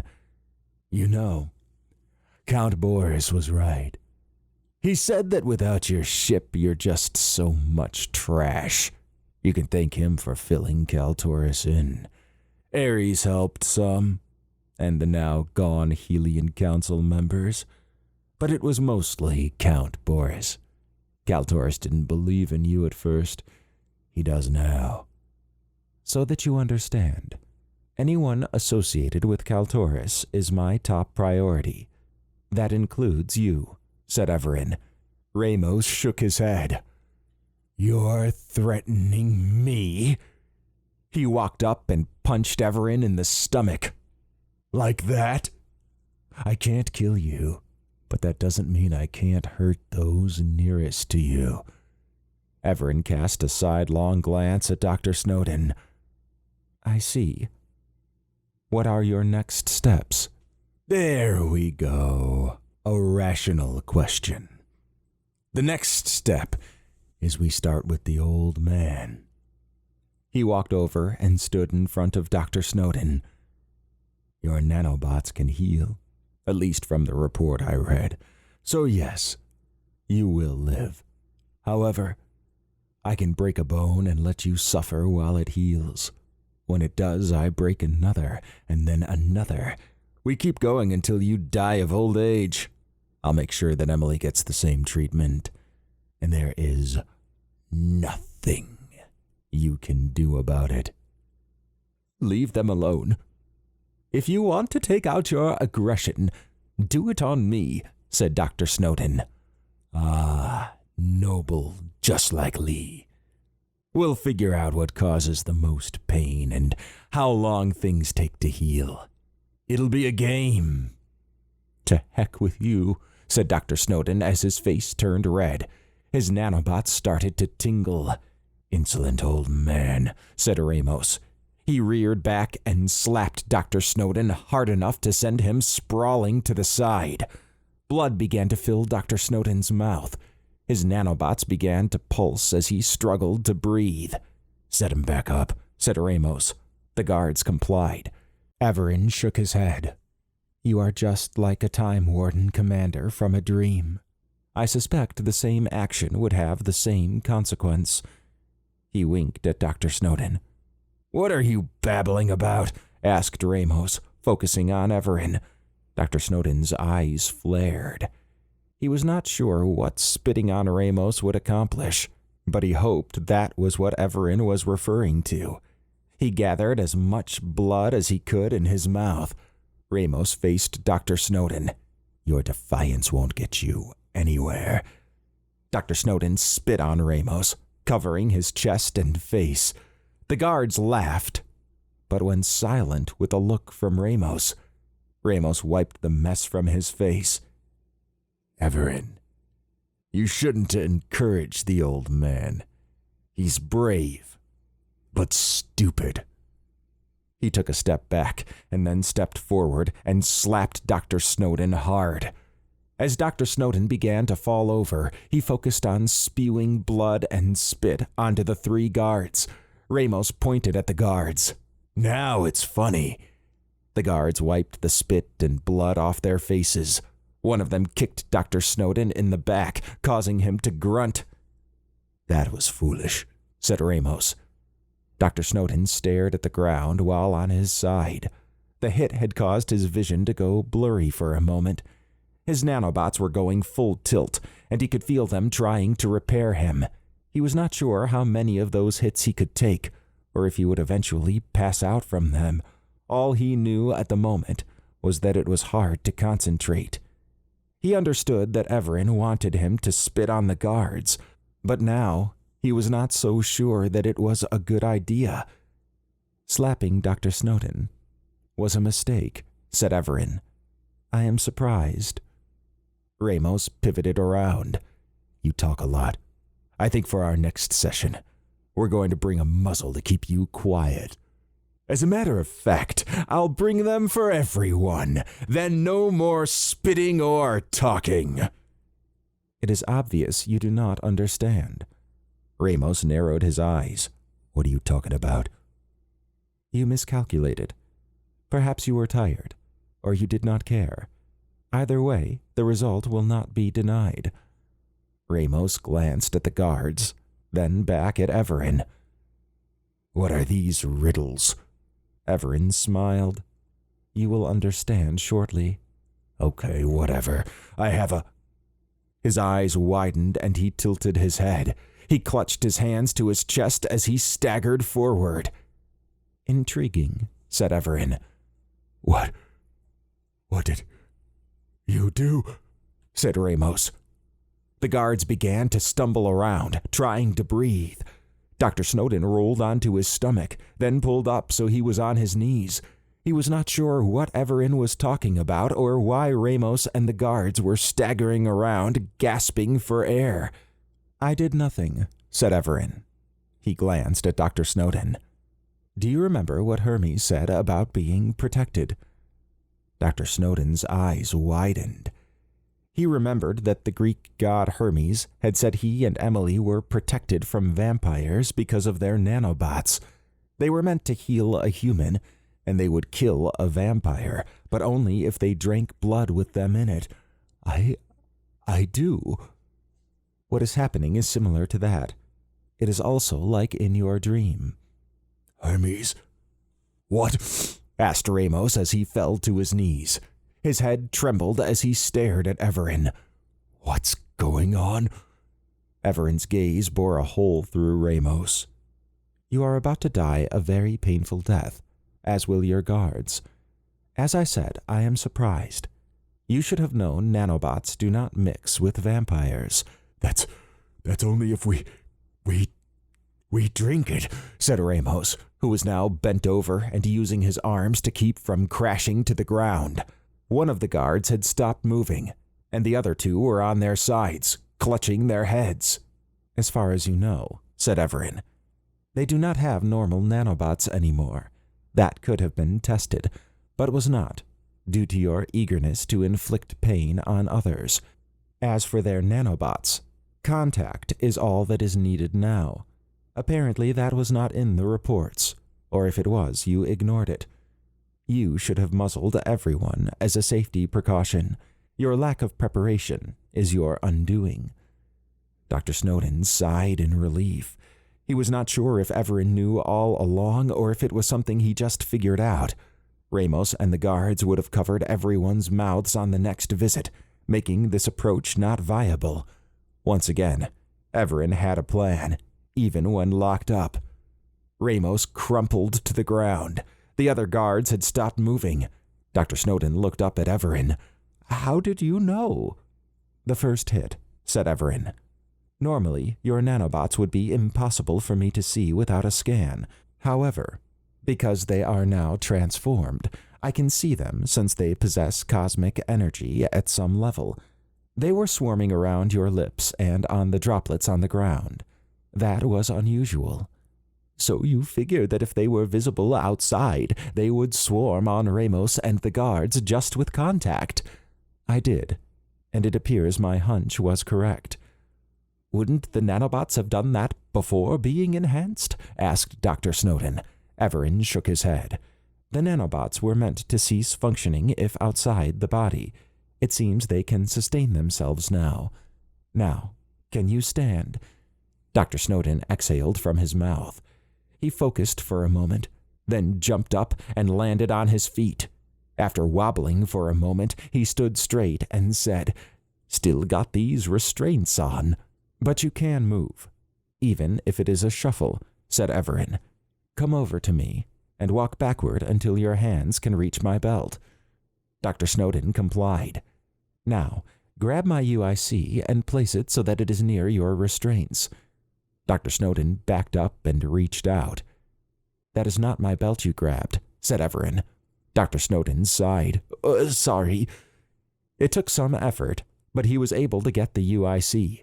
He flipped it around in his hands so that the flat part of the UIC was a few inches from the restraints. Evaran moved his fingers around, and Dr. Snowden's restraints unlocked. Dr. Snowden stepped out of his ankle cuffs and then freed and rubbed his wrists. "Oh, that feels good." They used electronically managed restraints. This would have been more difficult if they had used mechanical ones. Dr. Snowden raised a hand toward Emily and Jake. "Hold on." Evaran used his head to point at a console that stood out from the wall near the exit door. "Place my UIC on that console." Dr. Snowden complied. After a moment, Evaran's restraints opened. He stepped forward and took a few seconds to stretch. Now for Emily and Jake. After 5 minutes, Emily and Jake had their restraints removed and cell doors unlocked. Emily hugged Dr. Snowden. He held her as emotions surged through him. Jake joined them. Evaran smiled. As V would say, a hugging session. He joined in the embrace. After a moment, he stepped back and gestured at a cabinet near the console. "Your PSDs and gear are there." Dr. Snowden hustled over to the cabinet and sprung it open. As he grabbed his PSD, he smiled at Emily and Jake. They were not out of the situation yet, but now they had a much better chance. A strange feeling made him focus on the guards. He walked over to them and extended his hand. "What are you doing?" asked Emily. I'm not sure. I can feel something." Nanobots in the form of thin filaments broke through the guard's skin and began to stretch out to Dr. Snowden's hand. As they moved through the air, they vibrated, causing the blood on them to fall off. "Evaran?" asked Dr. Snowden as he took a step back. "It is okay," said Evaran. "They are returning home. That is also unusual." Dr. Snowden gulped when the first strands reached his hand. They swarmed over it for a moment, then merged into his skin. Another sensation emanated from Ramos's corpse. He walked over to Ramos and extended his hand.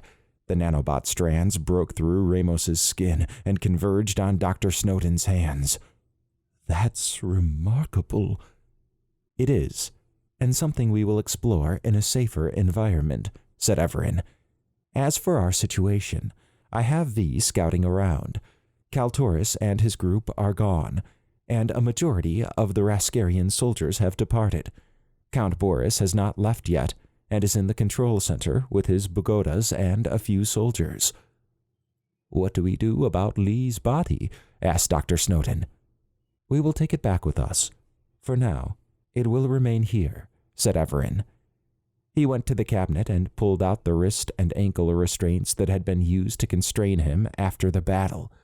Unlike the ones used on Dr. Snowden and Emily, the wrist and ankle restraints were separate. Evaran handed them to Dr. Snowden. "We may have use of these. I believe it is time we pay Count Boris a visit." Jake gulped as he followed Evaran and the others out into the hallway. Being restrained and put into a cell was not how he envisioned the trip going. Seeing Dr. Snowden's nanobots kill Ramos and the guards made Jake wish he had nanobots even more. He was not sure he fully understood how theirs were different, but the effect was noticeable. He sighed as he contemplated his performance. If he had done nothing, it would have been more useful. Emily fell to his hand. Although it seemed like she was past it, he was not. He could see everything, but not control himself. It was an experience that he would not soon forget. Emily lightly squeezed his arm. "You okay?" He looked down. "Yeah, I just feel... I don't know. I'm really sorry about shooting you." "Don't worry about it. You were under Sciatica's control." He shook his head. "I know, I was weak. She didn't go for you or the others. She chose me." "You don't have nanobots," said Dr. Snowden, peering back at Jake. "Yeah, I know. I wish I did." As they turned a corner, Evaran cast a sidelong glance at Jake. "There are downsides to having them as well. You would be sought after." Jake swallowed hard. "Maybe. But I wouldn't be able to be controlled." "I understand," said Evaran. "I feel like useless baggage compared to everyone." Dr. Snowden shook his head. "Well, you're part of Evaran and the gang now." Jake smiled as he looked up at Dr. Snowden. Although Jake appreciated the kind words, he knew his performance was lacking. If he could not have nanobots, he would look to technology to enhance his performance. This outing had shown him that if he needed to be able to handle threats of the nature he had seen so far, he would need to upgrade his gear and tactics. At least he now had experience on what to expect. He gestured at the restraints Dr. Snowden carried. "Are those special cuffs?" "They're Palison energy-based," said Dr. Snowden.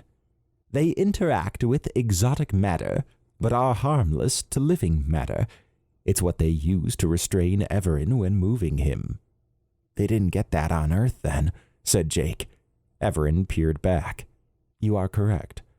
I have seen them before, in the future, when a rogue time traveler's son used them on me. They came from Ceros Industries. This means that Ares has off-planet connections. That also means that advanced technology is in place, more so than I had anticipated." "Huh," said Jake. "Then they should work well on Count Boris." "That is the idea," said Evaran. "Good. I still can't believe..." Evaran raised a hand. Everyone went silent as they crept along the side of the hallway. Evaran gestured forward, then to the right. In a low voice, he said, "They are ahead. Count Boris may sense us, but it will be masked, and he will think we are still in the other room. I want everyone to take the pagodas. Use mist and stun beams after a repulsion shot. I will handle Count Boris. V has entered the room and is in stealth mode. He will help you. Put your helmets up, and he will relay a visual." Jake slid his faceplate up and could see the view from V. Count Boris was standing behind a guard using a workstation. The pagodas were spread across the room, with 2 guards at the entrance. His adrenaline kicked in. It was time to make Count Boris pay for what he did. "Are we ready?" asked Evaran. Everyone nodded. Evaran extended his utility handle into a baton and activated his shield. He strode forward and then turned right into the hallway, leading to the control center. Dr. Snowden and Emily followed him with shields out and PSDs at the ready. Jake fidgeted with the blaster in his hands. He was ready to prove himself. Evaran fired a repulsion blast into the doorway. 2 guards went flying. "What is this?" asked Count Boris as he wheeled around to face Evaran. The Bugotas pulled out assault weapons and began to fire. Emily and Dr. Snowden took a position near the door, while Evaran flipped through the air toward Count Boris. Dr. Snowden and Emily fired a continuous mist beam across the room. V faded in, and with support from Jake, they fired their stun beams. The Bugotas shook as the stun beams washed over them. Some dropped their weapons. Emily rushed forward with her PSD extended into a staff. She hit the first one with an upswing. Crack! The Bugota went flying into the ceiling, then fell. Dr. Snowden, Jake, and V focused fire on the second Bugota, causing it to fall. Evaran aimed his grappling beam at Count Boris and fired. When Evaran reeled him in, he hit Count Boris across the chest, causing Count Boris to slide forward feet first before landing on his back. Evaran jumped on Count Boris and flipped him over, then grabbed both his arms. Emily surged forward and knocked the weapon out of the third Bugota's hand. She then spun around and hit the fourth Bugota into the fifth and sixth ones. She fired a stun beam point blank at the third one, causing it to fall to the ground. Dr. Snowden hustled over and fired another mist beam on the remaining Bugotas and the two guards who were struggling to get back up. Emily, Jake, and V fired their stun beams. The Bugotas and guards stopped moving. Everyone rushed over to Evaran, who held down a struggling Count Boris. "Place the restraints," said Evaran. Dr. Snowden handed Emily the wrist end of the devices. He placed the ankle ones while she applied the others to the wrists. "How? What?" said Count Boris. "It appears that you have been captured," said Evaran. "That is what is going on. For the next part of our trip, you will need to be unconscious." He took a step back and extended a hand out in an arcing motion to everyone. "The honor is yours." Everyone lined up in a single line and fired a stun beam concurrently. Count Boris went limp. Evaran picked up Count Boris and slung him over his shoulder. "V, if I did not say it before, I am glad you are here." Acknowledged. I would have preferred to join the fight earlier. "I understand. However, you were our backup plan." Dr. Snowden's toxic spit was a better plan. "I wouldn't say it's toxic," said Dr. Snowden. "Well, maybe against vampires. Come to think of it, it might be toxic. I guess we can test it out later." I have added your spitting ability as a tactical asset, said V. Dr. Snowden shook his head. "Before we go, let us get Lee's body. V has already cleared the few guards topside," said Evaran. After 30 minutes, Emily was pushing a wooden cart with Lee's body in it. They were outside the fort and headed back to the rift door. "Did you clear the rift door too?" asked Dr. Snowden. Both the guard post ahead and the rift door have been cleared, said V. "Ah," said Dr. Snowden. He tilted his head at Evaran. "Any way to block incoming rifts from Kaltoris's rift door?" "There is, and I will configure that when we get there. As the Helians are stretched thin, I do not suspect they will be able to help this world, but perhaps the absence of a threat that can reinforce itself will let this planet's denizens recover. There is still the matter of the existing Raskarians." Jake tossed a hand out. "I bet if we went to the other coordinates, we could catch Kaltoris. I also bet that the Torvatta is there." "That is my assumption as well," said Evaran. "However, I suspect that wherever that second set of coordinates leads, it will be guarded, especially if it has something like the Torvatta." "Then we attack Earthside," said Emily. "That is what I am thinking as well. We will need a group to do so. However, the assault needs to be on all the Helian bases under Kaltoris's control. Others will need to assist us." Jake sighed. "That doesn't sound easy at all. Non-human politics suck. Everyone wants their own turf, and they don't want to help anyone." "Then we shall convince them. A list of those likely to help us will need to be compiled." "It's going to be rough," said Jake. "At least I can be useful there." Evaran paused and faced Jake. "Your presence alone is helpful. Never think of yourself as useless." Jake smiled and looked down as the group continued. He enjoyed being around Evaran. It made everything better. Although the recent situation was tough, they had survived. It was a small win. The struggle ahead seemed much longer. When they got to the rift door, Jake noticed that the guards were all laid out. He had come to appreciate V's abilities and wondered if U4 would still be around if she had the same ones. Evaran laid Count Boris down and then interacted with the rift door controller. After a moment, he said, "Kaltoris's rift door has been locked out." He tapped at the controller again, causing a rift door to appear between the rift rods. "This one is back to the Helian base, but first the verification sequence." Jake could see that the Helians had shielded the other side. There was nothing but darkness where he looked through the rift door. After a moment, the darkness cleared up. He could now see the interior of the Helian base. "Let us go," said Evaran. He picked up Count Boris and strode through the rift door. Chapter 15. Emily lowered her faceplate after stepping through the rift door. She had kept it up so she could use her suit's temperature controls. Pushing a cart with Lee's heavy robotic body was a bit more work than she had expected. She parked the cart off to the side. A whooshing sound made her jump a bit. She relaxed when she realized it was just the shielding going up around the rift door rods. Commander Darius ran up to the cart. "What happened? Where is Agent Moles and the other agents?" Evaran laid Count Boris on the ground and joined Darius next to the cart. Kaltoris's group overran Agent Moles's position, then joined Count Boris and his Raskarian soldiers in fighting us. We were defeated, and Lee was executed by Count Boris. Thankfully, we escaped and then captured Count Boris. How did you lose?" Kaltoris's power is more formidable than even I expected. He poses a grave danger to this world. Darius sighed while rubbing his temples. He shook his head as his eyes narrowed. "Manager Lee was one of our best.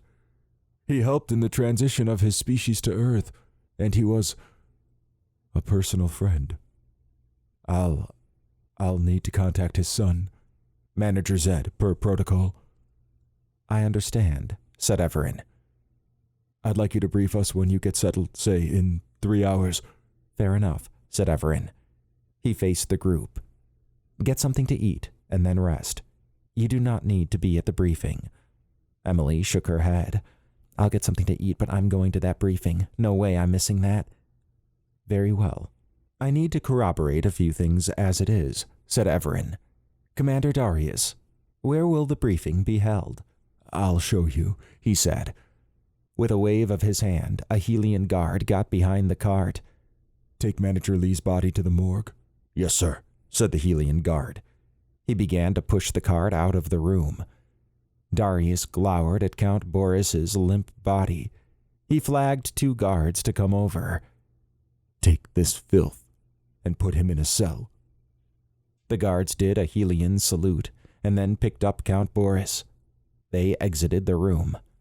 Darius glanced at Evaran. "Come. I'll show you to the conference room.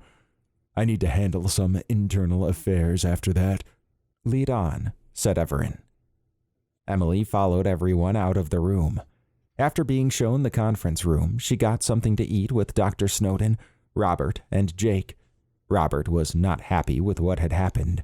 She saw his face go from happy at having Jake back to horrified at Jake explaining their capture. Robert looked like he was ready to give Count Boris a piece of his mind. Had Robert come, she was not sure he would have survived. Dr. Snowden was unusually quiet. She could see he was mulling over things. Like him, she had begun to get to know Lee. And just like that, he was gone, along with Agent Moles and his team. With Dr. Snowden's recent struggle with death, having to witness it was probably not helping.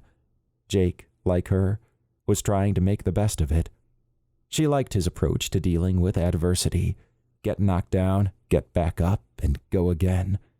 It aligned closely with how she thought. After 3 hours, everyone assembled in the briefing room. Darius instructed everyone to sit on one side of a U-shaped table that spanned half the room. A large screen sat across from the open area, so everyone sitting had good view of it. Darius motioned for Evaran to go to the screen, then interacted with a table console. 4 holograms appeared sitting on the other side of the table, each in their own spot. Darius pointed at the one nearest the center of the table, then at the others in sequence.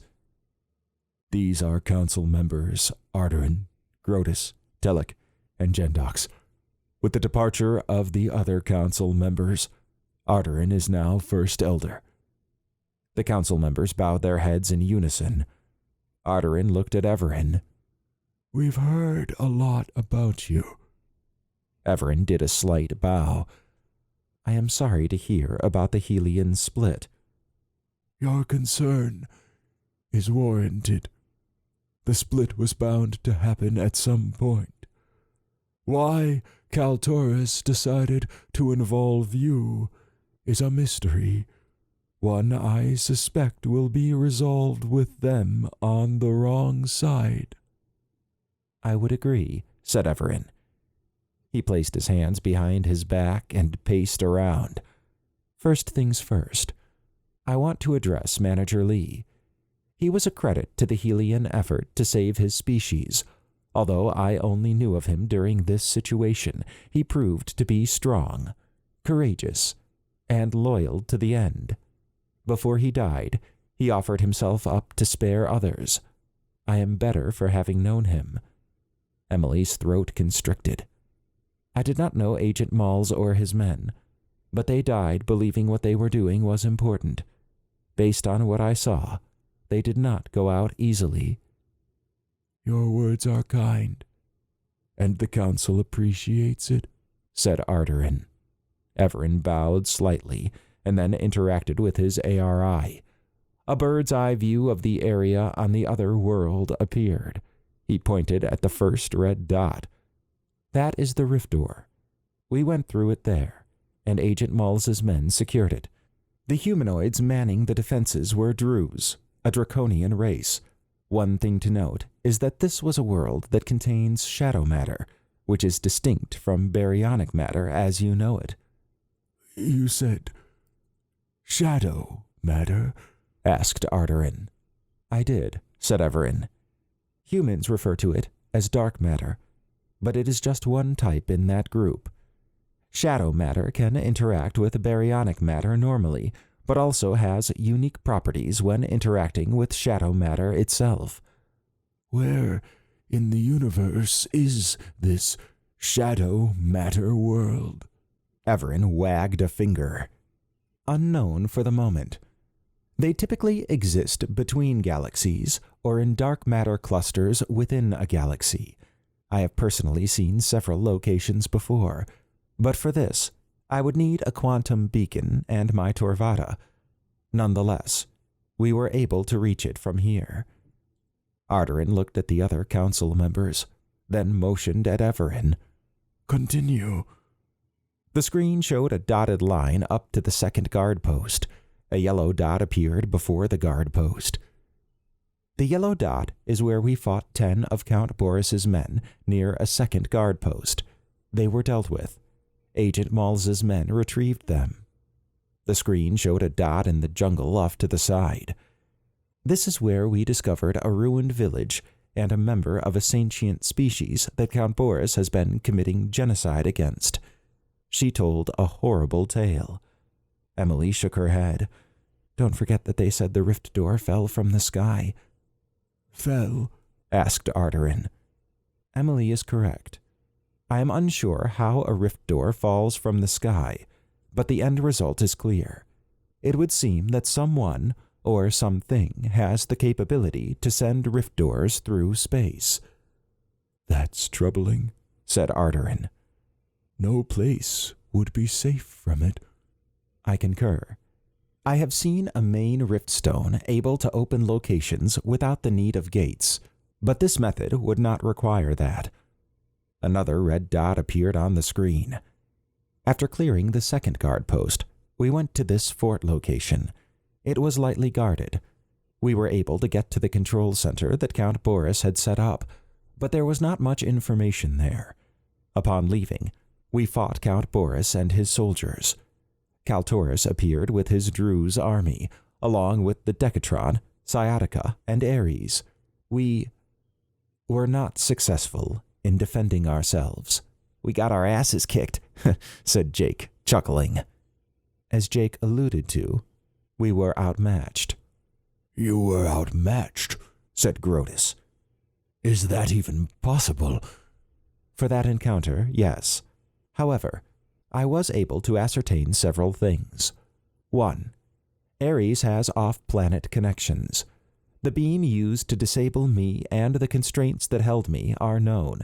They came from Ceros Industries, leftovers from when Ceros wanted to capture me. We know of Ceros from our Kregan contacts.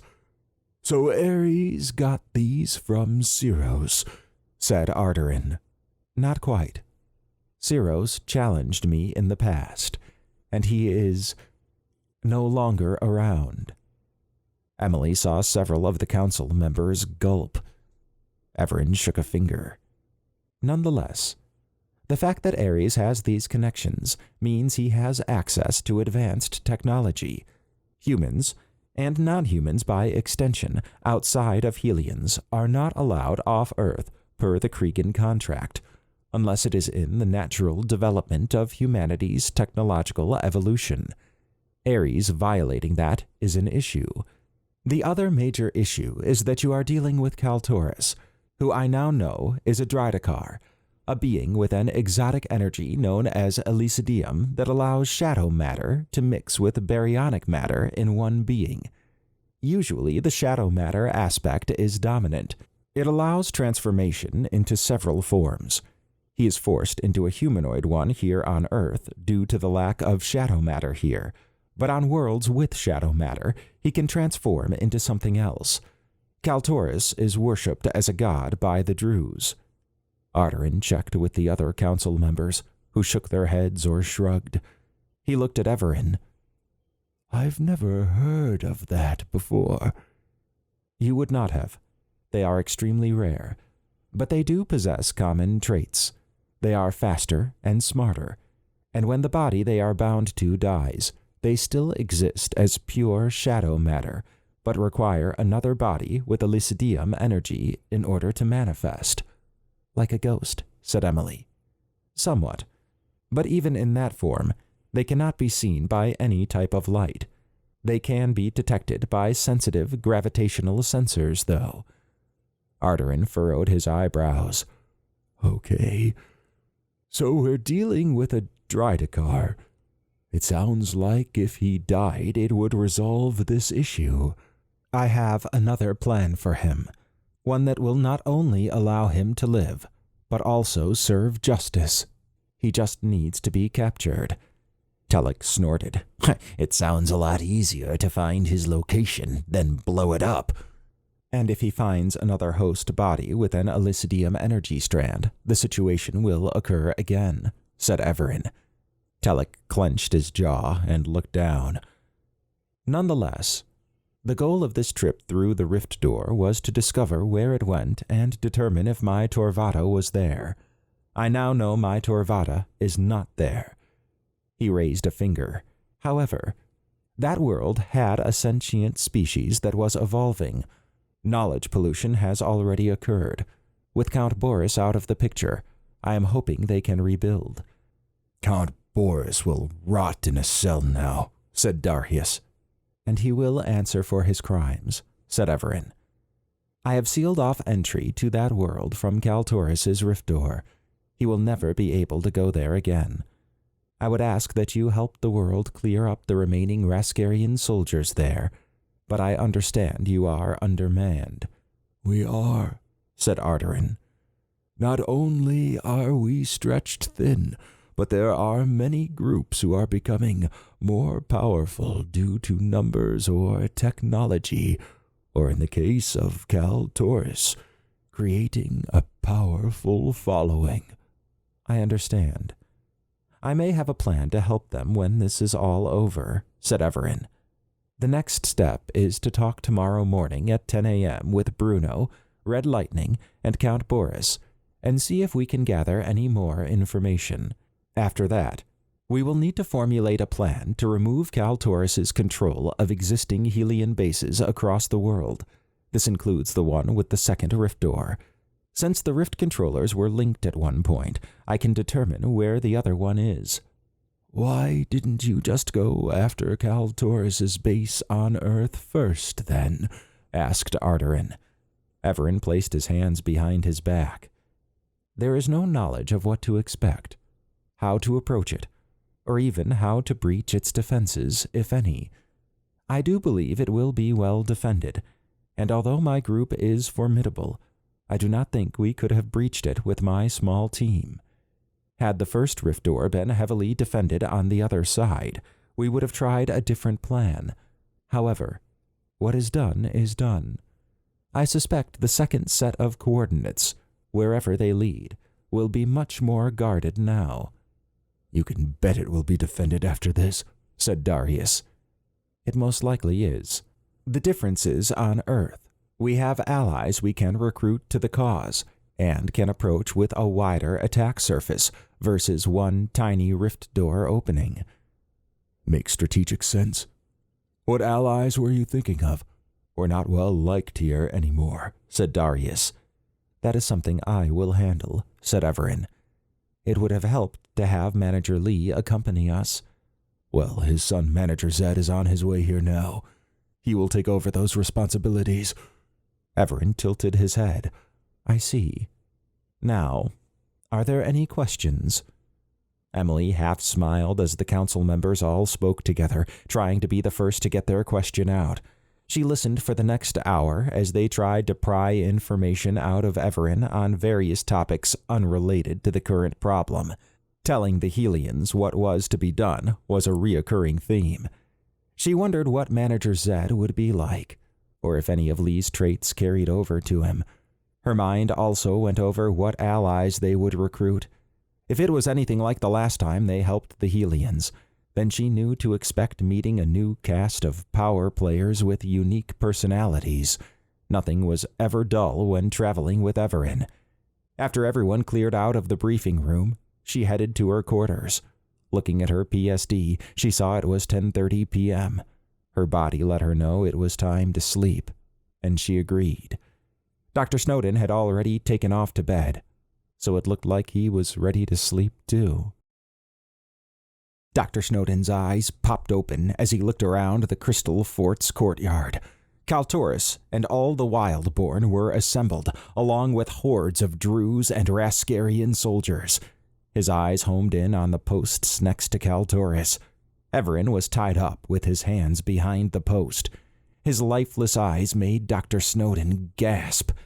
Next to Evaran were Emily, Jake, Robert, and V in body mode. All were tied to a post like Evaran was. Dr. Snowden shook his head. This had to be a dream. He focused on Kaltoris. This isn't how it happened. In your reality, in this one, you lose, I win. You escaped death once. I'm here to collect. I don't think so. This is a dream. You're not real. Kaltoris smiled as he tossed his hands to the side. What was it that Evaran said? Oh, that's right. There's a dream layer, similar to a life layer. He called it morphable matter. He looked around. And you have made all of this, and by extension, me. Another realm to conquer. I will begin with you. He strode forward. Then you're in for a surprise, said Dr. Snowden. He spit on Kaltoris. Kaltoris paused to wipe the spit off his face. This is your master plan.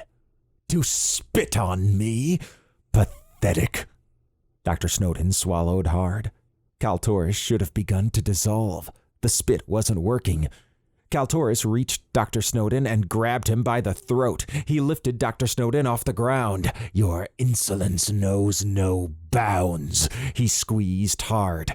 Dr. Snowden went limp as the crowd cheered. Although he could no longer feel anything, he could still hear. What was going on? He gasped as he appeared back in the courtyard. The setup was the same.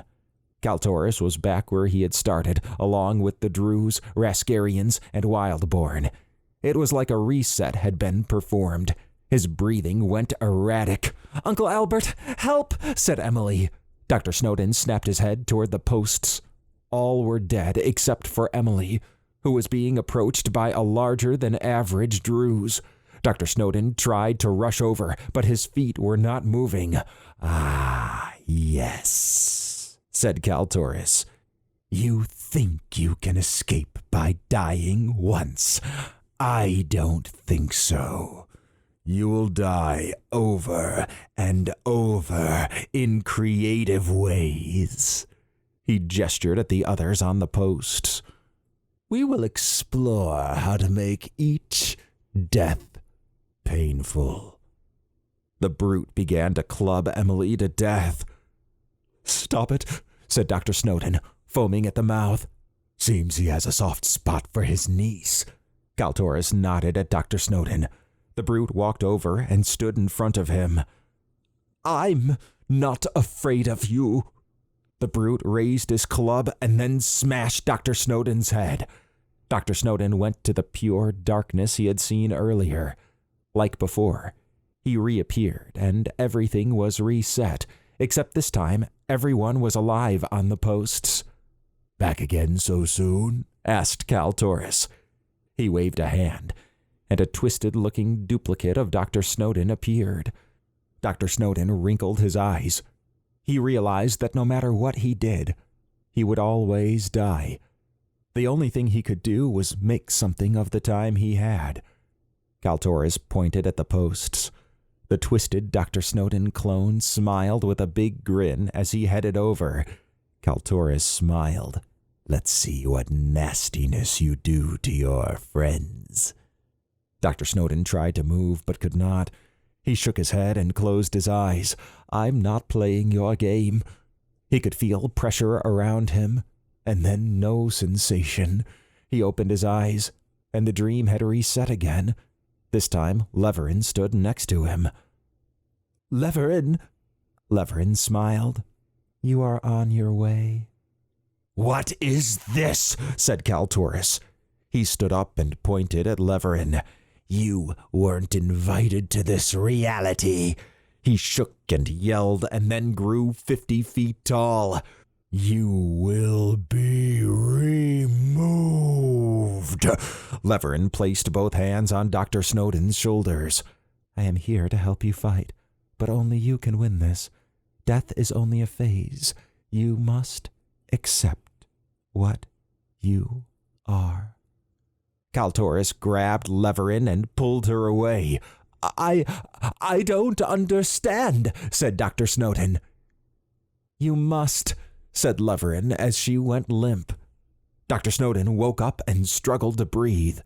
He scanned the room. It was quiet.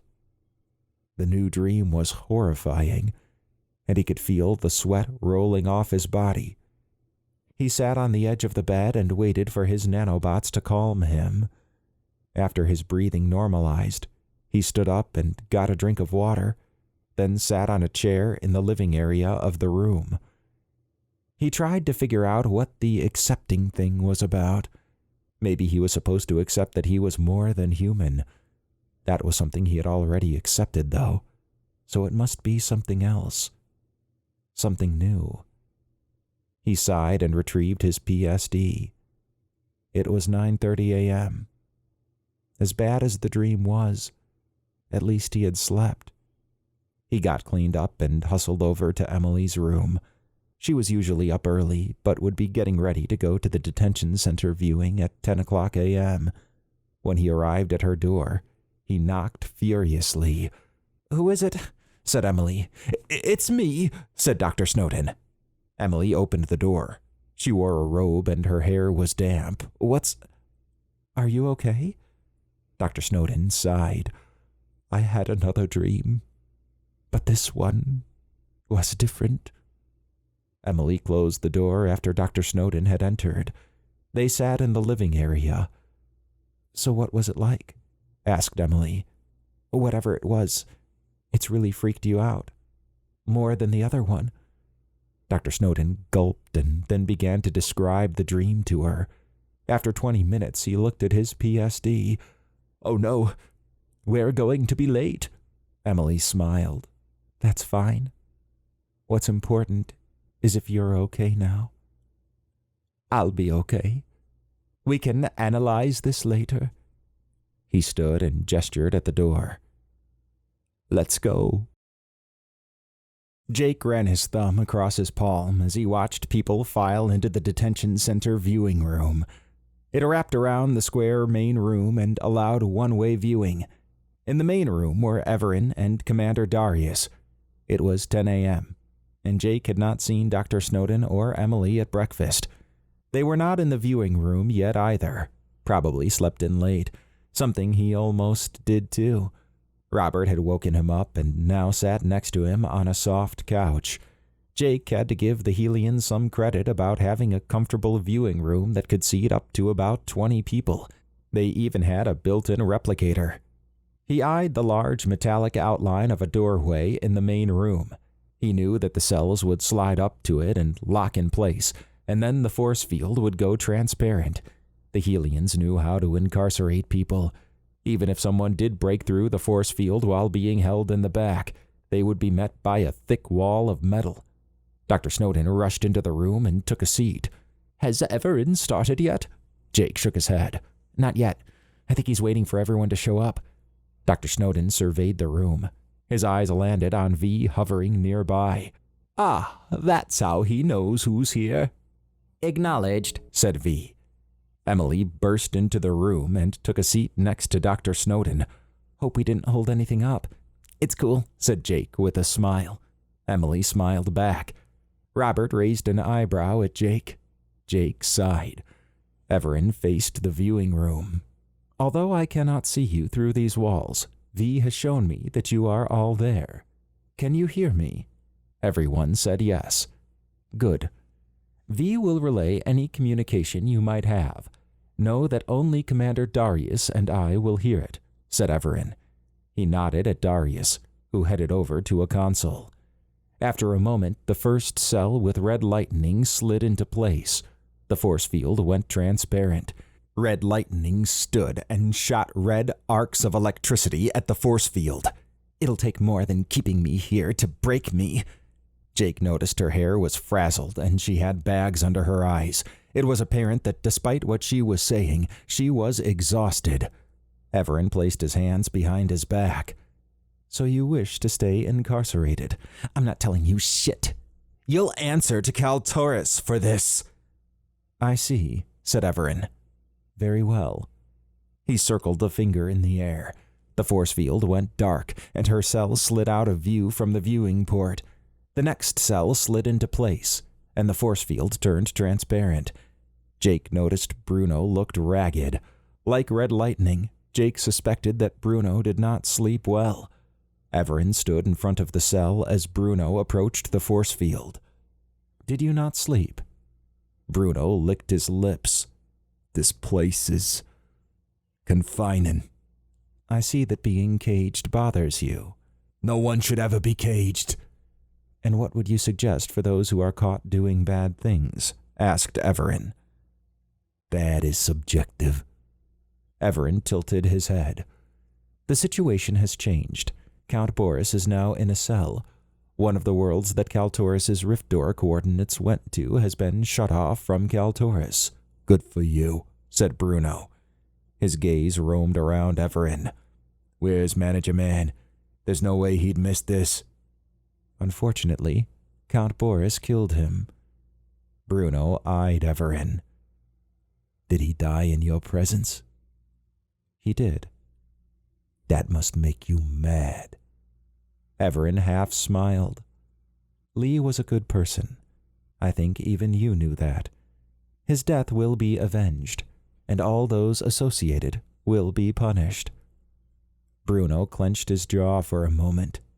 And me by association. He sighed. I'm never getting out of here, am I? It does not have to be that way. If you cooperate, I will take you back to your world. If you do not, you will be subjected to the same punishment as Kaltoris. Bruno began to breathe heavier. I can't stay here. What do you want from me? Everything you know about Kaltoris and his operation. Like, now? Evaran pointed at Darius. Darius cleared his throat. A console will be accessible to you in your cell. Put everything you know in it. Per Evaran, there is also some history for you to read. It's high level, and if you repeat any of it to Evaran, all bets are off. He wants you to know who he is. Bruno shook his head. This is the worst contract ever. The force field went dark, and Bruno's cell slid away. Count Boris's cell slid into place next. After the force field went transparent, Count Boris stormed up to it. Let me out of here. After killing Manager Lee, committing genocide on a less advanced society, and that does not even begin to address all the issues Commander Darius has listed out. I can't believe I almost had you. You're not as invulnerable as everyone says you are, said Count Boris. That is because you do not understand. What's to understand? Without your Torvatta, you were taken down. Yes, by a Dradikar and his army. I will deal with that after this is done. Know this, I will get my Torvatta back, and you will be punished. You really underestimate Kaltoris. He's a true god, said Count Boris. He is not, and I know what he is. I have dealt with others of his kind. I am still standing. The others are not. Count Boris licked his lips. Yeah, well, it's not like he's alone. I know that. With you, Bruno, and Red Lightning out of the picture, he is losing his support. It is only a matter of time before he is captured. Yeah, good luck with that. You have no idea of the scope of what you are facing, said Count Boris.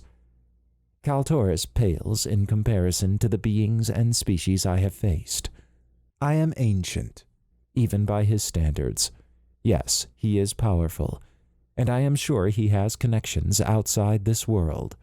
But he will face justice, just like you will. Count Boris shook his head. You're so arrogant. Evaran rubbed his chin for a moment. I do not normally speak of the future. However, I will at this point. You know I am a time traveler, so I do not need to go over that with you. He raised a finger. There is no mention of you in the future. There are several conclusions that can be drawn from that. You are either dead, or you were punished. Count Boris swallowed hard. The future can be changed. I heard about the alternate timeline where the purifiers dominated this planet and beyond. You are correct. However, you should also know I always correct the timeline, and your lack of presence in the future is part of the stable timeline. Whatever. I'm not helping you with anything. I know this. I just wanted to give you something to think about while you sit in that cell, day after day, alone, said Evaran. He circled a finger in the air. You'll be the one who pays for imprisoning me. Mark my words. Kaltoris won't be as kind a second time. Evaran stared at Count Boris. The force field went dark, and the cell slid away. Jake exhaled from his mouth. The tension was thick. Evaran had been calm and collected, yet his very presence could be menacing if someone crossed him. Count Boris had no idea what Evaran was truly capable of. Jake knew from talking with Lord Noskov that Evaran was a universal force, and anyone who got on his bad side did not fare well. This was not just according to Lord Noskov. The tales came from all over the planet. Evaran was even known outside Earth. That was pretty intense, said Dr. Snowden. Yeah, said Emily. Count Boris and the others don't know what we know. Robert nodded. From what I've seen so far, I feel special knowing Evaran helped us. I mean, Gricho was nowhere near the level of these guys, yet Evaran took the time to look out for us. How rare is that? Emily smiled. That's just Evaran. If he gets involved and makes something a priority, he will see it through. I like it, said Robert. I don't see that too often. His character is pure. He's like a beacon of hope. I still feel bad about Lee, said Dr. Snowden. Me too, said Jake. I never really got to know the managers. Now I'm sort of wishing I had. Manager Lee's son is coming soon. You can always start there. I plan on it. I don't know how that'll play with Lord Noskov and crew, but after all this, I think he'll understand. Evaran and Darius entered the room. You think Bruno will give up any information? Asked Dr. Snowden. Evaran nodded. In time. Although he did not say it outright, he has claustrophobia. It will not take him long to cooperate. I do not see that occurring with Red Lightning or Count Boris. What's our next step then? Asked Emily. Manager Zed will be here within the next 2 hours. We will meet with him and figure out our next step. Before then, I need to speak with you and Dr. Snowden alone. Jake smiled. I get the drift. My presence might be too much to handle. Analysis. I do not think this is the case, said V. I know, I was kidding. Jake looked up at Robert.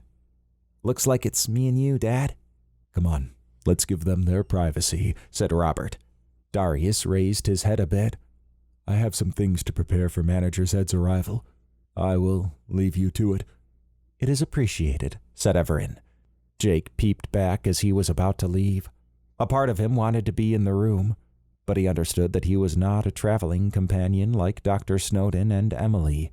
He wished he had the same relationship that they had with Evaran. Maybe they would fill Jake in later. He sighed as he exited the room. Chapter 16. Dr. Snowden watched as the room cleared. Usually, when Evaran wanted to talk in private, they did it in the Torvatta. Even now, Dr. Snowden was unsure if they were truly speaking privately. If he was thinking about it, then he knew Evaran had already taken that into account. He eased back onto the couch. What's up? Your nanobots are up, said Evaran. I took a scan of them when they were migrating back to your body.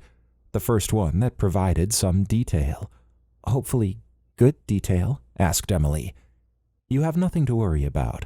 However, I found it interesting that your nanobots are definitely enhanced. There is a trace of cosmic energy in them. I had assumed that they had made a physical change and that the reformation energy Evaran gave you was gone. That is not the case. How's that possible? Asked Dr. Snowden. Does this mean they have a dimensional overlay? Like how your cosmic energy does on your form? I am not sure. If so, then the nanobots would be persisting a copy of themselves in that overlay. I am unclear if that is occurring, said Evaran with a smile. This excites you, doesn't it?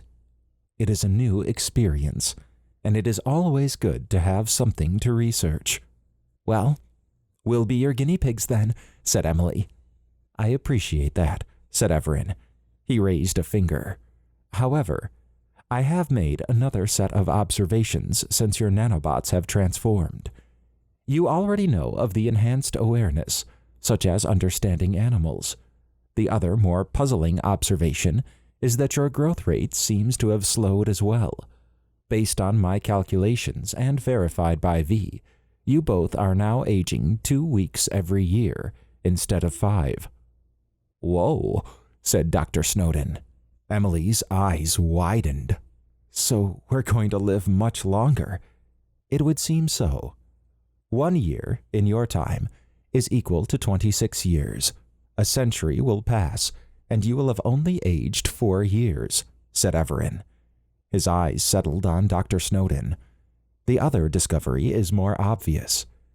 Did you feel any pain after Ramos and the guards had perished? Dr. Snowden wrinkled his eyebrows as he tried to recall. I don't remember any pain afterward, actually. I figured it was just adrenaline masking any sensation.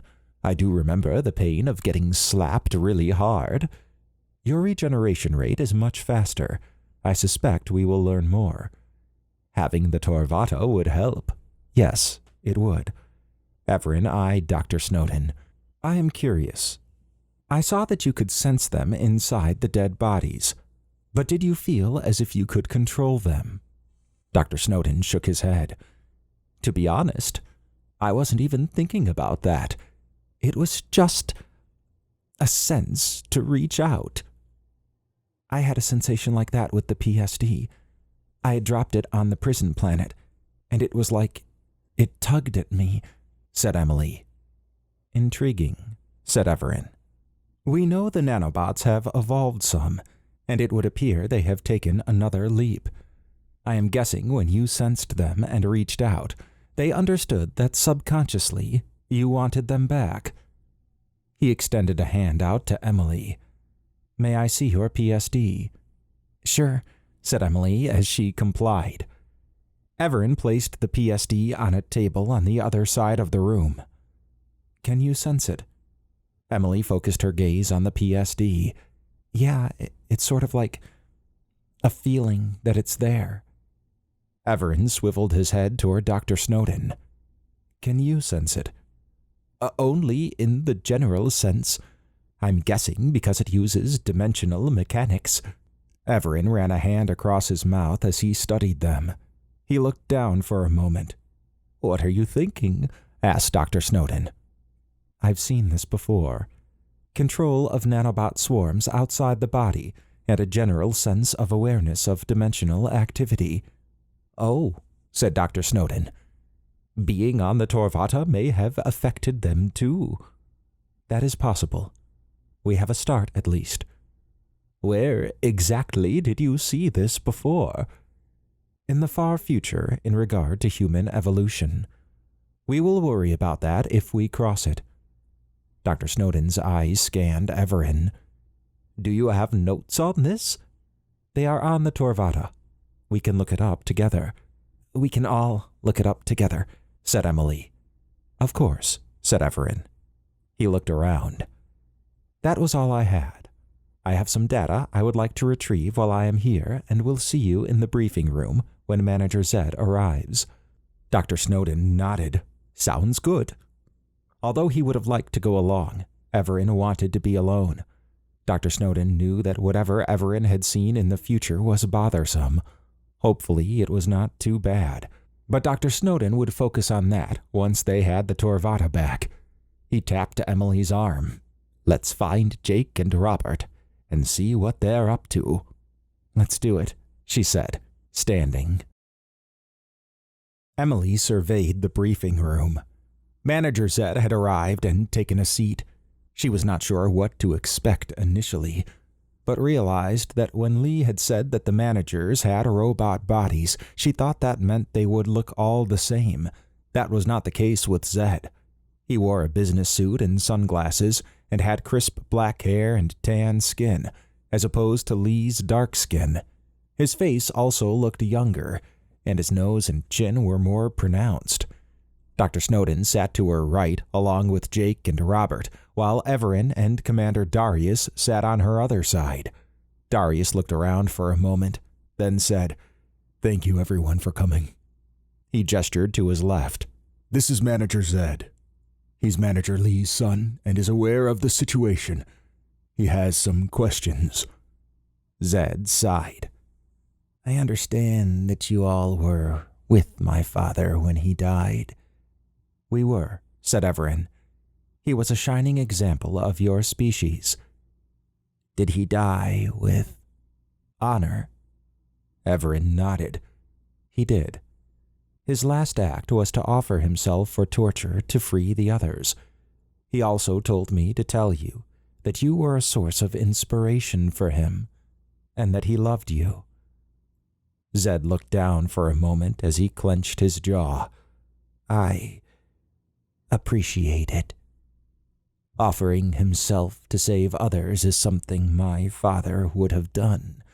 He always said, if you're going to go, do as much good as you can before you do. He looked back up. Emily was surprised to see that Zed was capable of more facial emotions. His eyes looked like they were on fire. I hear Count Boris killed him, said Zed. That is correct, said Evaran. Apparently there is a special device used to kill managers. It was the same one used outside Saffrica and on Lee. His death was quick. Zed gulped. I also understand Count Boris is below. His eyes narrowed. What do you intend to do with him? Evaran raised a finger. After Kaltoris is dealt with, I plan to send him where he can no longer hurt anyone. He doesn't deserve to live. Perhaps not. However, if he lives in a place where he is isolated, he has the rest of his natural life to think of it. Zed slowly swung his head from side to side. Not good enough. In my culture, if you attack family or kill them, the family owns the punishment delivered. In this case, I'm asking for you to hand him over to me so I can serve justice. And what would you do with him? A life for a life. Evaran shook his head. I cannot condone that. Zed exhaled through his nose. Why do you get to decide his fate? It was my father that was killed. Darius shook his hands in front of him. You know that we are honored to have your species here. But this is Evaran. Special rules apply. We're simply holding Count Boris and the others for him. Besides, you remember the Blake Brown incident? Of course I do. And I disagree with that ruling. Blake Brown killed a member of my species, rogue or not. That family deserved justice, and Blake Brown should have been killed. Instead, he was exiled before anyone could get to him. Darius cast a sidelong glance at Jake and Robert. And we avoided a full-on war with Lord Noskov and the other ancient vampires. He glared at Zed. Is that what you would have wanted? To start a global conflict that would lay waste to Earth? And for what? Zed balled a fist for a moment, then unclenched it. These rules. If you're going to have an issue fulfilling your father's role, then I need to know now. I can get someone else to replace you. I assigned you per the protocols of your species in regard to kin taking over duties. I'll do it. I need some time to think. And I want to see my father's remains. They're in the morgue.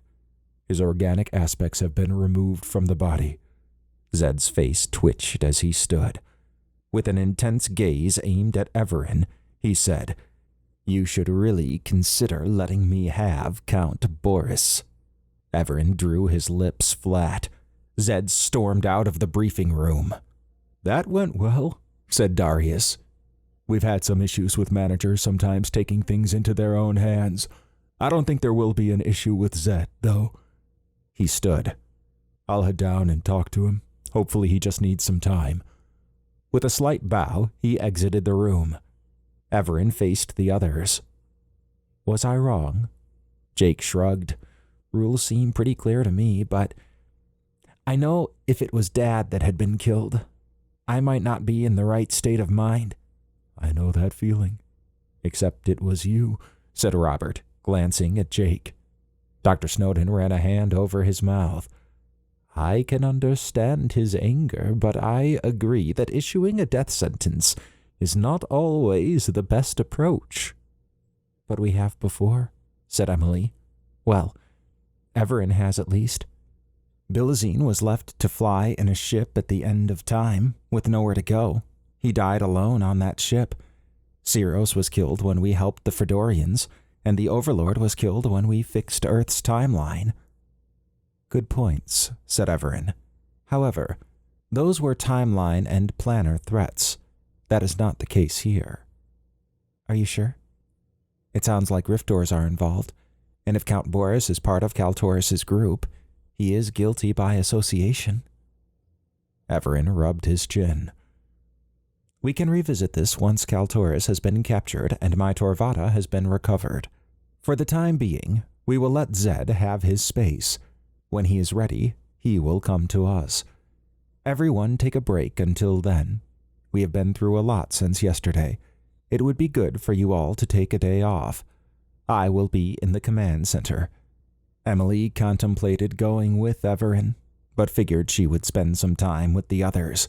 As everyone got up to leave, she said, "I think it's lunchtime." Jake watched as Dr. Snowden and Robert took off from the cafeteria after having lunch. Dr. Snowden had mentioned that he wanted to see what Evaran was researching. Robert decided to join Dr. Snowden, leaving Jake and Emily at the cafeteria table. Although he wanted to go too, Emily wanting to stay and hang out a bit was an opportunity he was not going to miss. Being around her was exciting. "I'd go, but sometimes I just need to unwind from things," said Emily. "Yeah," said Jake. "When I need to relax, I usually go to the hangar bay, at least back at my base." Emily stood and looked around. "Let's see if they have one here." Jake's eyes lit up. "They have one nearby. I checked out their base design a bit earlier." "After you." They dumped their lunch trays into a receptacle, then exited the cafeteria. It did not take them long to reach the hangar bay. Jake's muscles relaxed as he found a small storage container out of the way to sit on. The familiar smell of various ship fluids caressed his nose. The sounds of technicians and mechanics working on the various vehicles and ships soothed his ears. He let out a content sigh as he clasped his hands in front of him. Emily took a seat next to him. "Kinda noisy down here." "Yeah, I feel at home in places like this." "I remember Evaran telling us about the space station you lived on." Jake grinned. "Yeah, it was a great place for me. Gels, my caretaker, kept me busy by teaching me about ships and other systems. I spent a lot of time in a much smaller bay." "You and Gels were close?" "Yeah, and I do miss him. Evaran takes me, Robert, and Kathy out there once a year." Emily tilted her head. "Huh. Did you go this year?" "Yeah, in January. I'm guessing Evaran hadn't met you or your uncle by that time." She nodded. "That was a month before me and Uncle Albert's abduction. Your abductor wanted you as a slave. Ours wanted us for experiments. That sucks. The funny thing is, we learned about the whole humans being abducted for slavery thing when we went to Kriegis." "You've been to Kriegis?" he asked.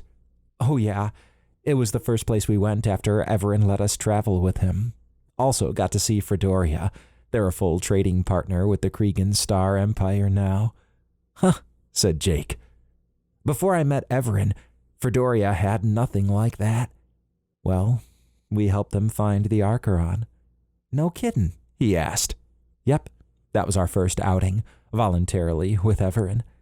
"That's so cool. Just having Evaran in your life means things will change, and usually for the better." Emily swatted a strand of hair out of her face.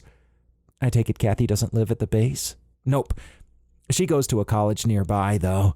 I shoot in and visit her from time to time."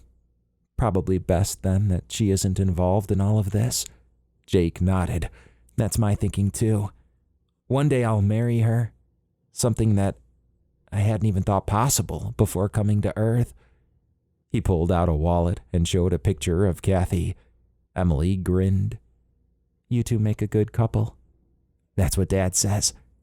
A muted alarm rang across the hangar bay. Jake fell off the container he was sitting on. Emily stood and helped him up. She opened her PSD and contacted Dr. Snowden. What's going on? Base looks like it's under attack. Come to the command center, said Dr. Snowden. Emily looked at Jake, then back at Dr. Snowden's holographic projection. We're on our way. Chapter 17. Dr. Snowden scooted out of the way as Helian personnel ran around him in the command center.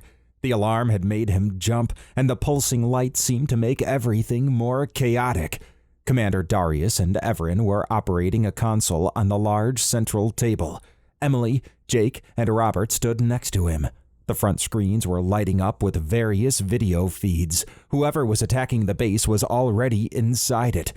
Darius pointed at one of the screens. There, in one of the operation centers near one of our entrances. It's Kaltoris, and it appears Council Member Arterin? Dr. Snowden's face drained as he watched the screen.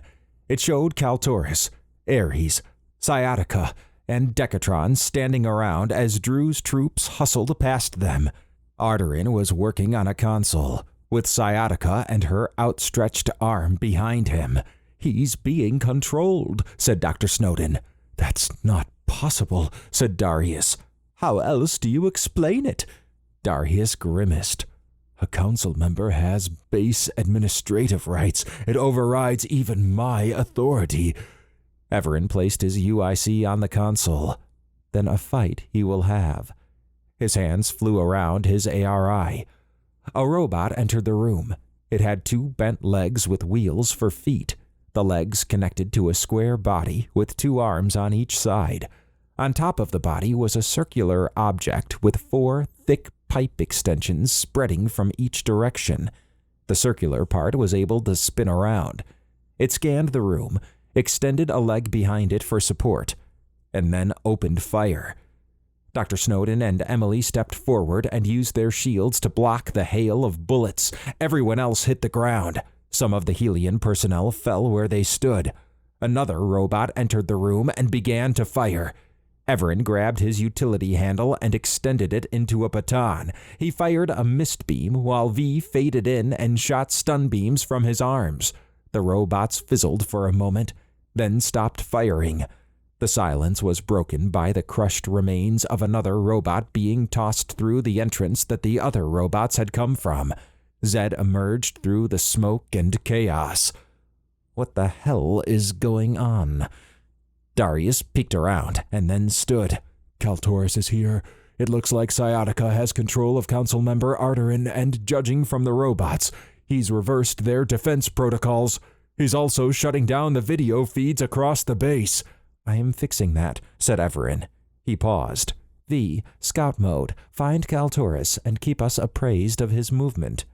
Acknowledged. Scout mode engaged, said V as he shimmered and then flew off. I have returned control of the security system to you and also locked out the rest of Arterin's access. However, we have another problem. It appears Count Boris, Bruno, and Red Lightning have been freed. What?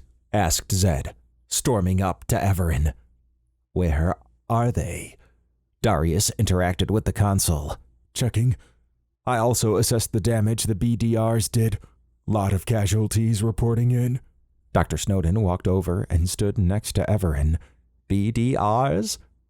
Base defense robots, the ones we just encountered, said Evaran. This base is well defended, unless the security system turns on you. Kaltoris is cocky, said Darius. He tapped at the console, causing a projection of the base layout to appear. Red, green, and blue dots were scattered around. The red dots are Kaltoris and his group, those without a base profile. The green is our side, and the blue are the BDRs. He split his group up. Some are headed to the rift door room, checking the feeds. The screen switched to show various rooms. Dr. Snowden swallowed hard as he saw the corpses of Helian guards everywhere. The BDRs probably caught them by surprise. Some of the guards were still shooting at the BDRs. In other screens, the Helians were fighting the Druze. Darius pointed at a screen. There. Decatron and Ares are headed to the Rift Door room. He gestured at another. And looks like Kaltoris and Sciatica are headed to meet up with Count Boris and the others. I'm not sure how long these video feeds will stay up. Evaran rubbed his chin. If you can secure the Rift Door room, I will handle Kaltoris and his group. V will be able to give us updates on Kaltoris' movement, regardless of the video feed stability. I'll send what I can to the Rift Door room. We have INRA inbound, but the majority of them are about an hour out. However, a rapid response team should be outside the base in about 30 minutes. We will hold until then, said Evaran. He swept his gaze across the others. Let us capture Kaltoris. Robert, you may want to wait here. Robert shook his head. After what happened on that other Rift Door world? No way. He tapped his sidearm. I'm coming this time.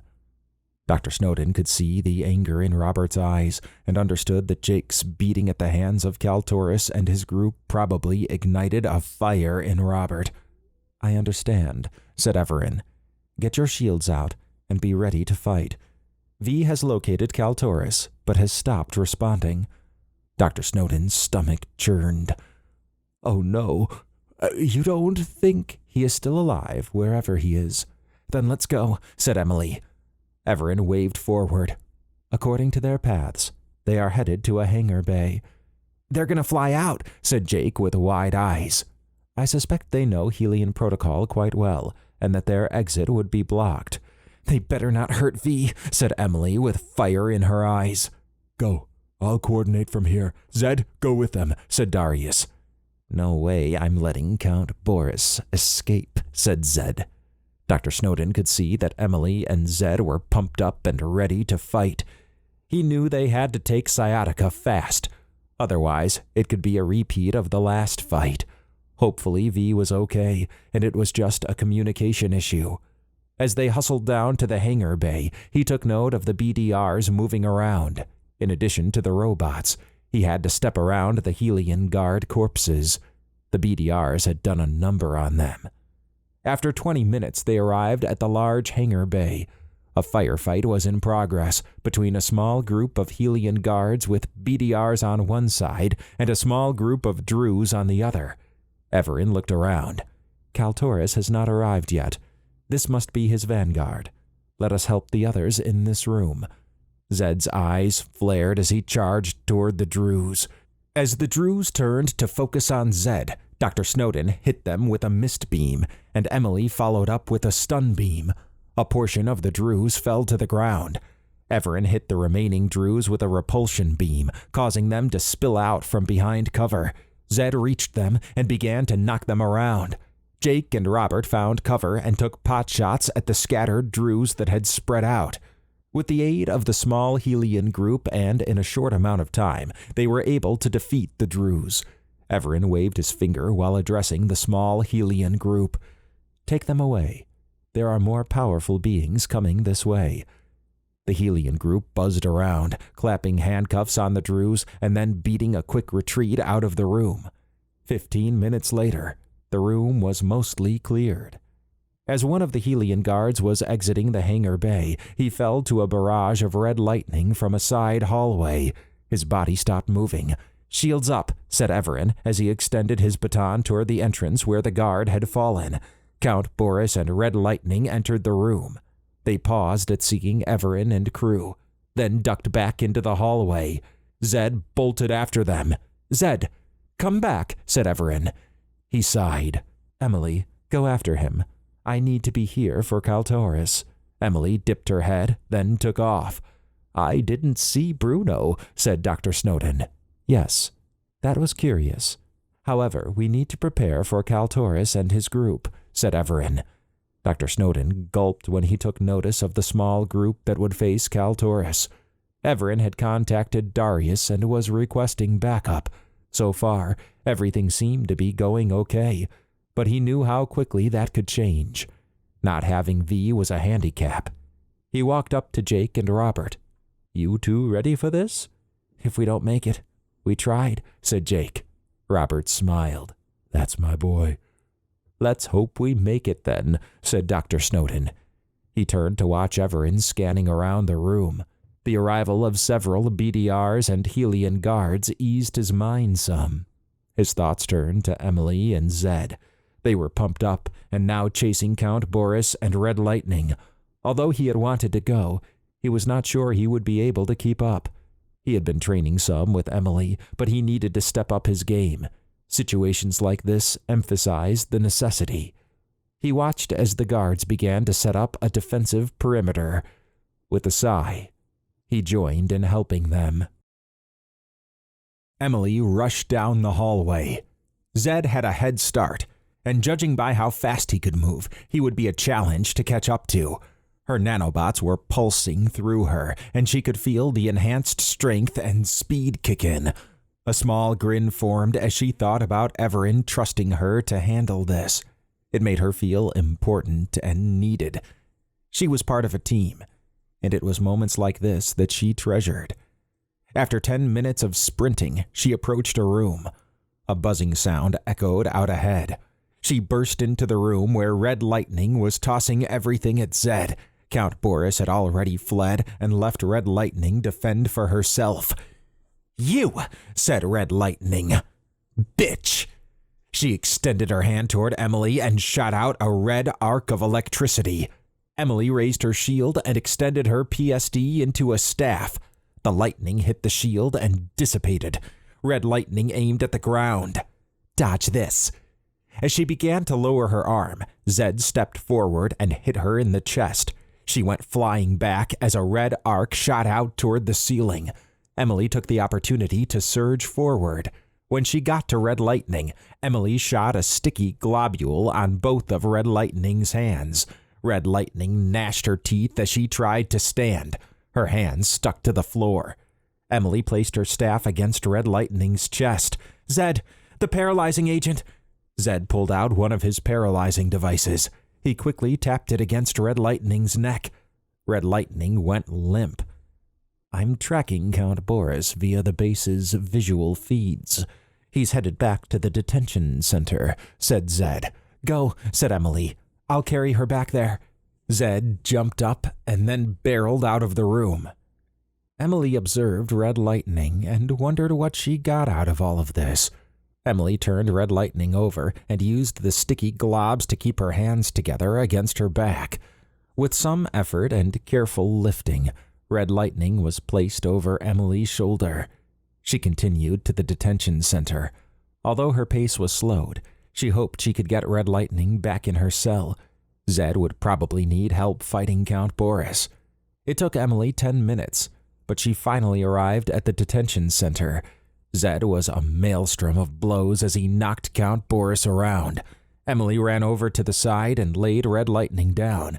As powerful as Count Boris was, Zed was fueled by fury. Her eyes wrinkled when she saw Bruno standing in the corner near the area where the cells slid up.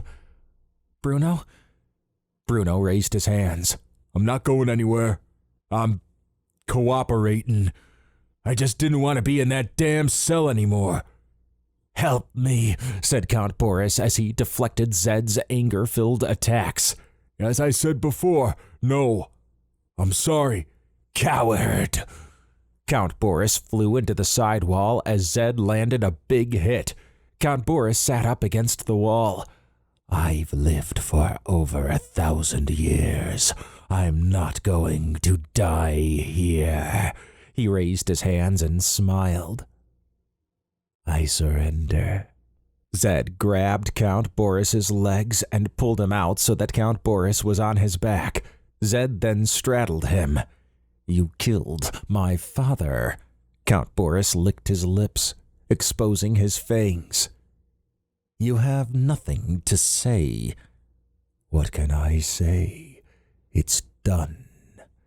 You won't kill me because I'm Evaran's prisoner." Zed seethed for a moment. "Evaran's not here." Emily gulped as she remembered Lee dying. Although she had only known him for a short time, she knew he was a good person, and now here was his son, seeking vengeance. If someone had killed Dan, her father, and she had them in her sights, would she do the same? A pit formed in her stomach. Don't kill him. Evaran wouldn't want that. Then stop me, said Zed, giving her a defiant look. This was not what she expected, but fighting an angry manager, Count Boris, and possibly Bruno did not seem like a wise decision. She sighed, and then looked away. No, it's not right. You can't leave justice to him, said Count Boris. She's got balls, said Bruno, chuckling. Emily's eyes searched the ground. Zed smiled. Looks like you're going to get what you deserve. He punched straight down through Count Boris's chest. Count Boris screamed in agony, then went silent. Zed used both hands to split Count Boris's chest apart. With a mighty two-handed punch, Zed smashed in Count Boris's face. Zed sat for a minute and then stood. Now it's done. My father has been avenged. He looked at Bruno. You stayed out of it. Are you going to be a problem now? Bruno shook his head. Like I said, I'm cooperating. Emily turned back around and saw Count Boris's mangled body. Her stomach churned at the sight of blood and guts. That was wrong. You had your chance to stop me. Her eyes flared. I should have. Let's just get Red Lightning in her cell. We need to get back. Zed walked over to the console and pulled up a cell. Once it appeared, the force field dissipated, and Emily laid Red Lightning inside. What do we do with you? Asked Zed, facing Bruno. I'm staying here. I'll wait until Evaran comes. Why the change of heart? I've had time to study in that damn cell. The Helians here have a lot of information on Evaran that Kaltoris didn't. It's foolish to fight Evaran. I understand that now, and I'm not risking his wrath for a dumb contract. From what I understand, though, we were Evaran's prisoners, and you just killed one. I don't think he's gonna like that. He crooked a thumb at Emily, or that Princess here allowed it. I didn't allow it, said Emily. You didn't stop it, said Bruno. Same thing. Zed sighed. One problem at a time. Emily closed her eyes for a moment as she frowned. Bruno was right. Evaran would not be happy with her. He had sent her because he trusted her. Her throat constricted. She opened her eyes and gritted her teeth as her eyes shot fire at Zed. You couldn't restrain yourself? It was my right. This asshole killed my father. In my culture, this is expected. Emily shook her head. You don't just toss out the law because your culture says so. Your species was invited to Earth. No, I think your father would be disappointed. This is getting good, said Bruno. Shut up, said Emily. Bruno harumphed as he lay back against the wall with crossed arms. Zed shook a hand out at Emily. You didn't know my father like I did. You're right, but I knew him long enough to know his character. He wouldn't have wanted this. I disagree, said Zed. Emily rubbed her temples. I saw your dad die. His last act was to offer himself for the lives of others. He was true to his character as I knew it until the very end. Zed looked down for a moment and then sighed. Well, we need to get back to Evaran. Emily felt lava running in her blood. To be made a part of such a heinous act due to inaction raged a battle inside her. With a final look at Count Boris and Zed, she spun around and stormed out of the room. Chapter 18. Dr. Snowden gulped as Kaltoris and the Druze barged into the hangar bay. Sciatica was beside Kaltoris and had her hand extended toward Council Member Arterin, who shuffled along with blank eyes. Decatron carried a box while flanked by Ares and a small group of Druze. Emily had sent confirmation that she and Zed were on their way back. Dr. Snowden sensed something off in the way she spoke. Maybe it was just jitters from having to deal with Count Boris and Red Lightning. The fact that she was communicating at all probably meant they had dealt with the situation, and Count Boris and Red Lightning were back in their cells. Kaltoris stepped forward as more Druze filled the room behind him. Well, here we all are again. He wagged a finger at Evaran. You surprise me.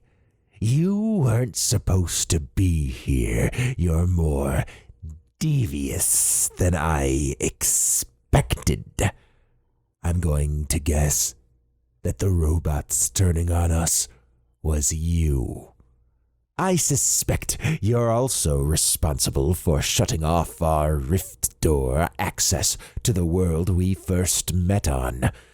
Count Boris being in a cell was also a surprise.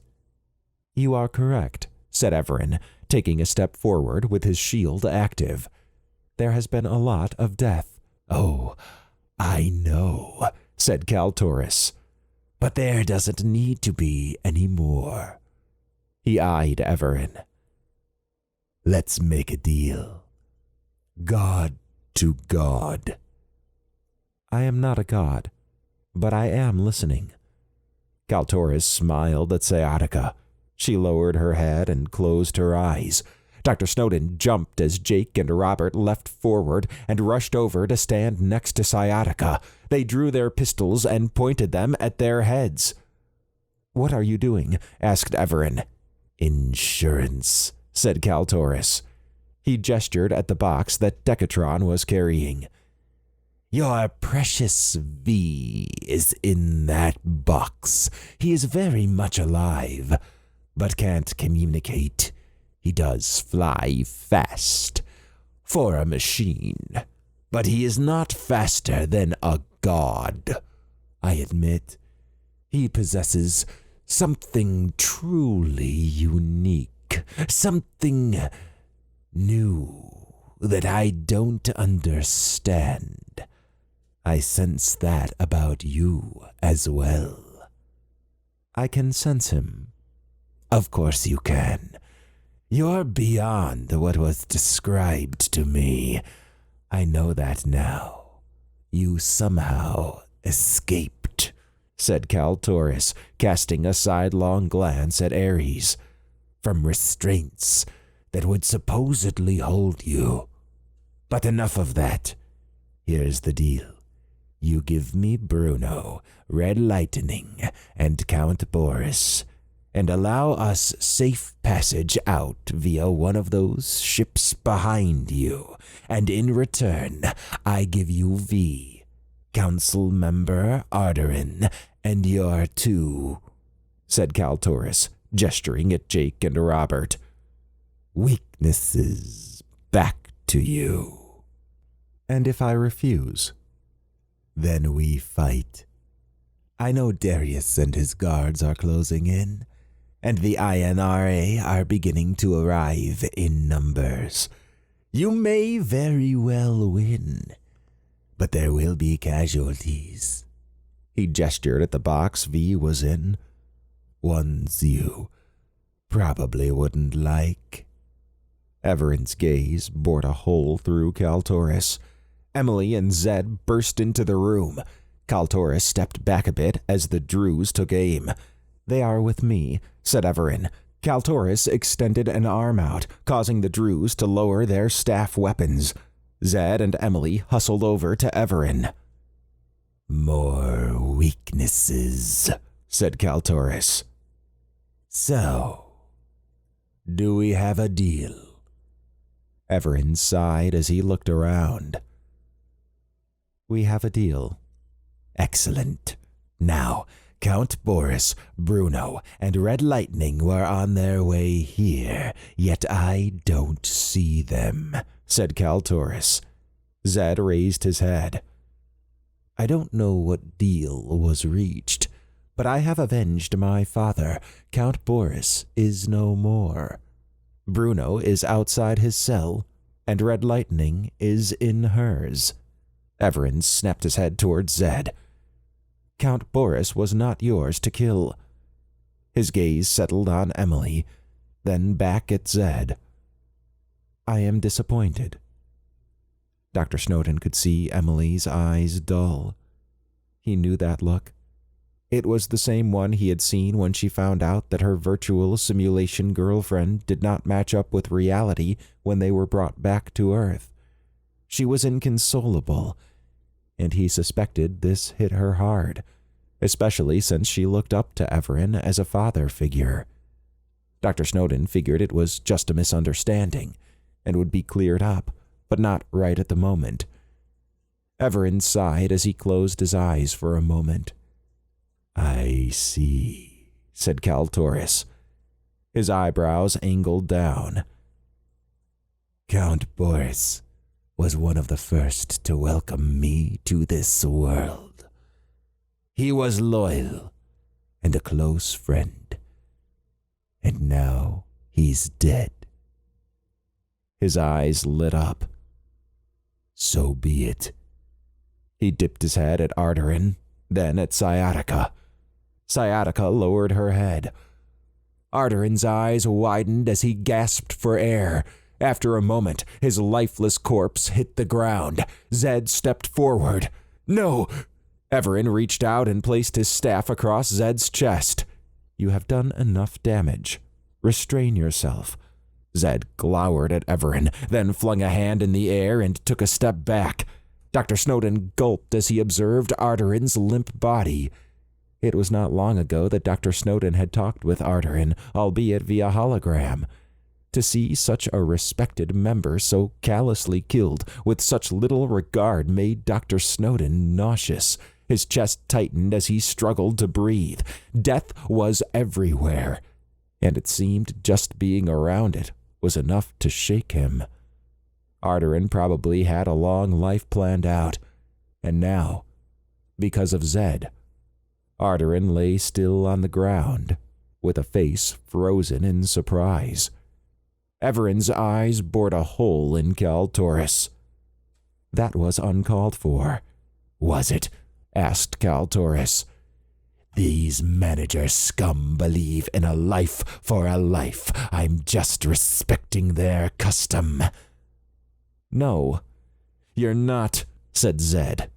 Count Boris started this by killing my father. And the managers killed Count Zakarian. Evaran stood in front of Zed. Please let me handle this. Zed shook his head and sat down. Evaran observed Zed for a moment, then faced Kaltoris. Get Bruno and Red Lightning. You will give us V, Jake, and Robert, and then leave. Any more senseless death, and the deal is off. Rest assured, we will meet again. Kaltoris smiled. That's more like it. I need to update Darius, said Evaran. He interacted with his ARI. After updating Darius, he said, Red Lightning's cell has been brought forward and is open. As Zed mentioned earlier, Bruno is outside the cells. Good. I'll personally get them. Sciatica will remain here. Any treachery, and she will end Jake and Robert's lives. In addition to that, the box V is in. Would end his existence, said Kaltoris. He pointed at Evaran, then Dr. Snowden. You two can come with me. He glanced at Zed and then Emily. I'm sure the rest of your group won't let something foolish occur, assuming you can trust them. I sure wouldn't. Emily looked away. Why do you want me to come? Asked Dr. Snowden. Again, insurance. If something occurs, I may not be able to kill Evaran outright. But you, I could. Oh, well, that's just great. I like your enthusiasm.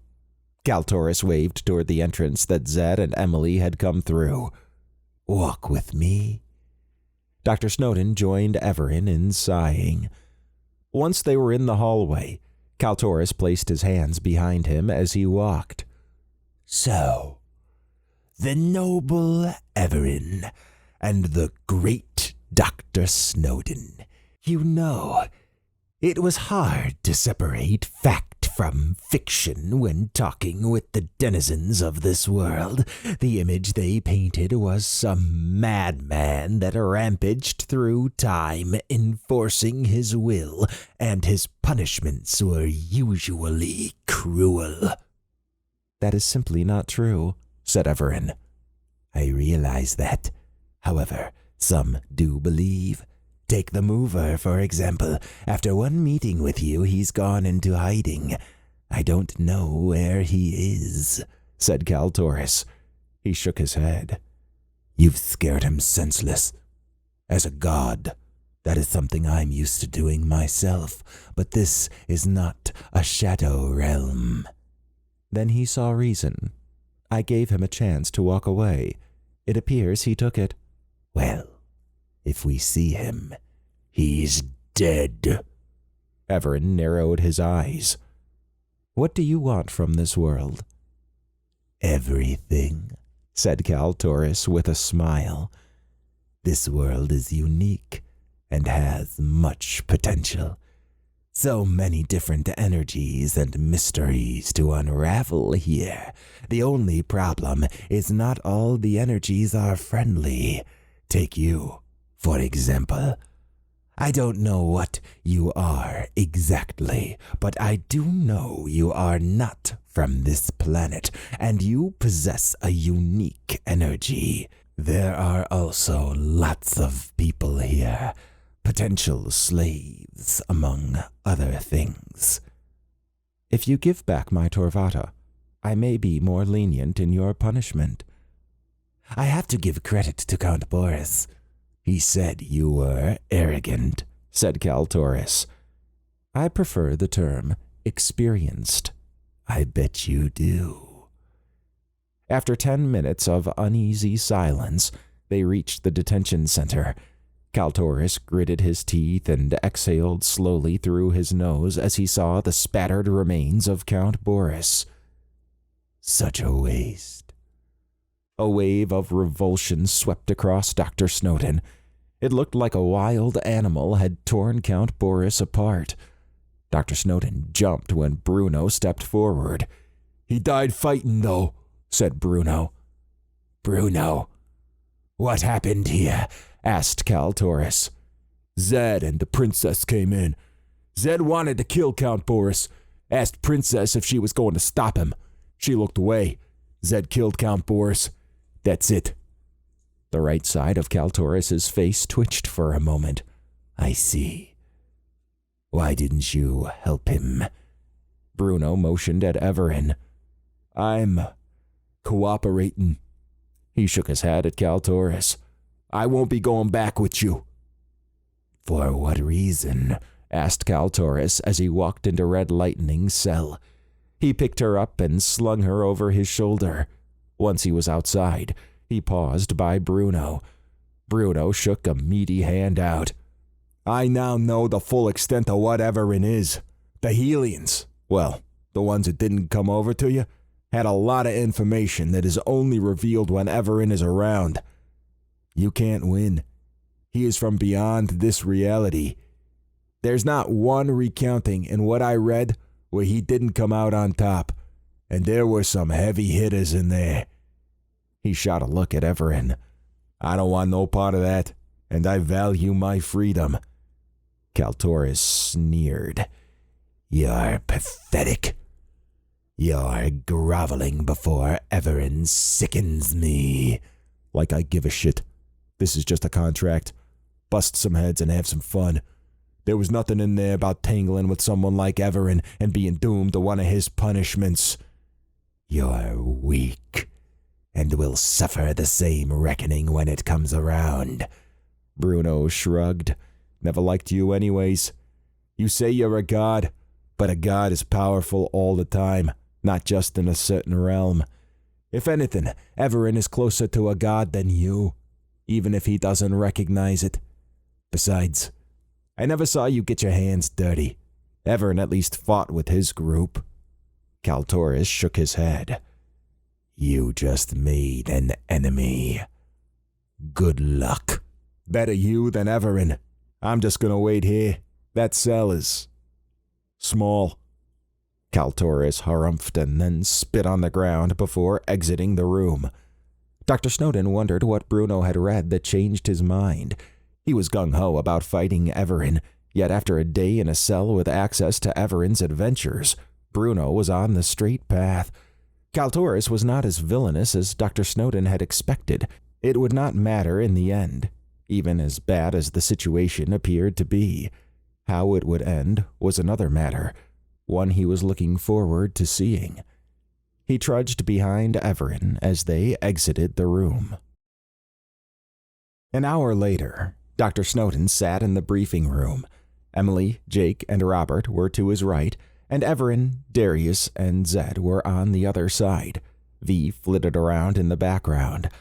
Dr. Snowden had tried to talk to Emily, as had Jake, but it was to no avail. Her face said everything he needed to know. Lips drawn flat, dulled eyes, and a listless shuffle on the way to the briefing room. Evaran had not said anything to her yet, which Dr. Snowden figured exacerbated Emily's condition. He figured Evaran would, when he had time to. Darius slammed his fist onto the table. We had them! They couldn't get to the rift door, and if you had held them a bit longer, we would have been in the hangar bay. Evaran shook his head. At what cost? Jake, Robert, and V would have died.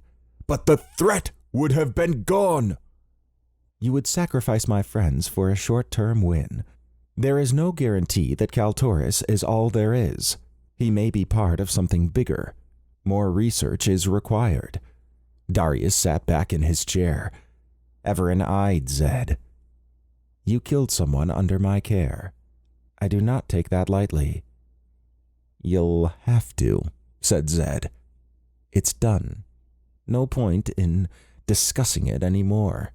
There are other issues that we need to deal with. There are. But do not think I will forget this. Oh, you're going to punish me now? Evaran eyed Zed. Not in the way you're thinking. You owe me now. I have something in mind, but it will need to wait until Kaltoris and whatever group he is a part of is defeated. Nonetheless, to the issues at hand. We know where the second rift door is. I checked the location twice, and it appears it is on an island on Zealandia in the Pacific Ocean, east of New Zealand. Darius sighed. This is where we enlist the aid of other groups. That is correct, said Evaran. Based on what I have researched, there are several leaders we should contact for help. The first is Mary Everoak of the Alikran Nation. The second is Supreme Leader Gosrul of the Daedrold Council. The third is Odin of the Imperium. He gestured at Darius. Those three have the largest spheres of influence outside your group. There are some powerful wild-born enclaves, but I suspect they would not want to involve themselves. I'm not debating that, said Darius. I hope you have a plan to talk to them, because they really dislike us. We work with them grudgingly. I will need to access all your files on their locations and determine the best entry point for each one. Zed will accompany us on our journey. What? Asked Zed. You will accompany us. After all that went down? Your father said you were a hothead, and I think you need to realize the consequences of your actions. It is obvious you are young and have a lot to learn, said Evaran. I'm a manager. I already know these things. Your behavior says otherwise. Zed stared at Evaran for a moment, then sighed. Fine. Darius rubbed his chin. I don't think this base is under threat of attack for now. I'm calling in reinforcements to help secure the base. This will leave us a bit short-handed in the field. Evaran nodded. We will need information on the Zealandia base. If you can do reconnaissance on the coordinates I have given you, we can formulate an attack plan when I get back. Darius exhaled through his mouth. All right. This has been an unexpected set of events, but we're making progress. He licked his lips. I will need to convene a meeting with the rest of the Helian Council. We seem to be losing members left and right. I am sorry for Ardarin's loss. Darius shrugged. First Lee, then Agent Malls, and now Ardarin, and whoever else we may not know about. I suspect those won't be the only casualties before this is done. Most likely not. The alternative is Kaltoris runs over this world, and you submit to his will, said Evaran. I know. That's not going to happen. But the Helians will be greatly weakened. We won't be able to represent Earth to the Kriegans in such a weak state, said Darius. I am aware of this, and already have something planned for it. However, we will deal with that later. Fair enough. Darius stood and then exited the room. Evaran looked around at everyone for a moment. Take the rest of the day off. I am going to research these groups we need to contact. Need any help? Asked Jake. I know some about them. If you wish, said Evaran. I will be in the command center. He walked over to Emily. I learned of the circumstances in the detention center. I do not want you to think I am disappointed in you. He cast a sidelong glance at Zed, then exited the room. Emily sighed in relief as she closed her eyes for a moment. Jake exhaled from his mouth. Whew, lot of stuff going on. Tell me about it, said Robert. I can't believe how easily sciatica took over our minds. That was unsettling. I'm sure we'll run into her at least one more time, said Dr. Snowden. I noticed she didn't get you, said Robert. Dr. Snowden tapped the side of his head. Nanobots. Ah. I haven't eaten since this morning, and it's almost dinner time. Anyone interested? Asked Dr. Snowden. Emily? I'm good, she said. I'm feeling a bit nauseated. Think I might just go to my room. She stood and then exited. Okay, I guess she isn't. Zed stood and headed toward the exit. I need some time alone. He left. I guess it's me, you two, and V then. Dr. Snowden looked around. V? After a moment, he snorted. Well, I guess he's with Evaran. Just us three, it looks like. Jake smiled. I'm hungry. You can always count on that. At least Dr. Snowden would not have to eat alone. He wanted to talk with Emily, but figured she needed some time to digest the incident with Count Boris and Zed. After seeing Count Boris's bloody remains, he thought he would be sick to his stomach, but his hunger did not seem to care. He sighed as he stood and motioned toward the exit. After you two. Dr. Snowden held his tray with a steak salad against his chest as he knocked on Emily's door. He had enjoyed a short dinner with Jake and Robert, but Dr. Snowden's mind was on how Emily was doing. He knew her mind was probably a jumble, and although he felt he could not do anything to help, he had to try. He knocked again after no response. Who is it? Asked Emily in a tired voice. It's me, said Dr. Snowden. She unlocked the door and left it slightly ajar, then sat back down on her bed. He used his foot to open the door the rest of the way. I brought you a steak salad. I'm not really hungry right now. Dr. Snowden wished they had refrigerators in the rooms, but figured he could always take it back if she did not want it. After setting it on a nearby table, he took a seat next to her on the bed. "Do you mind if I'm here?" "No," she said as she tilted her head at him. "It happened so fast." "Zed killing Count Boris?" "Yeah." He had a crazy look in his eyes when he asked me. It caught me off guard. I didn't go there to fight him, and with Bruno just hanging around, I didn't feel particularly safe. Dr. Snowden nodded. "At least Evaran understands." She shook her head. "I know, but I let Zed kill someone when I could have done something. I hesitated, and now someone's dead." "It sounds to me like you were caught by surprise. I mean, what were you supposed to do? Fight Zed while he's crazy? What if Bruno stepped in, or what if Count Boris used the opportunity to escape or help you, and Zed died?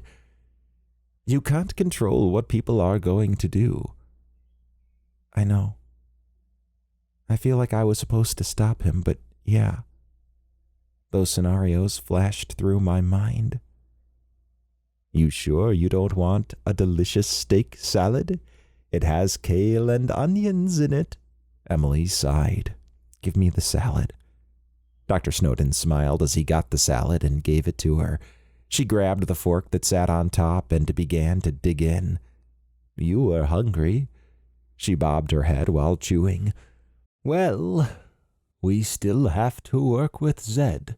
Emily took another big bite. "That's going to be interesting."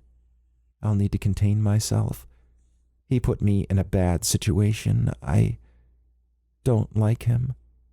It's ironic that we can travel through time, but we can't go back and change personal things." "Personal timeline integrity." Emily smiled. "Yeah. But we've erased a timeline before that crossed our personal timeline." "I'm not sure how that works, come to think of it. I guess those instances in our past aren't things we can travel to," said Dr. Snowden. "Anyways, I'll just shelve this for now. We have other important things to focus on," she said. "Are you going to be okay?" "Yeah. Don't worry about me. I'll deal with it."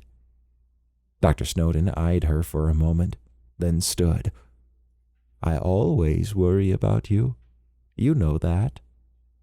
Anyways, I'll be in the command center. You want to come?" "Maybe later. I think I'm going to exercise a bit, then make it an early night." "Maybe I should join you when you exercise." She laughed. "What?" he asked with a grin. "Okay, well, I'll jog to the command center." "All right. I'll see you tomorrow then." Chapter 19. At 9 o'clock the next morning, Emily's eyes scanned the empty chair across from her. Dr. Snowden sat next to her in Jake's shuttle, while Evaran and Zed sat across the aisle in the other section. She figured Evaran would have sat in the empty seat, but maybe it was too awkward. They were nearing the Holocron headquarters outside Portland, Oregon. The trip had been quiet for the most part, except for Dr. Snowden and V talking, with Evaran interjecting. Her muscles were tight, and although she tried to put the events of the last day behind her, they still raged in her mind. Her perception of Zed had changed, and for the worse. Jake popped into the seating area. "We're about there." Everyone nodded as he went back. She hated this feeling of unease. It was a far cry from the light-hearted downtime she was used to. Situations could be bad, but everything was usually okay between everyone. This was different, and it bothered her. She smiled as Dr. Snowden's hand lightly squeezed her shoulder. 15 minutes later, Jake's ship landed. Evaran addressed the group while facing Zed. "So we are all aware. Please let me do the speaking." "You don't need to worry about me," said Zed. we shall see. The tension was thick. Apparently, Zed was still defiant, and a part of her believed that he blamed Evaran indirectly for his father's death. She doubted she would ever know, because as far as she was concerned, Zed was not someone she trusted. They exited the ship and assembled outside. She was not sure what to expect. The last time they met the Alacrin nation, they had landed on the edge of a forest. This base looked like someone had cleared a perfect square out of the forest. Concrete landing pads peppered the immediate area, and in the distance, a small set of buildings resided. The majority of the base was probably underground, something that seemed to be common among non-humans trying to hide away. How they hid from satellites was a mystery. A 4-wheeled shuttle pulled up next to them. A 6-foot male with tan skin walked out. He wore a brown and green mesh suit with padding on the major body parts. A weapon resided on his back, while his sides had a pistol on the left and a knife on the right. The man waved them in. "I'm Agent Tellus. Mary Everoak is expecting you." Everyone boarded the shuttle. As they traveled toward the buildings on the opposite side of the landing area, Emily noticed the turrets hidden in the trees. She could also see that there were people that blended into the forest's edge. These were things she did not think she would have been able to see before. When they got to the buildings, she realized it was just one structure with different colored section heights. Tellus exited the bus and talked into his wrist. After everyone had exited the shuttle, he gestured toward a set of doors. "This way, please." Emily expected it to be secure, and so far her expectations had been met. Once inside the building, she surveyed the medium-sized room they were in. It had a set of benches on the edges and a desk opposite them. To the sides of the desk were 2 doors. It was the heavily armed men behind the desk that caught her attention. They wore a suit similar to Tellus's, except their version looked much heavier and their weapons were larger. From what she had studied before, she knew they were assault rifles. Tellus nodded at the men and opened the right door. He motioned for everyone to go in. As they walked down the long, wide hallway, she noticed there were no side doors, just the ones they came in from and the one ahead of them. Her eyes caught the light beams that had been scanning them. They probably were not aware that she could see them. "We are unarmed," said Evaran. Tellus smiled. "It's just a precaution. Besides, you have a manager with you." "We have our issues, but I don't recall being on bad terms with the Alacrin," said Zed. "Well, managers in general tend to be reckless and judgmental, usually not in the good way. They also have this bad habit of causing more issues than they resolve," said Tellus. "Interesting," said Evaran. Zed snorted and looked away. When they got to the end of the hallway, Tellus opened the door. Emily's eyes widened at the downward angled shaft ahead of them. The amount of room between the shaft and the door they had just opened was small, roughly 10 feet. Where the shaft began sat a platform with a control console. "We're going down?" asked Dr. Snowden, ducking in and peering around. "Of course," said Tellus. "It doesn't take too long, and it's perfectly safe. Unless you decide to jump out while we're moving." Dr. Snowden licked his lips. "No need to worry about that from me." Tellus smiled as he walked onto the platform. "This is pretty cool," said Jake. "Dad would have wanted to see this." "Very few people outside the Alacrin nation come here, but a visit from Evaran is an exception," said Tellus. "I figured. Still would have been cool for him to see it." Emily joined the others as they followed Tellus. He interacted with the control console, and the platform began to descend. After 20 minutes of silence, they reached the bottom. Emily thought it was interesting that there were several places they could have stopped. Each landing area had the same small pad and then a door, even the one they were at now. Tellus disembarked from the platform and talked into his wrist. After a moment, he had the door open and waved them in. As Emily stepped through the door, her jaw dropped. A massive city had been carved out of the ground, forming a large cavern. Rocky pillars were everywhere, with walkways between them and buildings spanning several of them. The pillar lights illuminated the space, giving the feeling it was daytime. She could hear the large vents in the ceiling sucking in air. There was probably a place for the air to come in, but she could neither see nor hear it. Large trees were interspersed between the pillars. It was like a forest and a temple had been combined. She caught sight of people hustling from place to place. The flora scent caressed her nose, while the sounds of the city reverberated throughout. "This is beautiful." "Not quite what you expected, huh?" said Tellus.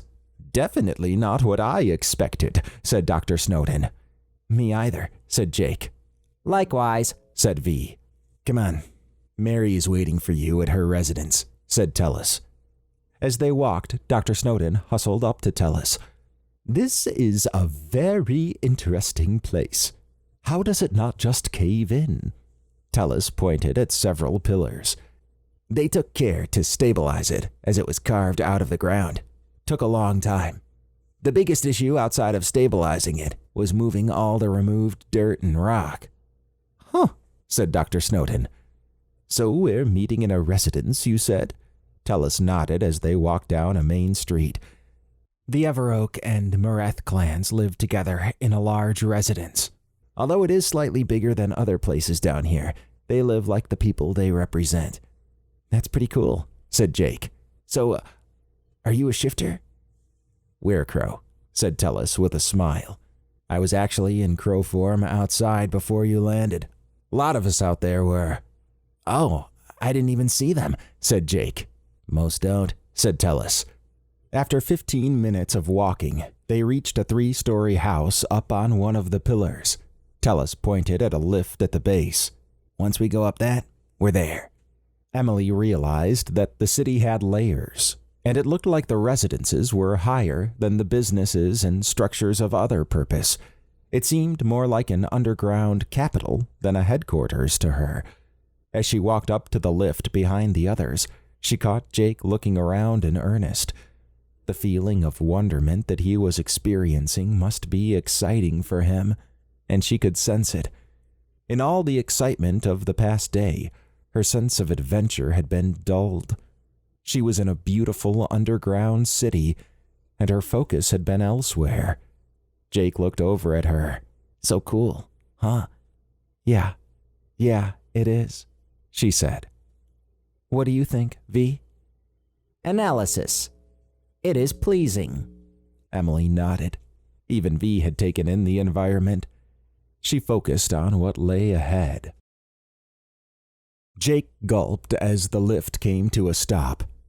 He tried to keep up on all the various non-human politics since Lord Noskov had him running errands out and about. Jake enjoyed what he did. It allowed him to meet a lot of different people, and he got to see different parts of Earth. Using Ciselter technology was second nature to him, and he was often used as an expert by others who needed information. The Alacran Nation was one group he had only met a few times, and mainly to either deliver a message from Lord Noskov or to pick something up, but never at a facility like he was seeing. The open patio area they entered after exiting the lift was spacious. It led up to the pillar, and it looked like the residence had been carved out of it. The smell of something cooking filled the air. He knew that the two men walking up to them were werebears. They had on sleeveless black jean jackets, and the patches on them indicated they were from the Mareth clan, the most powerful pack of werebear enforcers in the non-human world. Their neck and arm tattoos reinforced the clan marks. He had heard stories about them, and even Lord Noskov and the other ancient vampires gave them respect. They reminded him of a biker gang, one that was highly organized and could transform into humanoid bear form. He knew most werebears were solitary, but not the Mareth clan. The first male was fair-skinned and had long, dirty blonde hair. A short, bushy beard covered his lower face. The second male was older, wore a bandana on his head, and had a long beard hanging off his lower face. The first male eyed the group, and in a deep, grizzled voice, he said, "I'm Tim." He gestured at the other male. "That's Nate." "It is good to meet you," said Evaran with a slight bow and his left hand across his stomach. He pointed at the others in sequence.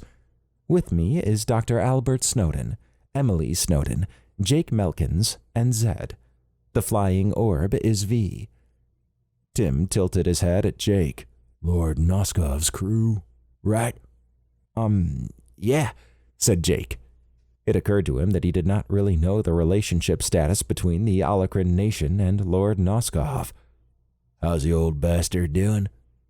"He's sleeping, but he's doing all right." "Tell him I still owe him an ass kicking." Jake's eyes widened. Tim and Nate snickered. "He knows what it means," said Tim. He eyed Zed. "A manager. The Helians' lackeys. Lucky you have Evaran here, or you wouldn't be standing there in one piece." Zed began to speak, then stopped as he caught Evaran looking at him. "Anyways, Mary's ready to see you," said Tim, gesturing at the doors leading into the house. "Very well," said Evaran. Jake didn't know what to expect when he entered the large room through the doors. A small kitchen sat off to the left side, and the rest of the room had couches forming a square with tables on the inside. A middle-aged, tan-skinned woman entered the room. He knew that was Mary Everoak. What surprised him were the 3 young women behind her. He figured they were probably in their early 20s, maybe a year apart, and around the same age as he and Emily. 2 were fair-skinned, and the other was tan. Mary broke into a big smile as she saw Evaran. "You're here. I'm honored." Evaran bowed slightly with his left hand across his stomach. "It is good to be here. I knew your mother well." "I know. I've heard about you all my life," she said, gesturing at the couches. "Please, sit. I'm curious as to what brought you out here. Not that I'm complaining." Everyone took a seat. Mary pointed at each of the young women seated next to her. "These are my daughters, Megan, Ava, and Isabella." The girls smiled at Evaran. "It is good to see your family line continue," said Evaran. He raised a finger. "An interesting note. There was an aborted timeline where we met one of Delia's granddaughters. Her name was Chandra." Isabella smiled. "I like that name, Chandra." "I remember the story," said Mary. "You actually showed Mom. I'd like to see it too, someday, if that's okay." "Of course." "So what brings you to the attention of the Alacran nation?" Evaran gestured at V. V flew into the middle of the open area and shot down a projection of a global map zoomed out over Australia and New Zealand. A red dot flashed in the Pacific Ocean. "These are the coordinates of an island base controlled by the one known as Kaltoris. He was responsible for the recent Helian split, as well the appearance of unusual non-humans." Mary and Tim shared a look for a moment. Then she faced Evaran. "We've seen them." "I got into it with one of them. He called himself Bruno," said Tim. "You must have held your own then," said Evaran. "He is unusually strong." "It was a draw," said Tim. "He was visiting one of our bars and acted up. He left in peace afterward, though." "Intriguing," said Evaran. This gave Jake a good measure of Tim's power. Bruno was off the charts strong, and for Tim to pose a challenge was impressive. Mary pointed at the projection. "You said island?" "I did," said Evaran. "The base has the second rift door and was originally a Helian installation.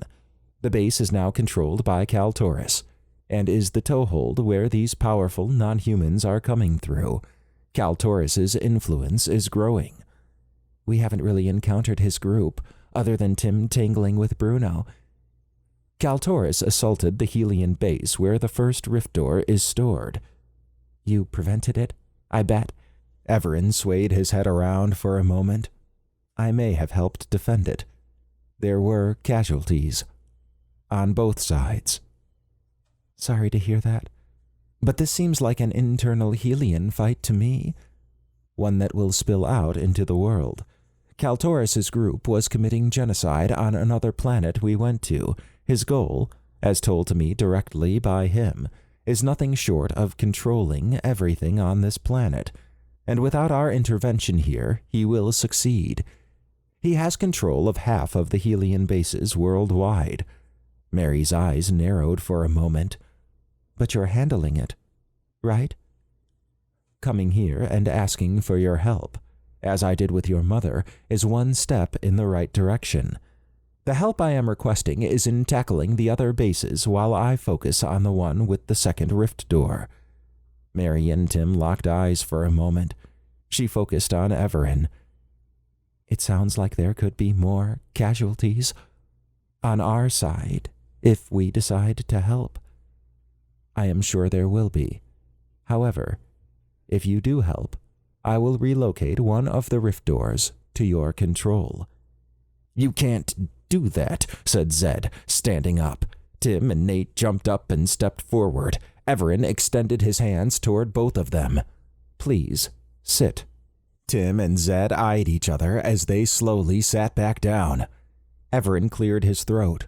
It was I that initially gave the rift doors to the United General Non-Human Assembly to be secured. How it ended up in Helian control, I do not know, but it is apparent it is not being managed. I will reallocate them once this is all over. And you want us to secure it? Asked Mary.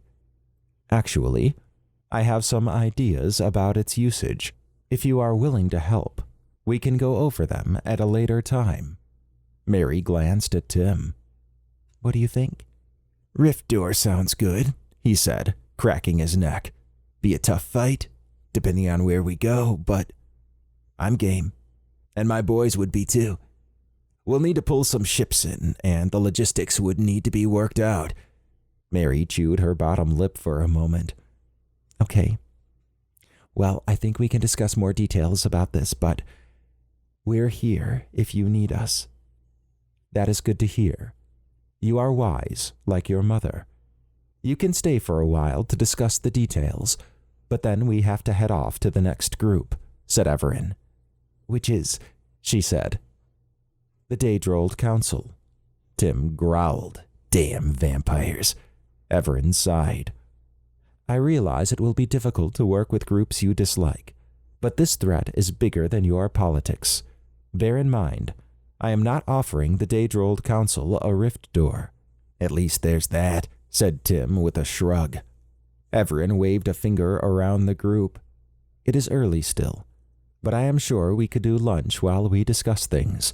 Mary snapped her fingers. Get the grills. Jake watched as Megan, Ava, and Isabella hustled after Tim. Jake was hungrier than he thought. He surveyed his immediate surroundings and imagined this was what traveling with Evaran would be like, meeting powerful groups, visiting places he knew he would never see on his own, and being with good company. He eased back into the couch as the smell of a grill being fired up wafted in the air. Chapter 20. Dr. Snowden scanned the stone castle around him. He stood in an open court area next to Jake's ship. It had been about a 7-hour flight from Portland, Oregon, to a castle outside Stuttgart, Germany. It was 5:30 p.m. in Columbus and 11:30 p.m. where they were. A slight breeze brushed up against him. The eerie silence and smell of something burning added to the castle's moody ambiance. The travel time difference between the Torvatta and Jake's ship was noticeable. He missed the hollow room, his bed on the Torvatta, and learning more about the Torvatta after their last adventure, where the Torvatta's schematic had been unlocked, and there was a lot to explore. Robert stood next to Dr. Snowden. I'm going with you this time. I think we're safe here. Sounds good to me, said Dr. Snowden. A small group of men wearing one-piece cloth suits with black armor padding approached them. The lead one looked the group over and then turned to the side and extended a hand forward. Dr. Snowden noticed they definitely were not the chatty type like Tellus.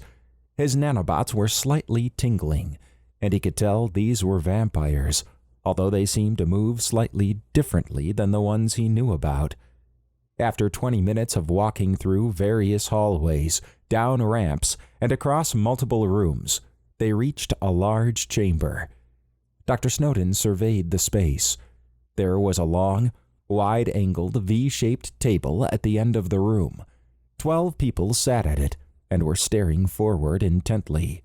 Shadows danced on the wall, cast by electronic torches, and a strong odor reminding him of a forest permeated the air. He rubbed the goosebumps on his arm. The way the room was set up, it seemed they were meant to stand in front of this table and make a case. An array of benches sat on the sides. The vampire that had led them down pointed at everyone except Evaran, then at benches. "Guess we just observed this one," said Dr. Snowden. The vampire nodded. Dr. Snowden shrugged and took a seat along with the others. This was a bit more formal than he expected, but he was not worried. Evaran approached the table. "I await my hearing." A man with a white robe, white hair, and blue eyes spoke in a deep voice. "I am Gozrul, Supreme Leader of this council. Your request came from the Helians, which we would normally not accept. However, it is you, Evaran. A special case has been made. It has been a while since you last saw us.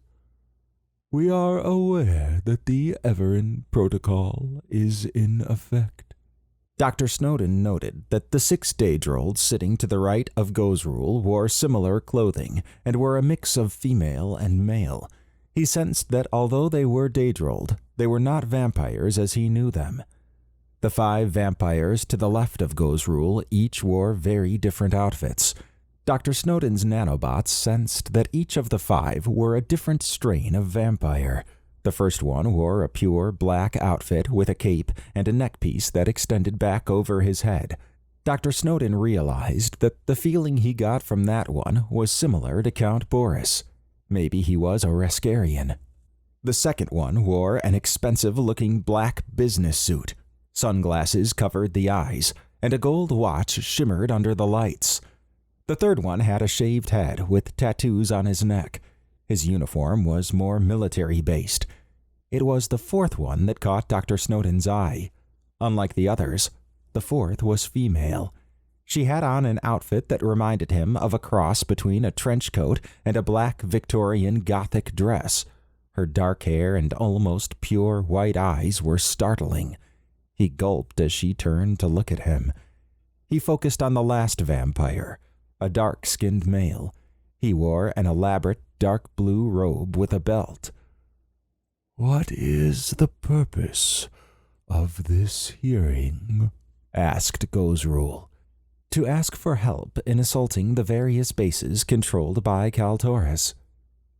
"Kaltoris? We have heard of him," said Gozrul. He gestured at the first vampire to his left. "This is Count Raziro. He has talked with Count Boris and verified that Kaltoris is no threat." "Your information is out of date," said Evaran. "Count Boris was killed recently. He had been committing genocide on another planet through a rift door. He tried to capture us, but eventually failed and was captured himself. During his imprisonment at the Helian base, Kaltoris attacked. That is where Count Boris died." Count Raziro stood. "You surround us with your twisted truth. I talked to him last week." "You can verify after this." Count Raziro shook his head for a moment, then slammed a fist on the table. "Then who was responsible for his death? Name this person so we may seek vengeance." Dr. Snowden noticed Zed looking down. Evaran sighed. "What is important is that Kaltoris has grown in power. He will threaten this world in time. Please, sit so that this meeting does not take longer than it needs to." Count Raziro glared at Evaran for a moment, then sat back down. So the facts, as you know them, are that Cal Taurus attacked a Helian base, and Count Boris is dead, said Gozrul. He narrowed his eyes as he extended a hand out toward Evaran. Your request is that we help you. How exactly? Evaran nodded. The Helians have split, and with that went roughly half of their bases, which are now under Cal Taurus's control. I plan to attack the base with the second rift door, but will need help taking the other bases simultaneously. That requires intelligence centralization and logistics in regard to ships and manpower. The Alacran nation has already agreed to help with both. I always prefer a less violent solution, but Cal Taurus has shown to be quite clever. I would not expect this to be without casualties. Gozrul checked with those on his right, then on his left. His gaze settled on Evaran. And if we refuse to help you? Evaran tapped at his belt, causing a portion of it to slide out. He reached into the dimensional pocket and pulled out a ring. He held it up for the council to see. Are you familiar with what this is? Gozrul shook his head and verified with the others that they did not know what it was either. What is it? It is a Kregan Emperor ring, and is given to those who have performed a service above and beyond for the Empire, said Evaran. He pointed at Dr. Snowden and then Emily. They also have one. This means that whoever helps during this situation will be part of the new governing body for Earth. This ring allows me to influence what group the Kregan representative speaks to. The vampire in a business suit sat forward. He raised a finger. Eric here, Grandmaster of the blooded vampire strain. I recognize the business value of supporting you, regardless of what this council does. You're Evaran, someone who is a sure bet in my book, an asset worth dealing with. He smiled, showing his fangs while gesturing outward with both hands. Let it be known that the blooded will assist you. Let me know how we can help. The female vampire grinned. I'm Lady Hasrick, Elder Priestess of the Venar Coven. Like Eric, I too would participate in this venture the Venar are in. Evaran raised a hand. You can take time to discuss this among yourselves. I will leave my contact information, and based on who is helping and what data I get, we will formulate a plan and go from there. Your proposal will be taken under consideration, said Gozrul. He sniffed the air in Jake's direction. The scent of Lord Noskov coalesces around you. Where are the self-righteous ancient vampires? Sleeping, said Jake. Gozrul harumphed. As expected. They believe themselves to be superior to this council. He raised his head a bit at Evaran. We'll be in contact. We will head back to the Helian base with the first rift door and have a meeting in 1 week's time. Anyone who wishes to be there can be, said Evaran. This council meeting is adjourned then. As the council began to filter out, Eric and Lady Hasrick came up to Evaran, who had joined Dr. Snowden and the others. Eric extended a hand toward Evaran. Finally, I get to meet you. This is one business meeting I would never miss. Evaran returned Eric's handshake. Lady Hasrick sequentially eyed Dr. Snowden, Emily, and then Evaran. The great Dr. Snowden, heroic Emily, and noble Evaran. I, too, finally get to meet you all." She shook Evaran's hand, and then the others. Dr. Snowden gulped. Lady Hasrick was much more attractive up close than he expected. "You can count on the blooded. We'll always go in on a sure thing, and any event that involves Evaran is just that," said Eric. "Your support is appreciated," said Evaran. Lady Hasrick smiled. "The Venar may not have the resources of the blooded in terms of soldiers, but we have power in our own right that we can lend. Any help is welcome. I am guessing the others will discuss it among themselves." Eric shook his head. "They'll debate, but come around eventually. Their loss if they decide not to help. They don't always see opportunity, even when it's presented before them.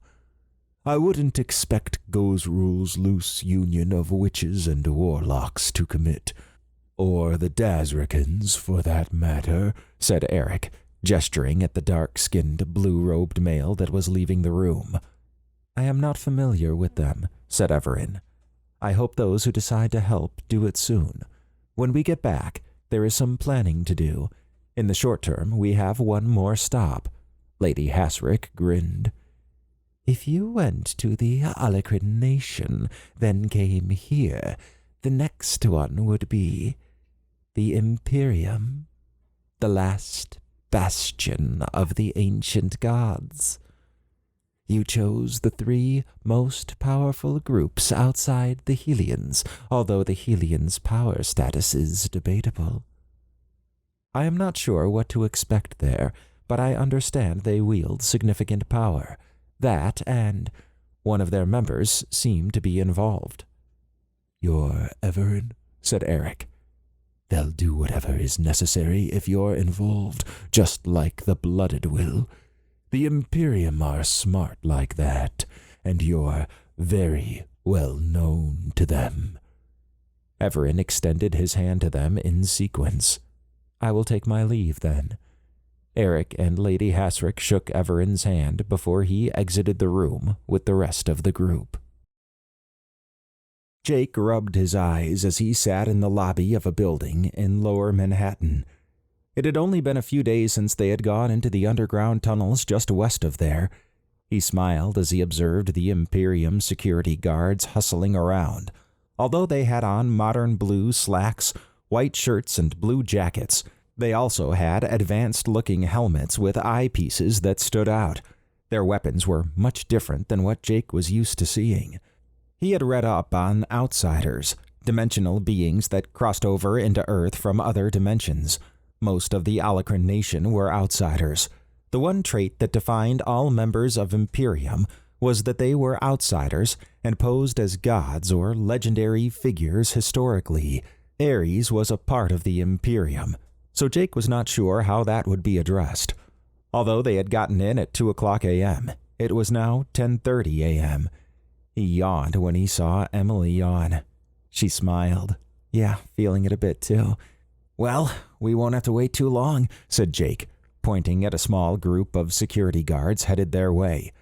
The lead security guard stood in front of them. "Evaran." Evaran stood. "This way, please." Everyone followed Evaran, and after 30 floors in an elevator and a short walk, they entered a large boardroom. Jake raised his eyebrows as he examined everyone. He recognized Odin sitting at the head of the table. His dark business suit seemed to have a glow about it, and his white hair stood out as it flowed behind his shoulders. He was popular and often considered the face of the Imperium. Everyone else wore professional attire. It was apparent they ran their empire like a business, the path to power in today's market. Jake knew that not all their business was legitimate, but for the most part, trying to pin anything on them would be difficult. Odin stood and gestured for Evaran and the others to take a seat on the other end of the long table where he stood. Evaran and the others took their seats. In a booming voice, Odin said, "We couldn't get every board member together on such short notice, but 7 of us were able to come. and we can make a decision if need be." He pointed his finger from left to right across the seated members. "We have Zeus from the Greek pantheon, Brahma from the Hindu pantheon, Quetzalcoatl from the Aztec pantheon, Amun from the Egyptian pantheon, Dagda from the Celtic pantheon, and finally, Rawino, who is here as a representative of the many Native American pantheons. Guan Yu could not make it." "I am glad you all could come on such short notice," said Evaran. Zeus wagged a finger at Evaran. "You know Hermes is going to be upset you didn't stop in and greet him. Hercules would be too, if he were not off running around in other dimensions." "They will see me again," said Evaran. "I hope they are doing well." Odin took a seat. "Well, we know why you're here. The Daedrald and Helian councils have already updated us, and it looks like what you want to do is already sanctioned by the Alacran nation. Impressive. However, in all the chaos, there are other groups that are taking advantage of the Helians' weakness. We are dealing with that. Nonetheless, we're willing to help you, but we're unsure of how to do so." "It is appreciated." Evaran stood and gestured at the center of the table. "V, show them all of Kaltoris's bases." Acknowledged, said V as he flew above the table and shot down a projection of a globe that had multiple red dots on it. Evaran pointed at the red dot just off the coast of New Zealand. "That is where I am headed with a small group." He flicked his hand, causing the globe to spin, and he pointed at the red dots as they passed. "I believe with the support from the Daedrald Council, the Helians, and the Alacran Nation, we will have the numbers and transportation to hit all the bases simultaneously." "You'll have the numbers," said Quetzalcoatl. "What role did you have in mind for us?" Evaran smiled. "With so much activity, it is bound to draw the attention of the humans. There will need to be a blackout of this event." He pointed around at the various board members. "This company is old and very powerful. It has multiple media companies under its belt, and from what I researched, a very extensive reach when needed. This blackout will include satellite feeds." "Well, you came to the right place," said Dagda with a big grin. "We have our own army that can help. We're not toothless, and if the battle is to be joined, then the Imperium should be involved in all aspects." "If you wish to add support in that manner, I have no objections. I am only asking now for help with managing the public relations aspect of this." Odin rubbed his beard. "Help can be given on the media front. You're asking for a blackout, but the other will need some consideration." Evaran raised a finger. "There is another issue. Ares has aligned himself with Kaltoris. From what I know, Ares is a member of the Imperium. He will be subjected to my judgment, which could be a problem if he is an Imperium member." "His membership has been denied," said Amun. "Some Imperium members have been joining up with Kaltoris. As such, they lose membership with us and gain our wrath." "Then it is not an issue," said Evaran. Amun smiled. "I would not think it would be." Rawino ran a hand over his mouth, and in a deep voice he said, "Your plans. After." Evaran reached into his dimensional side pocket and pulled out the Kregan Emperor ring. "This ring will bring the Kregan ambassador to meet with the new ruling group for Earth. It will not be just the Helians. Whoever helps me will have a seat on a new council." Odin's eyes widened. You're going to change Earth's management." "Something like that." Zeus nodded. "If that's the end goal, then there's no debate here. We represent all the old gods and various other outsider groups." He glared at Zed. "It would be preferential to have some say in Earth's role in galactic affairs, especially since non-humans are not allowed off-planet unless the Helians allow it." Zed looked away. Evaran swept his gaze around the table. "It will take some time to coordinate everything. I will be at the Helian base outside this city. I suspect it will take a week to get the full assessment of who is coming and work out logistics. Kaltoris knows we are coming, and that is okay. Until then." Chapter 21. Dr. Snowden yawned as he checked out the rest of the briefing room. It had been upgraded over the course of the week, as more hollow emitters were installed. It was 10 o'clock a.m., and with only 7 hours of sleep under him, he felt he could use a few more. At least with all the buzz going on, it was easy to get caught up in the activity and keep his mind occupied. He noticed Evaran looked fresh and wide awake as always. Evaran had worked diligently for the last week as various players from the groups began to show up in Hollow Conference. He had requested Dr. Snowden and Emily help with coordination. Sometimes there were several people wanting to discuss strategy simultaneously, but Evaran had to talk to them alone due to confidential reasons. Dr. Snowden enjoyed talking with those who waited. It gave him insight into the perceptions they had of the world. At least Emily seemed to be in better spirits.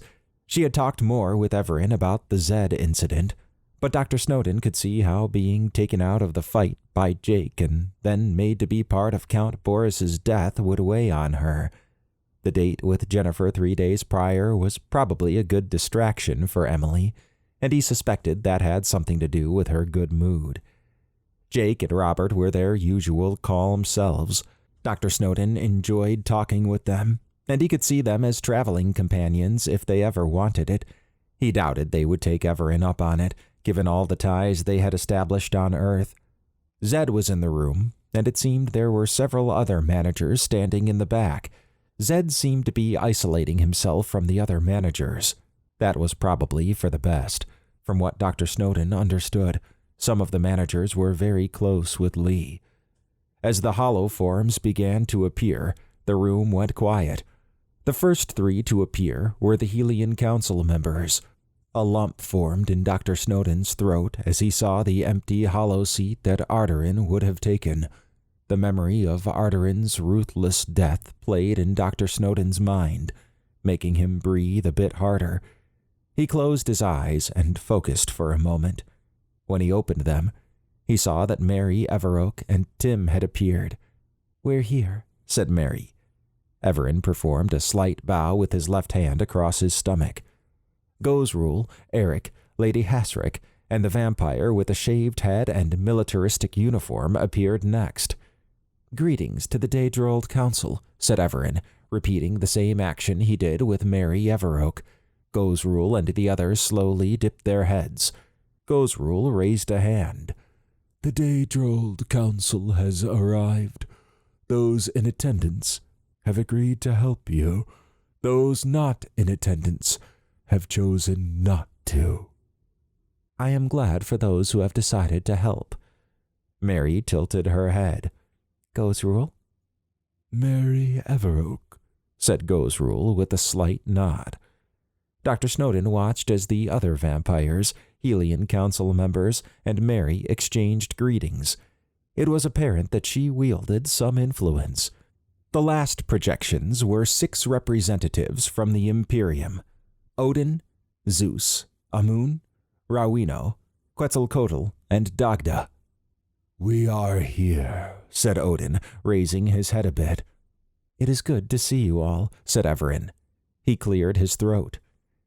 "It appears those that will help are here. We can begin." He interacted with his ARI. "V, show the analyzed data from the reconnaissance of Kaltoris's bases." "Acknowledged," said V.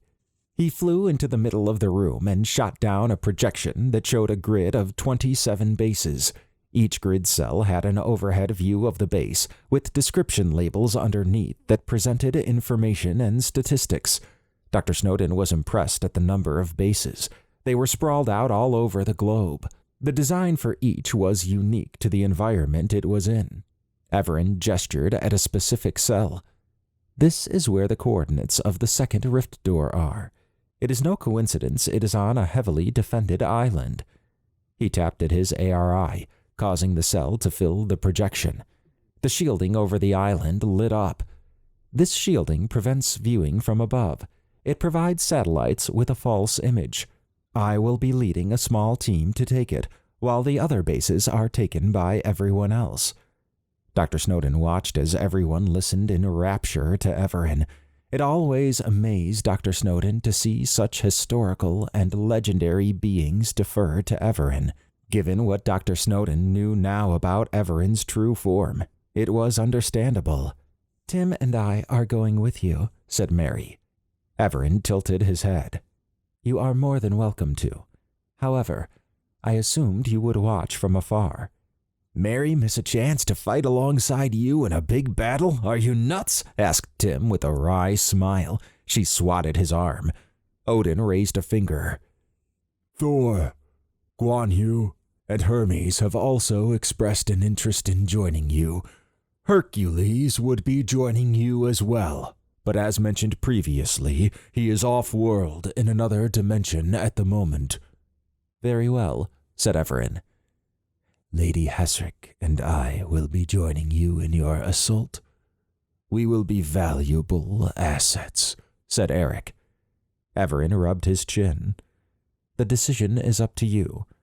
We should make sure that all the global bases are accounted for first." "Of course," said Eric. "The Daedrold Council will be taking the 9 bases you listed for us. Our soldiers will help with the other bases, but Lady Hasrick and I will not pass up an opportunity to be in your group."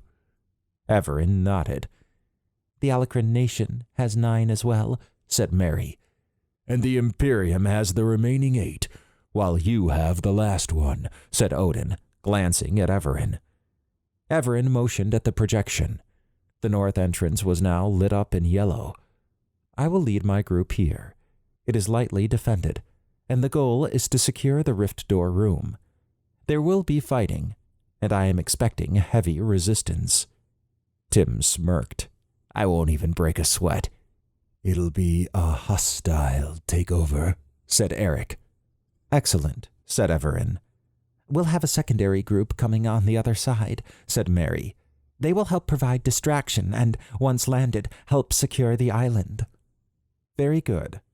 With both groups hitting the island, we should have sufficient numbers to disable it," said Evaran. He raised a finger. "So I am clear. Those we capture or subdue are not to be fed on." Eric smiled, baring his fangs. "Of course. They're your prisoners, your assets." He eyed Zed. "We wouldn't disrespect you like that."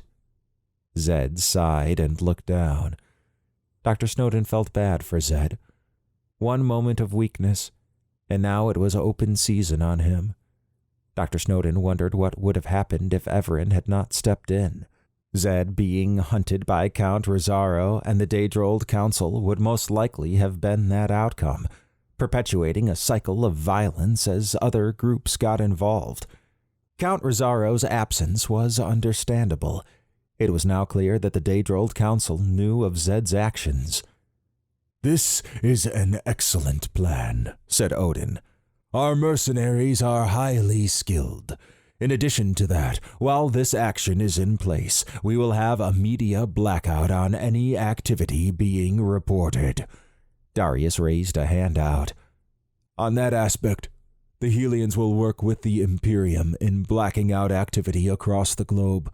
That's not going to be easy, and we have to deal with multiple governments." "I am glad it will be handled," said Evaran. "The last thing we want is for humanity to be exposed to multiple truths in a short amount of time.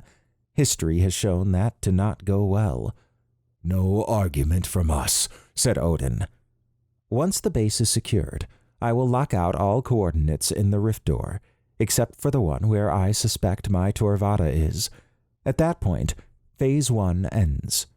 Kaltoris and his faction will have been removed from power.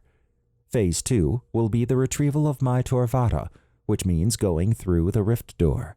I do not expect anyone outside of my small group to participate. Mary snorted. We're going to help you get it back. I mean, we're already there with you. That is your call, said Evaran. Anyone is welcome to join in the second phase, but I do not want to place an expectation. There is the possibility that the coordinates lead to a shadow matter world, so fair warning. He pointed at Gozrul. Per Darius, anything coming in from the air would be detected given the current status of stealth technology on Earth. With that in mind, the Daedrold Council is providing a small boat that can get in undetected to the island. We will meet up with it at the Helian port in New Zealand and launch from there approximately 150 miles out in the Pacific. Any questions? Gozrul shook his head. Nothing new that we haven't discussed over the last week. Just good to hear it all in front of everyone. He looked at Mary and Odin, who both nodded slightly. It will take approximately 3 days to get everything in place, based on our discussions. I look forward to seeing this through. You had mentioned that Kaltoris was the god of these Druze. Worshippers are not a new concept for us. What do we know of them? Asked Odin. Evaran gestured at the large screen. The Druze are a draconian race. I have seen several of these races in faraway parts of the universe. I do not know of the Druze origin, other than to say they contain trace amounts of shadow matter. From the data gathered on the shadow world we visited, I suspect most of the ones we encounter will be the regular guards. The screen showed a 7-foot-tall Druze guard in black armor with a staff weapon. We saw a lot of those at the first coordinates, said Jake. Evaran nodded. The next one has few details. They are called brutes. The screen changed to show a 9-foot-tall Druze with heavy armor, a big shotgun-like weapon, and a mace. They are more primal than the other Druze, and are used mainly as shock troopers, said Evaran. Dr. Snowden noticed the group was entranced. He wished he could read minds to know what everyone was thinking.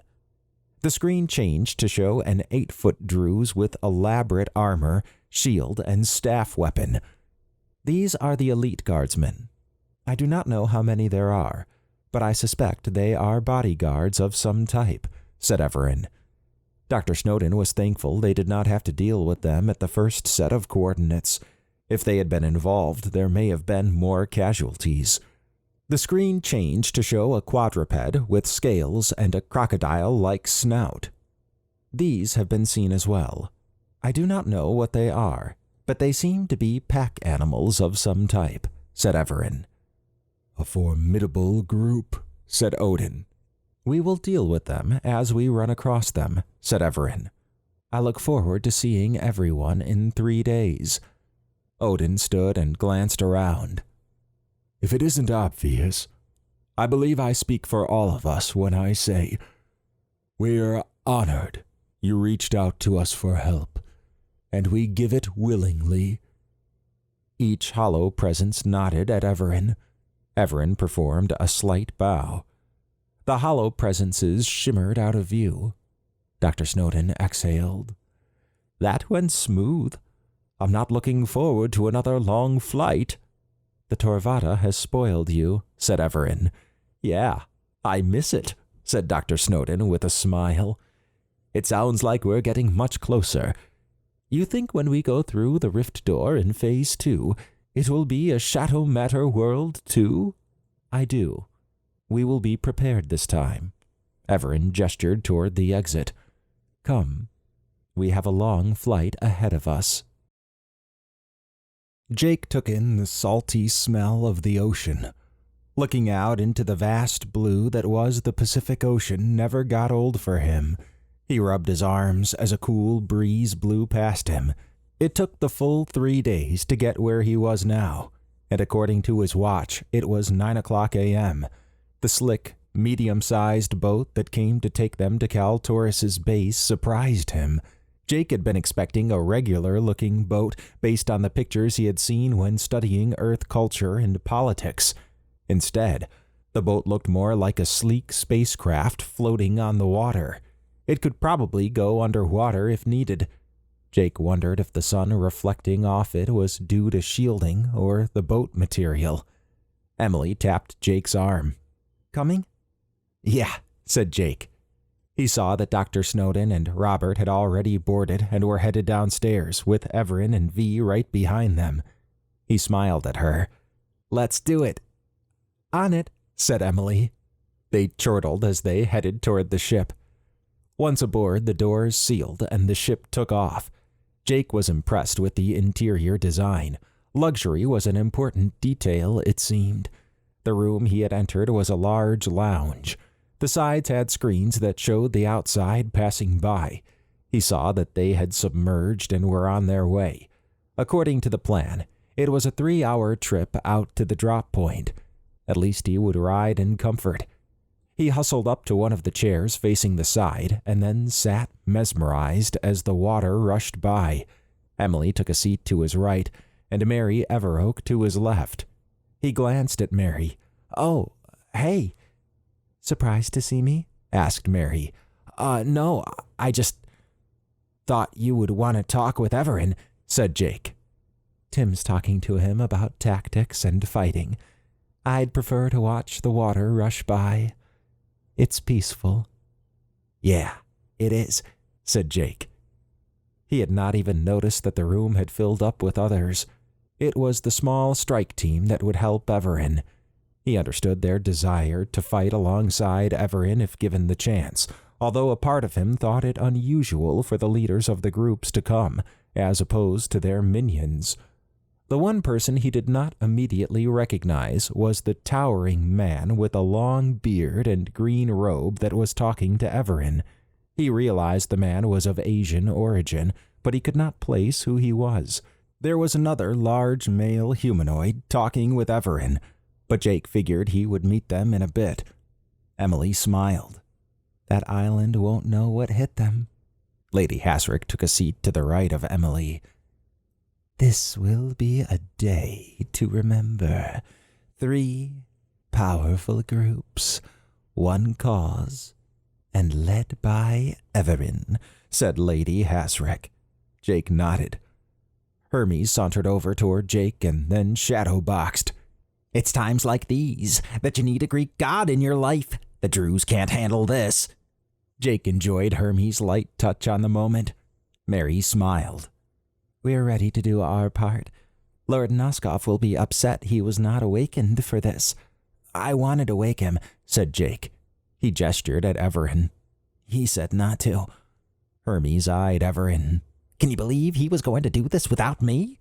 He shook his head. "I need a better way of communicating when he's here and when he isn't. Hercules is going to regret going back to Olympus for a visit." "We're just glad you're here," said Emily. Hermes tilted his head at her. "Right? From what I've heard, you met a future version of me." "Yep," said Emily. "He was quite the gentleman, but it was from an aborted timeline." "Sounds like you got a bad one then," said Hermes. Jake admired Emily's ease with others. Being around all these high-profile, powerful beings was nothing to her. He was absorbing the experience and wondered if every adventure Evaran went on was like this. "Anyways, I guess the ancient vampires can take up not being awake for this with Evaran, although it would have been nice to see Lord Vigon," said Hermes. "You've met him before?" asked Jake. "Of course," said Hermes. "We've gone on several adventures together, but that was long ago." Mary smiled. "I've met him too. He used to come by and visit my mother quite a bit. They were good friends. He was like an uncle to me. Lord Vigon is a close friend of ours as well," said Emily. "He put his life in danger to help us, and I don't think we'd be here if he hadn't helped." "That's him?" said Mary. Her eyes met Lady Hasrick's venerable eyes. I understand that ancient vampires and the Daedrold Council don't get along, but it's hard for me to fathom. The ancient vampires are a force for stability in the world. Lady Hasrick grinned. Sure, if you allow them to dictate how things are to be run. Not everyone agrees with their methods. The Daedrold Council has invited them to join as equals, but they've refused. A bit pompous, if you ask me. Well, to be fair, the Daedrold Council has accepted some controversial groups and characters, namely the Rascarians, said Mary. To be associated with such would be troublesome. Then they could join and provide balance if what they preach is true. Instead, they stand alone. The only reason they have the power they do is because of Alacrin backing, and the fact that Evaran is tied closely to them. Even the Helians decided to exile Blake Brown, Lord Noskov's disciple, instead of killing him. An odd decision, don't you think? In addition, where is the ancient vampire support? I don't see it anywhere. Jake wrinkled his eyebrows. He could see why the Daedrold Council was not as accepting of the ancient vampires. They did seem to get preferential treatment. Mary smiled. They are here, in a way. When their masters sleep, the disciples not on protection duty usually come and stay with us. It was a practice my mother adopted after the formation of the UNGA. It was an olive branch meant to heal, and it's been upheld to this day. The assembly selected for this has members from all the ancient vampire groups. Lady Hasrick grinned, baring her fangs. I hope you don't think I'm trying to cause a problem. I don't get to talk to members of your group often. Not a problem, said Mary with a wink at Emily. Jake stood and gestured over at Evaran. I'm gonna check in with the guys. Oh, I'm not a guy? Asked Hermes with his hands on his chest. No, I didn't mean anything by it. Hermes laughed. Relax. Go, said Emily with a smile. I'll come with. I'll keep the ladies company, said Hermes with a grin. All right, let's go, said Jake. He hustled over with Emily to Evaran's group. He noticed a large cloud appear, then disappear. The smell reminded him of watermelon and apple. His eye caught Tim vaping from an electronic cigarette, something that Jake had seen before. The tall, fair-skinned male standing next to Tim grabbed Jake's attention. The male had long, rough blonde hair that fell over advanced-looking battle armor. Jake had seen him from afar, but not given much thought to it. It was the Hammer, known as Mjolnir, on his side that made Jake realize who he was. Thor! It is I, said Thor, raising an eyebrow. I've read so much about you on the non-human side. Thor smiled. All good, I hope. He slapped Tim's arm. This group needed power. Now they shall have it.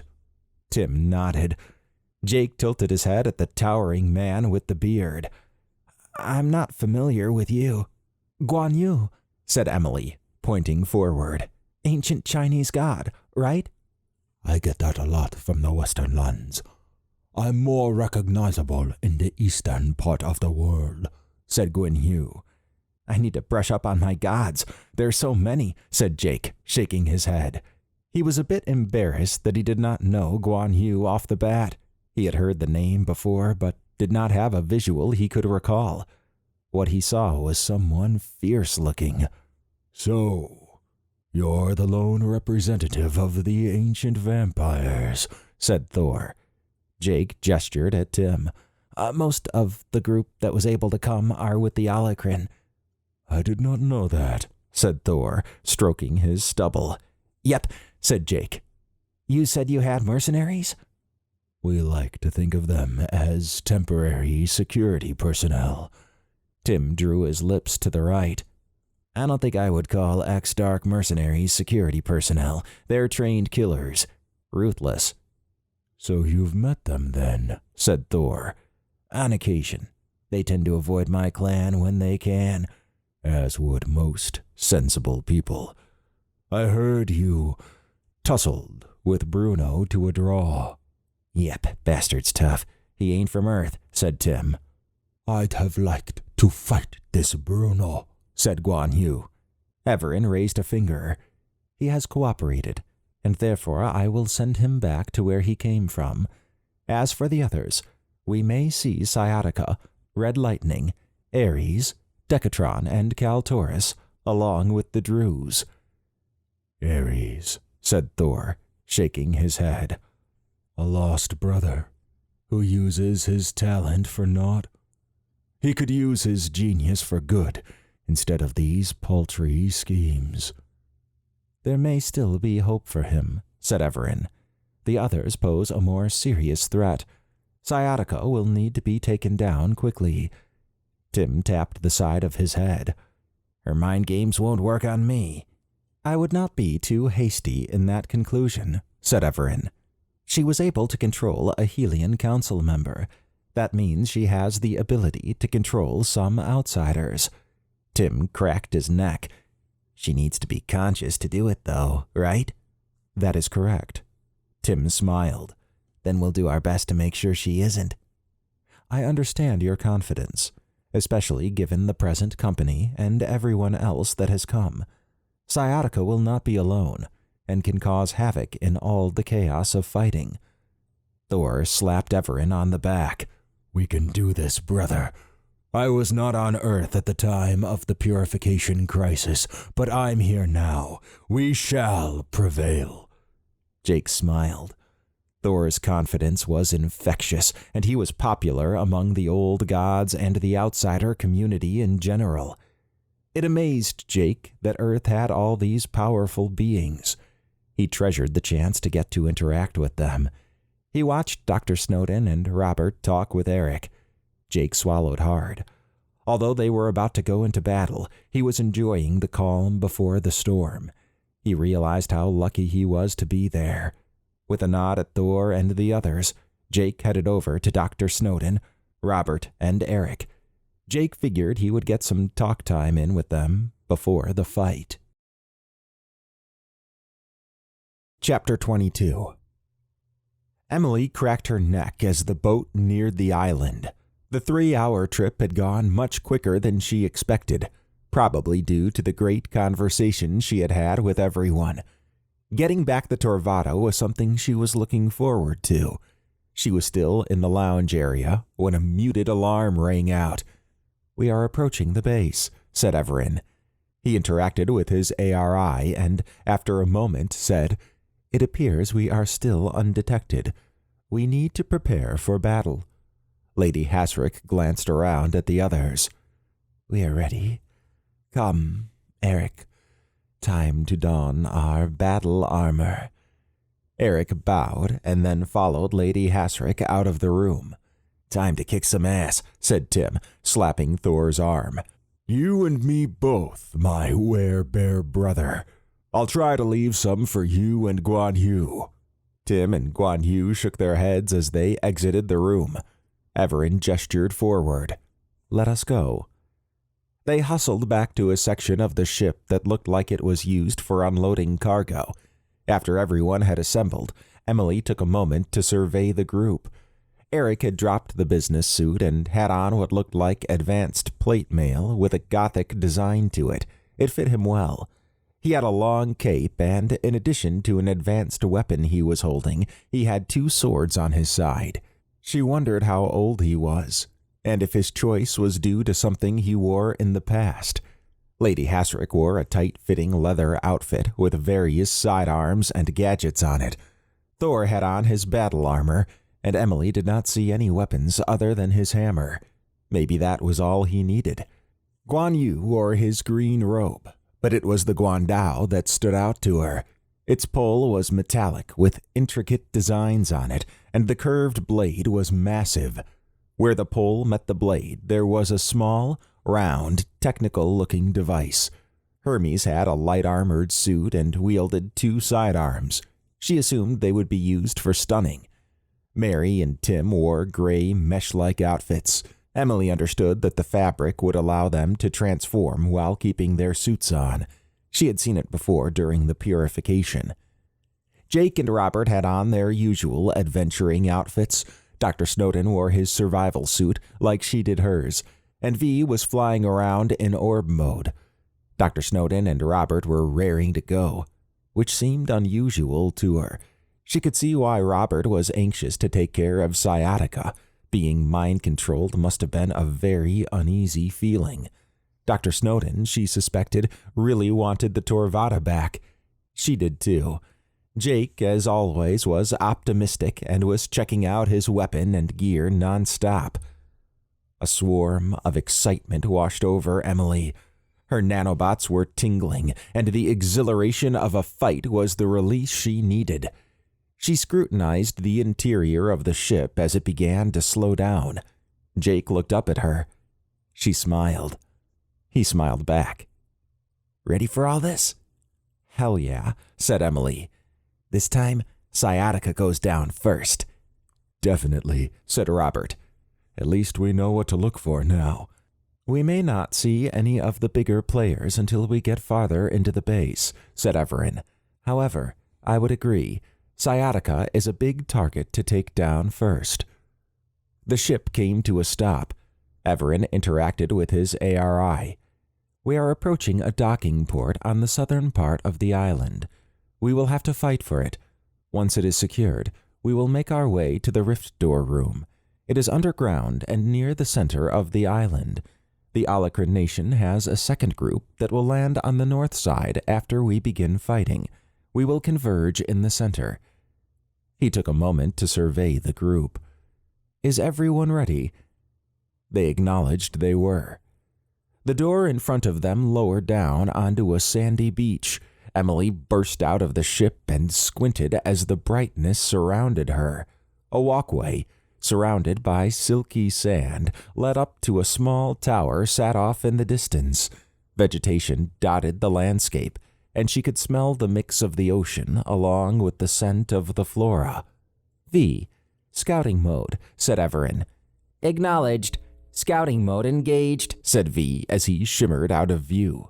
"We need to secure that tower and then go from there.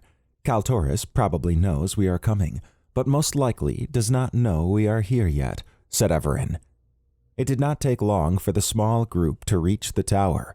Emily noticed that everyone except Robert could keep up with Evaran. Looking around, she realized that this was a reverse of the situation at Count Boris's fort.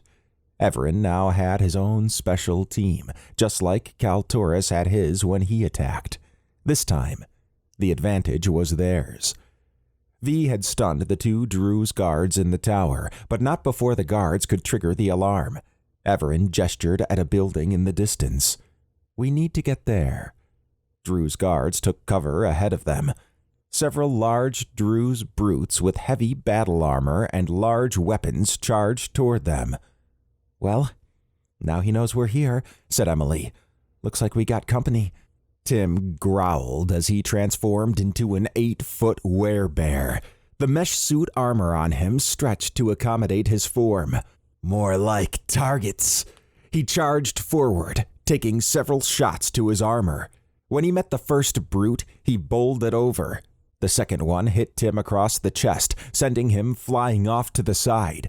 Mary transformed into a tree and, with her vines, grabbed two Drews from cover and then used them to beat the brute that had hit Tim. Evaran, Dr. Snowden, and Emily used their shields to advance slowly while taking fire. They countered with mist and stun beams, taking down 3 of the guards. Eric and Lady Hasrick were a blur as they circled the engagement and then ended up behind the guards. Using a combination of swordplay and gunfire, the guards went down. Emily's eyes widened as she saw guards go sailing through the air. Thor and Guan Yu were tossing guards left and right, while Hermes hung back and took shots at them. V was flying above and shooting stun beams at isolated guards. The brutes regrouped and focused fire on Evaran. The first one fell as a hammer flew from behind and smashed it in the back of the head. Another flew into the air as Tim uppercut it. It landed and stopped moving. Evaran and the rest of the group reassembled outside the Rift Door building. Kaltoris, Decatron, Red Lightning, Ares, and Sciatica, along with a small group of guards and 2 elite guardsmen, walked out onto a balcony overlooking the area. Emily focused on the 2 elite guardsmen that stood next to Kaltoris. They were bigger than she was led to believe. Their dragon-like heads were more defined compared to the other Druze. A horde of Druze guards, accompanied by several brutes, swarmed out of the building and began to encircle Evaran's group. Ares, brother, said Thor, looking up. You're on the wrong side. Ares' eyes swept over Evaran's group. Emily could see the familiar outline of doubt imprint itself on Ares' face. Silence, said Kaltoris. He eyed Evaran. You're even more persistent than I gave you credit for. Leave now, and I will consider sparing you and your friends from what is to come. Counter-proposal, said Evaran. He raised a finger. Surrender to me, and I will be lenient in my judgment. Choose otherwise, and you and whoever is with you will receive my full punishment. Kaltoris's eyes glowed dark gray for a moment. I may be weaker in this world, but I am a god and command legions. If it's a challenge you want, it's a challenge you shall have. He circled a hand in the air, and his guards began to swarm Evaran and crew. Sciatica extended a hand. Jake stood straight up as Sciatica reached out to him. He took aim and shot a stun beam at Robert, causing him to crumple. Emily fired at Sciatica, who ducked out of the way. Jake broke the hold and shook his head, then ran over to Robert. Damn it! As the group engaged the guards, Emily made her way toward the balcony. She needed to get up top. As she looked for Evaran, he appeared next to her, and using his grapple beam, he pulled himself up, along with her, onto the balcony. A startled Sciatica turned to focus on them. Emily took aim. Sciatica moved to the side, but ran into one of the elite guardsmen. Emily hit Sciatica with a stun beam, causing her to fall to the ground and stop moving. The elite guardsman that Sciatica had bumped into engaged Emily. It swung its massive sword at her, which she dodged. She hit the sword on its way down with her staff, then slid it up the blade and hit the elite guardsman in the face. It stumbled. She converted her PSD into a baton, stepped back, and then fired a sticky globule into its helmet. As it tried to get the sticky globules out, its hands got stuck. She hit it in the stomach. It doubled over. She uppercut it with her baton. The elite guardsman flipped back into the air from the hit. As it came down, she hit it hard in the chest. It crashed to the ground and grabbed her leg, causing her to fall. Zed appeared next to the elite guardsman and gripped the arm holding Emily. The arm relaxed, and Zed used a paralyzing agent on the elite guardsman. Emily nodded at Zed, who returned it. Kaltoris and Evaran squared off in a blur of hits, while Decatron took to the air. Decatron did not get far before falling to the ground from a hit to the chest by Thor's hammer. As Thor headed over to Decatron, a burst of red lightning engulfed him. He fell to his knees and gritted his teeth. Tim charged through a mass of guards and backhanded Red Lightning, sending her tumbling through several guards. As she began to stand up, Hermes appeared next to her and hit her point blank with a stun shot. Thor nodded at Tim and Hermes. Tim went sprawling forward as the second elite guardsman landed next to him and hit him in the back with its shield. Guan Yu surged forward and, with his guando, swept the legs of the elite guardsman. Once it was on the ground, he used the guando to slice off its arms. It howled and then stopped moving. Tim gave Guan Yu a thumbs up. Emily hopped off the balcony and joined Dr. Snowden in fighting the remaining guards and brutes. She was impressed that he was able to hold his own in the swirling mass. Jake had pulled Robert close to them, and together they formed a small group that hunkered down and used cover to fend off waves of guards. She tried to keep the brutes away so the others could handle them. Although Eric and Lady Hasrick danced around the fight, she could see how fast they moved. The guards seemed like they were shooting at air when trying to hit them. Although Eric and Lady Hasrick were stronger than a regular human, their speed was their strongest asset. The single brute that attacked them discovered this when it was stabbed in the eyes, groin, and back of the neck in the time it took for it to try to swipe at them. It was not long before the remaining guards were routed. Mary was selectively stringing up guards and piercing them with her paralyzing vines. Other guards were tossed in the air as they got near her. Tim stood next to her and manhandled the ones who slipped through. The remaining brutes were pushed back by the combined show of force from Thor, Zed, and Guan Yu. Hermes joined Emily and the others and took pot shots with his stun weapon. The remaining Drews had begun to retreat into the Rift Door building. "Defend me," said Kaltoris through gritted teeth. He kicked Evaran off the balcony and then hustled inside the building, sealing the door behind him. Evaran hopped back up on the balcony and headed over to the door console. As he placed his UIC, he faced Ares, who had not taken any action since the fight started other than to move out of the way. "You have a choice to make at this exact moment. I am headed to the Rift Door room. You can stand down and assist me with this, or you can continue the path you are on now, suffering the same fate as Kaltoris and the others." Thor, Guan Yu, Zed, and Hermes had jumped up to the balcony. Ares gulped as he eyed Evaran. "I waited to see who would win. It appears you have. If I help you now, you'll spare me." "I will," said Evaran. "Come on, man," said Hermes.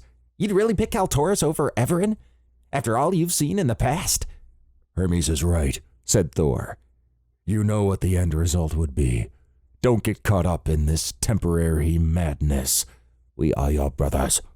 Do not turn your back on us," said Guan Yu. Ares sighed as he faced Evaran. "Fine. What do you want from me?" "Information." Ares tapped at a device on his wrist. After a moment, he said, "What information do you need?" Evaran extended a hand out. "Walk with me to the Rift Door room. I'm sure Kaltoris has already retreated to the second set of coordinates." "He probably has. Although I don't think he expected to be overpowered so quickly." Guan Yu slapped Ares on the back. "He faced some real gods." The doors to the building opened. As they exited the balcony, Emily took a quick peek over the edge. The guards that were still around were being rounded up by Mary and Tim, and the Alacrin group that landed on the other side of the island was beginning to arrive. After a few minutes, Evaran and the others had regrouped below on the ground floor. "The Rift Door room is on the lower levels," said Ares. "I am guessing you also know where my Torvatta is," said Evaran. "Yeah, and it's heavily guarded.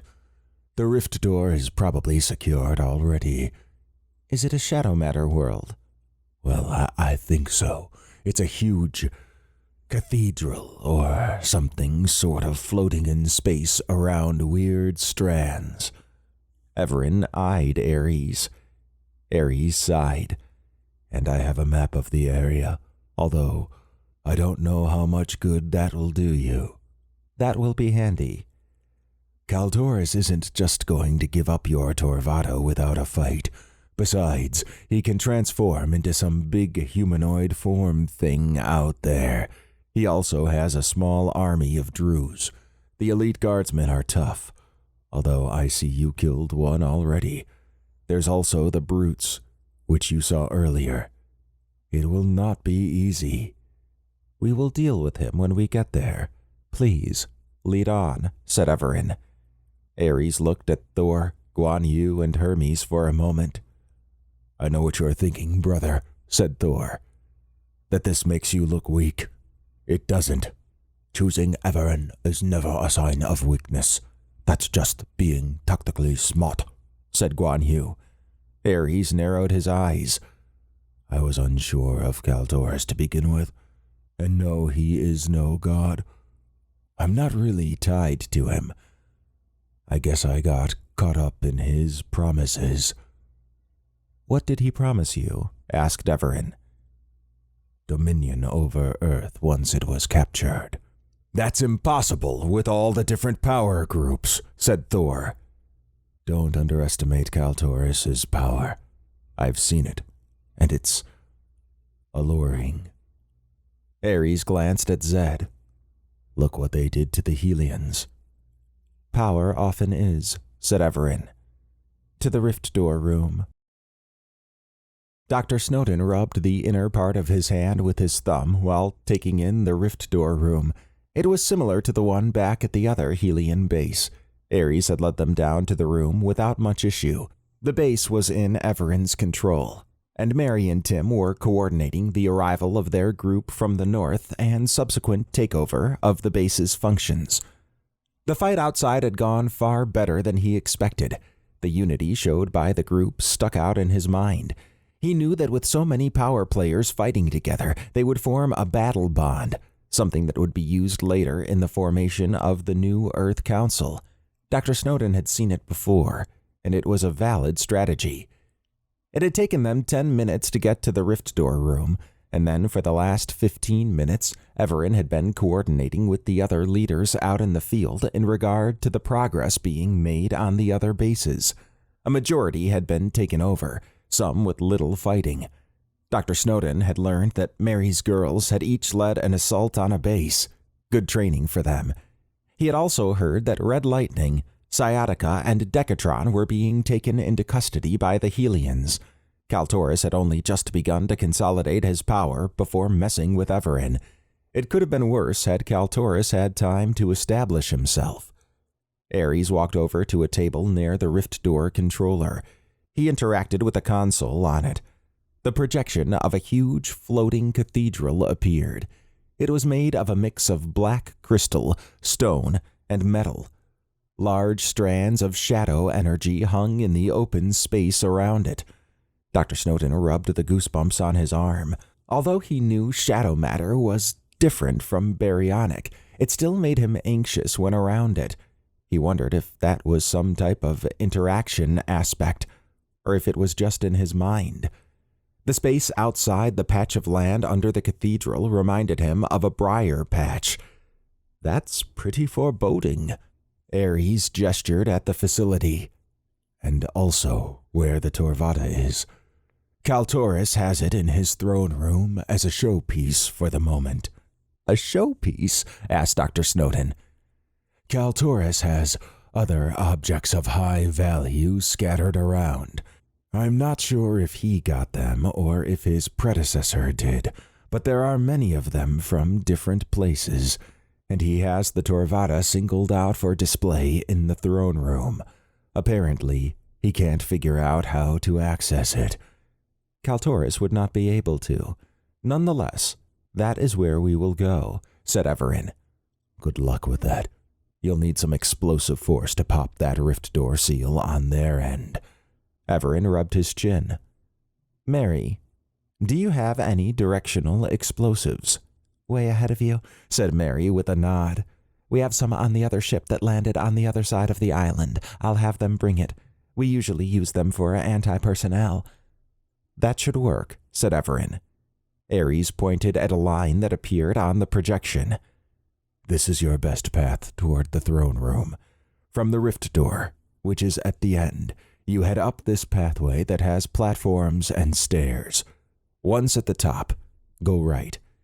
It will take you to another open area, and then you just head north through several buildings, and you'll be at the throne room. Be aware that the doors have a manual option, and that although they have a console to operate them, they're all isolated. Decentralized security, said Dr. Snowden. We've seen that before. Then you understand that as you progress from each room, you need to open the door ahead and close the one behind you. We appreciate your help on this, said Evaran. Aerie shook his head. For the record, I think it's foolish to assault his home base. But you're Evaran, and your ship is there, so I understand. I hope my cooperation doesn't require me to go with you. Evaran shook his head. I do not require your presence unless you want to be there. Well, I don't. No offense. Very well, said Evaran. He held a finger out at Mary. I need you to coordinate everything here and secure the rift door. Tim, Robert, Hermes, Eric, and Dr. Snowden can assist you. The group going to the throne room with me is Emily, Jake, V, Zed, Thor, Guan Yu, and Lady Hasrick. Robert snorted. You don't think I can hold my own? Mary laid a hand on Robert's shoulder. There are other ways to help that are needed. All right. I know when I'm not capable. I'll be there in spirit, said Robert. He eyed Jake. Do me proud, son. On it, said Jake. Defending the rift door is not something that will be trivial, said Evaran. While we are inside, the rift door will be under siege from the cathedral. It will serve as a distraction. Do not take it lightly, because those coming at you will not. We'll stand strong, said Dr. Snowden. Hermes smiled. I'm more of a lover than a fighter, but hey, if we need to retreat, we can always just go back through the rift door. I am not sure about the lover part, said Evaran with a grin. Hey! Evaran half smiled as he faced the others. Hold it for as long as you can. Let's do it, said Emily. Dr. Snowden watched as several of Mary's group appeared with explosives. From their appearance, he guessed they were moose shifters due to their huge size and antlers. They set them up facing the space between the rift door rods. Evaran interacted with the rift door controller, causing the familiar golden portal to appear. The other side was pitch black. Once everyone was clear, the explosives were detonated. Dr. Snowden peered in and saw that a hole had been blown through whatever was sealing the door. A barrage of weapon fire came through the portal. Evaran extended his shield and charged into the portal, followed by everyone else. The first thing Dr. Snowden noticed was that the Druze who were behind the seal were sprawled out on the ground. The rift door sat on a slightly raised platform. Ahead of him, in a multi-row, half-circle configuration, stood an array of black crystalline pillars. Behind the rift door was the end of the land the cathedral sat on. Dark, hairy, strand-filled space awaited with open arms. He gulped as he looked forward. A small group of Druze popped out behind some of the crystals and opened fire with their staff weapons. An elite guardsman with red scales and silver armor charged forward. He dual-wielded a huge sword and staff weapon. Evaran, Dr. Snowden, and Emily formed a wall with their shields, reflecting back enemy fire. Eric and Lady Hasrick slipped off to the side, while Thor yelled as he charged toward the elite guardsmen. As they engaged in a sword and hammer duel, Eric and Lady Hasrick appeared behind the Druze guards and attacked them. Guan Yu and Zed joined Thor. V flew toward the back and around the pillars, dodging fire and shooting stun and repulsion beams from his arms. His actions drew the attention of the rear Druze. The elite guardsman knocked Thor back with his sword. In his other hand, he aimed at Evaran, Dr. Snowden, and Emily and fired. The beam pushed them back. Guan Yu struck the elite guardsman in the chest with his guando, while Zed swept the legs, causing the elite guardsman to fall. Focus fire your stun beams, said Evaran. Everyone that could fired simultaneously. The elite guardsman growled for a moment as it tried to get up. While on its knees, it shot out a sweeping beam from its staff that hit Eric and Lady Hasrick, who were dealing with the guards. They went flying. It's not working, said Emily.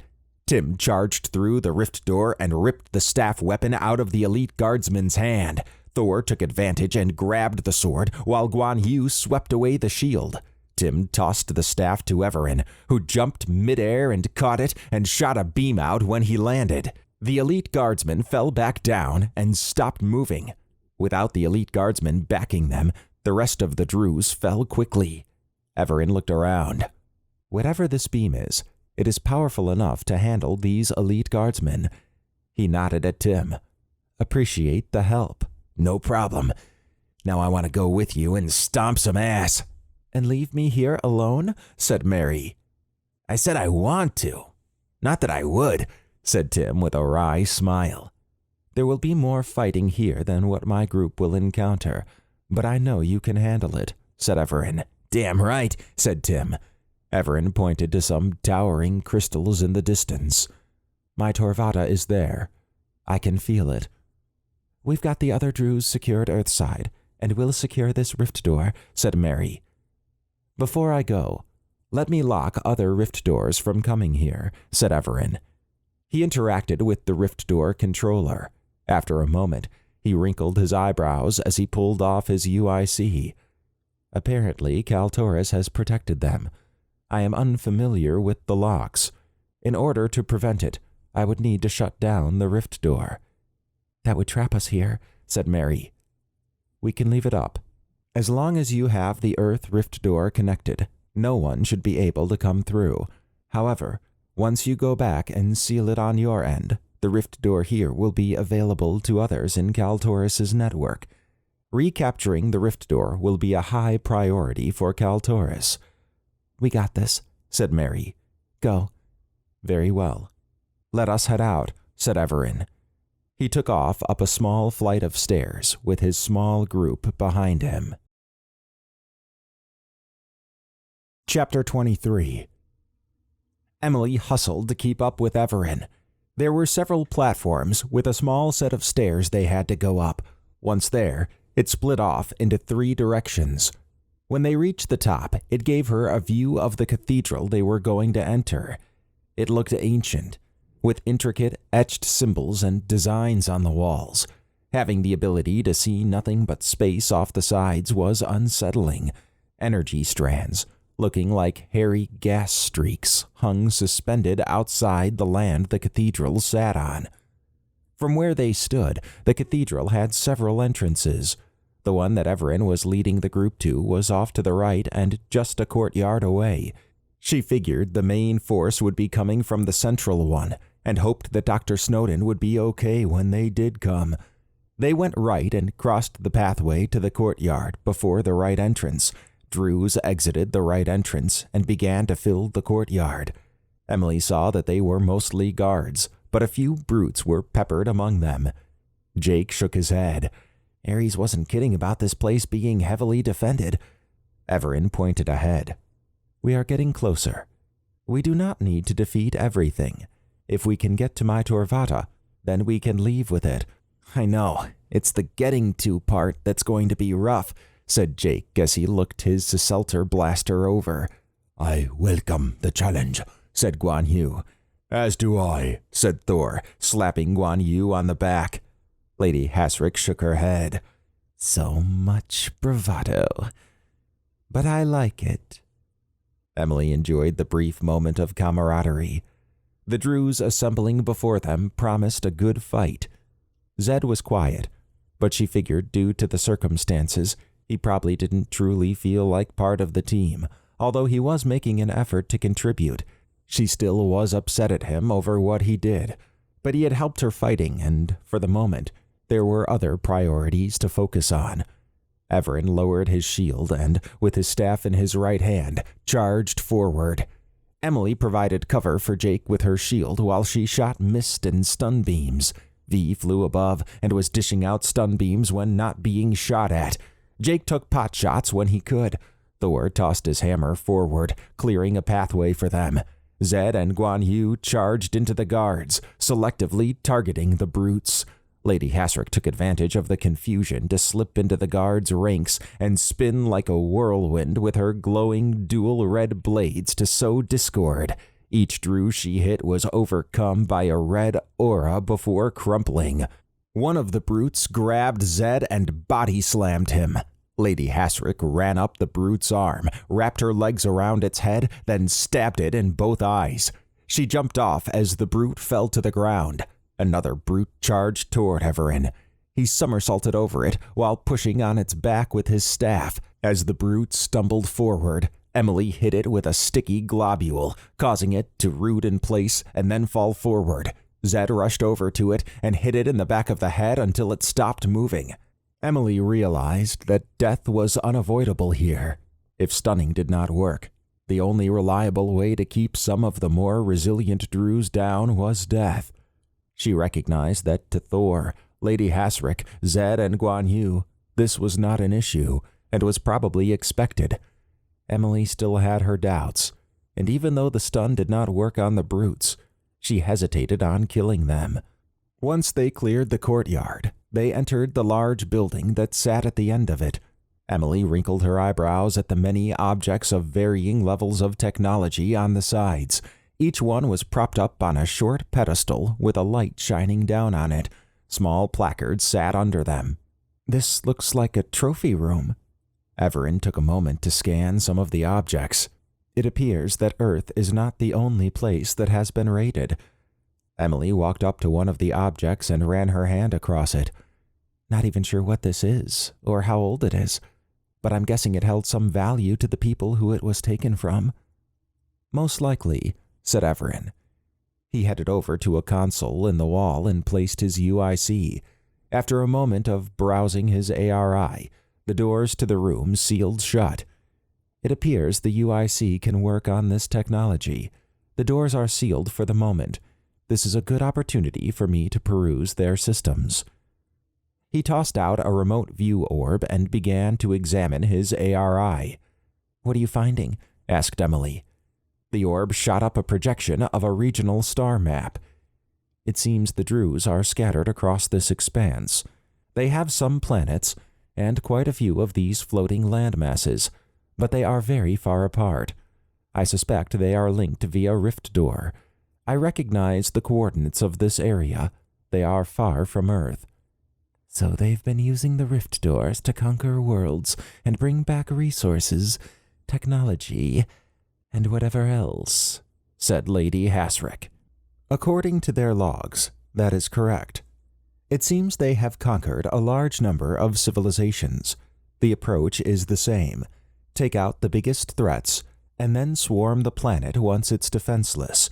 There are thousands of entries." "Thousands?" asked Emily. "The rift doors must have changed a lot of timelines." Evaran nodded.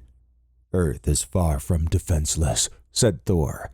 "Yes, and that is not even considering the Kregan Empire," said Evaran.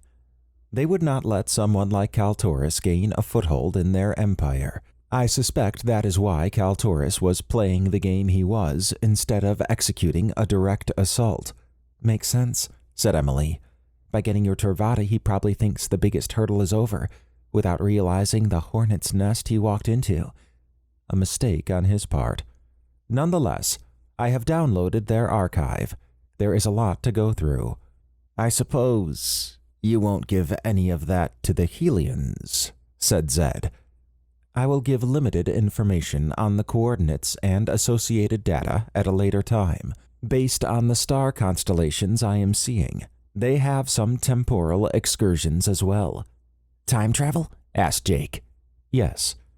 The rift doors can connect 2 points regardless of space and time. It seems Kaltoris was using them without realizing that. He would not be able to know unless he had a map of the areas he went to over time. V. Display some of these species they conquered." "Acknowledged," said V. He hovered and shot down a rotating set of holograms. Emily examined the various aliens that appeared. It bothered her that if they showed up here, then they were most likely unwilling participants in Kaltoris's ambitions. She shook her head. "What's the end goal with Kaltoris? These trophy items?" "No. It is what all supposed gods search for. A challenge. Even if Kaltoris is not winning, he is enjoying this." "He's sick in the head," said Emily. "I do not think so. Humanity enjoys a challenge as well, especially when up against a wall." "I hear that," said Thor. Emily shrugged and then surveyed the other trophies. Her breath staggered as she paused in front of one of the displays. The teardrop body with 8 segmented arms was no stranger to her. "Evaran, It's a time warden. Everyone hustled over to where she stood. What is this monstrosity? Asked Thor. Evaran scanned the time warden, and then the small placard underneath it. Intriguing. It appears Kaltoris was able to handle a time warden ship. I take it you've met them before, said Thor. Many times. Our last adventure was removing them from a timeline. It was difficult. Their appearance is hideous, said Lady Hasrick. I'll say, said Emily. They're pretty tough. It took me and Evaran all we had to take out just one of their predators. At least now we have some gauge of what Kaltoris is capable of. I wonder if he has fought the Purifiers. According to the logs, he has. It was one of the groups I searched for. From the Drew's perspective, they won every battle, which may be true or not. Small universe when rift doors come into play, said Emily. Evaran nodded as he grabbed the remote orb that had been following him and put it back on his belt. We should head out. I will be able to control door access up to the throne room. However, this does not mean that the areas we are going into are unguarded. The next area ahead is a tunnel that leads to some type of worship center. Also, Dr. Snowden has contacted me. The rift door is under siege, but they are handling it so far. He waved forward. To the next area. Dr. Snowden watched as Evaran and the small team took off. Looking around, he knew he was in good company. Tim was tough, and Eric was fast. Mary could transform into a tree that provided a good defensive option. Dr. Snowden figured he, Hermes, and Robert provided ranged options, and Dr. Snowden had his shield and multiple other types of beams to help. He wished V were around to provide tactical assistance. The medium-sized crystal pillars spread out in a multi-layered arc ahead of them at least offered some cover. He swallowed hard at the thought that this might be his last stand. Relax, said Mary, placing a hand on his shoulder. I'm good, said Dr. Snowden. Mary eyed him. You're too tense for that. He sighed. I came close to dying on my last adventure with Evaran. I guess it still haunts me to some degree. With Evaran around? Asked Mary. He couldn't help me. I was saved by another version of Evaran, as weird as that might seem to you. Not weird at all. My mother said she knew multiple versions of Evaran, and trying to figure out what you could and couldn't say could be tricky. Once you accept time travel as a possibility, it opens many doors to weirdness. I guess it does. Tim slapped Dr. Snowden on the back. All the more reasons to enjoy every day you wake up. Everything dies at some point. You can't let that have power over you. It also helps if you know what your purpose in life is. Yeah, I know. I need to stop thinking of every fight as possibly my last one. Someone told me that death was just a phase. Depends on what you believe, said Mary. Some cultures believe that. I like to think my mother is still out there somewhere. Tim snapped his head forward and sniffed the air. Something's coming. He pointed around. Positions! Dr. Snowden hunkered behind the nearest pillar alongside Robert and Hermes. The shifters had all transformed into their humanoid animal form and were moving around. The Wolverine shifters caught Dr. Snowden's eye as they hustled out to the farthest pillars. They were short and stocky and looked naturally tough. It occurred to him that he had only seen a few shifter types up to this point, but the ones he saw around him were varied. The moose shifters he had seen before, and they were hustling out to the middle pillars. There were other members of the Marath clan present, and they were all as big as Tim. It gave Dr. Snowden comfort to be there with them. The other shifters came in various sizes, from small cat shifters to the immense buffalo shifters. He could see why the Alacran nation was powerful. They personified raw power. Each one had on the gray mesh that expanded in shifted form, and they carried lethal weapons. They came to play hard. While he would stun and use his various beams, he was not sure he could kill unless absolutely necessary. But he understood that if it came down to it, and his life was on the line, he would. The first of the Drews descended the stairway he had seen Evaran and the others leave from.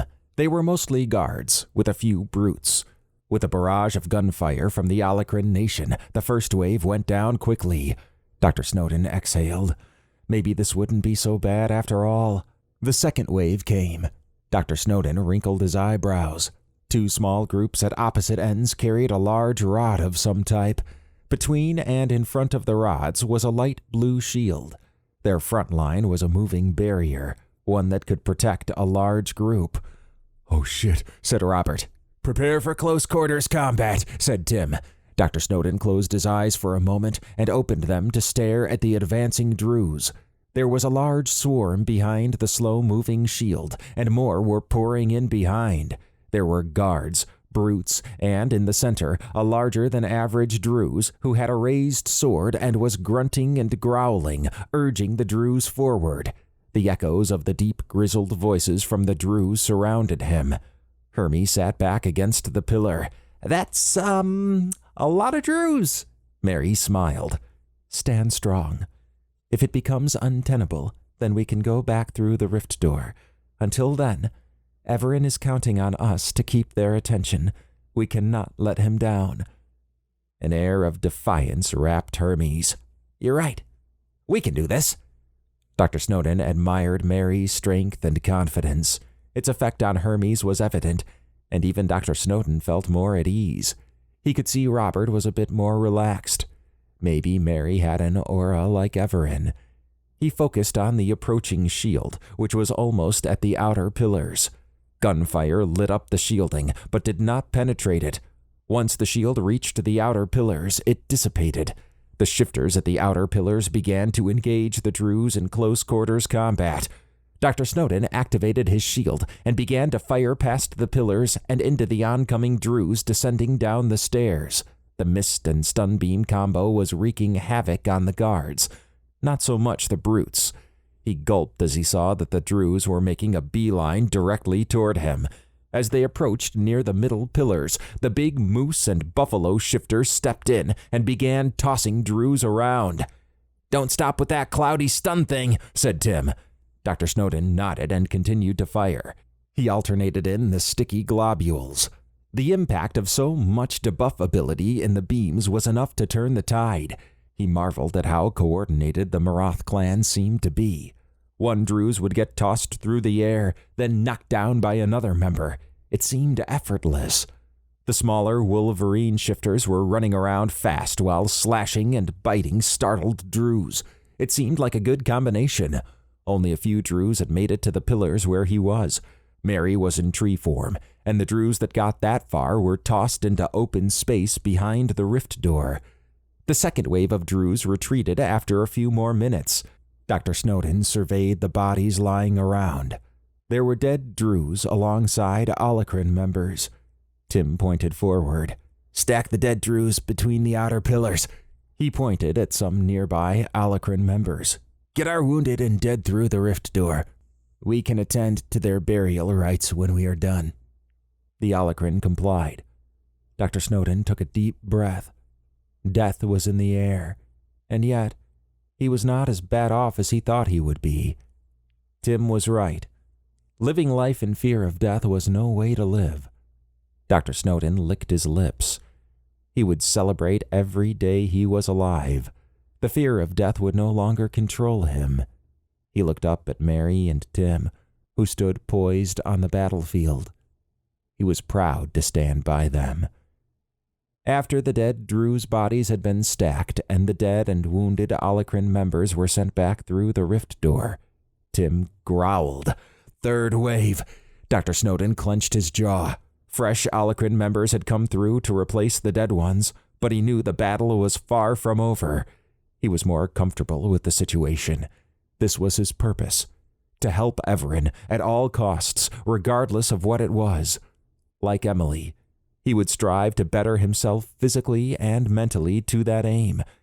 He focused on the Drews' moving shield with new determination. Chapter 24. A wave of awe swept over Emily as she looked around the large worship room they had entered. A part of her expected to see rows of benches and an altar. Instead, the room had a circular center surrounded by 3 pillars. Lines on the ground extended from the pillars to the room's edges and segmented the room into 3 areas. The slightly raised platform in the center of the room made her think that maybe a hologram or something appeared there. The group had only walked a few feet into the room before the door behind them sealed shut. She understood that Evaran had to use his UIC on each room, as the doors had a manual mode and a connected one, and even when connected, they were isolated. The eerie silence and dim lighting on the pillars made the hairs on the back of her neck rise. The unusual smell of something burning added to the odd ambiance. "This place is creepy." "Yeah, it is," said Jake. "I kinda like it," said Lady Hasrick. Evaran scanned the ground as they walked. "And it is old. The structure was built thousands of years ago." "It's been remarkably maintained," said Lady Hasrick. Thor looked around. "I wish my worshippers were as dedicated." "Believe it or not, there are still some who worship you," said Dr. Snowden. "Probably not me," said Guan Yu. "You need a better marketing department." "Ha ha ha ha," said Thor with a hearty laugh. Emily shook a finger at Guan Yu. "You're more popular than you might imagine. You may not have a big online presence, but you're definitely not forgotten." Guan Yu stroked his beard. "I like the sound of that. I don't get out much from the temple I reside in. Perhaps I should." A scraping noise from the center of the room caused the group to stop. The circular platform in the center of the room slid back, and another platform rose with 3 individuals on it. Emily recognized 2 of them as elite guardsmen. One had green scales and armor, and the other blue. The slender one in the middle had on a robe with bone accents. Although she was not an expert on Drew's genders, she sensed this one was male. The elaborate headdress made her think he was someone special to the Drew's faith. Unlike the other Drews she had seen, he looked less draconic. The slender one spoke. "I am Arbiter Juralis, and your presence defiles this place of worship. The punishment is death." He pointed to the left and then the right. "The instruments of your death are Guardians Bane Zorog and Rohaligrin. Your death is their honor." "Our fight is not with you," said Evaran, raising a hand, palm forward. "Yet you tread on our most sacred ground, attack our god, and desecrate our facility." Evaran shook his head. "We just want my ship, and we will go." "Kaltoris has decided. Your fate is sealed," said Juralis. He rose into the air as a semi-transparent shield formed around him. 2 small orbs appeared on the shield and rotated around him. As Bane Zorog and Rohaligrin pulled out their sword and shield, Juralis's orbs fired beams at the group. Evaran and Emily raised their shield to deflect the orb's beams. Lady Hasrick slipped off to the side. Emily was surprised at how fast Bane Zorog moved.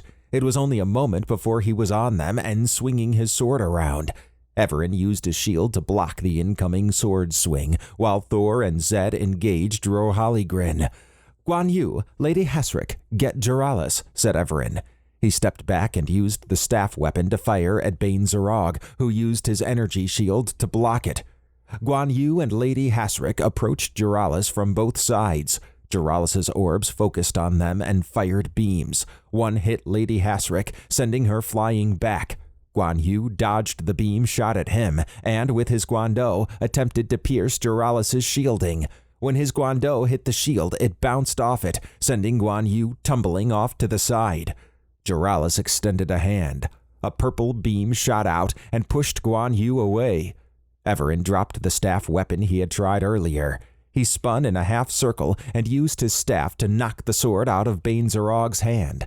With a follow-up kick, he made Bane Zorog stumble back.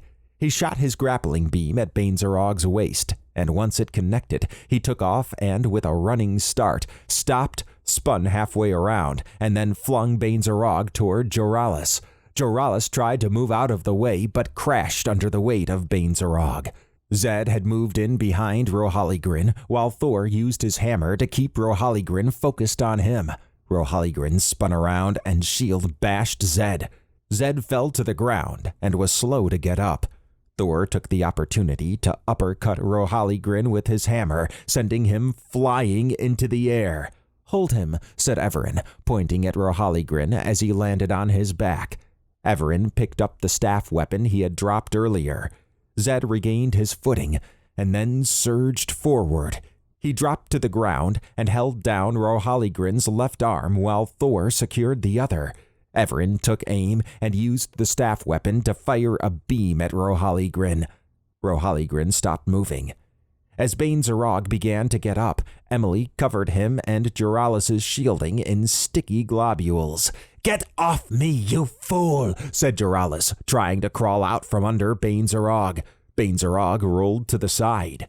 V flew in and grabbed Bain-Zarog's sword and dragged it away. Jake rushed in and seized the energy shield on the side and pulled it away. Guan Yu and Lady Hasrick had returned and were able to hold down Bain-Zarog. Evaran rushed over and stood before Joralis and Bain-Zarog with the staff weapon trained on them. "I do not wish to do this, but you leave me little choice." "You won't get out of here," said Joralis. Evaran fired the staff weapon at Bain-Zarog, then fired at Joralis. They both stopped moving. "Glad that beam can go through Joralis' energy shield," said Emily. "If it came to it, sufficient force could break through it as well. I suspect Guan Yu's strike came close to it." "It was a great effort by everyone," said Lady Hasrick. She cast a big smile at Guan Yu. "We should fight together more often.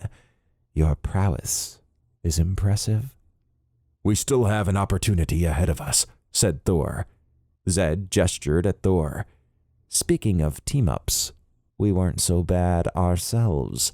"Indeed," said Thor. "And I didn't kill," said Zed, glancing at Evaran. "You are learning," said Evaran as he scanned Joralis. "Intriguing. Joralis is a different species than Bain-Zarog or Rohaligrin, yet they have the same amount of shadow matter in them. I believe they have been infused with it, some type of conversion." "Willingly or not?" asked Emily.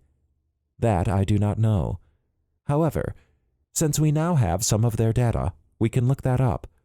I am beginning to think that these raids on other worlds may have a conversion aspect to them." "Yeah, that's one conversion therapy I definitely wouldn't go to," said Emily. Everyone chuckled. Evaran interacted with his ARI. "There is a long tunnel that leads to the throne room. We have to go through a few medium-sized rooms, but it is a straight shot from here. Take a moment to rest while the room is secure." "Wonder how many more of these elite guys there are," said Emily, taking a seat. "We can deal with any that we come across," said Lady Hasrick. Evaran nodded. "It seems this cathedral is not where a majority of the Druze exist. They are scattered on various worlds. This cathedral is one of many, but the only one Kaltoris calls home. According to the information I pulled, it's unique in that Kaltoris resides here. Most Druze do not typically see him." "His absence, then, causes a sort of mystique. Those that do see him would be in awe," said Thor. "That has not worked for me," said Guan Yu. Zed gestured at Evaran. "What do you intend to do with the rift door here?" "It cannot exist here. I will remove it. That will cut off Kaltoris from the rest of the Druze. But where are you taking it?" "I do not know," said Evaran. "Perhaps I will keep it in the Torvatta as a backup in case I need it." Zed looked down. "You still don't trust the Helians to keep one?" "I do not. They have shown poor judgment. It is why we are here." "What about all those other worlds that have rift doors?" asked Emily. "I have a plan for those. It involves the two on Earth." "Speaking of which, where are those going?" asked Lady Hasrick. The Alecran Nation gets one. The other goes to the ancient vampires. Lady Hasrick snorted. Yet they aren't here helping at all. I know their disciples are with the Alecran Nation, but still. I realize that, said Evaran. He raised a finger. However, I have saved the timeline with them before and trust their leadership implicitly. I cannot say that with the Daedrold Council or the Imperium. Guan Yu waved a finger around. Fair point. However, in the interest of fairness, since both of your organizations are helping, the New Earth Council will have access to it. There are some initiatives I want to set in motion based on these events. Better than nothing, said Lady Hasrick. She grinned, baring her fangs. Getting to be part of the representative body is itself a reward. The Venar look forward to it. Emily wrinkled her eyebrows. You know, we've been to the future. I remember being told that the Helians were long gone. She turned her head toward Evaran. I guess this is the beginning of that. Perhaps. Maybe there is another event we are unaware of where they are fully gone. I would have expected some to still be around in the future, but that does not seem to be the case, said Evaran. Emily nodded. Evaran cleared his throat. The goal, once we reach the throne room, is to secure the Torvatta and escape with it. We're not going to take Kaltoris down? Asked Jake. That is secondary. Although I would like to capture him, it may not be possible. Removal of his rift door will be punishment enough, as it will serve as a form of exile. If it is possible to get him, then we will. Emily cracked her neck as she stood. After extending her shield and PSD into a staff, she said, "Let's do it." Jake was feeling confident as they approached the final throne room. Although small groups of Druze and the occasional brute got in the way, they were speed bumps. In one of the medium-sized rooms, it got hectic due to the sheer amount of Druze, but with teamwork, they were able to defeat it. It took 2 hours to even get there, and the mood of the group seemed to get more anxious the closer they got to the throne room. The unknown nature of Kaltoris was unnerving.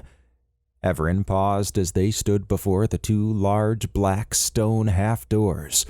We have fought well to this point. Our teamwork is what got us this far. I contacted Mary, and she and Tim are retreating through the rift door. They will seal it Earthside once everyone is through. I suspect that the rift door is now being used to bring in Drew's reinforcements, which would be on their way toward us. So our only way out is with the Torvatta? Said Emily.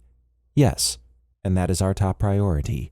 V will stealth and head to it to perform scans. I am unsure of how the Torvatta is being secured, but we will have to deal with that once we are inside. The scans will hopefully reveal something useful. We'll figure it out, said Emily. Remember, this is Kaltoris' realm, the source of his power.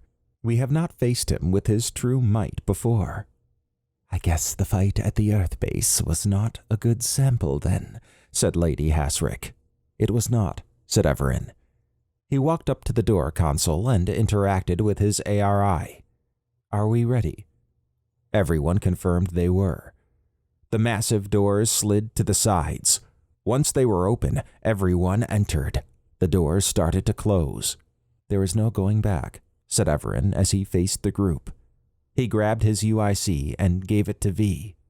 Go. Acknowledged, said V. He shimmered and flew off. Jake's hand trembled a bit as he followed Evaran. The confidence he had felt earlier was waning. In its place was anxiety. The room they were in was huge. He could barely see the end of it. Lights at the far side revealed something, but he could not make out anything from that distance. Still, this group was formidable. If this was the type of adventure Dr. Snowden and Emily went on, he could see why they were so confident. As they approached the middle of the room, Evaran paused. He pointed ahead to the right with one hand while extending his other hand with his ring. A projection shot up. The Torvatta is there. It is being held between crystal pillars above and below it with some type of shielding. We will need to remove that shielding, Jake felt more confident seeing the disc-shaped Torvatta.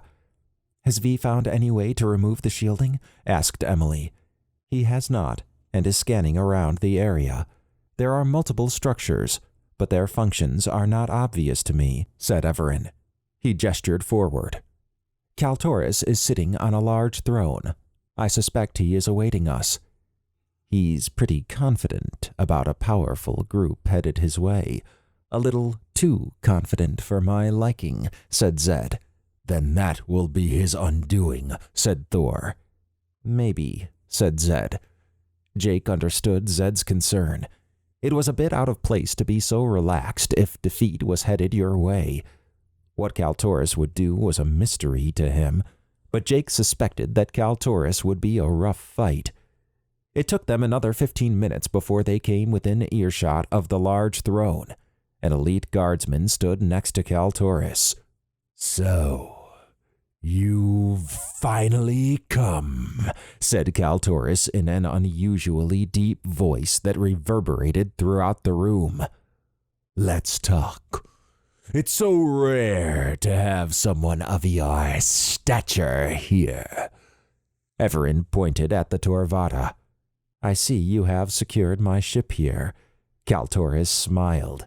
Yes, and it is far more powerful than I was led to believe. I can't penetrate its shielding, even with my exhaustive power. That shouldn't be possible. That mystery intrigues you. It's not often I run across something I don't understand immediately. You're a mystery to me as well. You are far more than you appear to be. I sense that now.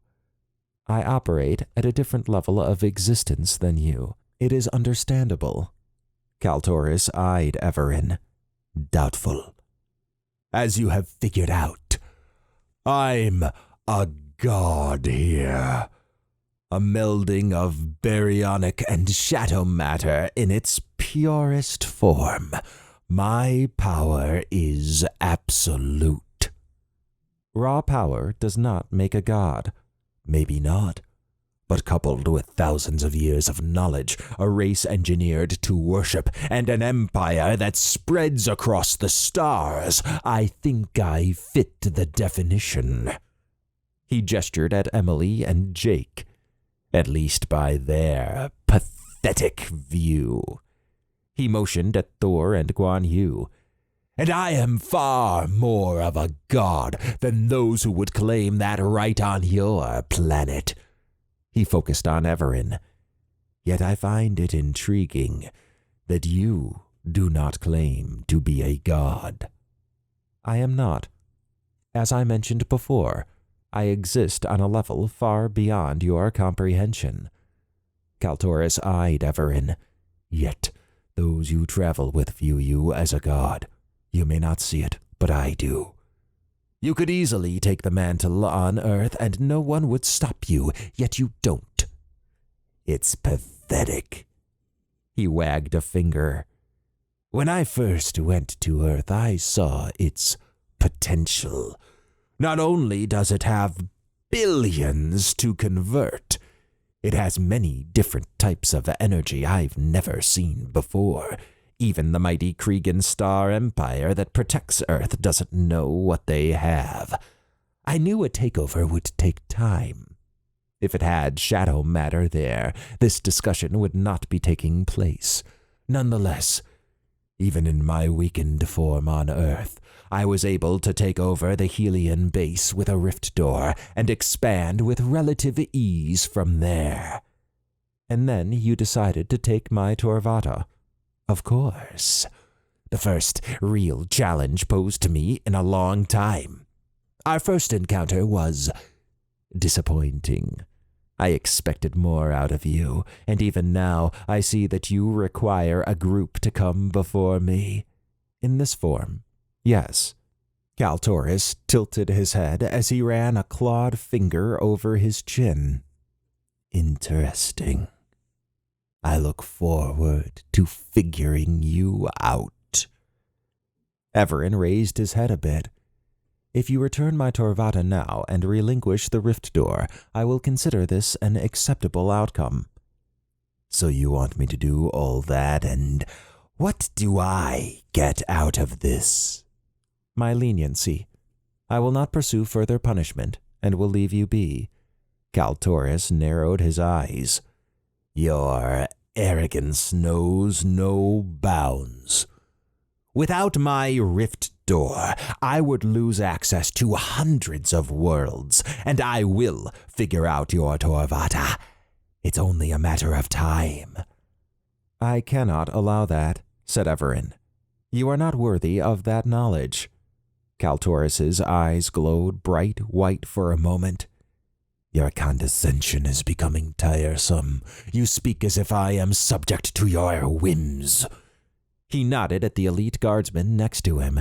The elite guardsman went behind the throne and interacted with a console. A glowing white orb shot up and hovered near the ceiling. Evaran examined his ARI for a moment. A viewing device. "Yes, and it will broadcast to all my places of worship across hundreds of worlds." "You wish to use this interaction as a public relations event?" Kaltoris tilted his head. "Very perceptive. All Druze will see their true god in action, and false gods struck down." "Are you sure that is wise?" "Enough," said Kaltoris as he stood. He waved at the elite guardsman, who exited the room. "It will be me versus your group. In the end, it will be me standing victorious, with you in a cage and your group decimated." "I see that reason has no place here." Kaltoris growled as he grew in size, towering over them. Jake figured Kaltoris was now about 20 feet tall. His dragon-like features became prominent, with sharp claws, scales, and ridges on his head. 2 large curled horns shot out of his head. His body armor had transformed into an elaborate, metallic, heavy armor with bones wrapped around it. Kaltoris's eyes and hands glowed, while light gray energy strands whipped around him. When Kaltoris extended his hands to the side, arcs of bright electricity shot up from the ground and engulfed his hands. "You now see my true form," said Kaltoris. He raised a hand toward the orb near the ceiling, causing it to pulse slightly. "This is Kaltoris, your god. I will show you what happens to non-believers and false gods." He glowered at Evaran. "Prepare for defeat." Evaran did a quick check over the group. "Get ready." Emily's eyes widened at the sudden transformation of Kaltoris. She was not sure what she had expected, but what was in front of her was not it. Power seemed to ooze out of every pore on Kaltoris. The fact that he sent away his elite guardsmen seemed foolish to her at first, but after the transformation, maybe Kaltoris was confident the elite guardsmen would not be needed. She raised her shield and extended her PSD into a baton. Kaltoris dipped his head forward and shot 2 beams from his eyes at Evaran, who blocked them with his shield. Due to the force of the beam, Evaran began to slide back. Evaran pointed at the Torvatta. "Jake, Zed, help V. We will handle Kaltoris." "You'll handle me?" asked Kaltoris with an incredulous look. Emily was not sure how they would get the Torvatta lockdown figured out, or how they would handle Kaltoris for that matter.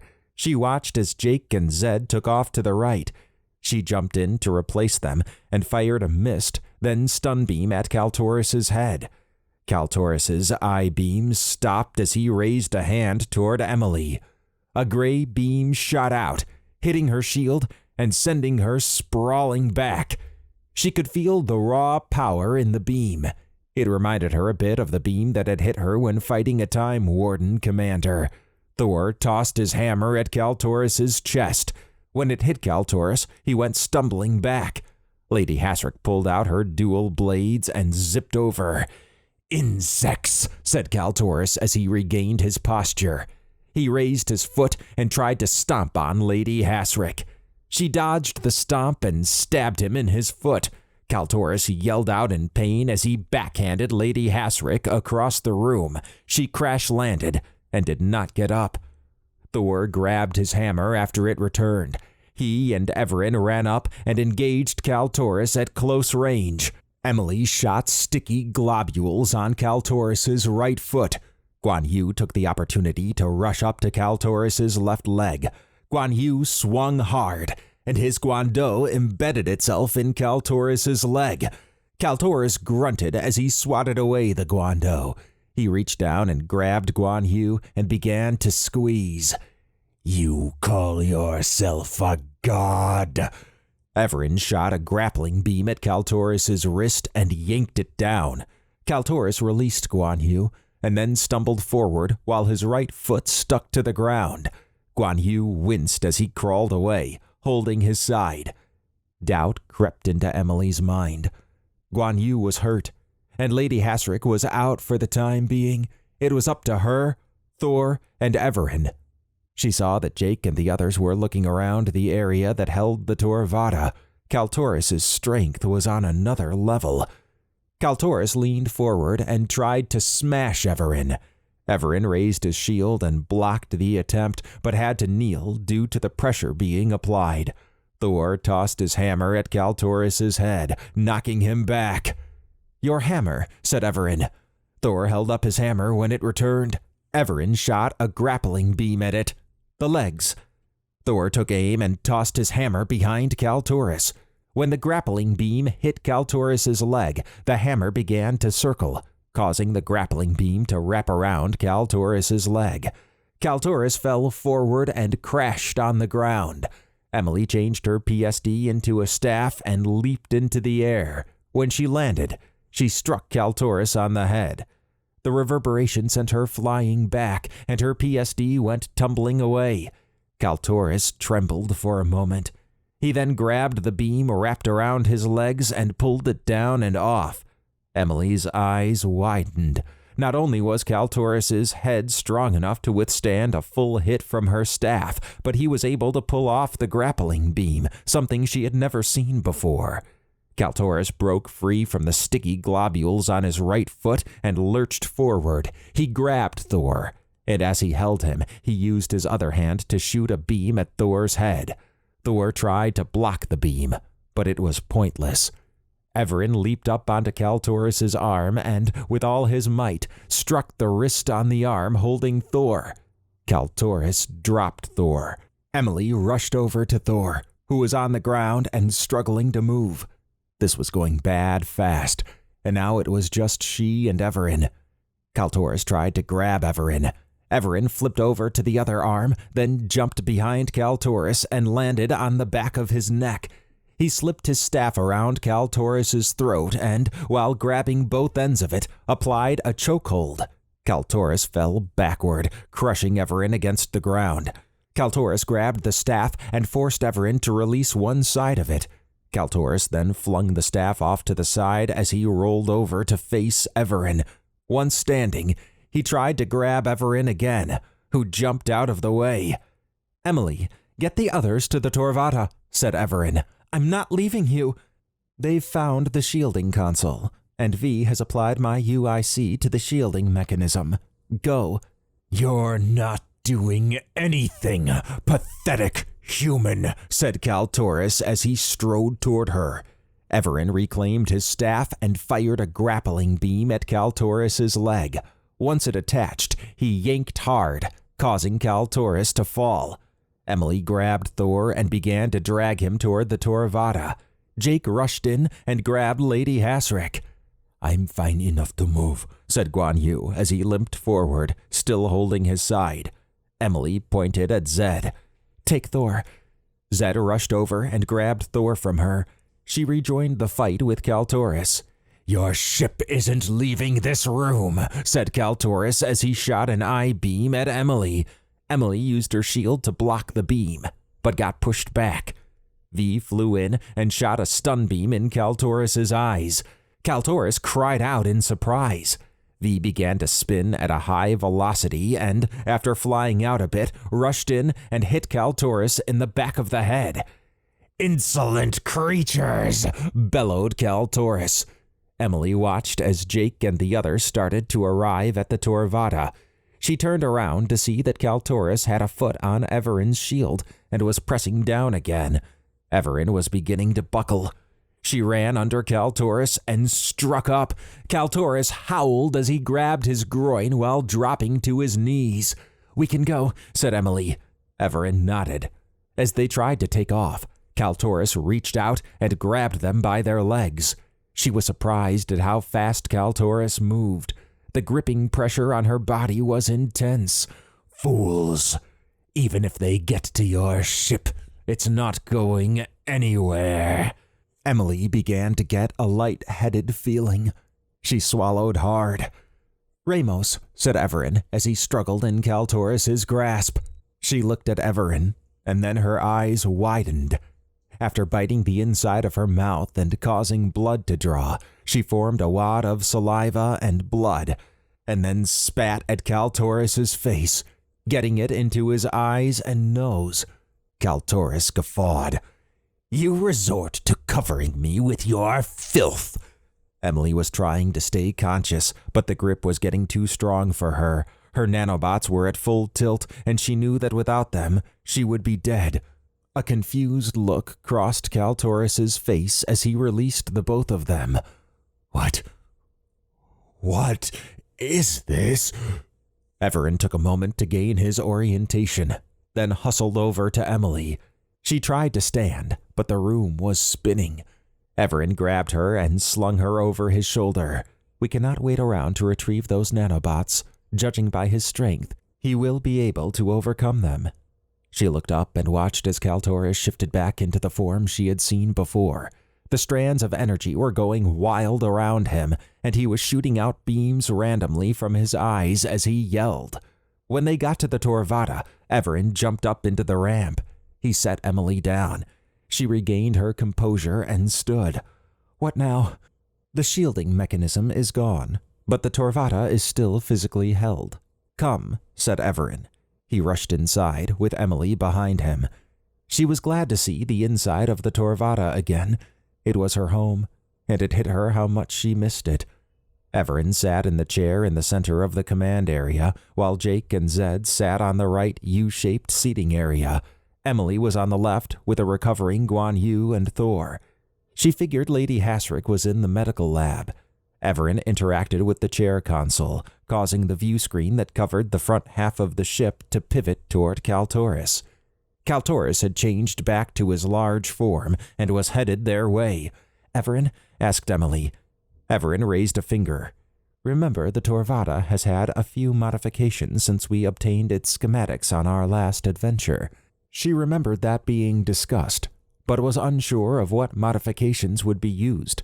Kaltoris knelt and placed both hands on the sides of the Torvatta. "You got past my shielding, but now I have you in your ship." "V, raise the shield temperature," said Evaran. "Acknowledged," said V.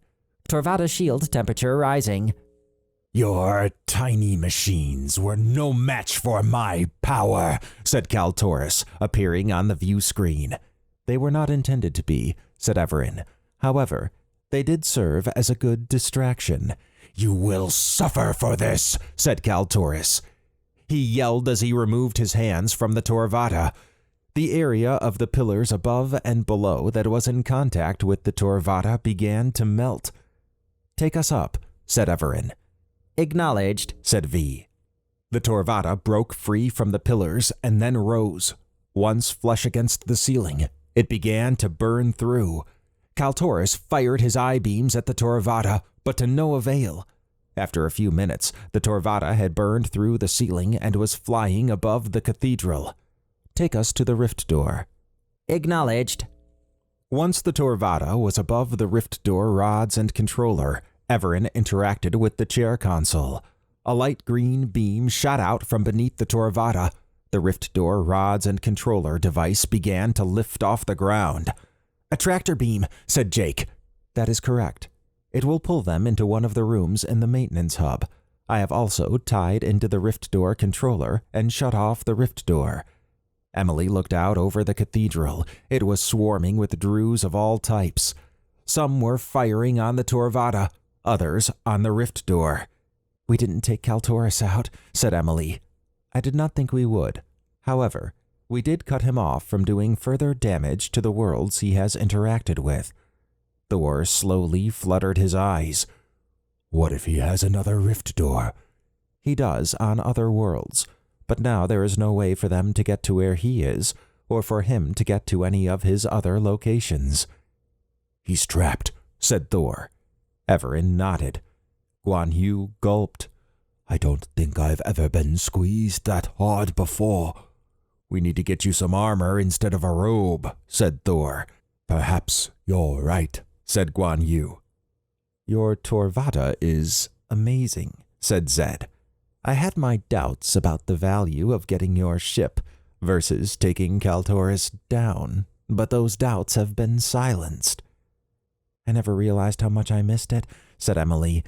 She sighed at Evaran. Do we really have to stay out of it for the remaining months on Earth? Evaran smiled. Given recent events, we can stay in it. However, there is a lot I need to address in the coming months. The formation of a new council for Earth is one of those tasks. I'll be interested to see how that pans out, said Zed. Once it is formed, I will take them to Kriegis. Emily gulped.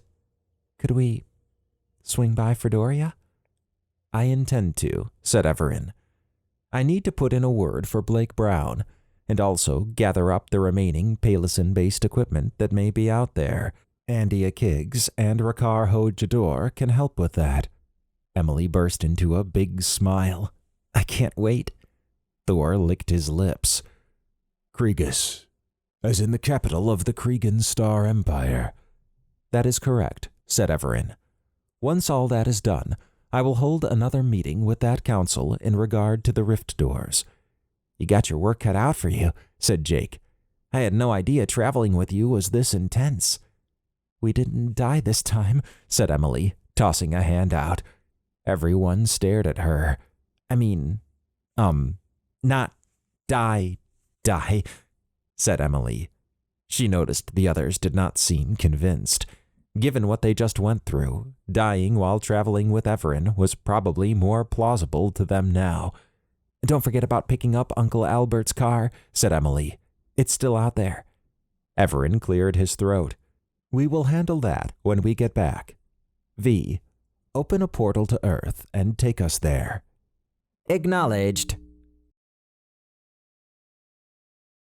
Chapter 25. Jake surveyed the viewing room of the detention center in the Helian base. It had been a week since they got back from Kaltoris's cathedral, and today was Evaran's sentencing of those who had aided Kaltoris and were captured. It was 10 o'clock a.m., and Jake had already had a good breakfast with Robert, Dr. Snowden, Emily, and V. Jake realized the importance of this since very few saw what happened to those Evaran dealt with. There were rumors, but mostly people just disappeared if they were convicted. From what he had read of the purification event, no one knew what had happened to the Purifier leadership other than that they were no longer a threat. The rumors had taken on a life of their own. The Imperium, Alakran Nation, and Daedrold Council leadership were in the room, and he suspected they were as interested as he was. As big as the room was, it felt cramped with so many people in it. Relax, said Emily, swatting his arm. Huh? Oh, said Jake with a smile. I'm just curious is all. Emily wrinkled her eyebrows. About Evaran sentencing people? Well, yeah. No one really knows what happens to those sentenced by Evaran directly, other than a few cases that I can't talk about. Dr. Snowden, sitting on the other side of Emily, leaned in. I never really thought about this sentencing like that. Emily and I see it up close and personal every time. That must be awesome. Dr. Snowden looked down. I guess. Not every adventure with Evaran has a happy ending for all. Jake could see that Dr. Snowden was remembering something that caused him to physically wince. Emily swatted both their arms. Shh, they're starting. Jake looked into the main area of the detention center. Council member Darius, who had been promoted recently, interacted with the console.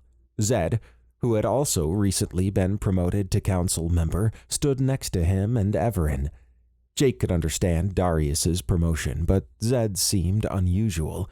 Evaran had said that Zed had proven himself, and that his image in the eyes of the other leaders was positive. Jake wondered how many knew about Count Boris's death. A cell slid into position, and the force field went semi-transparent. Evaran stood in front of the cell. Sciatica, do you understand why you are here? Sciatica extended her hand, then dropped it after a few moments. I can't sense anything. I have repurposed the Palison energy constraints into a thin material that is wrapped around a few select cells. Yours is one of them. Your abilities will not work in there. Sciatica snorted. What's this about? As you may or may not know, Kaltoris has had his rift door taken away, in effect sealing him away.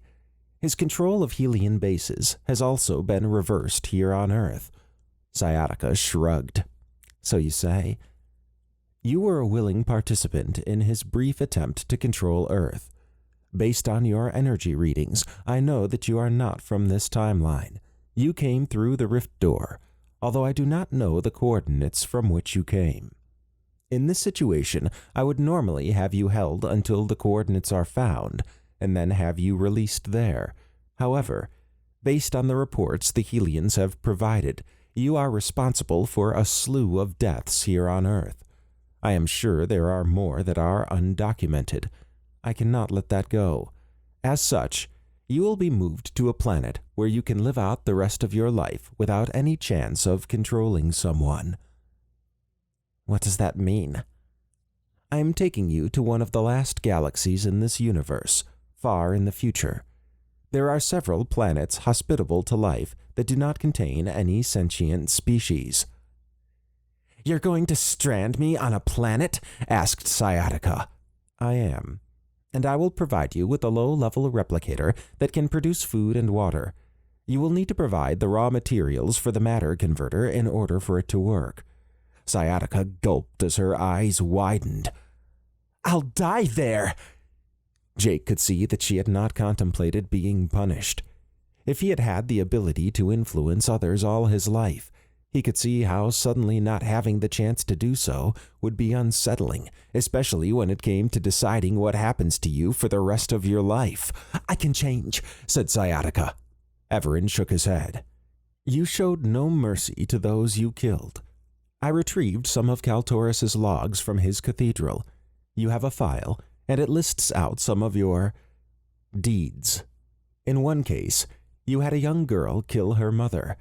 The disturbing part is you smiled while making her do it. Kaltoris even noted you as unusually cruel.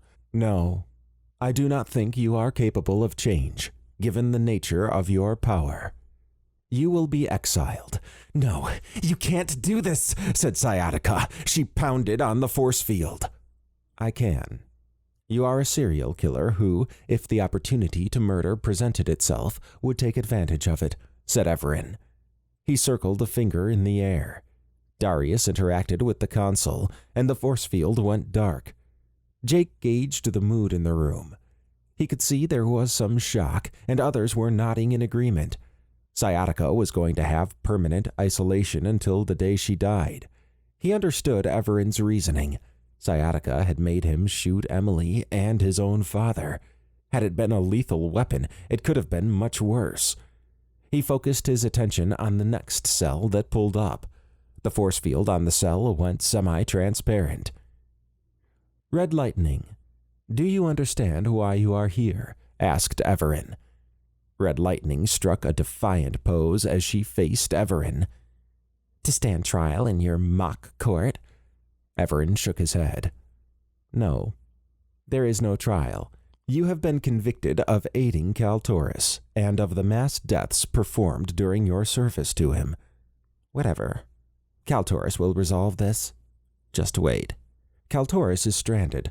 I took away his rift door. I also know where he is, physically, in this universe, and more importantly, from when. He would be long dead unless he can live millions of years.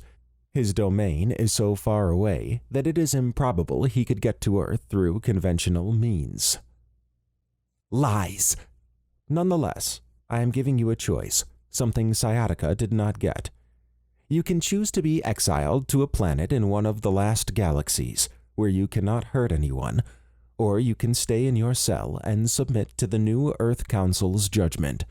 Normally, I would just give you the same fate as Sciatica, but your power can be more readily contained. You have until the end of the day to decide. Sweat formed on Red Lightning's forehead. Do your worst. No cell can hold me. You are in one that is doing just that. Red Lightning snorted and sat back down. Evaran circled a finger in the air. Jake wondered what Red Lightning would choose. He suspected that if she chose the new Earth Council, they would give her a death sentence, and he suspected she knew that. Still, she had a choice, whereas Sciatica did not. The thought of exile, alone, for the rest of someone's life sent a chill down his back. He focused on the next cell that came into view. The force field on the cell went semi-transparent. Bruno, do you know why you are here? Asked Evaran. Yeah, I messed up, but I cooperated. After seeing all the shit about you in Earth's history, no way I'm going up against that. That was never part of my contract with Kaltoris. Evaran nodded. Your cooperation was appreciated. There were no deaths that I could attribute to you, although you did cause general mayhem. As you are not from this world, you will be sent back to yours. I do not know the coordinates, but I do know it is in the list of coordinates on Kaltoris's rift door. I understand you have claustrophobia. As such, I am releasing you to Tim of the Maroth clan. He is equal to you in strength, and he is one of many in his clan with that attribute. You will be under his jurisdiction until your world's coordinates are found. Bruno exhaled loudly. Thanks. Also, you put up a good fight. I know I talked shit before, but you're pretty tough yourself. Evaran nodded. Once this sentencing is over, you will go with Tim. All right. Jake could see that Bruno had bitten off far more than he could chew, and Evaran recognized it. Thankfully, Bruno had also realized it before it went too far. Otherwise, he would be getting a much harsher sentence. Jake observed the next cell sliding into place. Decatron, do you know why you are here? Asked Evaran. Yeah, because I dared to defy you.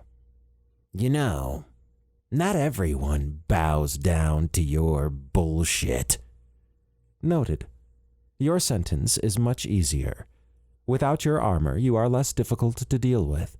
I am turning you over to the new Earth Council. They can decide what to do with you. Your armor will be given to them as well. Decatron tossed a hand in the air. Like I give a crap what they think. You will when they issue their sentence. Evaran circled a finger in the air. The force field went dark, and the next cell slid forward. Ares, do you know why you are here? Not really. I thought we had a deal. We do, said Evaran. He glanced at Darius, who tapped at the console. The force field dissipated. You are free to go on 3 conditions, said Evaran. He raised a finger. 1. No more off-world trading. Ares shook his head. All right. And the second? You will give me all of the information about where you got those Palesin energy restraints. Done. Next. You will reinstate yourself as a member of the Imperium, and you will follow their rules. Ares closed his eyes for a moment while sighing. Fine. Do not make me regret my decision. No way. The fact someone as powerful as Cal Taurus is gone. Yeah. Plus, I heard what happened to Ceros. Evaran eyed Ares. That was necessary. Uh-huh. I guess his sentence was death by outsider, said Ares. He tossed his hand out. Malazim or something. Then he was bombed to oblivion. Evaran clenched his jaw for a moment. Go. Ares shrugged and was then escorted out of the room. Evaran faced the viewing room. Our final person is coming now. He tapped at his ARI. Poof. An orange mist appeared as the mover teleported in. Next to him was Count Valgus. The mover. I am glad you decided to come instead of being hunted, said Evaran. Yeah, I'm not sure how the Imperium found me so fast, said the mover. I gave them a specific energy pattern caused by localized condensed space movement. Ah, okay. Evaran tilted his head at Count Valgus. I was not expecting you. Count Valgus shook a finger at Evaran. I don't know what you did, but my club was attacked. I can help repair that. Can you raise the dead too? Almost everyone there died that day. I lost a good third of my clan there. Me and a few others only survived because the mover teleported us away. I do not understand. Why did you not contact me? How? I don't have a personal Evaran communicator, and when I tried to reach the Helians, they weren't answering calls, said Count Valgus. He bared his fangs. They say destruction follows where you go. It seems just by you visiting, destruction has rained down on me. Is Jaleb okay? He's dead. They literally ripped him in half. Those scaly goons were large and powerful, even against someone of my might. Evaran looked down. I am sorry. How can I help? You can help by staying away from me. I'm only here because I wanted to tell you to your face. Leave me alone. Do not involve me in your schemes. Evaran furrowed his eyebrows as he focused on the mover. I have sentenced the others. Since you took my advice and chose a different path, and you also helped Count Valgus, I am not giving you a sentence. You are free to go. The mover gulped as he raised his head a bit. Thank you. He looked at Count Valgus. You ready? Count Valgus stared at Evaran with fire in his eyes. Yes, I am. We should go before something else happens to me. Evaran's lips went taut as the mover and Count Valgus disappeared in a cloud of orange mist. He faced Darius. That is all the sentencing. We are done here. I'll get Bruno hooked up with Tim. Thank you, said Evaran. And for the record, I'm proud that you came, regardless of the consequences. A lot of us feel that way.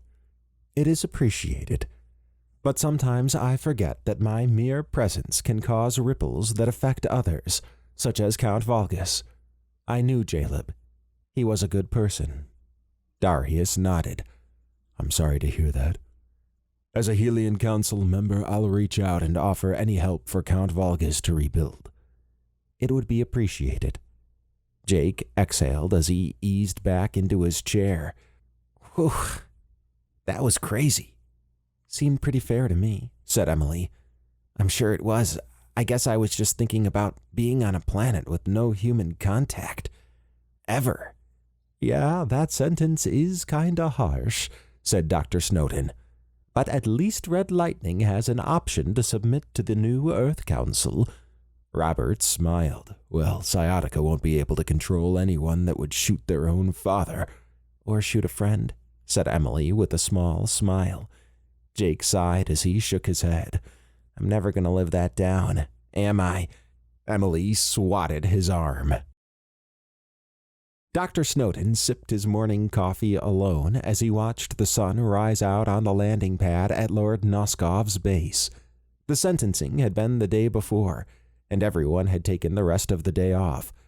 Today was to be a big day, as Evaran was picking up everyone to head out to meet the Cregan representative for Earth that had worked with the Helian Council in the past. Dr. Snowden wondered who would be a part of the new Earth Council, or Earth Ward, as they were calling themselves.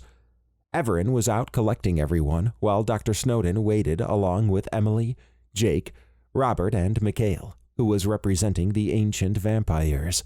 Dr. Snowden heard the familiar sound of Emily's footsteps. "Hey," said Emily as she took a seat next to him. She cupped a container with orange juice. He acknowledged her. She looked out. "It's so beautiful here in the morning." "You sure you wouldn't want to be on a shadow world looking out?" No.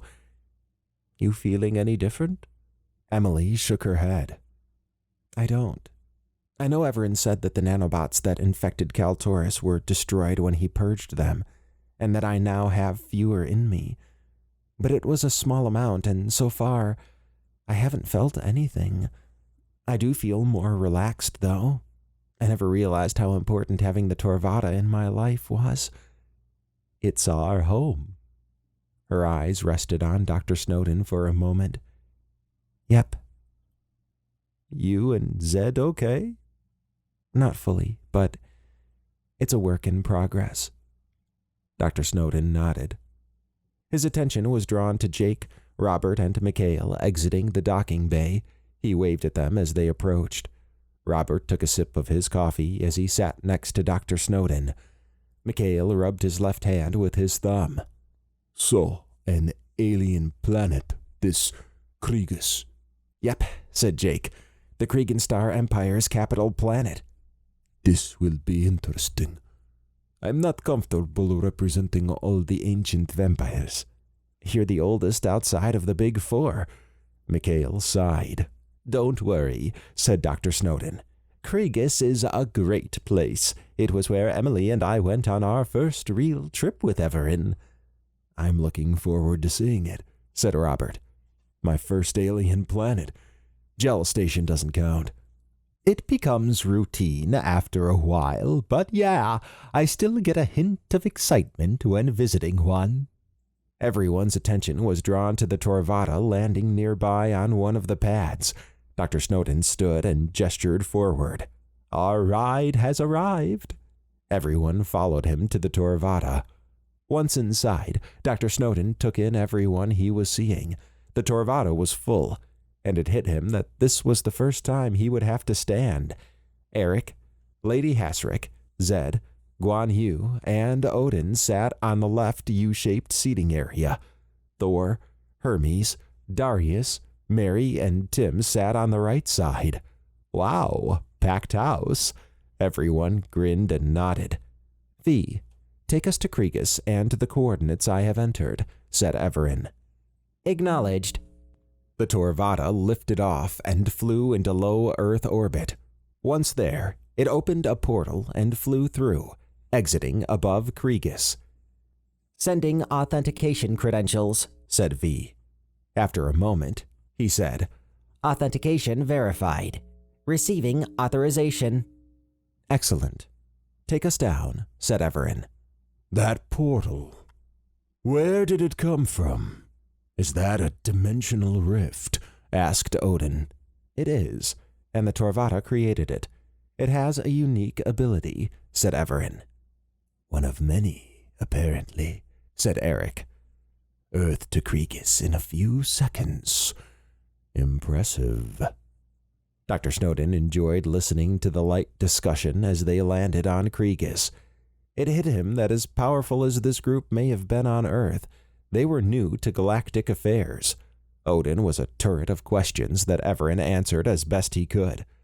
When everyone exited the Torvatta, Dr. Snowden got a kick out of seeing their reactions to the Kregan guards. They were escorted to a round building and into a room with a large circular table. Once seated, the Kregan representative for Earth arrived. Evaran tossed out a translation orb that hovered above the center of the table. Compared to the Kregans that Dr. Snowden had seen, this one was a bit smaller. The smaller cone on the back of his head and paler than average purple skin meant this one was older. He watched the others stare. Evaran gestured forward. "Representative Kyrie Gidrell, it is an honor to meet you."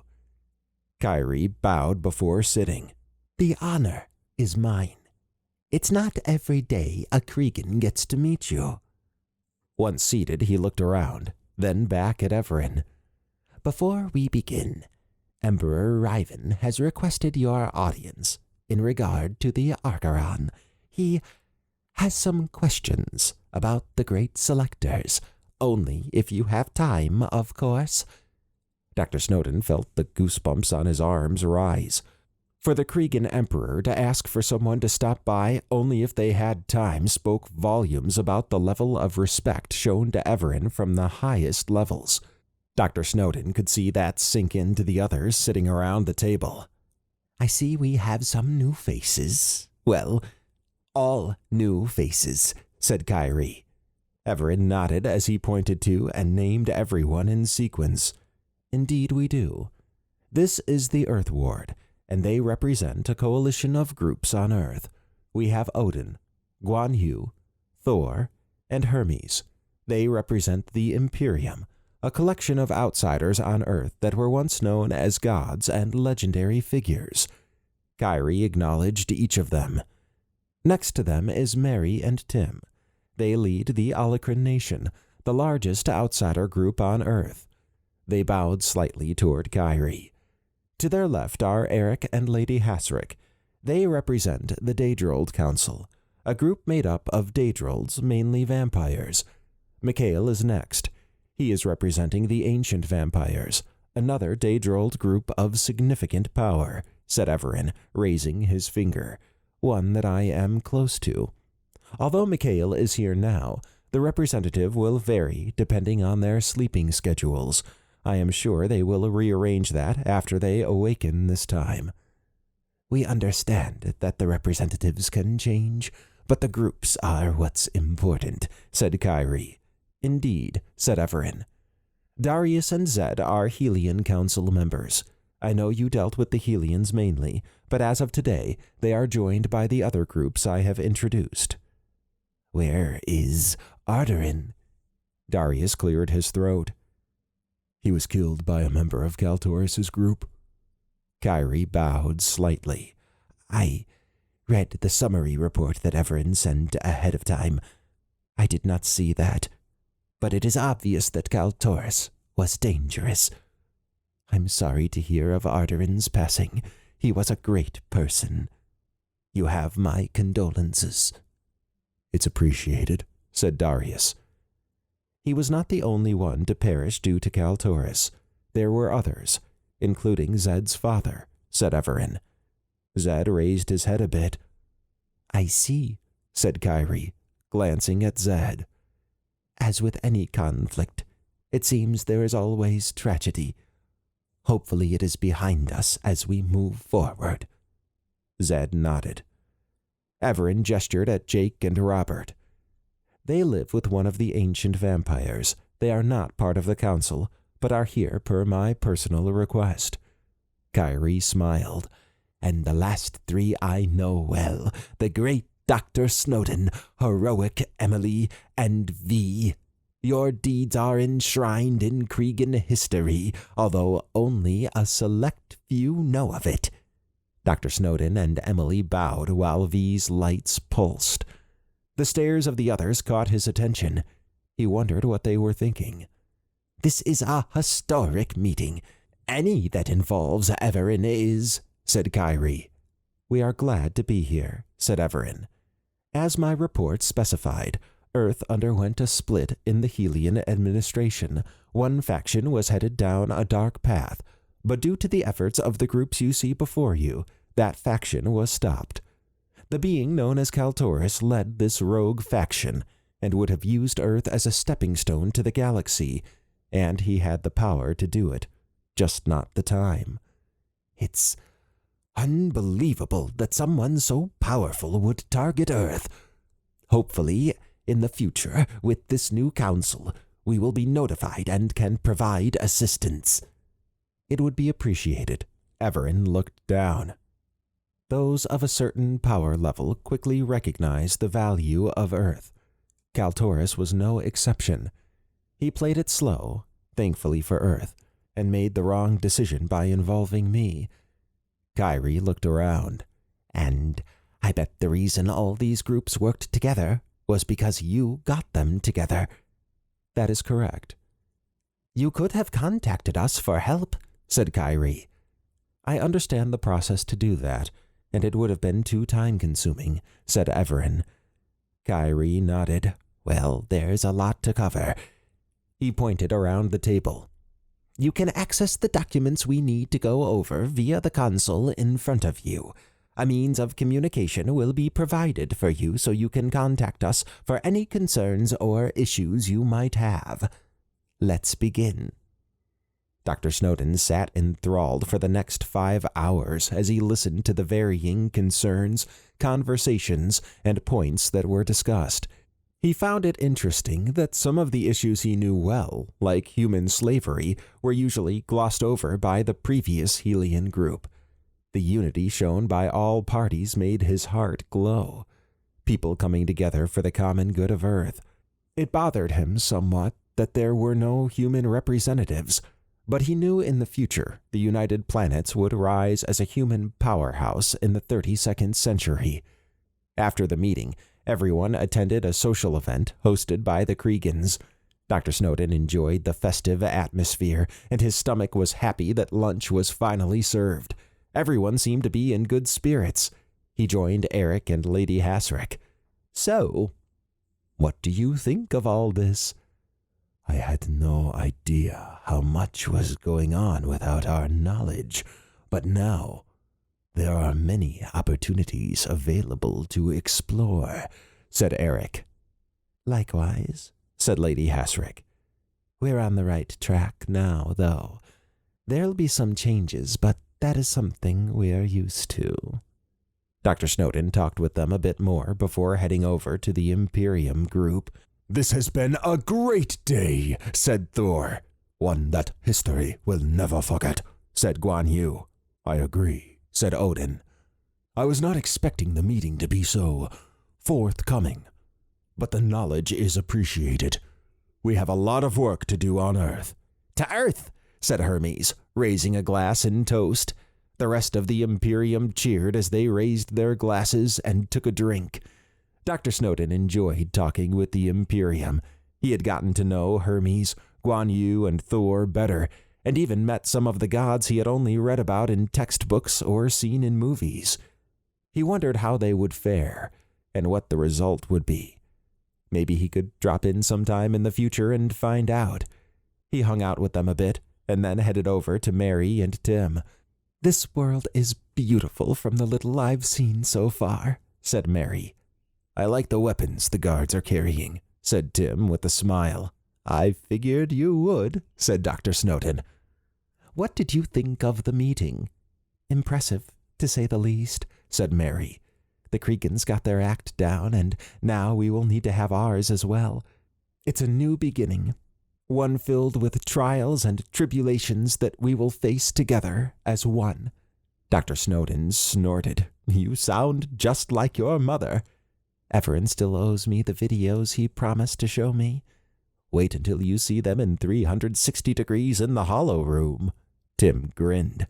I'm looking forward to that. After a little more conversation, Dr. Snowden went to Zed and Darius. Zed cleared his throat.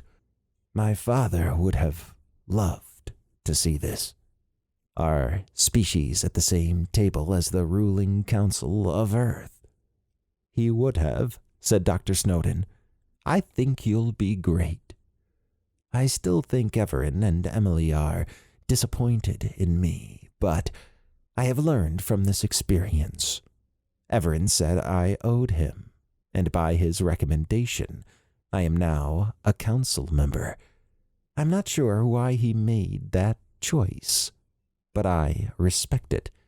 I value Evaran's judgment and hope in time that he and Emily can forgive me. That's all you can do, said Dr. Snowden. He looked at Darius. Both council members now. How are you liking it? It'll take some getting used to. All I've ever had to manage is a base. Managing Earth is a bit of a step up from that. You're an effective leader. Regardless of the situation, those skills still apply. Darius raised a glass to Dr. Snowden. I'll do my best. And thank you for the vote of confidence. It means a lot coming from you. Maybe from Evaran. No, I mean it. Both you and Emily are highly regarded in the non-human world, even before this incident. If anything, it's even higher after this. Dr. Snowden licked his lips. Let me guess. I'm great and Emily's heroic. Yep. Dr. Snowden wagged a finger. You know, I keep hearing that all through history, yet I have no idea where it got started. Where did you hear it? It was recorded in the version of events from the Purification. Huh. Then it was given at that time by someone or something prior to that. I remember Lord Vigon saying they had recorded it that way, but figured it was told to him from somewhere else. I don't know. It could be, said Darius. Dr. Snowden enjoyed the small amount of time he spent with Zed and Darius before moving to Jake, Robert, Emily, and V. Robert waved a hand around. This is incredible. An alien planet. It's just vast. Yeah, it's cool, said Jake. Not my first alien planet, but I've heard about this as long as I can remember growing up with gels.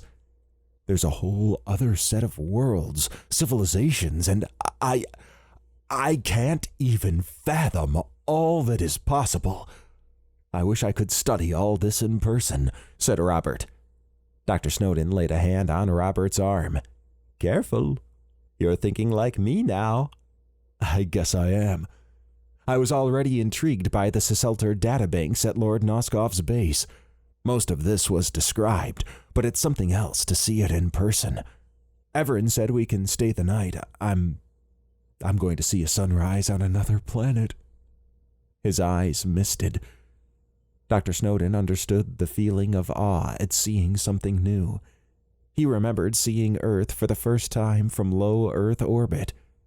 And we'll do it together. Analysis. Do we say on it or let's do this? Asked V. Emily and Jake shook their heads. Dr. Snowden smiled as he swept his gaze around the room, soaking in the experience. We can do both. Chapter 26. Emily bounced around her seat in the command area of the Torvatta as it approached Fredoria. Evaran was going to meet with the Emperor, but wanted to stop by Fredoria first. He had promised a week on Fredoria as a vacation from the chaos on Earth. It had been a week since the meeting of the Kriegans and the Earth Ward. Trying to fit back into the routine they had before all this started was difficult. This was just the break she wanted. Dr. Snowden eyed her. Do we need seatbelts? V hovered near Emily. Analysis. I do not think they are required. Dr. Snowden shook his head. I meant she's been excited all morning. Well, yeah, we get to see Andia and Rakar, said Emily. I am sure they are anxious to see you again as well, said Evaran, at least as far as I could tell from when I contacted them. A lot has changed since then, said Dr. Snowden. He glanced at Evaran. You wanted us to immerse ourselves back into our routine. I think a trip to Fredoria is doing just that.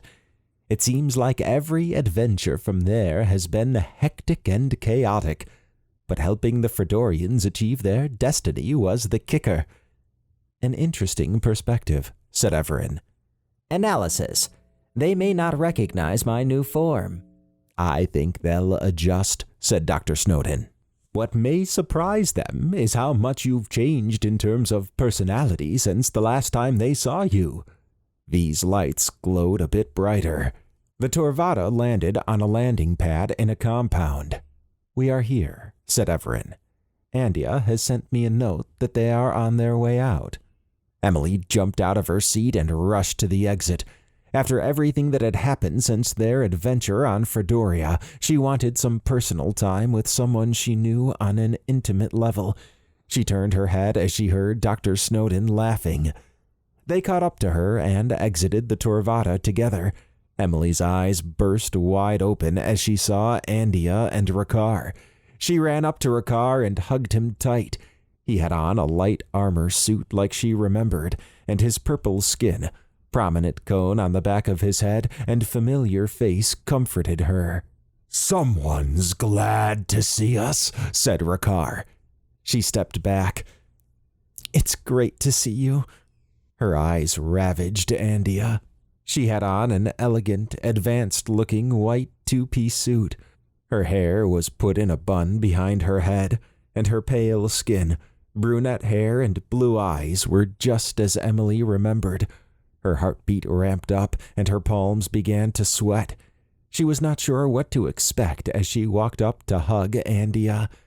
Andia embraced Emily for a few moments, then separated from her while looking into her eyes. She turned and smiled at Dr. Snowden.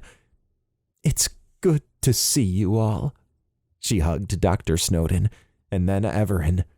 Rakar slapped hands with Dr. Snowden, and then shook hands with Evaran. V flew forward and raised a segmented arm. Rakar wrinkled his eyebrows. High five. Dr. Snowden simulated two hands slapping together. It just means to pat each other's hands. "An Earthborn custom. I'm familiar with it, but was not expecting it from V," said Rakar. He high-fived V. Andia smiled as she high-fived V. "It's good to see you, V, and I like your new design." "I have been working out," said V. Andia wrinkled her eyebrows. V was making a joke, said Emily. "Analysis. I am still working on humor." "Oh, well, I like it," said Andia with a grin. "So, what brings you out here? And you want to stay for a week?" "We do. Can we speak privately inside?" asked Evaran. "Of course," said Andia. She grabbed Emily's hand and led the way inside. Everyone except for Evaran took a seat on the various advanced-looking couches and chairs. "The room is secure," said Andia. "Excellent," said Evaran. He raised two fingers. "There are two issues that need to be dealt with. The first deals with Palison energy-based equipment that Ciro's Industries is in possession of. I need every piece that was ever produced to be collected and then brought to me. It has been used 3 times now against me, once by Crekus Det, another in 3104, and more recently during an event on Earth. I want to remove that threat." "Ciro's Industries is currently being investigated," said Rakar.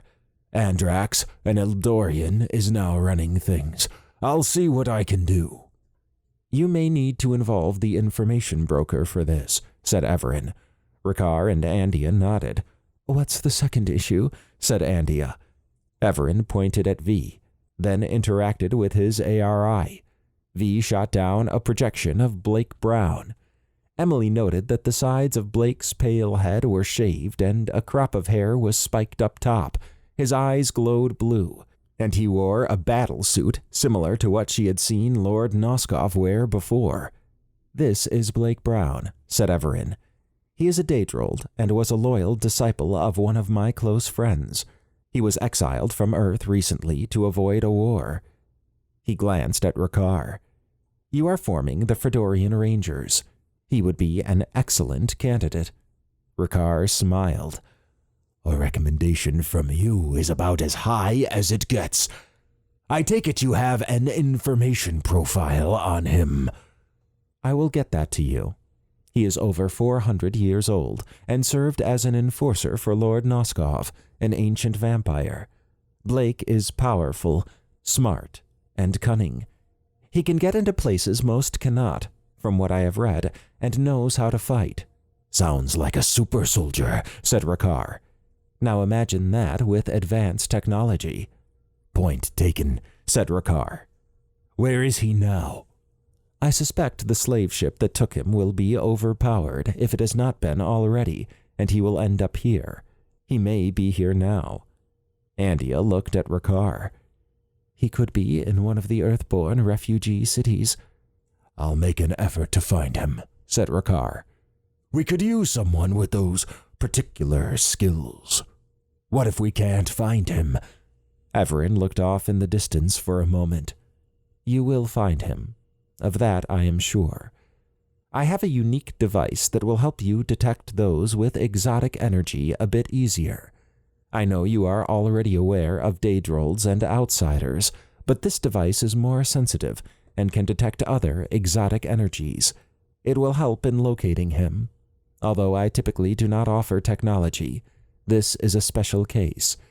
You may also have need of it in the future. Okay. I'll get started on it here shortly, said Rakar. I'm guessing you can't say why we might need it in the future. I cannot say, said Evaran, with a sparkle in his ancient eyes. Nonetheless, I can help you search for Blake as long as I am here.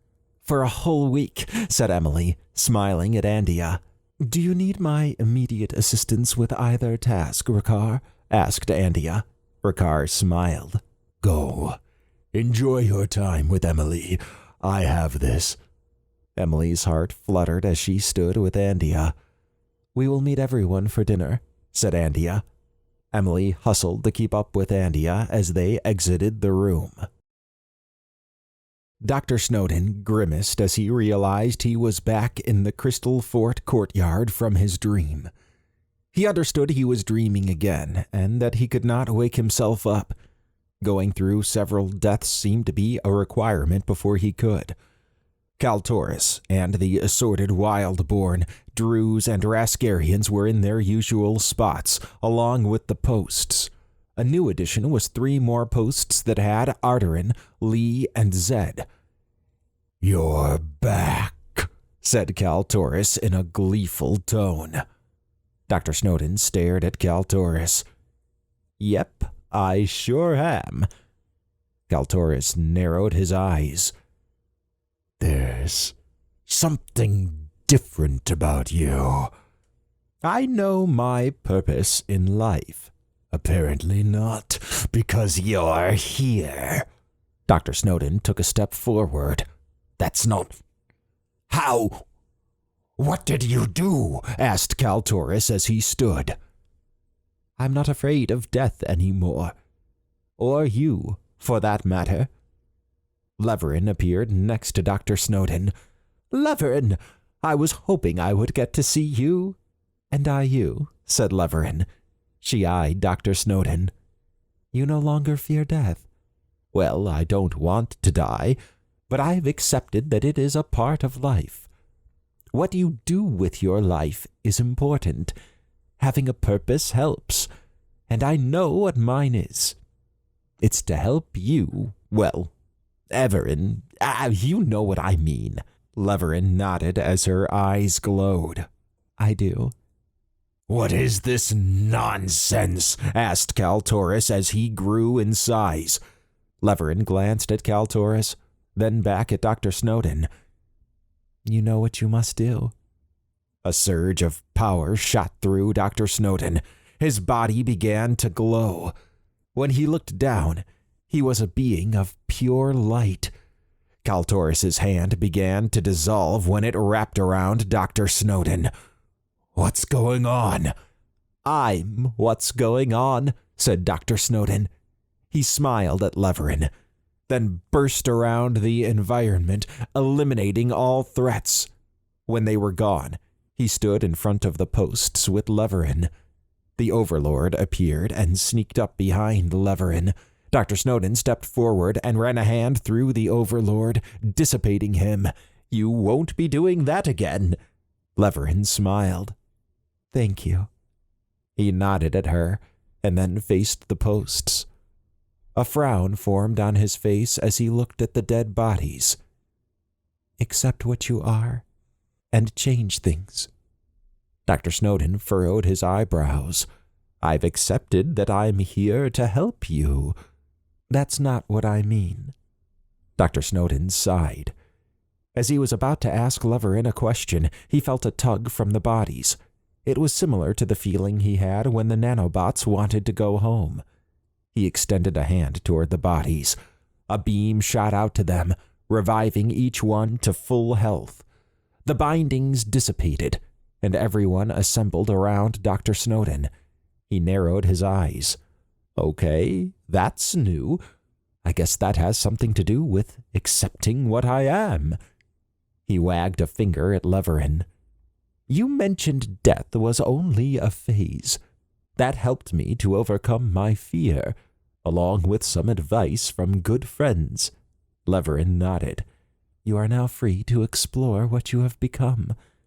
Dr. Snowden rubbed his chin. I'm guessing, then, that the nanobots with cosmic energy have made Emily and me into something new, something exotic, with abilities we don't fully comprehend yet. Maybe that plays into the future event with the Huxkers. Leverin smiled. Now you're beginning to understand. As the Wildborn have wild energy in them that makes them unique. You have cosmic energy. A tear fell onto Dr. Snowden's cheek. I know this is a dream, but you died in the real world. You gave us this gift. I didn't want you to die. He grimaced as his throat constricted. I wanted to save you, but I couldn't. He shuddered as he looked down. He squinted as his tears became a river. Leverin extended her arms out to him. He hugged her tight while trembling. Even in death, know that I'm here. As long as you live, so do I. He sniffled as he enjoyed Leverin's embrace. Dr. Snowden gazed out at the stars as he sat on the Torvatta roof. The dream from the previous night was burned into his mind. A calmness washed over him. He had wanted to discuss the dream with Emily, but she was busy, and Evaran had gone out with Rakar but was back and had requested a meeting.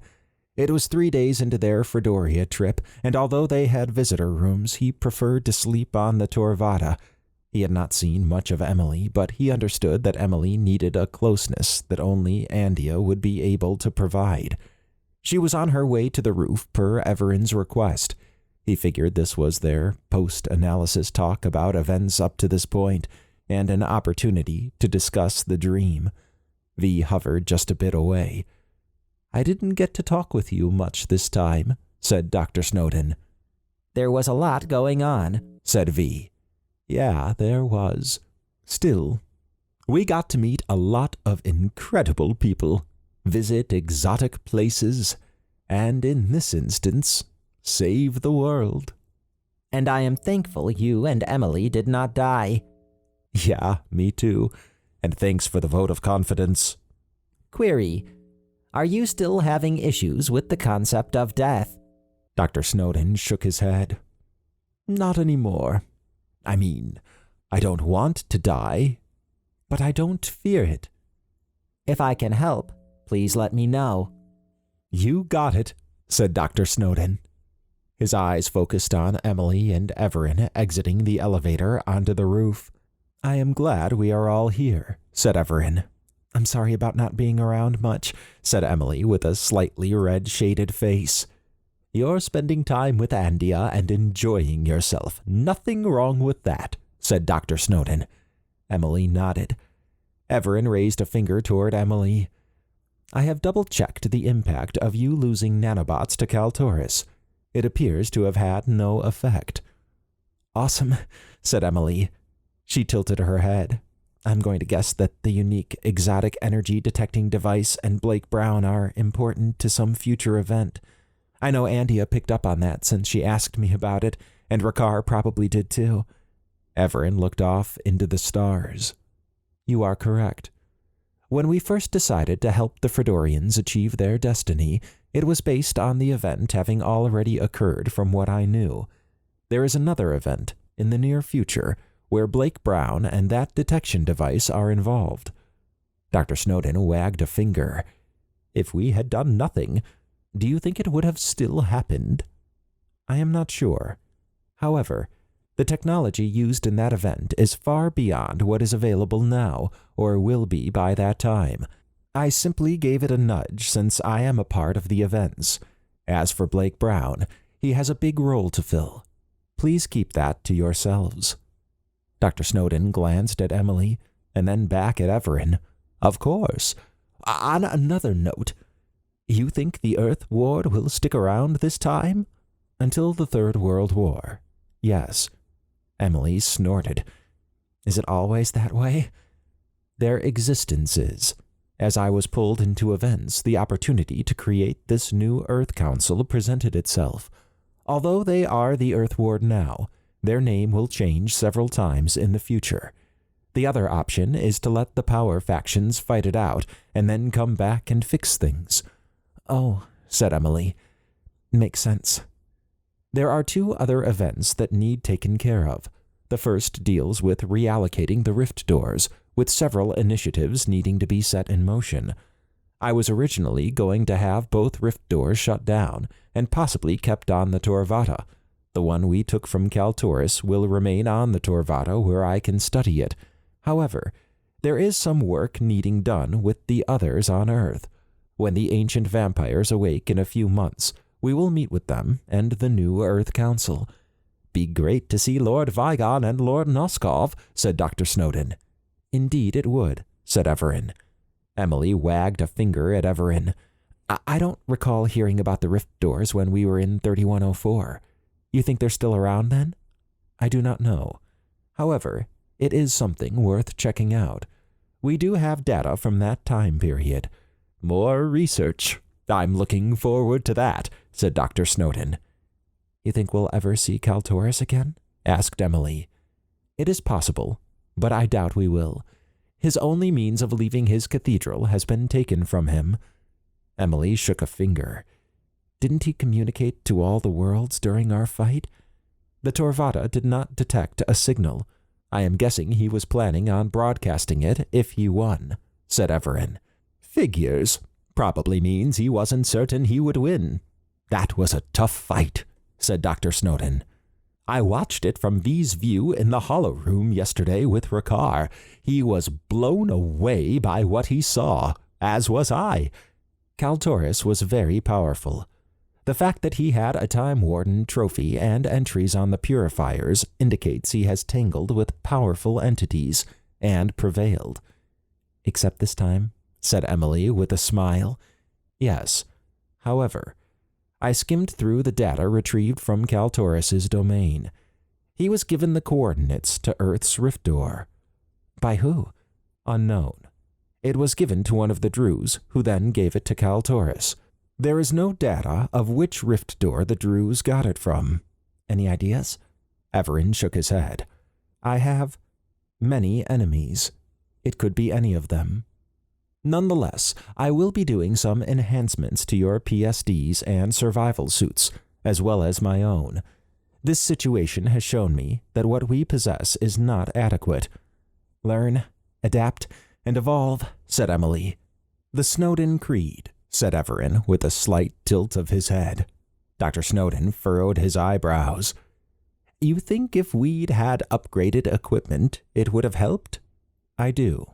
Okay, well, does this have anything to do with Lee's death? Evaran looked away for a moment. Perhaps a bit. His death could have been avoided. I had been working on some schematics and should have completed them. You can't blame yourself for that. What happened, happened. I know. However, I will dedicate some time to completing these enhancements.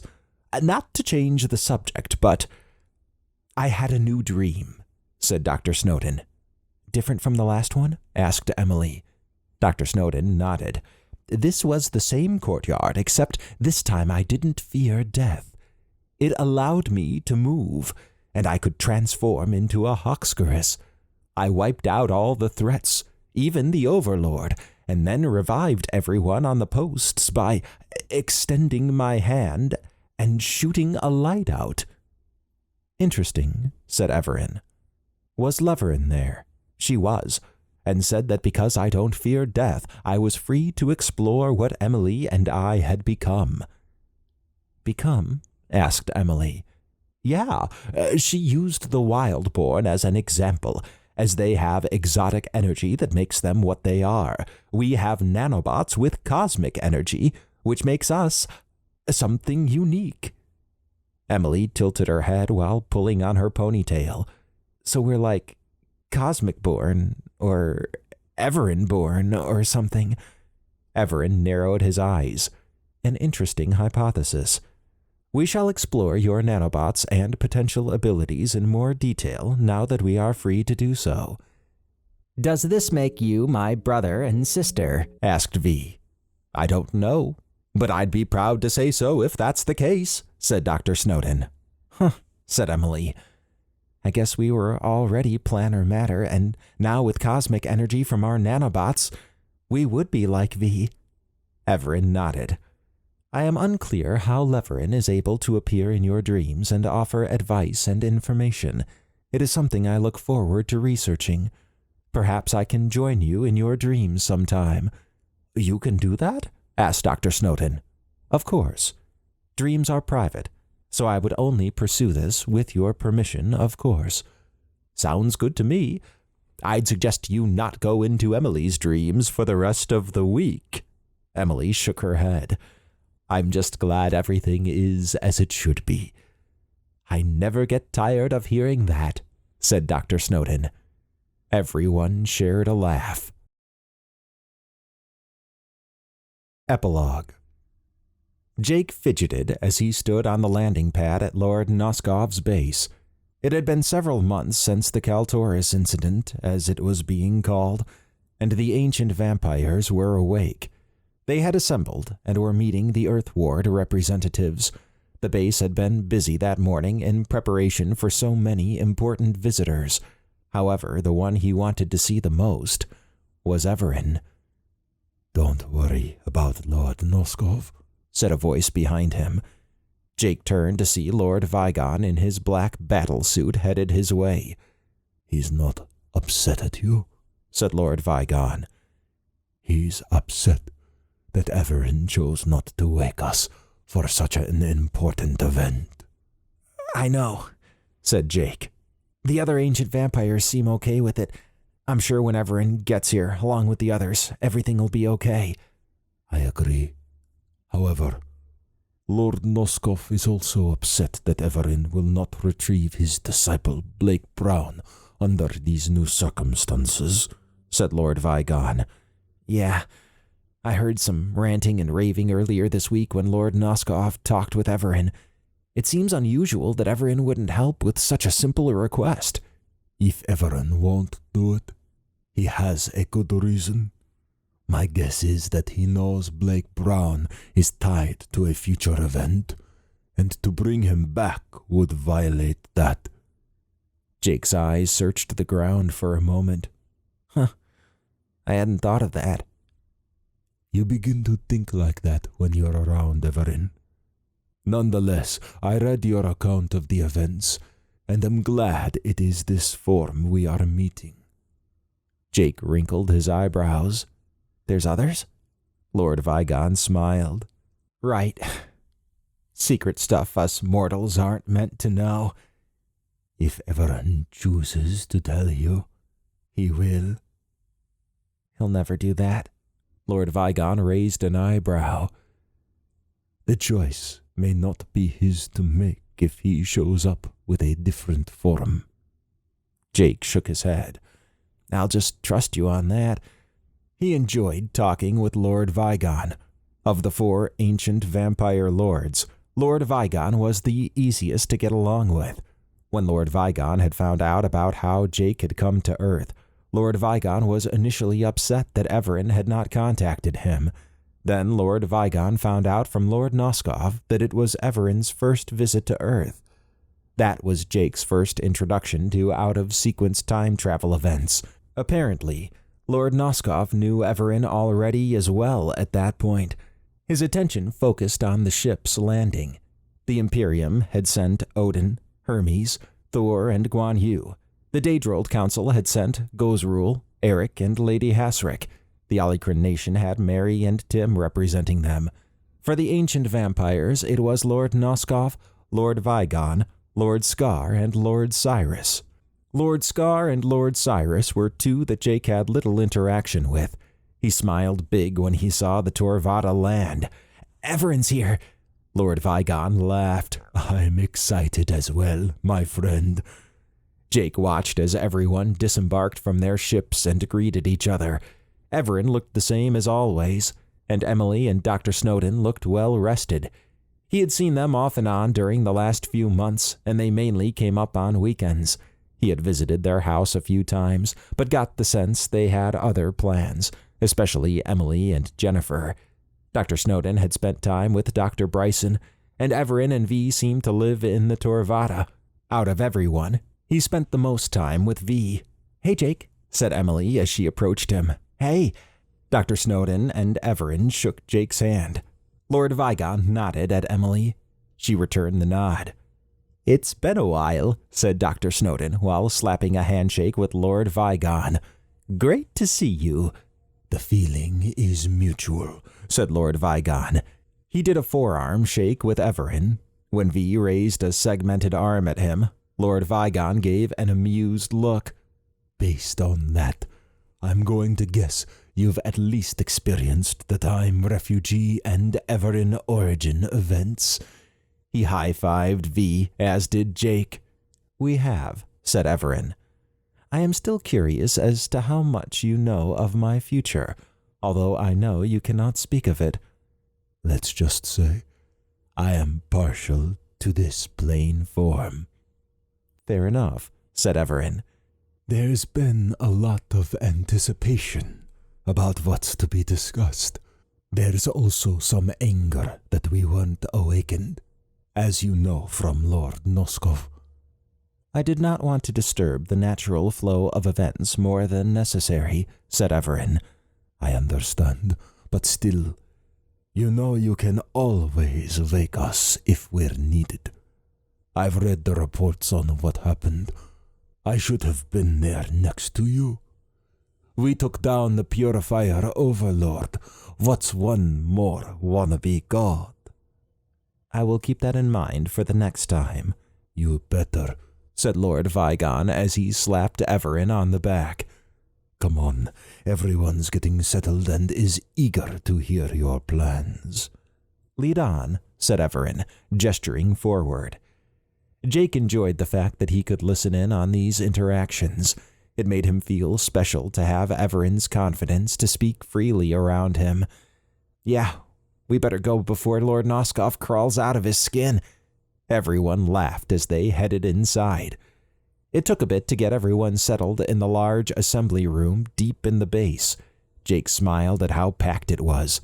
The atmosphere was one of excitement. He took a seat next to Emily and Dr. Snowden, while V rested on Emily's lap. Lord Noskov's animated gestures made Jake grin.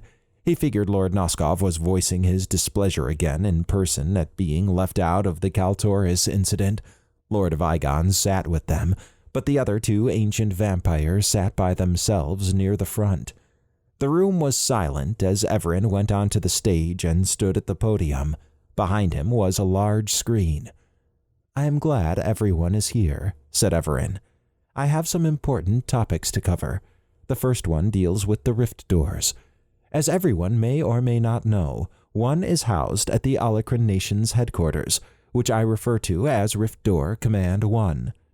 He tapped at a console on the podium, causing the screen behind him to show a live feed of the rift door. Jake had an idea of where it was based on his trip there earlier. The other is here, and is referred to as Rift Door Command 2, said Evaran. The screen changed to show the second rift door deep in the base. Jake remembered helping set it up. Evaran changed the screen back to Rift Door Command 1. There is a vast amount of coordinates that I retrieved from Kaltoris's cathedral. Some have a Drew's presence, while others appear to be on a list for reconnaissance. There are also additional coordinates I have added from my previous travels. I want each one to be scouted. If it is determined that the Drews have a presence, I want the rift door on their end destroyed. Prior to doing that, I want this video broadcast using the frequency the Torvatta scanned. The screen began showing the battle with Kaltoris. Jake could feel the ground move as everyone sat forward in rapture. He gulped as he remembered the fight and how tough it felt at the time. Although he and Zed had to find a console, the others had it much rougher. Those who had not been in the fight with Kaltoris were fixated on the screen. When the video ended, Evaran gestured outward in an arc. Kaltoris was a tough opponent, but the Drews, seeing their god underperform and not win, is important. The screen changed back to Rift Door Command 1. As each coordinate is scouted, it is important to begin mapping the non-Drews ones and, if possible, find a place to set up the infrastructure to support a second Earth, one that people can move to in the event of a catastrophe. Humanity is not ready to participate in this yet, but they will at some point. I leave it to the Earth Ward to determine that time. Secrecy is still important, so choose your human counterparts wisely. The INRA would be a good candidate, although their name may need changed after these events. The screen went dark. There may be worlds that request help or need assistance. I am leaving that judgment call to the Earth Ward, but the Alakran Nation and ancient vampires control their respective rift door. Cooperation will be needed. I have prepared extensive documentation on the coordinates, what is known about them, if anything, and how to operate and maintain the rift doors. I understand that by allowing this to occur, there may be consequences to the timeline. However, these rift doors have involved me twice now. I do not think that is a coincidence. Since I am involved in this event, I am taking the opportunity to give Earth an advantage, one that is unique to it, before extracting myself from events. The screen changed to a view of the Black Crystal Fort from the world that Count Boris had claimed. This world was under assault by the Raskarian forces of Count Boris. He is no longer alive, but his forces are still there. They need to be cleaned out. When you are victorious, make sure a flare is shot up into the sky to alert the locals of your success. I have a translation matrix that you can use to talk to the native species. Jake watched a big smile creep onto Lord Noskov's face. Killing Raskarian troops and having it sanctioned by Evaran probably made Lord Noskov's day. The last thing before I take questions deals with the formation of a new group. It will be led by Lord Vigon and called the Earth Guard. They will be a mixed group of non-humans and some humans trained with the focus of being able to respond to threats like Kaltoris in a rapid manner. They will report to the Earth Ward. The selection process I will leave to Lord Vigon, but their goal is simple. Guard the Earth against external and internal threats. Jake watched Lord Vigon draw his head back a bit as he raised his eyebrows. Jake wondered if he would be able to join. It sounded exciting. Evaran raised a finger. Now, are there any questions? Jake laughed as a majority of the room raised their hands. He suspected it was going to be a long day, but he was excited to hear and see this initiative. Maybe if the Earth Guard did not take him, he could join one of these Rift Door Command scouting teams. Flying a stealth ship into these worlds would be ideal. He knew Robert would sign up in a heartbeat. He eased back into his chair and focused on the question and answer session.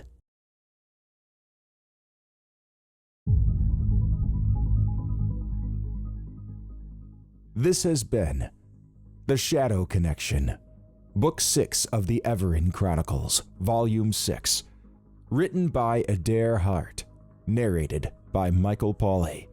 Copyright 2017 by Adair Hart. Production copyright 2018 by Adair Hart.